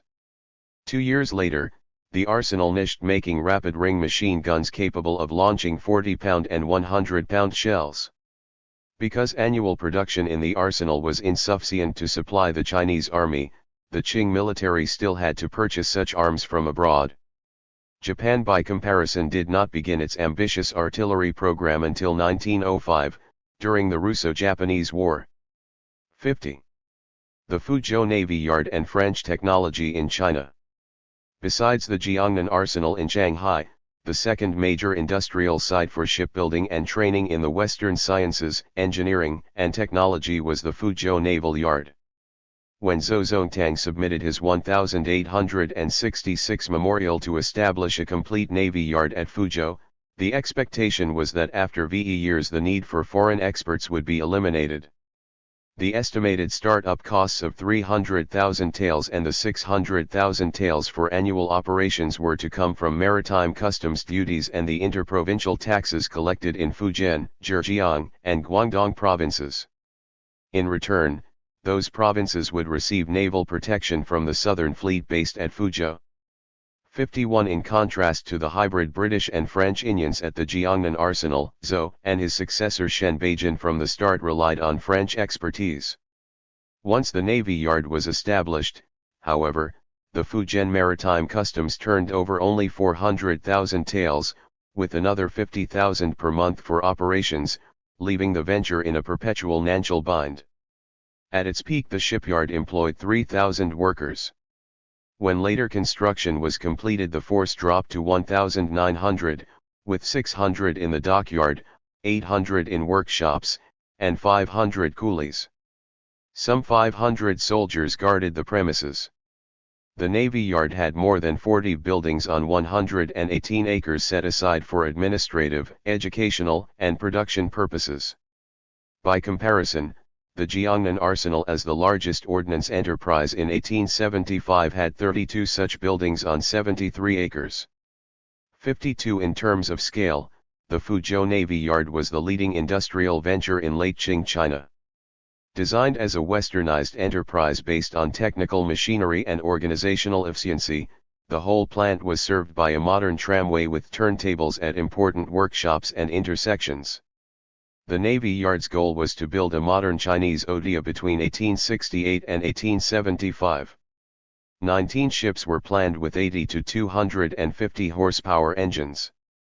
Of these, 13 would be transport ships with 150 horsepower engines. 16 ships were niched during this time. 10 transports with 100 horsepower n. 372 Guinness, and 1 corvette as a showpiece with a 250 horsepower engine, were realized in 1869 to 1875 while Shen Beijing was in charge. 9 of the 150 horsepower transports cost over 161,000 taels each, VE of the 80 horsepower ships cost over 106,000 taels, with the Yanggua corvette alone requiring 254,000 taels. 53 Like the Jiangnan Arsenal, the Fuzhou Navy Yard also compared favorably with the Yokosuka Dockyard. The latter had a budget in 1865 of 1.3 million taels for a 4-year period, compared to 4 million taels allotted to Fuzhou over VE years. Actual expenditures at Yokosuka doubled the budget, while the Fuzhou Navy Yard expended 5.36 million taels from 1866 to 1874. By 1868, Yokosuka had completed 8 ships with 11 more on the way. In comparison, Fuzhou was also at the forefront of naval and technological development. With 2 major industrial sites in the Yangtze Delta and in Fujian Province, the Qing was ahead of Japanese modernization efforts in the 1860s and 1870s, but such aggregate advantages in relation to Japan did not translate into organizational superiority when the Fuzhou Naval Yard faced the French Odia alone and unaided in 1884. 54 The industrial results in Fuzhou were at RST gratifying for the Qing dynasty and praised in the December 10, 1875, North China Daily News. Like ships built at the Jiangnan Arsenal, however, those in the Fuzhou Southern Fleet were mainly wooden ships, which were still common in the French Navy until 1873, and thus vulnerable to European ironclads after the British began producing them in 1865. They were not equipped with the latest compound engines. When faced with war with France in the 1880s and Japan in the 1890s, some Qing officials unfairly blamed the French, particularly Prosper Jaquel, a French naval officer, for purposely dumping obsolete equipment and designs on the Chinese Navy. 55 Jekyll had joined the Chinese Imperial Maritime Customs as a Commissioner of Customs at Ningbo in 1861 and later in Hankow until 1866. He signed a contract in 1866 to be the foreign director of the Fuzhou Navy Yard. Zhou Zongtang had also suggested opening a school for technical training called the Hall for the Search for Truth, an evidential research slogan, which served as the school for naval administration. Between 1866 and 1874, almost 100 Chinese received technical training according to French standards. 20 became engineers, and another 348 were highly skilled laborers. An additional 1,000 men trained as machine and tool workers. 56 foreigners taught English, French, mathematics, and drafting. At the same time, just like candidates for the local civil examinations, students were expected to master the classic of filial piety and the sacred edict and implied instructions of the Kangxi and Yongzheng emperors.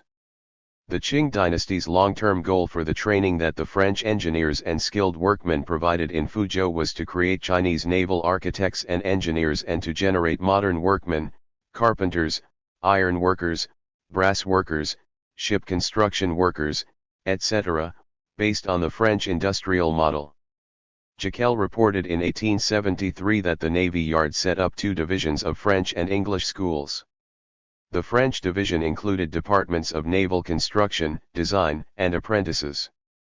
A naval academy with departments of theoretical navigation, practical navigation, and engine room training were in the English division. The Naval Construction Department opened in February 1867 with a curriculum that included French, arithmetic, algebra, descriptive and analytic geometry, trigonometry, calculus, physics, and mechanics. The VE-year program suffered a high rate of attrition, however. In the RST group of 105 beginning students, only 39 remained at the end of 1873. 57 to train Chinese officers to operate warships. The English division, headed by John Carroll from England, created a department of theoretical navigation with a curriculum that paralleled that for English and French civil engineers, arithmetic, for knowledge of fractions, proportions, interest, etc. Algebra, for quadratic equations of second degree, ratios, proportions, progressions, etc. Geography, used Anderson's general features of the globe. Trigonometry, plane and spherical, for solutions of triangles in navigation and nautical astronomy. Geometry, used Todd Hunter's edition of Euclid's Elements. Navigation, used Raper's correction of compasses, the sailings, as usually taught, and the day's work manuals. Nautical astronomy, ending latitude and longitude methods and errors of the compass. Besides building the dockyard and training personnel, the Navy Yard launched 15 ships between June 1869 and February 1874. However, only 19 were completed between 1874 and 1897 due to the lower caliber of administration after Prosper Jekyll's departure.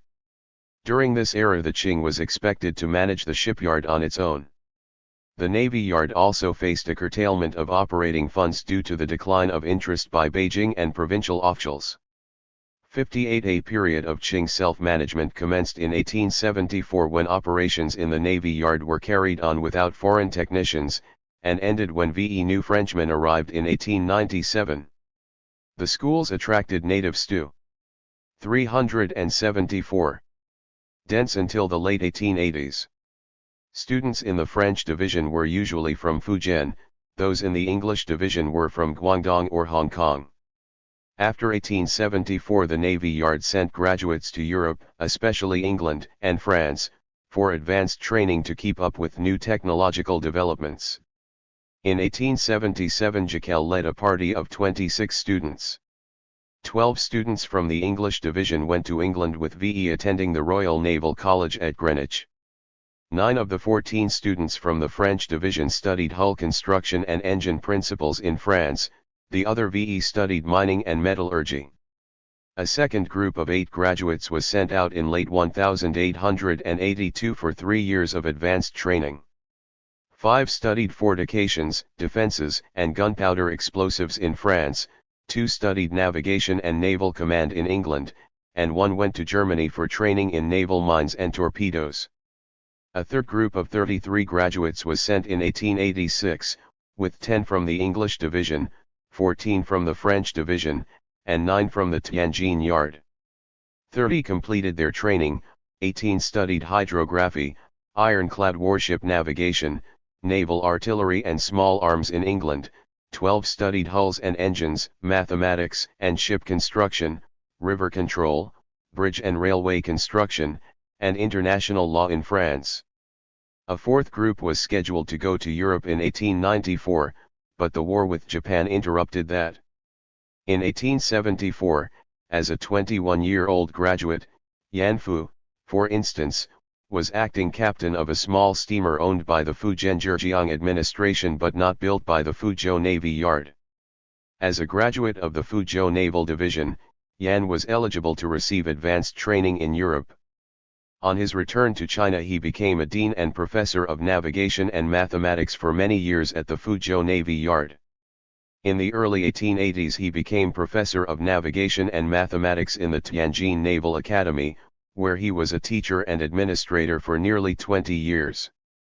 After the overwhelming defeat by Japan in the Sino-Japanese War, the Navy Yard considered an 1896 recommendation to hire foreign teachers in China rather than sending students to Europe, but the Zhongli Yamen still wished to send the best naval students to Europe for advanced training.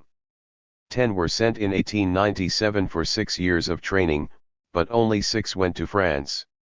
They were recalled in 1900 after 3 years due to insufficient funds.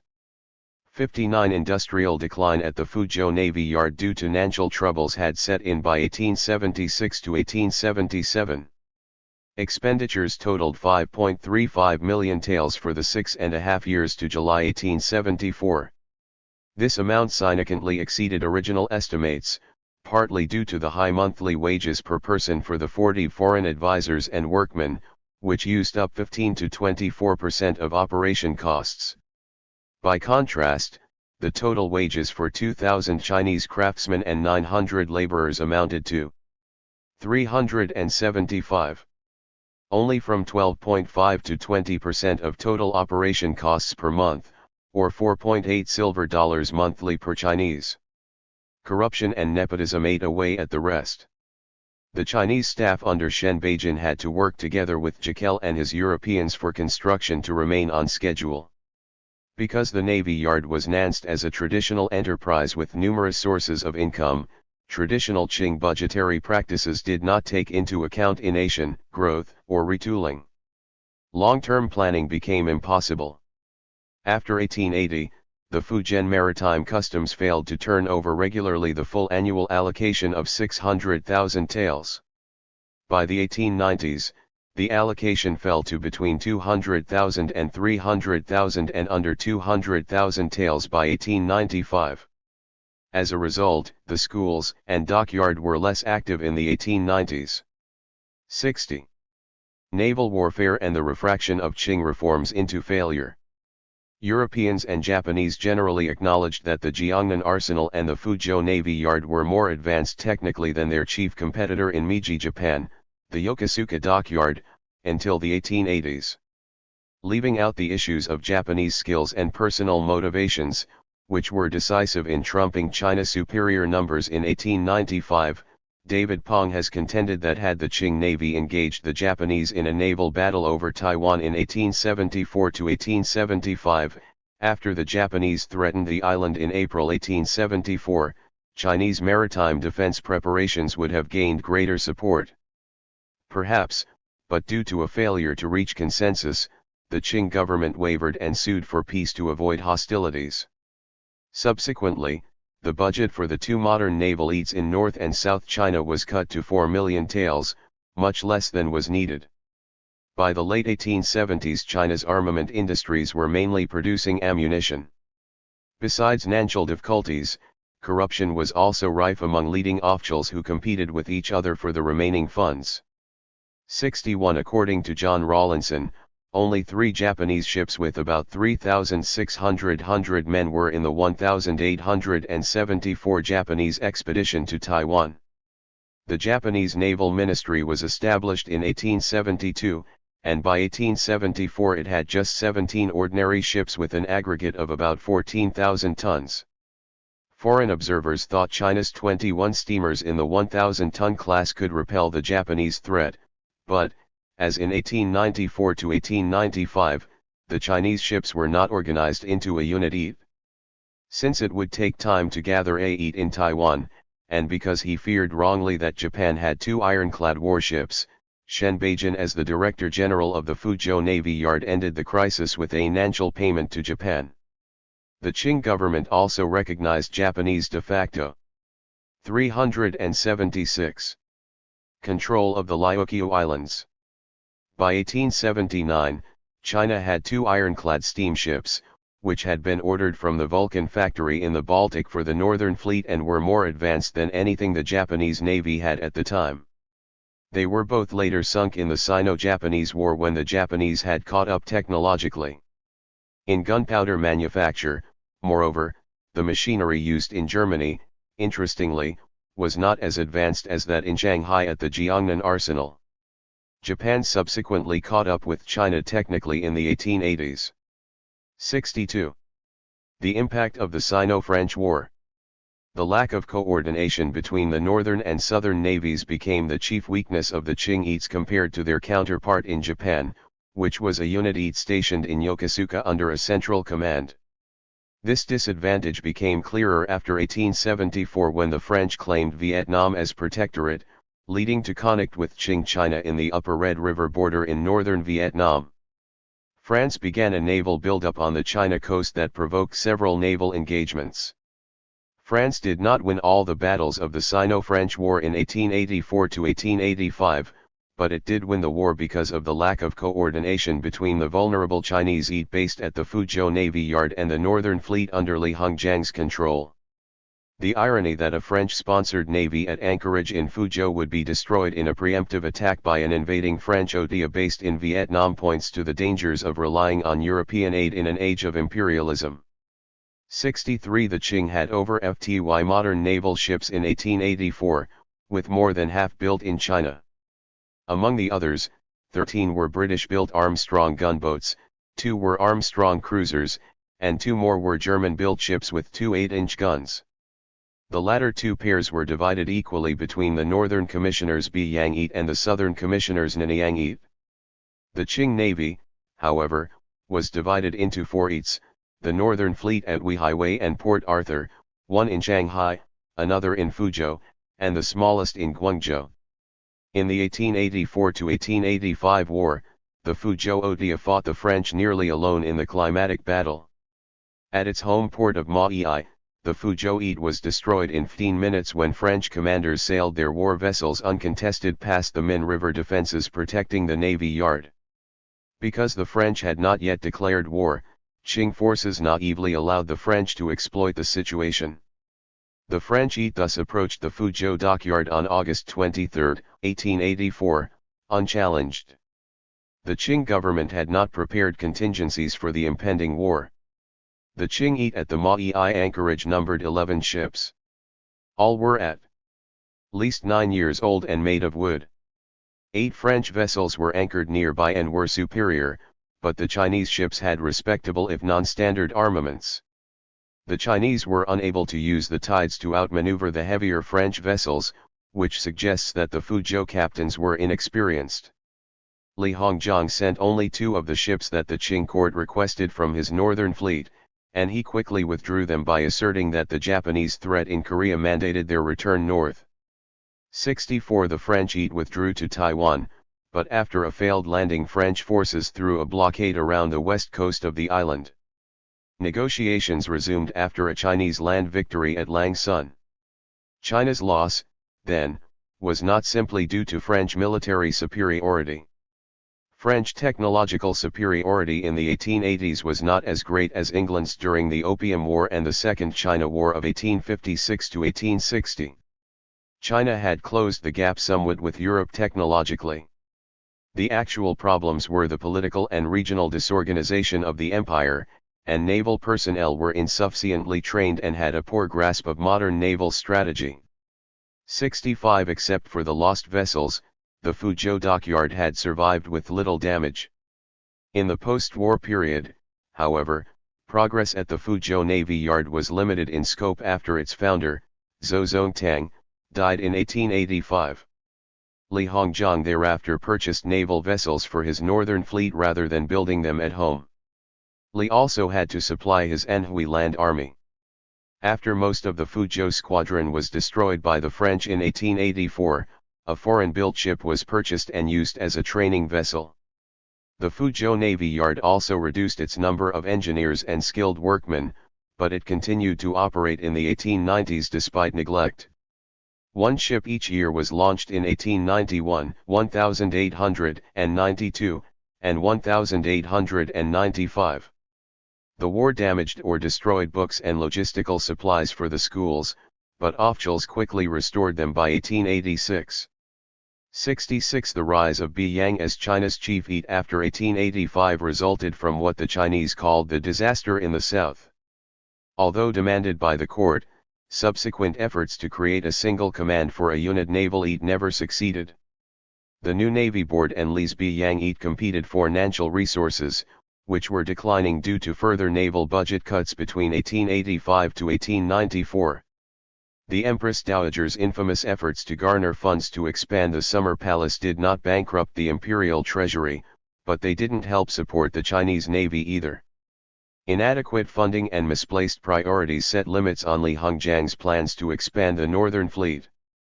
67 The strength of the Beiyang eat was clear to the Japanese because of stops the Chinese eat made in Japan in the 1880s after cruises to Vladivostok. Moreover, the inconclusiveness of the Sino-French War, which reporters conveyed to Japan, restored some Chinese prestige in Japanese eyes from the low it had reached after the Opium War. In the Nagasaki incident of 1886, 4 in 378 stance, 4 warships of the Northern Fleet anchored in Nagasaki on their return trip from the Russia. Li Hongzhang sought to impress the Japanese that China's naval equipment, reinforced by new ships purchased from Germany, was superior to Japan's. Fights between Chinese sailors, who claimed the right of extraterritoriality, and Nagasaki police, who viewed it differently, broke out during the port call, and each side blamed the other. 68 China's anting of its naval superiority aroused Japanese hostility. Similarly, Japanese-Chinese GHTS provoked the Kobe incident of 1889, which became a diplomatic dispute after a Chinese port stop there.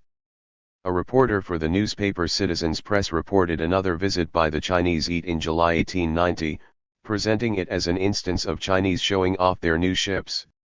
Toyama Masakazu, an educator and former president of Tokyo University, visited the agship of the Chinese eat and came away impressed with its large-caliber guns and thick steel armor.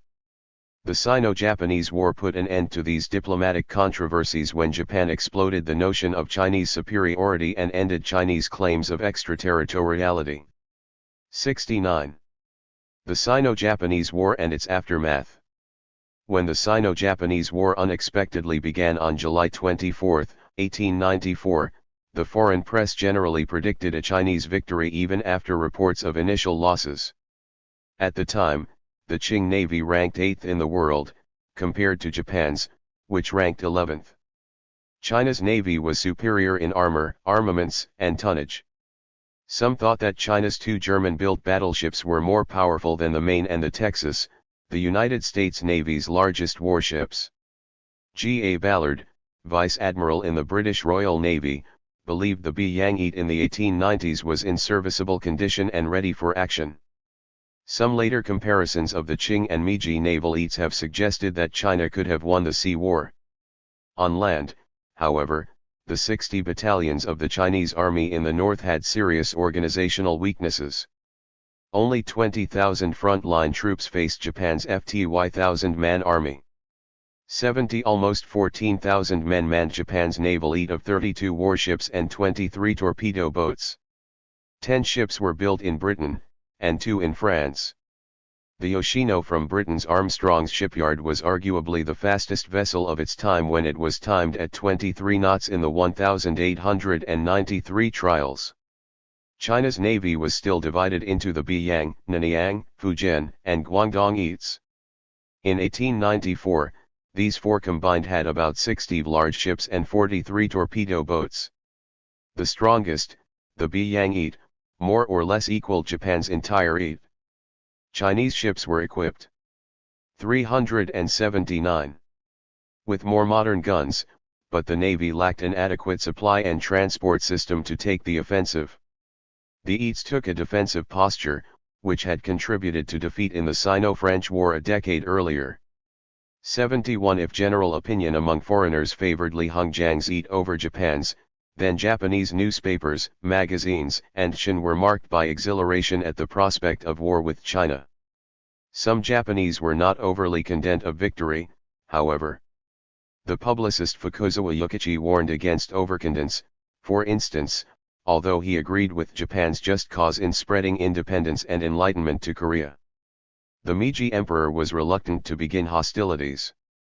He had refused to send messengers to the imperial shrines at Ise or to his father's grave to announce the war until the news of the initial Japanese victories was communicated to him. Japanese Diet members were also surprised at the easy victory.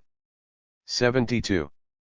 Another British observer noted that Chinese crews engaged in the war were at half strength, but salaries for full crews were paid. The greatest contrast lay in the fact that Japan's navy was unit.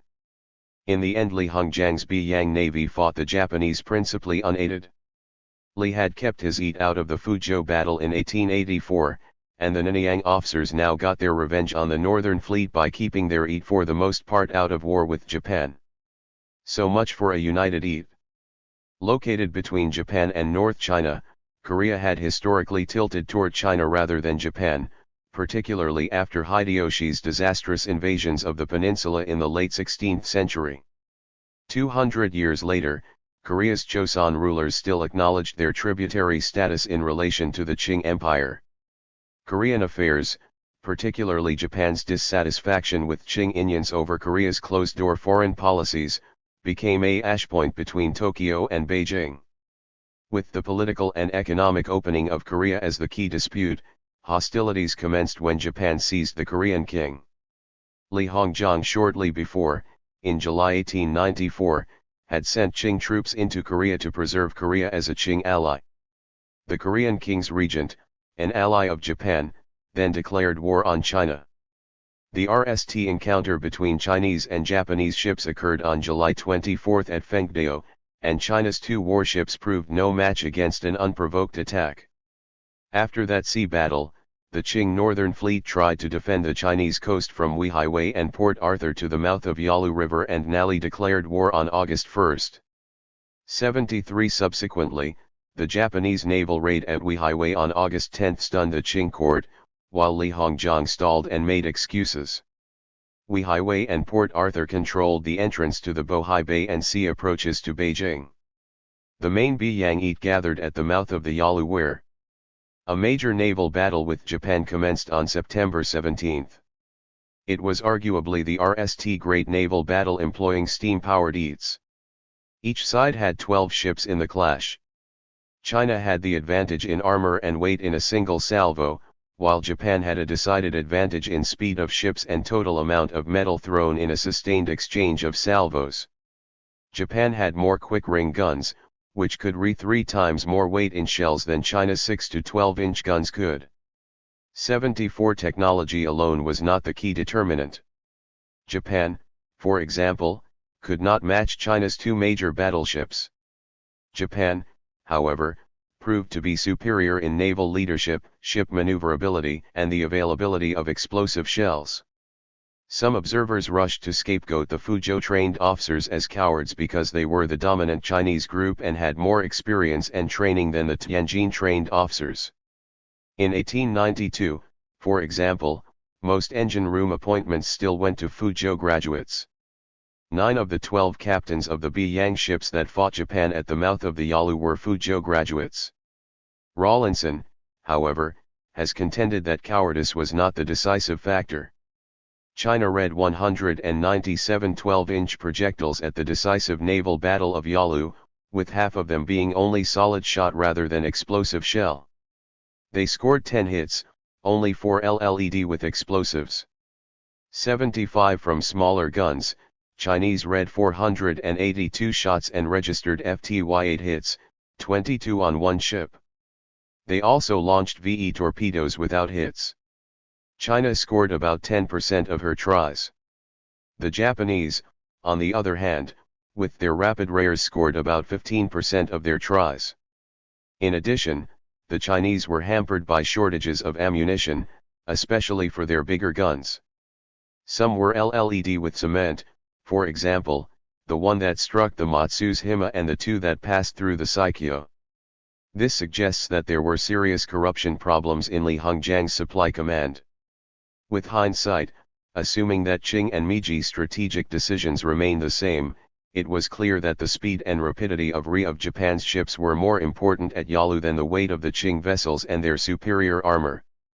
Shore engagements continued after the battle at the Yalu as the Japanese took advantage of their unexpectedly decisive victory at sea to launch a land war that allowed the Japanese First Army to occupy Pyongyang and then cross the Yalu to enter China at the Manchurian border. In addition, Japanese cryptographers had since June 1894 decoded Li Hongjiang's military communications. The Japanese Second Army, formed in September 1894, landed on the Liaodong Peninsula and took Port Arthur. The poor command structure of the Beiyang fleet and the lack of a court-martial system made it impossible to place blame on any Qing officers or allocate reward. 382. Properly. Moreover, the Qing personnel system was unpredictable and far from impartial. Many Chinese captains and officers simply committed suicide. No one dared to question the command structure or demand a board of review independent of the Navy. 76. The Sino-Japanese War generated intense Japanese self-confidence after 1895. The Japanese Navy was enhanced by the capture of 12 Chinese warships and 7 torpedo boats during hostilities, which added significant tonnage to the Meiji. Moreover, Japanese industrialization accelerated after the Qing dynasty was forced to pay a considerable indemnity to the Meiji regime. The Japanese government used the indemnity as a windfall to bankroll a massive rearmament program to address the Russian expansion on the borders of northeast China. Korea and Taiwan were ceded to Japan and became colonies. The indemnity also meant that China's huge payments to Japan could not be used to augment the Qing dynasty's reconstruction projects. The Jiangnan Arsenal and Fuzhou shipyard in particular never recovered from the indemnities. If the Qing government was unable to integrate development so that innovative institutions reinforced each other before this, the added weight of Japanese and European imperialism after 1895 tipped the scales. The Qing reforms initiated in 1865 had even less chance of success under such political conditions. 77. Wider Western notice of the small island kingdom that had defeated the Qing Empire also ensued.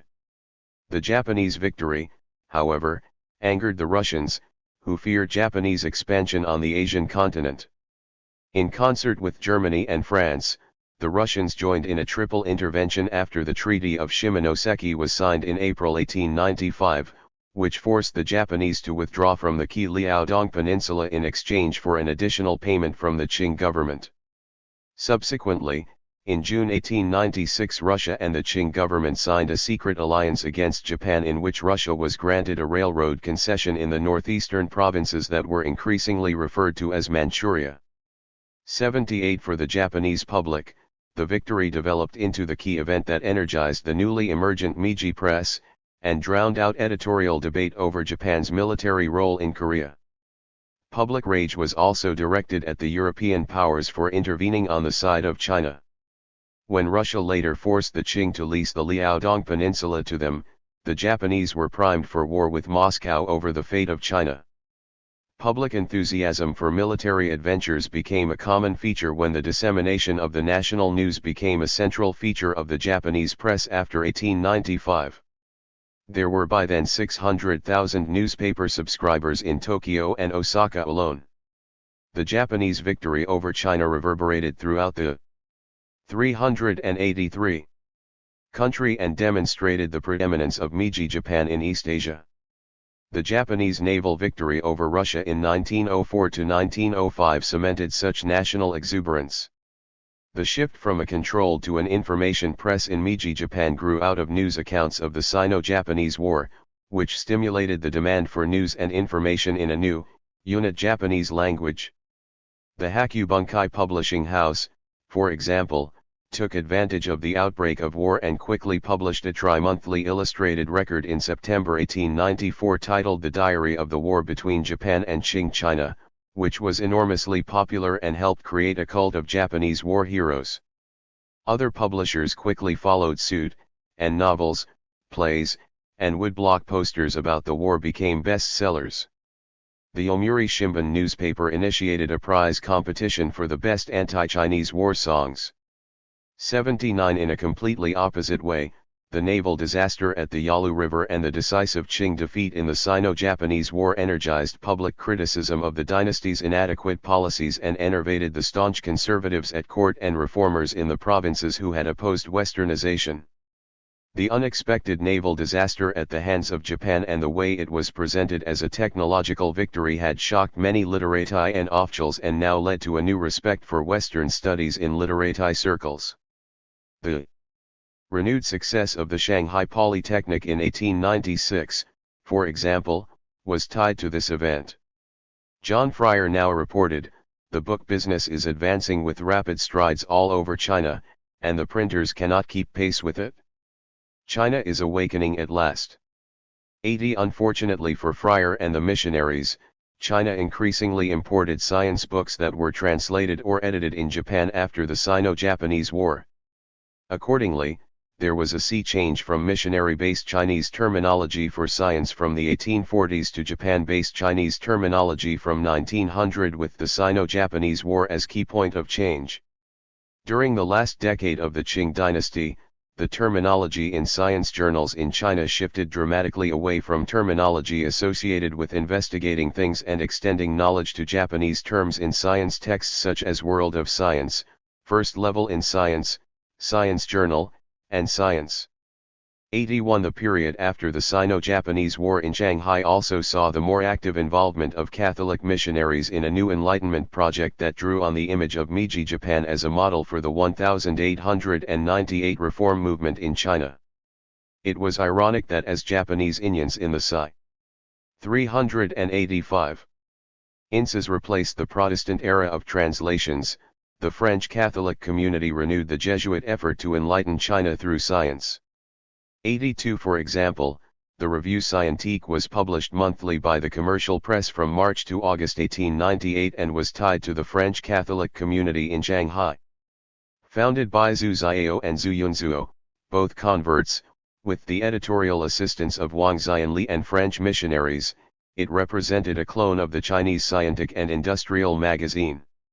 On the same model, the I Wenlu Et Revue Scientifique was published as a Catholic journal in Shanghai from 1898 to 1899, which combined two earlier periodicals into a single journal.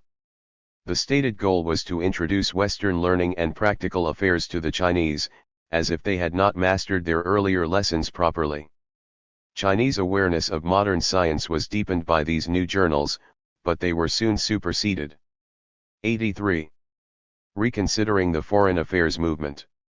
Chinese naval defeats contributed to the transformation of official, elite, and popular perceptions of the self-strengthening era. New public opinions appeared in the Chinese and missionary press that shaped the emerging national identity and sense of crisis among Han Chinese, who increasingly opposed the Manchu regime in power. Disappointment with the military losses convinced many Chinese that the foreign affairs movement had failed and that more radical political, educational, and cultural changes were required to follow Japan's lead in modernizing and coping with foreign imperialism. Earlier adaptation of new technological and scientific learning before 1895 was forgotten and repressed. Euro-American missionaries and experts who had aided in the Qing dynasty's scientific translation projects, which were used as textbooks in the arsenals and technical schools, now also thought that the Chinese nation, language, and culture were doomed. 84 Alan Feng has recently reconsidered the witch hunt for the inadequacies of the Chinese Army and Navy that ensued after 1895. Feng focuses on the defeat of the Chinese Army in the Sino-Japanese War because Japanese land victories gave them a clear path to march on Beijing. This threat to the capital forced the Qing court to seek an immediate settlement of the war. In contrast to accounts in China that still accuse the Qing minister, Li Hongzhang, of cowardice for his peace at any cost policy, Feng maintains that Chinese armies were well equipped during the early stage of the war with Japan and that the Chinese-led commanders were not incompetent. He refutes earlier claims that China's land defeats in the Sino-Japanese War were due to the failure of the Chinese ordnance industry. 386. Feng concludes that the primary explanations for China's losses in the land war are the better military training Japanese troops and officers received compared to their Chinese counterparts, and the fact that Qing troops were outnumbered by the Japanese at the major battles. I would add that the Qing court and its regional leaders underestimated the dangers of relying on European aid in an age of imperialism. 85 We have assessed above the naval wars that the Qing dynasty lost in the late 19th century. Along with the Sino-Japanese War, the Sino-French naval battles have also been used as a litmus test for measuring the failure of the self-strengthening reforms initiated after the Taiping Rebellion. The rise of the new arsenals, shipyards, technical schools, and translation bureaus, which are usually undervalued in such failure narratives, should also be reconsidered in light of the increased training in military technology and education in Western science available to the Chinese after 1865. Long-standing claims made by contemporaries of the Sino-Japanese War that China's defeat demonstrated the failure of the foreign affairs movement to introduce Western science and technology successfully will be reconsidered below. 86. From computists to scientists. We have focused above on the schools and factories launched within the Jiangnan Arsenal in Shanghai and the Fuzhou Navy Yard. John Fryer wrote in 1880, for instance, that the Jiangnan Arsenal had commenced publishing translations of Western works in 1871. By June 30, 1879, some 98 works were published in 235 volumes. Of these, 22 dealt with mathematics, 15 were on naval and military science, 13 covered the arts and manufactures. Fryer reported that another 40 works in 142 volumes were translated but not yet published, and 13 other works were in process with 34 volumes already completed. Altogether, the translation office in the Jiangnan Arsenal had by 1880 sold 31,111 copies representing 83,454 volumes, and this had been accomplished without advertisements or postal arrangements. A work on the German Krupp guns translated in 1872 sold 904 copies in 8 years, for example. Another work on coastal defense published in 1871 sold 1,114 copies in 9 years. A treatise on practical geometry sold 1,000 copies in 8 years, a treatise on algebra sold 781 copies in 7 years. Fryer's work on coal mining published in 1871 sold 840 copies in 9 years. Publicizing these works beyond Shanghai, Beijing, and the treaty ports was difficult, but even for the latter venues such numbers were disappointing. 87 Nevertheless, the controversial political reformer cum new text iconoclast Kang Youwei purchased all the Arsenal works when he was in 387. Shanghai in 1882. Between 1890 and 1892, his disciple Liang Kikao purchased many of the Arsenal's translations and the Chinese scientific magazine. Liang developed an influential reading list based on these materials known as the Bibliography of Western Learning, which was revised and published in 1896. Of these 329 published works in 28 categories, 119 were translated by Fryer and his Chinese collaborators. Tan Sitong wrote in 1894 on scientific topics and mentioned the Chinese Scientific magazine as one of his sources of scientific learning. Tan had visited Shanghai in 1893 and bought many of the Arsenal science translations, as well as works on history, politics, geography, and religion that were published by the Society for the Study of National Strengthening. 88. Besides their use as textbooks in the increasing number of missionary schools, a regional matrix of arsenals, factories, and technical schools that formed the 19th century roots of the 20th century Industrial Revolution in China also used them. Hence, we should also acknowledge the scope and scale of scientific translation and military arsenals elsewhere in China after 1860. Not all of them were based on British or French models, although our two examples of the arsenal in Shanghai and Navy Yard in Fuzhou largely were. A list of these empire-wide venues is included in Appendix 4. 89. Once the attack on the Fuzhou shipyard during the Sino-French War demonstrated the vulnerability of the factories and eats to foreign naval blockade, Zhang Haidong, then Governor-General in Hubei and Hunan provinces in the Middle Yangtze region, recognized the need for the Hanyang Iron Works and Hanyang Arsenal as protected, inland industrial sites. Not funded until 1891 to 1895, however, and then subject to the competing interests of Li Hongjiang's Northern Fleet and the military threat from the Japanese in Korea, the Hanyang Arsenal found that its funds were inadequate for simultaneous development of the iron works and the arsenal. This problem led to a slowdown in the arsenal, which failed to produce weapons or ordnance in time for the Sino-Japanese War. Other delays in plant building and a damaging in summer 1894 kept the Hanyang project from achieving success before the 20th century. Zhang wrestled with the twin goals of strategic industrialization and modern military production in the midst of the court's emergency diversion of funds and resources to deal with the Russian and Japanese threats. He chose to fund the iron works for raw material rather than the arsenal for military arms. Hence, the Hanyang Iron Works became the hub of China's iron and steel industry during the first half of the 20th century.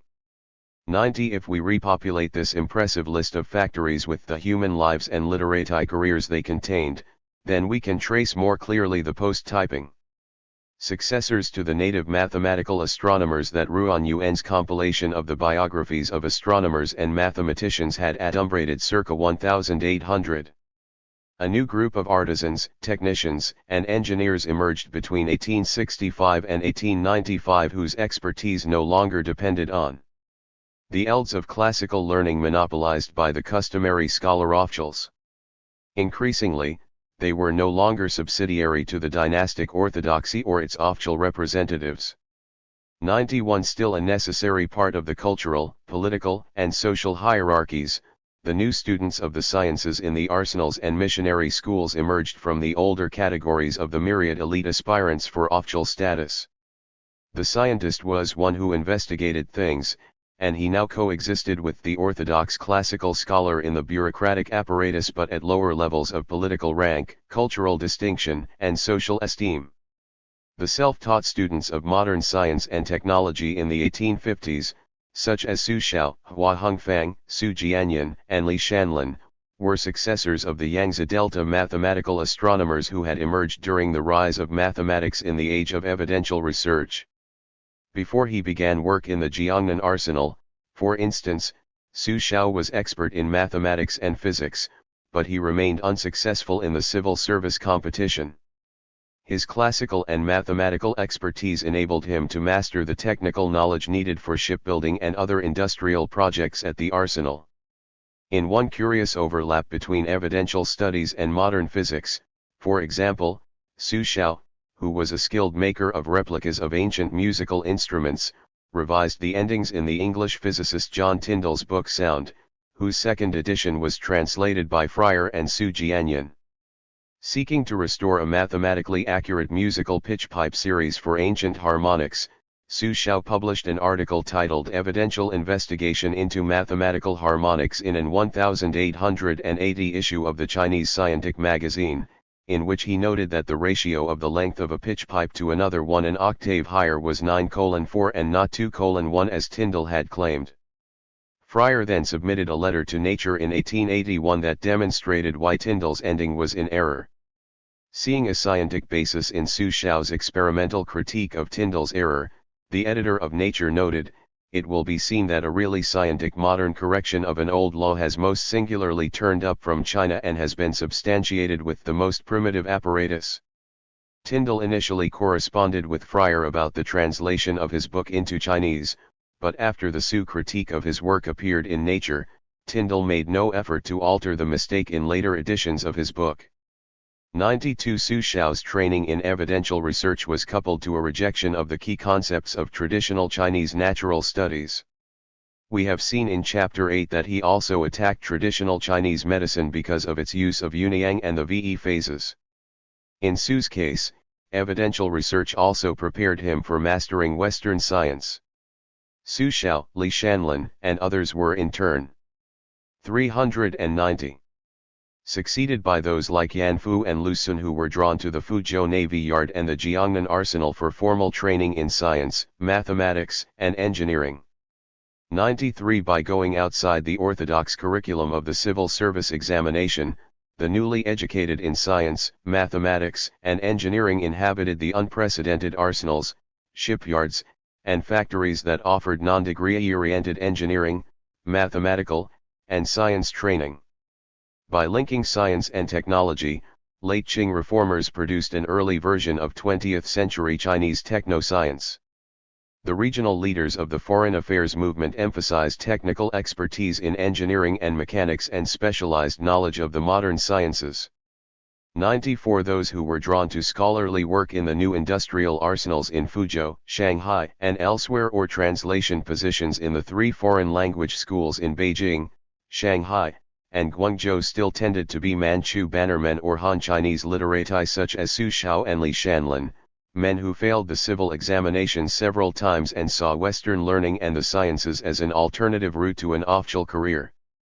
Yan Fu and Lu Sun were famous examples of this group of outsiders from the civil examinations that initially served as the pool of highly educated men who led the promising world of late Qing institutions oriented toward science. 95 Lu Sun's grandfather, Zhou Fuqing, a Hanlin academician and the RST important scholar in the Zhou family from Shaoxing in Zhejiang province, was jailed for attempting to bribe an examiner assigned to the 1893 Zhejiang provincial examination. The scandal forced Lu to leave his lineage school where he had prepared for the civil examinations. Before turning to literature, Lu Sun was RST trained at the Jiangnan Arsenal, and he later traveled to Japan to study modern medicine at Sendai just before the 1904–1905 Russo-Japanese War. 96 Better known as a translator and publicist who was critical of late Qing reform efforts, Yan Fu, we have seen, was a graduate of the Fuzhou Naval Division and later received advanced training in Europe. In 1902 he was appointed chief editor for the new Official Translation Bureau in Beijing after the fame he received for his translations of John Stuart Mill's S on Liberty and Herbert Spencer's account of social Darwinism. 97 Eventually, thousands of administrative experts, translators, and advisors including hundreds of foreigners served in provincial schools and arsenals under the chief provincial ministers of the late Qing. Zheng, Li, Zhou, and Zhang were the leaders of the post-typing turn toward foreign studies focusing on science and industry. Literati associated with statecraft and evidential studies after the typing rebellion. Legitimate literati study of natural studies and mathematics within the framework of Chinese studies as fundamental, Western learning as useful. 98. 391. The promising start made in missionary schools and the empire-wide arsenals accelerated in the 1880s when Shanghai and Beijing took the lead in promoting the new ELDs associated with the foreign studies movement. In particular, the shipbuilding industry played an indispensable role in the emergence of late Qing industrial enterprises. At Jiangnan and Fuzhou, the RST lathes and furnaces in China to produce molten steel emerged. During the last years of the First World War, more than 200 skilled workers at the Fuzhou shipyard manufactured the RST Chinese airplane.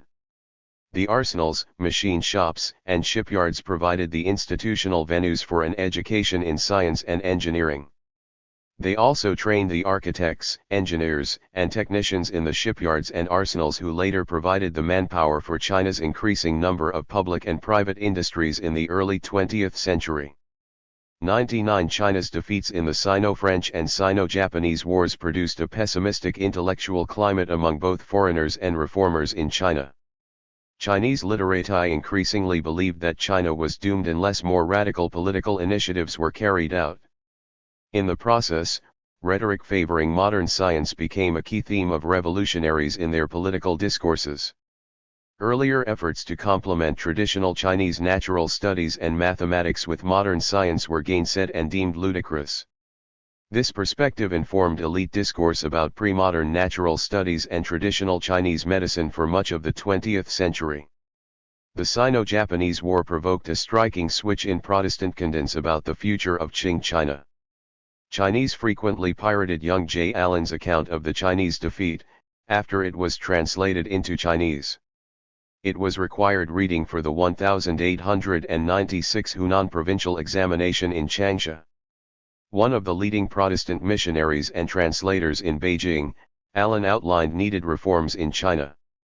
Allen had published an extended essay titled Précis of Sino-Western Relations, in the September 1875 to April 1876 issues of the Review of the Times. The review's accounts of the war with Japan were republished in 1898 as a massive tome and immediately sold out its 3,000 copies. 100 such missionary assessments were no longer gradualist, however. In the essay, Allen traced China's backwardness to 3 root causes: superstition, opium, and civil examinations. In this series, he also stressed the importance of science as a corrective for the causes of China's backwardness. Native studies had, according to Allen, failed to grasp the universal lessons of modern science. In particular, China's assimilation of Western science missed the importance of the study of the principles of things. 392. That is, natural science. After 1900 this term would increasingly refer to physics, based on Japanese translations of Western scientific texts. Moreover, Allen used superstition as a modern cultural category to pigeonhole the entire Chinese classical tradition, a reduction that would become de rigueur among many Chinese radicals in the 20th century. 101 One of the institutional products of the political iconoclasm in China after the Sino-Japanese War, which survived the Empress Dowager's counter-coup against the reform movement in 1898, was the Imperial University of Beijing. The Qing government established it at the pinnacle of an empire-wide network of schools that would expand on the foreign language schools in Beijing, Shanghai, and Guangzhou. Like the Translation College, the new university trained civil degree holders in Western subjects suitable for government service. The court chose William Martin, a distinguished missionary who had worked in the Beijing school, as the dean of the Western faculty in 1895.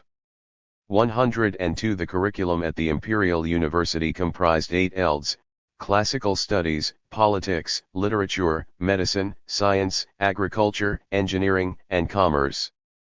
6 courses deemed the science ELD: mathematics, astronomy, physics, zoology, botany, and geology. The Imperial University still referred to science courses in light of the investigation of things, although the facilities included modern laboratories equipped with the latest instruments for physics, geometry, and chemistry. This promising development was short-lived, however, because North China rebels associated with the Boxer Rebellion smashed everything in sight at the university in the summer of 1900. European armies were not any kinder during their occupation of Beijing after the Boxer siege of the foreign Legat Ions was lifted. 103 The Qing race to establish Chinese institutions of higher learning that would stress modern science accelerated after the occupation of the capital by Western and Japanese troops in 1900. The Boxer Popular Rebellion in North China and the response of the Western powers and Japan to it unbalanced the power structure in the capital so much that foreigners were able to put considerable pressure on provincial and metropolitan leaders such as Li Hongzhang. Foreign support of reform and Western education thus strengthened the political fortunes of provincial reformers such as Yuan Shikai and Zhang Haidong, who had opposed the Boxers. 104. Friar and the missionary response to the Sino-Japanese War. In a May 22, 1895, Letter to President Kellogg concerning the chair of Oriental Languages at Berkeley University, which he would be offered in July. John Fryer explained that his position in China had been strengthened because of China's defeat in the war. A strong tide of demand for Western. 393. Learning was now evident among Chinese literati, who were becoming aware of their own gross ignorance of modern arts and sciences. He added to Kellogg, "My translations are being bought up as fast as they can be printed, and education conducted on Western principles is becoming the order of the day. It is for this tide that I have waited patiently year after year, and now that it has begun to it would seem almost wrong to absent myself from the country that has so long afforded me a home and for those whose enlightenment I have so long been working. Why then entertain a teaching position at Berkeley University at this promising time?" We have seen that Fryer in 1880 had rejected the possibility that English would become a universal language or that China would be ruled by foreign powers. In his 1895 letter to President Kellogg, however, Fryer explained why he now entertained accepting the Berkeley position, however necessary it may be for China to have the arts and sciences of the West translated into the native language and disseminated throughout the country. In the RST instance, it stands to reason that this will only succeed up to a point. Beyond that point no amount of translation can keep pace with the requirements of this age of progress. The complete education of China had begun through translation, Fryer quipped, but that was only a RST step. The man who had tirelessly translated several score of works on science and technology into Chinese now assumed a more strident tone in his private letters. The war had proven to him and the Chinese that their efforts since 1865 had been a failure. Fryer now became a voice of doom for China's future. Of course this looks to the gradual decay of the Chinese language and literature, and with them the comparative uselessness of my many years of labor. Their doom seems to be inevitable, for only the test can survive. It may take many generations to accomplish, but sooner or later the end must come, and English be the learned language of the empire. 105. This intriguingly timed Spence-Ryan perspective belied the religious message of a natural theology that informed earlier missionary translations of botany and biology for the Chinese. On the eve of his departure for California, however, Fryer remained involved in China's affairs. He also gave the impression that his move to Berkeley might not be permanent. For instance, he publicly announced a competition for New Age novels in Chinese that would enhance the morals of China and eviscerate the triple evils of opium, stereotypical examination. 394. Essays, and foot-binding. This appeal for a new literature written in easy and clear language with meaningful implications and graceful style attracted the interest of Liang Qiqiao and other reformers who called for a new culture in China, premised on the failure of traditional Chinese civilization. The bound feet of Chinese women symbolized this failure. In the 1890s, Qing radicals and revolutionaries increasingly adapted the Three Evils campaigns to discredit the Manchu regime. The Boxer Rebellion of 1900 confirmed the fears of many missionaries, such as the devoted William Martin. In the 1868 preface for his Elements of Natural Philosophy and Chemistry, Martin had hoped to rescue the intellect of the Chinese from the barren eld of belles lettres. Now he sounded more shrill: let this pagan empire be partitioned among Christian powers. Unlike Fryer, Martin stayed on in China and continued his educational work. In a peculiar manner, China's defeat in the Sino-Japanese War also represented John Fryer's and William Martin's failure to change China. 106. In our concluding chapter, we address the remaining steps in the Chinese construction of modern science in late imperial China. After the debacle of the Sino-Japanese War, that construction increasingly denigrated traditional natural studies and classical medicine. When we look at the changes in scientific terminology that occurred in fields such as botany and chemistry after 1900, we see that Japanese scientific terminology decisively replaced Protestant terms in China. Although the role of Chinese students who studied science in the United States and Europe should not be underestimated, a sea change in favor of Japanese science and technology took hold during the last years of the Qing dynasty. We tend to underestimate what the Japanese wave left in its wake, namely the hundreds of translations that Protestants such as Friar Martin and others had labored on since 1865, which had also made their way to Yokosuka and to virtually every prefectural library in Meiji, Japan. 107. 395. Displacement of traditional Chinese science and medicine in the 20th century. 11. Despite the relative success of traditional Chinese natural studies and modern Western science in developing together as objects of study by a select number of literati in the late 19th century, they and their Protestant informants largely ignored the role of laboratories in modern science to discover and test new endings. For Catholic or Protestant missionaries and literati mathematicians, natural studies were rarely more than translating technical knowledge and memorizing and applying newly available texts. The technoscience practiced in the arsenals was exceptional, but the practical focus there on producing arms and ships precluded cutting-edge research. Japan quickly replaced England and France as the nation the Qing dynasty should emulate in science and technology. During this period, for example, the Chinese preferred translating Japanese mathematics texts, which proved to be a convenient shortcut to modern mathematics. The conversion to Western mathematics was also aided by the many Chinese students who returned from studies abroad, particularly from Japan after 1895. Over 10,000 Chinese traveled to Japan to study from 1902 to 1907. Some 90% of the foreign-trained students who joined the Qing civil service after 1905, for instance, graduated from Japanese schools. 1. Western learning mediated through Japan. Since 1865, literati inside and outside the bureaucracy had distinguished between Chinese learning, which they presented as the whole of native learning, and Western studies.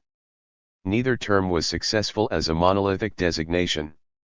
Each was politically charged in the 1890s, when they were used by conservatives and radicals in the struggle for or against modernity.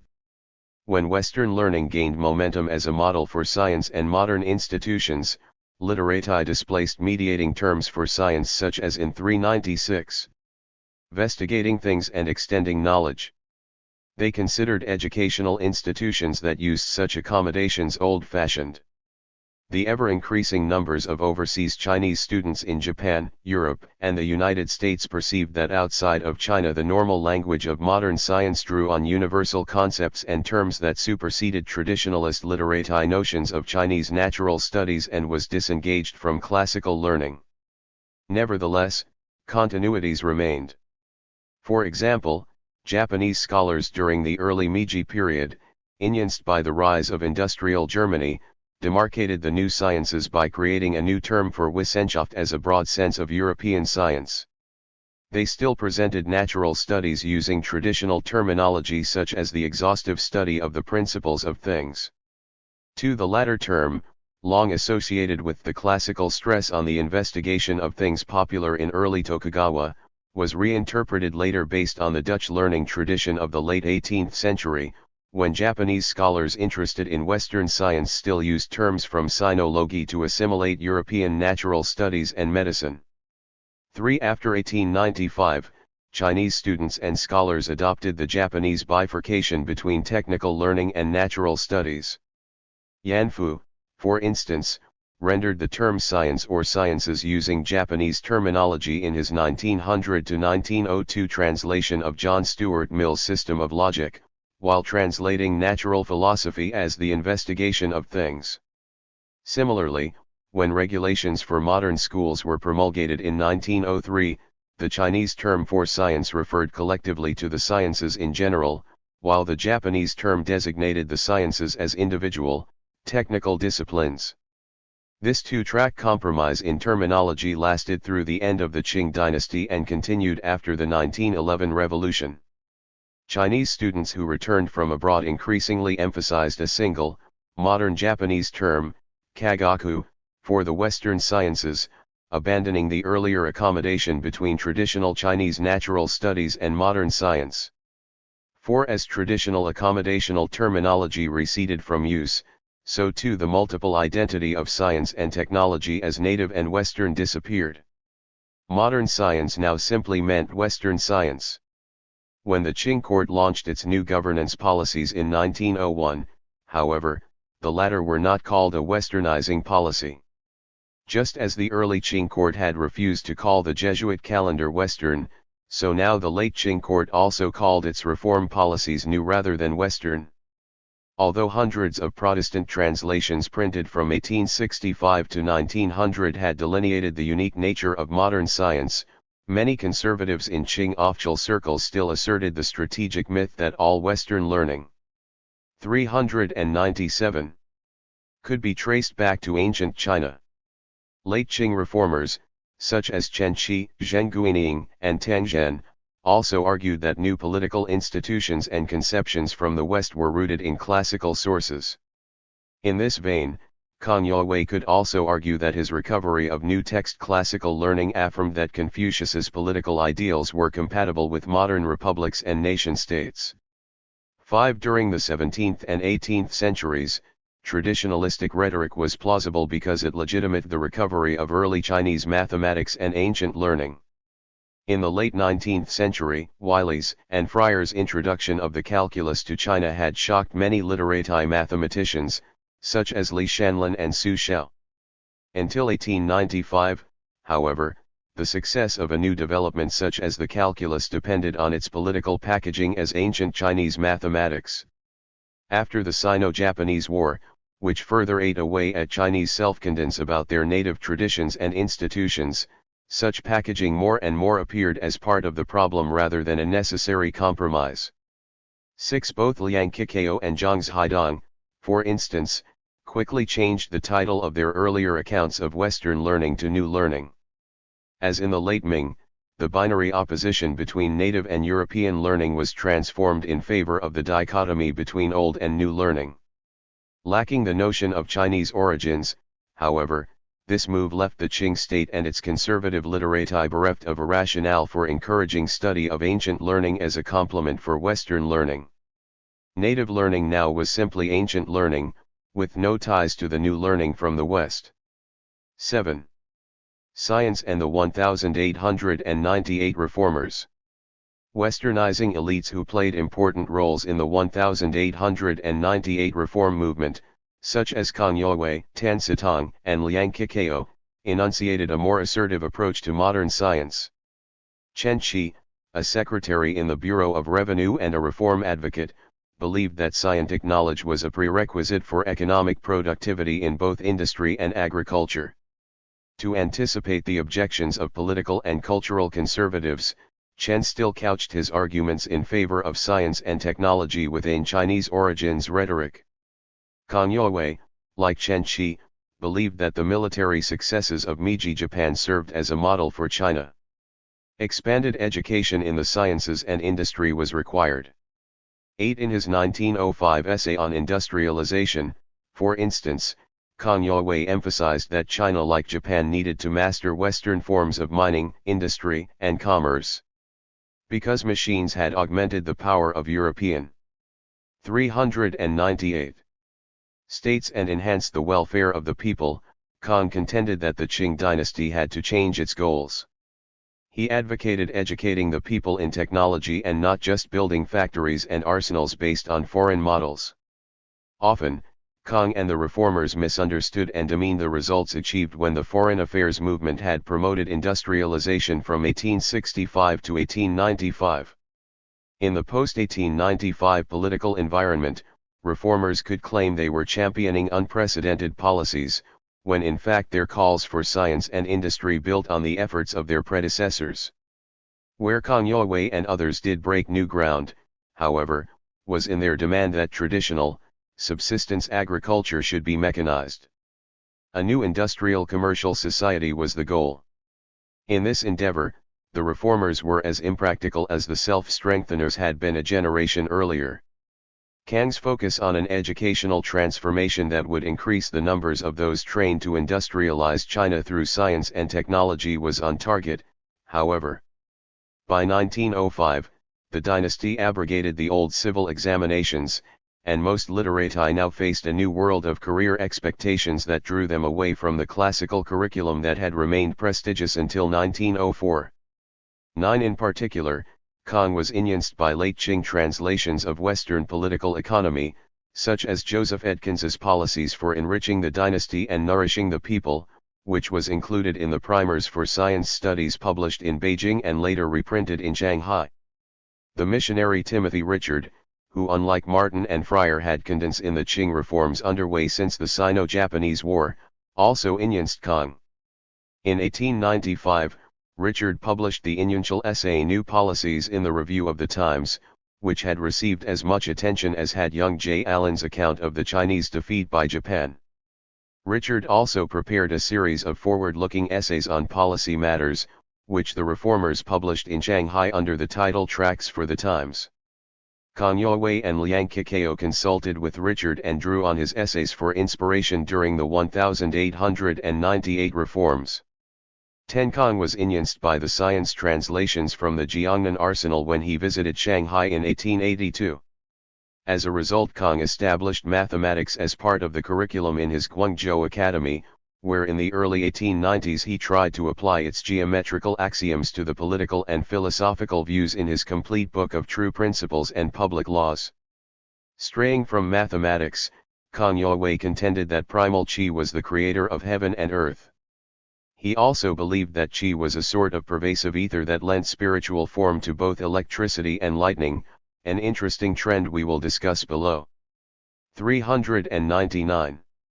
Likewise, Tan Sitong was an amateur mathematician and advocate of science when he established the Liaoyang Mathematical Academy in 1895, one of the RST such academies, with the help of his teacher Wang Zhongwu.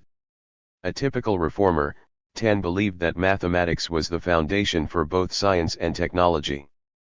Tan also read both traditional and Western mathematical works and became interested in geometry and algebra. In his major published work, Studies of Benevolence, for example, Tan relied on mathematics as an authority more than as a tool in his writings to reveal the unity of all learning.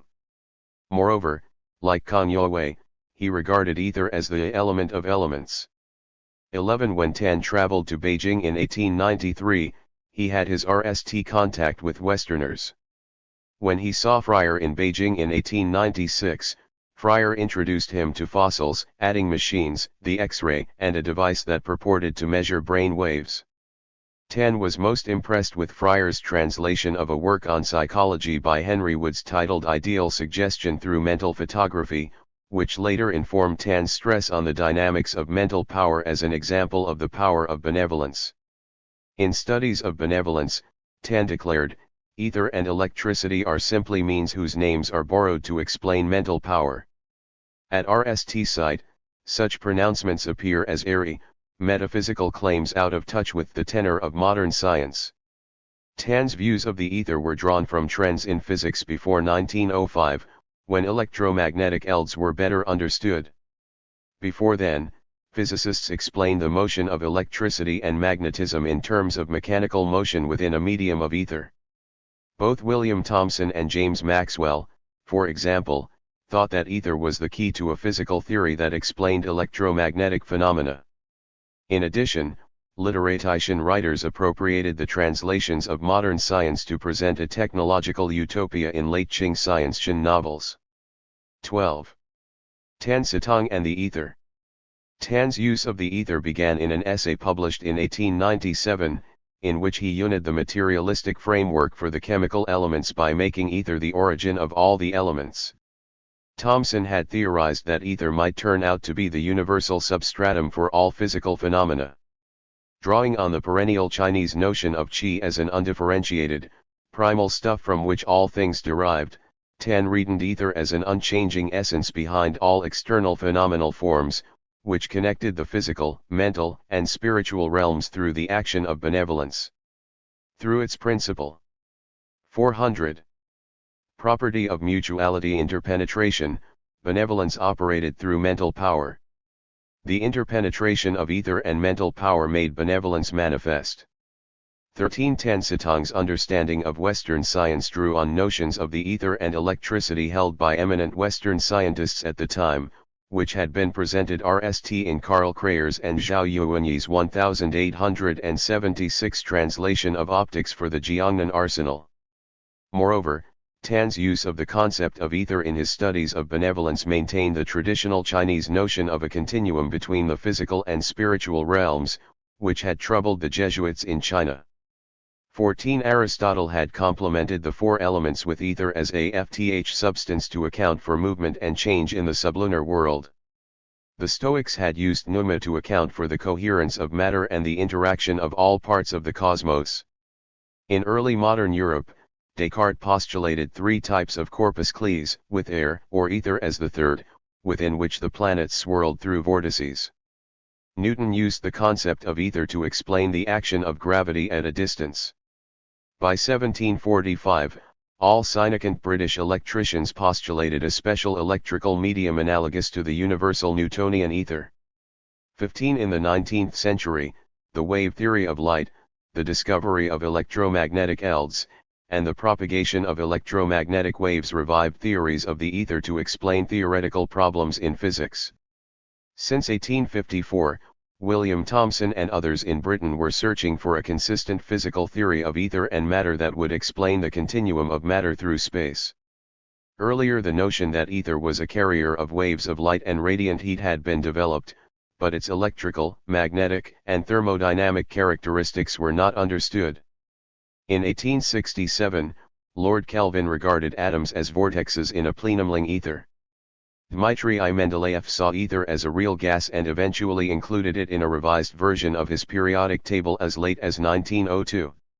James Maxwell, whose 1860s kinetic theory of gases enabled him to explain thermodynamics, treated the magnetic eld as rotating vortex tubes in the ether, which he linked to electricity in his 1873 treatise on electricity and magnetism. John Thomson postulated in 1883 that atoms consisted of interconnected vortex rings in stable structures within an ether continuum, while James Jeans explained radioactivity in 1905 as a rearrangement of ether structure. The 1880s experiments of Albert Michelson and Edward Morley using an interferometer had already shown that ether was undetectable scientifically. When Albert Einstein formulated and completed his ether-free relativity theories between 1905 and 1915, such notions became irrelevant. 16. 401. Accordingly, Tan's appropriation of the ether paralleled attempts by European physicists to affirm ether as the fundamental unity of spiritual and material phenomena. Balfour Stewart, whose English primers on physics had been translated by young J. Allen and Joseph Edkins into Chinese, had claimed as a co-author of an 1875 volume titled The Unseen Universe or Speculations on a Future State that the human personality survived after death in a parallel universe. Similarly, Maxwell and his supporters believed that ether was not reducible to any known substance. Moreover, the attractiveness of idealist thought in 19th-century Europe among those who sought to redirect the mechanistic physics of atomists toward a spiritually informed world, made it possible for the concept of ether to appeal to both specialists and non-specialists. In China, as Tan Sitong and Kang Youwei drew on this view of ether as an active medium in the universe and molded its content in light of Chinese natural philosophy. 17. In addition, Henry Woods' work on psychology suggested that ether, unlike ordinary materials, transmitted not only magnetism, electricity, and heat, but also nervous impulses. From this plausible connection of ether to the transmission of nervous impulses through space, Tan derived his notions of the interpenetration of ether and mental power. This link was enhanced when he read Freier's translation of Woods' ideal suggestion through mental photography, which, although it did not mention ether, promoted the curative powers of electricity. Using the scientific terminology he derived from Western translations produced by Freier at the Jiangnan Arsenal and promoted by the Society for Diffusion of Useful Knowledge, Tan presented scientific terms such as atom and element in his essays. Tan also used these translations to ground his notion of benevolence metaphysically in the ether. Freier's notion of the ether came from Woods' work, which he translated in 1896 to describe the space vacuums LLED by ether. Fryer associated Qi with ether to appeal to Chinese literati. 18 reformist works appropriated the methods, logic, and nomenclature of science. 10 studies of benevolence, for example, opened with a deductive system of 27 definitions of benevolence and other terms, which echoed Kang Youwei's use of axioms to present his political and philosophical views. Both Tan and Kang took modern science seriously as a theoretical enterprise, but they used its concepts and methodology very loosely to reconcile Western science with conventional wisdom and Buddhist notions of production and destruction.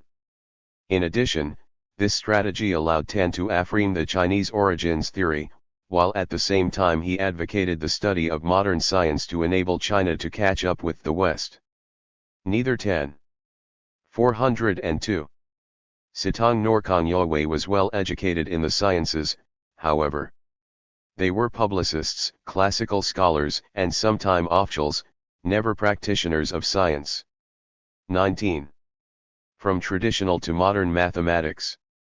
Since 1865, Li Shanlin and Hua Hongfang had presented Chinese students with a Sino-Western amalgam of traditional Chinese mathematics and modern mathematics, which in the minds of Chinese administrators at the many arsenal schools represented a hybrid of two traditions. This merging of Chinese and Western mathematics was usually overlooked by Western teachers and translators who, except for Alexander Wiley, looked down on such traditionalistic impulses. Such accommodations are usually mentioned without comment by Western historians of the arsenals and schools. 20 mathematicians such as Hua Hongfang quickly rejected the Chinese origins theory when they realized that Western mathematics had evolved independently of traditional methods. Ding Fuebao most strongly attacked the claims of Chinese origins. His 1899 annotated catalogue of works on traditional mathematics rejected all the claims that had recently appeared. At the same time, however, literati mathematicians tried to explain the convergence of Chinese and Western mathematics despite their separate origins. For this, they used a universalist argument borrowed from classical learning to the effect that the same mind produces the same principles to explain Western developments. 21 other mathematicians such as Zhou Zhongxian still taught Chinese methods in mathematics until the 1901 civil service examination reforms forced them to use Western mathematics for teaching problem solving. After the reforms added the new ELDs of foreign arts and sciences, the questions in mathematics presumed knowledge of Western mathematics. Students thus needed training in the new ELD. Zhou's 1904 textbook, Applying Algebra to Various Types of Problems, was prepared for an accelerated course in mathematics to LL this need, but at the same time he merged Chinese and Western mathematics. Hence, his text presented Chinese solutions RST so the students would be aware of traditional methods before using modern algebra to solve traditional problems. At the same time, however, Zhou refrained from insisting on the pedagogical priority of traditional mathematics. By 1905, algebra and the calculus had replaced traditional mathematics. Since the late 1890s, the annual examinations on mathematics held at the Beijing School of Foreign Languages no longer included questions on traditional equations or 4403. Unknowns procedures. After 1868, Japanese mathematicians had been forced to teach Western mathematics, but until 1900 Chinese were able to carry out research using traditional Chinese mathematics. 22 When the Qing government promulgated new governance policies for an educational system composed of primary, middle, and high schools in 1902, the reformed curriculum prioritized 7 ELDs of learning: politics, literature, science, agriculture, industry, commerce, and medicine. Science was subdivided into 6 areas: astronomy, geology, arithmetic, chemistry, physics, and zoology botany. These were ELDs mostly in name, however. Few teachers were available until later to teach such specialty subjects. 23 In 1905, when even the civil examinations were eliminated, further regulations put into place a new curriculum and textbooks for the schools that were established. Via the reform of the education system, China after 1905 was fully converted to Western mathematics. The Qing government rearranged curricula according to the 4 Western school levels for mathematics courses. 1 Junior primary school, 4 arithmetical operations and decimals. 2 Senior primary school, fractions, ratios, areas, and volumes. 3 Middle school, algebra, geometry, and trigonometry. 4 High school, analytical geometry and calculus. This changeover entailed the westernization of mathematics textbooks and Western formats for numbers, known quantities, unknown quantities, and derivatives and integrals. 24 Du Yaquan, Ding Wenjiang, Cai Yuan Pi, and others, quickly left behind the typical classical education of elite radus. Yanfu, whose poor prospects in the civil examinations provoked him to enter the School of Navigation of the Fuzhou shipyard in 1866, associated the power of the West with modern schools where students were trained in modern subjects requiring practical training in the sciences and technology. For Yanfu and the post-1895 reformers, Western schools and westernized Japanese education were examples China should emulate. The extension of mass schooling within a standardized classroom system stressing science courses seemed to promise a way out of the quagmire of the imperial education and civil examination regime, whose educational efficiency was suspect in the 1890s. By 1911, middle and high schools were required by the Ministry of Education to evaluate students in 10 areas of instruction. 1 Philosophy. 2 Chinese literature. 3 World literature. 404. 4 Art and music. 5 History and government. 6 Mathematics and astronomy. 7 Physics and chemistry. 8 Animal and plant biology. 9 Geography and geology. 10 Sports and crafts. 25. Overall, until 1923 the new educational system mandated required courses in VE areas of specialization. 1 Language. 2 Social sciences. 3 Natural sciences. 4 Mathematics. 5 Engineering. Among those affected by the educational changes, Ren Hongjun was one of the founders of the Science Society of China in 1914. He had passed the last county civil examinations in 1904, and by 1907 he was a student in Shanghai, where he met the future iconoclast Hu Shi. Ren then traveled to Japan in 1908 and in 1909 entered the Higher Technical College of Tokyo as a student subsidized by the Qing government. The Qing dynasty had reached a 15-year agreement with the college to send 40 students annually to Tokyo. 26 While in Tokyo, Ren also joined Sun Yat-sen's early partisans in the Alliance Society and rose to an important position in the Tokyo Sichuan branch. When he returned to China after the 1911 revolution, Ren served in Sun's provisional government. He received a Tsinghua University fellowship in 1912 to study chemistry at Cornell. Ren completed his BA in chemistry from Cornell, where he studied from 1912 to 1916, and his MA in chemistry from Columbia in 1917, during which time he assumed a leading role in forming a Chinese science organization that would replace the old-style literary societies. 27. Modern medicine in China. Those trained in modern, Western medicine derided classical Chinese medicine, which was the largest eld of the Chinese sciences during the transition from the late Qing to the Republican era, 1895 to 1911. Traditional physicians were more successful in retaining their prestige than Chinese astronomers, geomancers, and alchemists, who were dismissed by most modern scholars. 405. 4 Practicing superstitious forms of knowledge.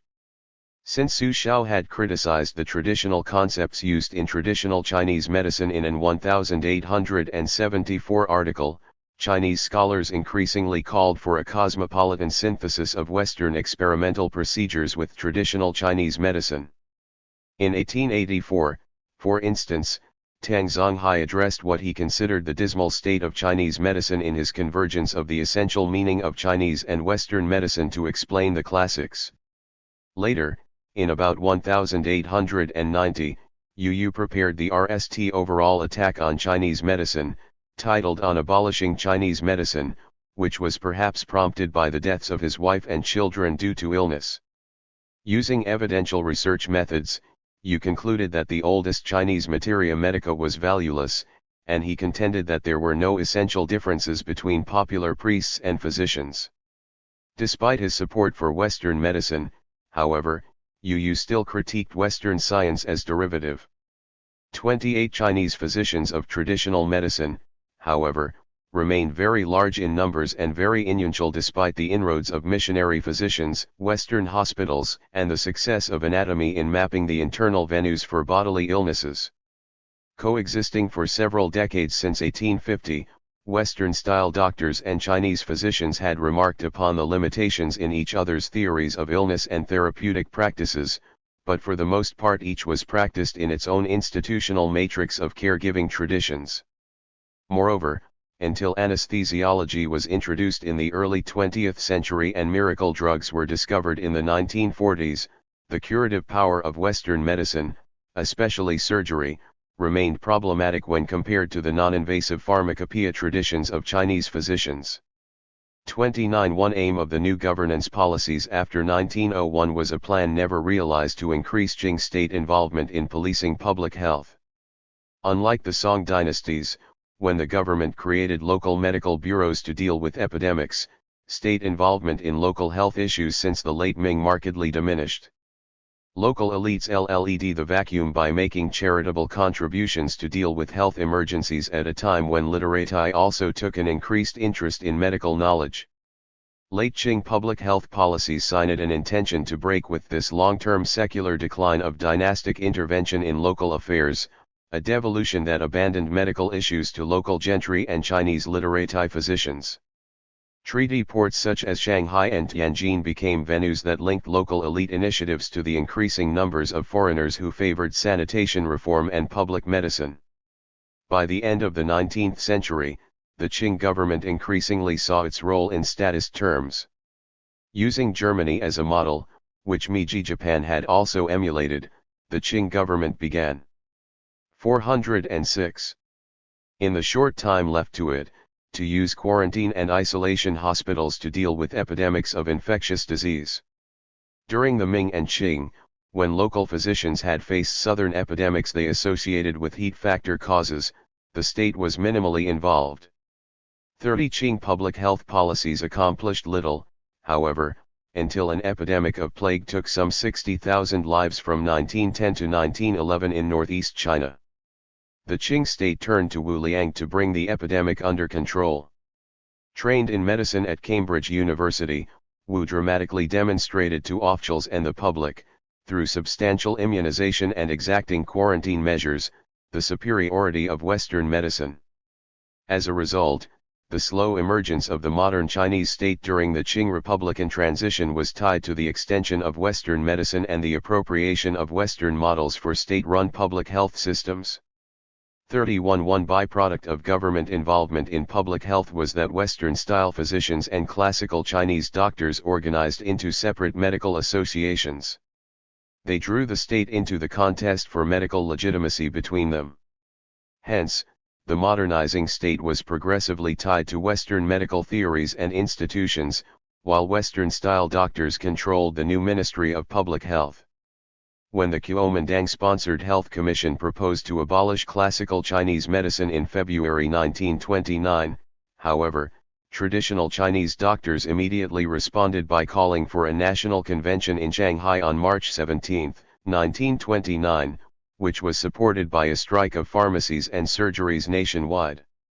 The protests succeeded in having the proposed abolition withdrawn, and the Institute for National Medicine was subsequently established. One of its objectives, however, was to reform Chinese medicine along Western lines. 32 The consequences of increased state involvement in Chinese medical policy after 1901 were significant for both Western and Chinese medicine. After 1929, the government established two parallel institutions, one Western and one Chinese, politically and educationally distinctive. This dichotomy survived both the Kuomintang Republic and the Communist People's Republic. The bifurcation also entailed the modernization of traditional Chinese medicine, which Bridie Andrews has called the reinvention of classical Chinese medicine in the early decades of the century. Nathan Sivin refers to modern Chinese medicine after 1950 as traditional Chinese medicine, which the People's Republic endowed with a distinct institutional, educational, and occupational base from Western medicine. 33 The influence of Western medicine in early Republican China presented a substantial challenge to traditional Chinese doctors. The practice of Western medicine in China was assimilated by individual Chinese doctors in a number 407 of different ways. Some defended traditional Chinese medicine, but they sought to update it with Western endings. Others tried to equate Chinese practices with Western knowledge and equalized their statuses as medical learning. The Sinicization of Western pharmacy by Zhang Zishun, for example, was based on the rich tradition of pharmacopoeia in the Chinese medical tradition. Another influential group associated with the Chinese Medical Association, which stressed Western medicine, criticized traditional Chinese medical theories as erroneous because they were not scientifically based. 34 In this cultural encounter, Chinese practitioners such as Cheng Danan modernized techniques like acupuncture. Cheng's research enabled him to follow Japanese reforms by using Western anatomy to readon the location of the needle entry points. His redefinitions of acupuncture thus revived what had become from his perspective a moribund eld that was rarely practiced in China and, when used, also served as a procedure for bloodletting. Indeed, some have argued that acupuncture may have originally evolved from bloodletting. In this manner, acupuncture survived as an artisanal procedure among the populace. 35 This Western reform of acupuncture, which included replacing traditional coarse needles with the liform metal needles in use today, ensured that the body points for inserting needles were no longer placed near major blood vessels. Instead, Cheng Danan associated the points with the Western mapping of the nervous system. A new scientific acupuncture sponsored by Chinese research societies emerged alongside traditional acupuncture. The former presented a better map of the human body that would enhance diagnosis of its vital and dynamic aspects. 36 Similarly, the Chinese assimilated the discourse of nerves and the theory of germ contamination from Western medicine. These new views provided ways for Chinese physicians to discuss older illnesses such as leprosy, depletion disorder, or the wasting sickness. As a description of debilitated nerves, sexual neurasthenia now explained the illness that Chinese physicians associated with the depletion of the body's vital essences of qi. Multiple interpretations of germ theory enabled the Chinese to equate the attack of tuberculosis germs as a contingent, external cause, which was brought on by the susceptibility of a weakened body whose natural vitality had wasted away. 37. Influence of Meiji Japan on modern science in China. In the late 19th century, an increasing familiarity with Western learning exposed the Chinese to the limits of traditional categories for scientific terminology. Increasingly, the claim that Western learning derived from ancient China was unacceptable. Younger literati perceived in the revival of Tradi. 408. 409. Figure 11.1. Traditional coarse needles and the liform metal needles used in pre-modern and modern acupuncture. Source: Genjiu Daquan, 1601. Shinal positions after the Sino-Japanese War, which represented the third stage of the Chinese origins argument, a latent conservatism that obstructed the introduction of modern science and technology rather than facilitating it. Hence, those students who studied abroad after 1895 began to question the use of investigating things and extending knowledge as a traditional trope of learning to accommodate modern science. Instead, many turned to Japanese terminology for the modern sciences to make a complete break with the Chinese past. The Japanese neologism kagaku, for example, was perceived as a less loaded term for science than investigating things, which had so many semantic links to classical learning and the Chengzu orthodoxy still in place as the curriculum for the civil service examinations until 1905. By 1903, state and private schools increasingly borrowed. 410. Figure 11.1. The litform needles are widely used at present in clinics. They are made of gold, silver, alloy, etc., but most of them are made of stainless steel. A litform needle may be divided into VE parts. From Japanese translations to enunciate the modern classifications of the social sciences, natural sciences, and applied sciences. 38. The impact of science translations in Qing China on Japan. Before 1894, Japan had imported many European books on science from Qing China, particularly after 1720 when the shogun Yoshimune relaxed the Tokugawa prohibition of all books related to Christianity. Many had been translated during the Ming and Qing after the Japanese expelled the Jesuits for their meddling in the late 16th century civil wars there. Ricci's Mappamundi, Chinese translations of Euclid's geometry, and Taconic astronomy, for example, made their way to Tokugawa, Japan. 39 works from the late Ming Collectanea works on mathematical astronomy of the Chongzhen reign and the Kangxiera Compendium of Observational and Computational Astronomy arrived in Japan via the Ningbo-Nagasaki trade after the 1720s. The Japanese also avidly imported 18th-century Chinese terminology for Sino-Western mathematics when the second edition of Mei Wending's complete works were imported in 1726 and translated 2 years later. Physics, chemistry, and botany books, imported from Europe via the Dutch trading enclave in Nagasaki harbor in the early 19th century, were also translated into Japanese from Dutch.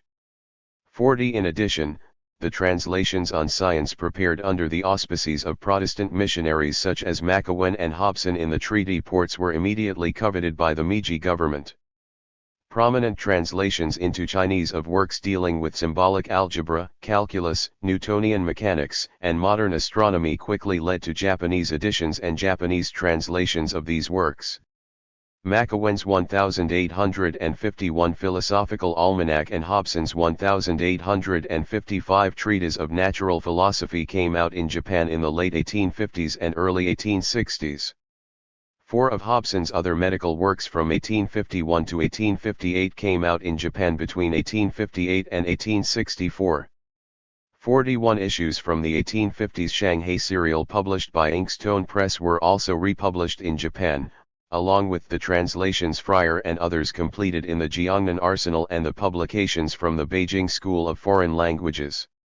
The Wiley Lee translations of algebra, calculus, and Martin's natural philosophy were all quickly available to scholars and officials in Meiji, Japan. Arguably, these works had greater influence in Japan than in China, and today they can still be readily located in Japanese libraries, while they are rare in China. 42. Many Japanese scholars still prefer Chinese scientific terms in early Meiji times over translations derived from Dutch learning. The Chinese name for chemistry, for example, replaced the term chemie derived from Dutch. Similarly, the impact of Jiangnan Arsenal publications can be seen in the choice of Chinese terminology for metallurgy used in Japanese publications, which were later changed in Japan and reintroduced to China as a new term for mining. Japan's Iwakura mission also visited Shanghai in September 1873 at the end of its journey to Europe and the United States and took a tour of the Jiangnan Arsenal on September 4. The report described the shipyard, foundry, school, and translation bureau there in very positive terms. The mission noted how the shipyard was operated by British managers initially. The latter were aided by Chinese who had trained abroad. The account added that now the entire management of the yard is in the hands of Chinese and concluded, this one yard would be capable of carrying out any kind of work, from ship repair to ship construction. 43. When the diplomat Yanagihara Sakimitsu visited China, he purchased many of the Chinese scientific translations. On his third visit in 1872, for instance, he bought 12 titles on science and technology in 31 volumes from the Jiangnan Arsenal. These included works on 411. Chemistry, ship technology, geography, traditional mathematics, mining, and Chinese trigonometry. The Japanese government continued to buy Arsenal books until 1877. In 1874, Yanagihara received 21 newly translated books from China. Despite the influence of Dutch learning and translations from China, and even though the Japanese began teaching modern Western science on a large scale in the 1870s, the Chinese did not borrow many scientific terms from Japan before the Sino-Japanese War. Unlike the Chinese translations that were readily transmitted to Japan, Tokugawa authorities kept Dutch learning translations secret. While much has been made of the contributions of Dutch learning to Japanese science during the Tokugawa period, we have seen in Chapter 10 that the Yokosuka dockyard was still dependent on French engineering advisors until the 1880s and British technical aid in the 1890s. There is no evidence that Dutch learning per se enhanced the Yokosuka enterprise or determined the course of Meiji science and technology. Moreover, the impact of Dutch learning, while important among samurai elites in the late 18th and early 19th centuries, was not sufficient to touch off in Tokugawa Japan the sort of technological revolution based on Newtonian mechanics and French analytical mathematics that we have described as the engineer's toolkit in Chapter 4. Indeed, the concrete advantages that Dutch learning provided in the rise of modern, industrial science during the Tokugawa Meiji transition remain undocumented. Japan's overwhelming triumph in the Sino-Japanese War created an environment in which most accounts since 1895 have simply assumed that Dutch learning gave Tokugawa Japan a scientific head start over the Qing dynasty. 44. Japanese science in China after 1895. From 1896 to 1910, the Chinese translated science books that the Japanese no longer worked with foreigners to translate. By 1905, the new Qing Ministry of Education was staunchly in favor of science education and textbooks based on the Japanese scientific system. Instead of the West represented by Protestant missionaries such as Martin and Fryer, Japan now mediated the West for Chinese literati and officials. 45. After the Sino-Japanese War, reformers encouraged Chinese students to study in Japan. Kanyōwei promoted Meiji Japan scholarship in his annotated bibliography of Japanese books and in his reform memorials to the Guangxu Emperor. He recommended 339 works in medicine and 380 works in the sciences, which now replace the prize essays for the 1894 Shanghai Polytechnic Essay Competition that listed the best Western books. The Guangxu Emperor's Edict of 1898 encouraged study in Japan. 46. 412. As a publicist while in exile in Japan, Liang translated Japanese materials into Chinese at a fast clip. In addition to his antiquarian interests, Luo Jinyu, for example, published the Agricultural Journal from 1897 to 1906 in 315 issues. The articles were mainly drawn from Japanese sources on science and technology. Luo also compiled the Collectanea of Agricultural Studies in 88 works, with 48 based on Japanese books. Du Yaquan edited journals in 1900 and 1901 that translated science materials from Japanese journals. These were the RST science journals edited solely by a Chinese. The massive translation by Fan Digi in Shanghai of a Japanese encyclopedia took several years. When it appeared in 1904, the encyclopedia contained over 100 works with 28 in the sciences and 19 in applied science. Post-Boxer educational reforms of 1902 to 1904 were also crucial in the transformation of education in favor of Japanese-style science and technology. The last bastion of modern science as Chinese science remained in for the civil examinations, where the Chinese origins approach to Western learning remained obligatory. After the examination system was abolished in 1904, Japanese science texts nally became models for Chinese education at all levels of schooling. In 1886 to 1901, for instance, Japan officially approved 11 different texts on physics.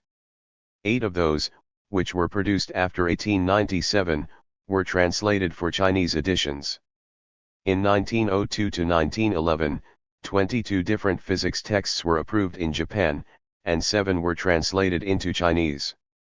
Similarly, in chemistry from 1902 to 1911, 71 Japanese texts were translated into Chinese. Most were produced for middle schools and teachers' colleges. 12 middle school chemistry texts were produced in Japan between 1886 and 1901. Of these, 6 were translated into Chinese. 18 Japanese middle school chemistry texts were produced between 1902 and 1911. 5 were translated into Chinese. Japanese scientists were also invited to lecture in China. The Chinese also translated more technical physics and chemistry works from the Japanese. Translators completed Imori Tizo's edited volume on physics in Chinese at the Jiangnan Arsenal from 1900 to 1903. They were aided by the Japanese educator Fujita Toyohachi. Imori's Inyans on Chinese physics grew out of this project. 47 The Chinese also compiled updated Sino-Japanese dictionaries such as the 1903 New Progress Toward Elegance, which modernized ancient Chinese lexicons. By 1907, when Yanfu was in charge of the Qing Ministry of Education's Committee for Science textbooks, he approved the use of Japanese scientific terms. We should not underrate the historical importance of Japanese translations for the development of modern science in China. Japanese translations were much more widely available in China than those 413 produced earlier by the Jiangnan Arsenal had been. In addition, the new Japanese science textbooks contained more up-to-date content than the 1880s Arsenal and missionary translations, which were already antiquated by European standards in the 1890s. The introduction of post-1900 science via Japan, which included new developments in chemistry and physics, went well beyond what Fryer and others had provided to the emerging Chinese scientific community. 48 Chinese presses also published in greater numbers the translations of Japanese texts, which were easier to read because only Chinese compiled them. Moreover, the quality of the translations from works by Japanese scientists improved over the earlier science primers. Chinese translators themselves could understand the Japanese originals. In addition, the Japanese texts were available to a new and wider audience of students in the new public schools and teachers' colleges that the Qing government established after 1905 as part of its education reforms. The Imperial University in Beijing also invited Japanese professors to join its faculty. 49 Finally, to make the new translations more easily understood than standard classical translations, Chinese translators helped produce a new literary form for presentation of the sciences, which contributed to the rise of the vernacular for modern Chinese scholarly and public discourse.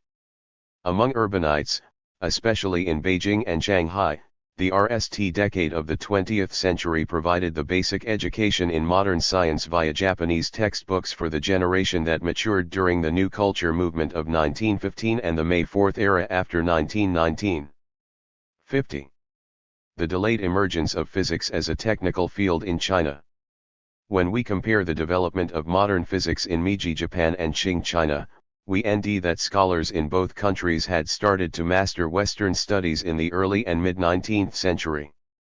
The Translation Bureau at the Jiangnan Arsenal and the Dutch Translation Bureau in Tokugawa, Japan had produced Chinese books on physics beginning in the 1850s in China and in Japanese from 1811 in Japan. Although the introduction of Dutch learning in the 17th and 18th centuries enabled an earlier start in Japan, the materials on physics in the Protestant translations produced in China after 1850 quickly transmitted to Japan made those earlier studies out of date. Moreover, the primer series produced in the 1870s and early 1880s in China remained superior overall to their Meiji counterparts until the 1890s. 51 Despite the range of science translations in Qing China through the 1880s, physics textbooks were not available in China until they were RST. 414. Published in Japan. Much of this had to do with the way the Protestant missionaries such as Martin and Fryer had introduced the physical sciences to literati audiences since 1860. Rather than a unit of physics, or natural philosophy as it was often called by Euro-American specialists until the 1860s, missionary translators RST introduced the disaggregated branches of physics. Accordingly, mechanics, optics, acoustics, electricity, and thermodynamics were presented as independent fields in China. By presenting the sub-fields of physics independently, the translators made it difficult for the Chinese later to appreciate the unity of physics. Moreover, introducing the branches RST made it more complicated later to reach a consensus for a more general term for physics. Often physics was equated with investigating things. Others preferred calling physics investigating things and extending knowledge, which frequently overlapped vaguely with the general term for science and created substantial misunderstanding. Edkins's 1886 science primers associated investigating the materiality of things with physics. In 1895, the School of Physics in the Beijing Foreign Language School changed its name from the Hall for Investigating Things to the Hall for Investigating and Extending Knowledge. Unlike the Japanese, who developed independent translation techniques, the Chinese remained dependent on their Protestant informants into the 1890s. This dependency placed severe limits on what the Chinese alone could translate. Overall, the Western translations prepared by McEwen, Hobson, and Martin in China dealt with physics in very general, textbook terms and never produced useful handbooks. 52 The Qing state also was slower in reforming its educational system. Meiji Japan's new educational system was established in 1868. Qing education reforms were not comparable until 1902. A Japanese Ministry of Education followed in 1871, while its Qing counterpart was not established until 1905. Similarly, Tokyo University was founded as Japan's key modern teaching institution in 1877, but the Imperial University of Beijing did not exist until 1898. Courses in physics had already started in 1875 in Japan when the Tokyo School that evolved into the university shifted from foreign language lectures by Europeans to lectures in Japanese by students who had studied physics abroad. The RST Japanese students trained in Japan graduated in physics in 1883. Chinese science faculties were not established at the Imperial University of Beijing until 1910, but even then only classes in chemistry and geology were taught. Physics was added in 1912. Of 387 students recruited in the sciences, only 54 received diplomas in 1913. Beijing recruited Japanese science teachers to the university since 1902, but they left in 1908 to 1909 after their 6-4-15-year contracts expired.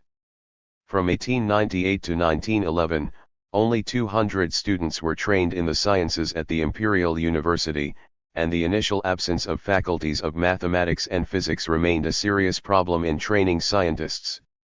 We have seen above that the science curriculum was formalized in terms of requirements at the high school level beginning in 1911. In Japan, there were few students of physics when compared to the more popular fields of law and medicine. Between 1882 and 1912, however, Tokyo University graduated 186 in physics. 53 Japan's educational system had a head start in editing and translating physics textbooks. China by comparison lacked textbook materials to teach physics at all levels of the education system. Similar delays occurred in other technical fields, such as chemistry and geology. By 1873, the Japanese taught physics in the new Meiji schools, and Tokyo University had a physics program from 1877. By comparison, the Beijing School of Foreign Languages asked only occasional physics questions on examinations from 1868, which were based on Martin's elementary natural philosophy. The subfields of physics were taught separately as mechanics, hydraulics, acoustics, pneumatics, heat, optics, and electricity. In addition, the military and arsenal schools also taught some physics, especially its subfields. Meiji educators produced physics textbooks in the 1870s, but none were available in China until the 1890s. Although the Japanese relied on Protestant translations from China initially, the Mombusho ordered Katayama Junkichi to compile an official physics textbook when physics became a specialized discipline. Katayama's textbook was added to the Japanese curriculum in 1876 and republished many times. Moreover, Japan invited Western scientists to Japan. K.W. Gratimas served in the Chemistry Bureau from 1869. He was succeeded by H. Ritter. Later, Imori Tezo completed his edition of physics by consulting the works on physics published by the German J. Müller. In the late 1890s, the Qing recognized the need to translate physics textbooks. As a result of the 1898 reforms, the government decided to copy the Meiji model for education and create a public school system for science education, rather than simply rely on schooling in the arsenals, navy yards, and factories. Full implementation of this program was not feasible until the civil examination system was scrapped, and the new school system replaced it in 1904 to 1905. The Sino-Japanese War had taught the Qing government that it was insufficient to rely on arsenals to modernize. 54 Because there were few science textbooks in China and none that dealt with physics, the Chinese immediately translated Japanese texts such as Imori's Physics.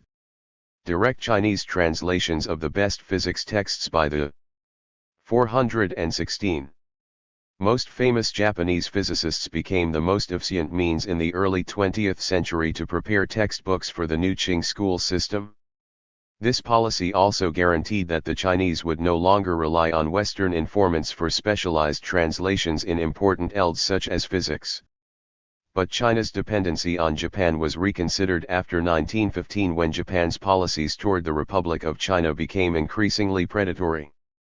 Although high-level education in physics began at the Beijing Imperial University in 1912, the best-trained physicists studied in the United States and Japan. Li Fuji studied in the United States, He Yujia, Xia Yuanli, Li Yuebang, and Hu Gangfu in Japan.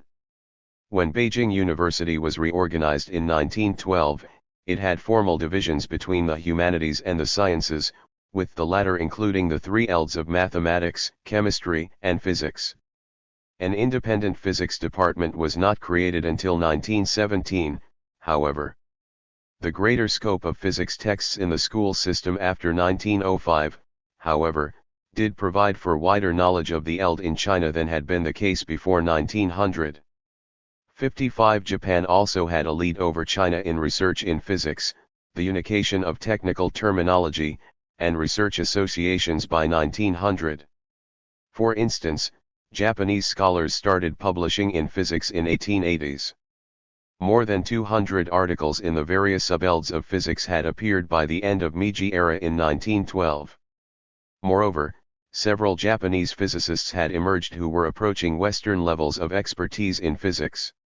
The terms for physics were RST unit in the 1870s when translators chose the official Meiji designation for physics as in 1872. Terminology in Japanese physics achieved anal unification with the 1888 publication of an official list of technical terms with foreign counterparts. The Committee for Systematizing the Translation of Terms for Physics, which began in 1885, was led by 3 of the RST Japanese graduates in physics from Tokyo University. Scholars unit terms for a total of 1,700 items from English, French, and German, which they then translated into Japanese and published. Chinese started using the Japanese term for physics in 1900 when a Japanese book by that name was published in China. Before then, the term had usually referred to the principles of things as part of the traditional fields of natural studies. 56 academics created the RST Mathematics Society in Tokyo in 1877 with FTY members. In 1884, 10 of its 70 members specialized in physics. When the Tokyo Mathematics Physics Society was formed in 1884, it started with 82 members, 20 of whom were physicists. The latter changed its name in 1919 to the Japan Mathematics Physics Soci 417. ETI, which survived as an organization until it separated into 2 parts in 1948. Smaller specialized groups in physics were also formed in Japan in the 1880s. China was also later than Japan in training physicists and organizing associations. The Chinese had to study physics abroad, and the research institutes for physics at the Academia Sinica, the Beijing Institute, and the Tsinghua Institute were not formed until 1928 to 1929. Although Chinese terms for physics were unit in 1905, they were not nally settled until the 1920s. Moreover, the Chinese Science Society and its journal were not founded until 1915, and that took place abroad in the United States at Cornell University. Physicists did not form the Chinese Physics Society until 1932. 57. The belief that Western science represented a universal application of objective methods and knowledge was increasingly articulated in the journals associated with the New Culture movement after 1915. The journal Science, which the newly founded Science Society of China created in 1914, assumed that an educational system based on modern science was the panacea for all of China's ills because of its universal knowledge system. Meiji Japan served as the model for that panacea until 1915, when Japanese imperialism, like its European predecessor, forced Chinese officials, warlords, and intellectuals to reconsider the benefits of copying Japan. 58. Despite the late Qing curriculum changes described above, which had prioritized science and engineering in the new public schools since 1902 and in private universities such as Tsinghua, many Chinese university and overseas students were by 1910 increasingly radical in their political and cultural views, which carried over to their convictions about science. Traditional natural studies became part of the failed history of traditional China to become modern, and this view now asserted that the Chinese had never produced any science. How pre-modern Chinese had demarcated the natural and the anomalous vanished, when both modernists and socialists in China accepted the West as the universal starting place of all science. 59. After 1911, many radicals such as Ren Hongjun linked the necessity for Chinese political revolution to the claim that a scientific revolution was also mandatory. Those Chinese who thought a revolution in knowledge required Western learning not only challenged classical learning, or what they now called Confucianism, but they also unstitched the patterns of traditional Chinese natural studies and medicine long accepted as components of imperial orthodoxy. 60. As Chinese elites turned to Western studies and modern science, fewer remained to continue the traditions of classical learning or Chengzu moral philosophy that had been the basis for imperial orthodoxy and literati status before 1900. Those who still focused on traditional learning, such as Gu Zhigang in Beijing and others elsewhere, often did so by reconceptualizing ancient learning in light of doubting antiquity and applying new, objective procedures for historiography that they derived from the sciences. Thereafter, the traditional Chinese sciences, classical studies, and Confucianism survived as vestigial native learning in the public schools established by the Ministry of Education after 1905. They have endured as contested scholarly elds taught in the vernacular in universities since 1911.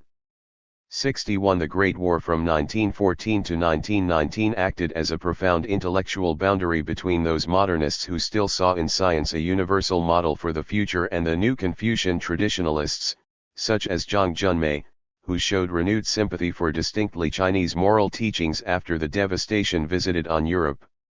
The former reformer and now scholar publicist Liang Kekao, who was then in Europe leading an unofficial group of Chinese observers at the 1919 Paris Peace Conference, visited a number of European capitals. They witnessed the war's deadly technological impact on Europe. They also met with leading European intellectuals, such as the German philosopher Rudolf Christoph Eucken, Zhang Junmei's teacher, and the French philosopher Henri Bergson, to discuss the moral lessons of the war.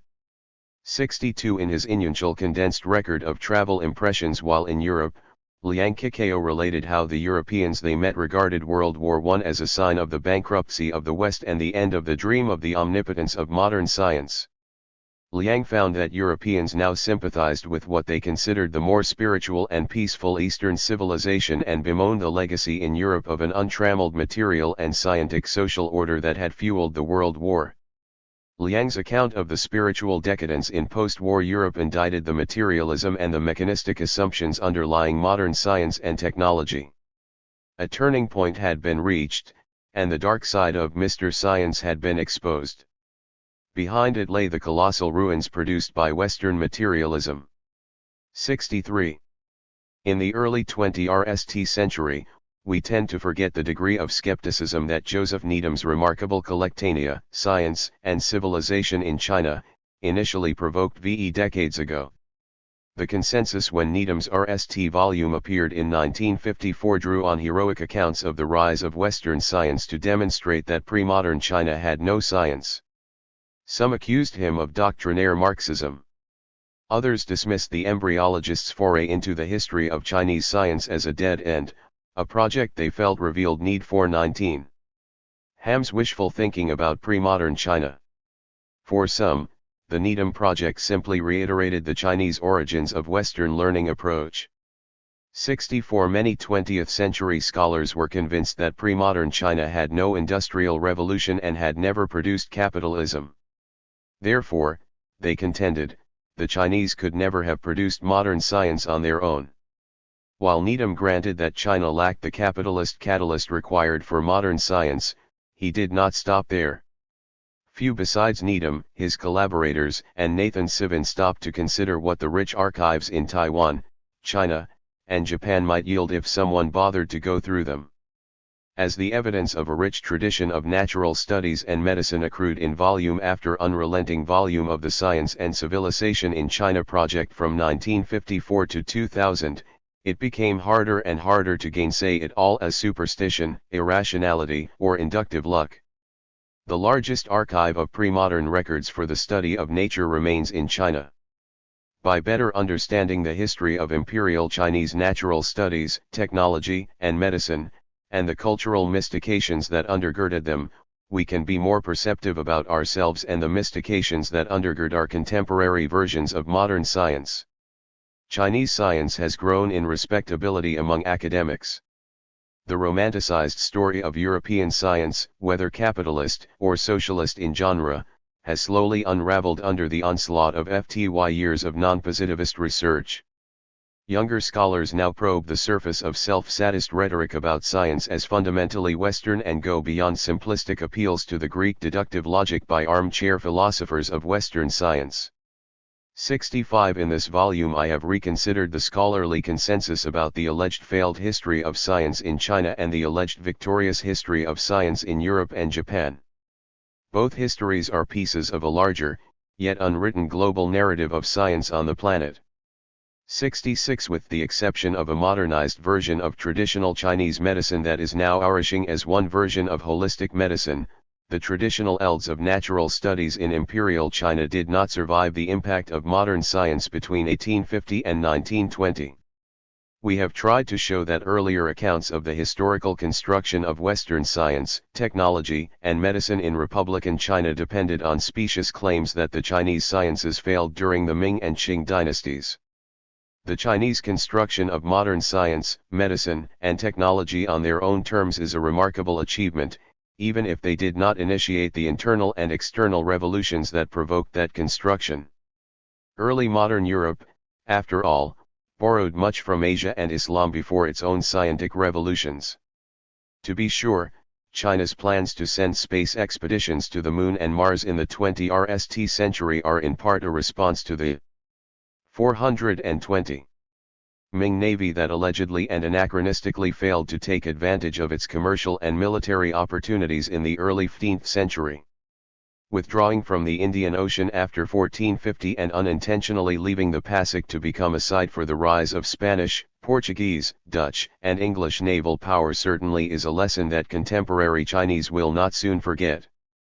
The shock of Western and Japanese imperialism in China remains a tragedy for the Chinese, but their accruing triumphs in contemporary science, medicine, and technology should not be placed in a time frame that overlooks the era before 1900.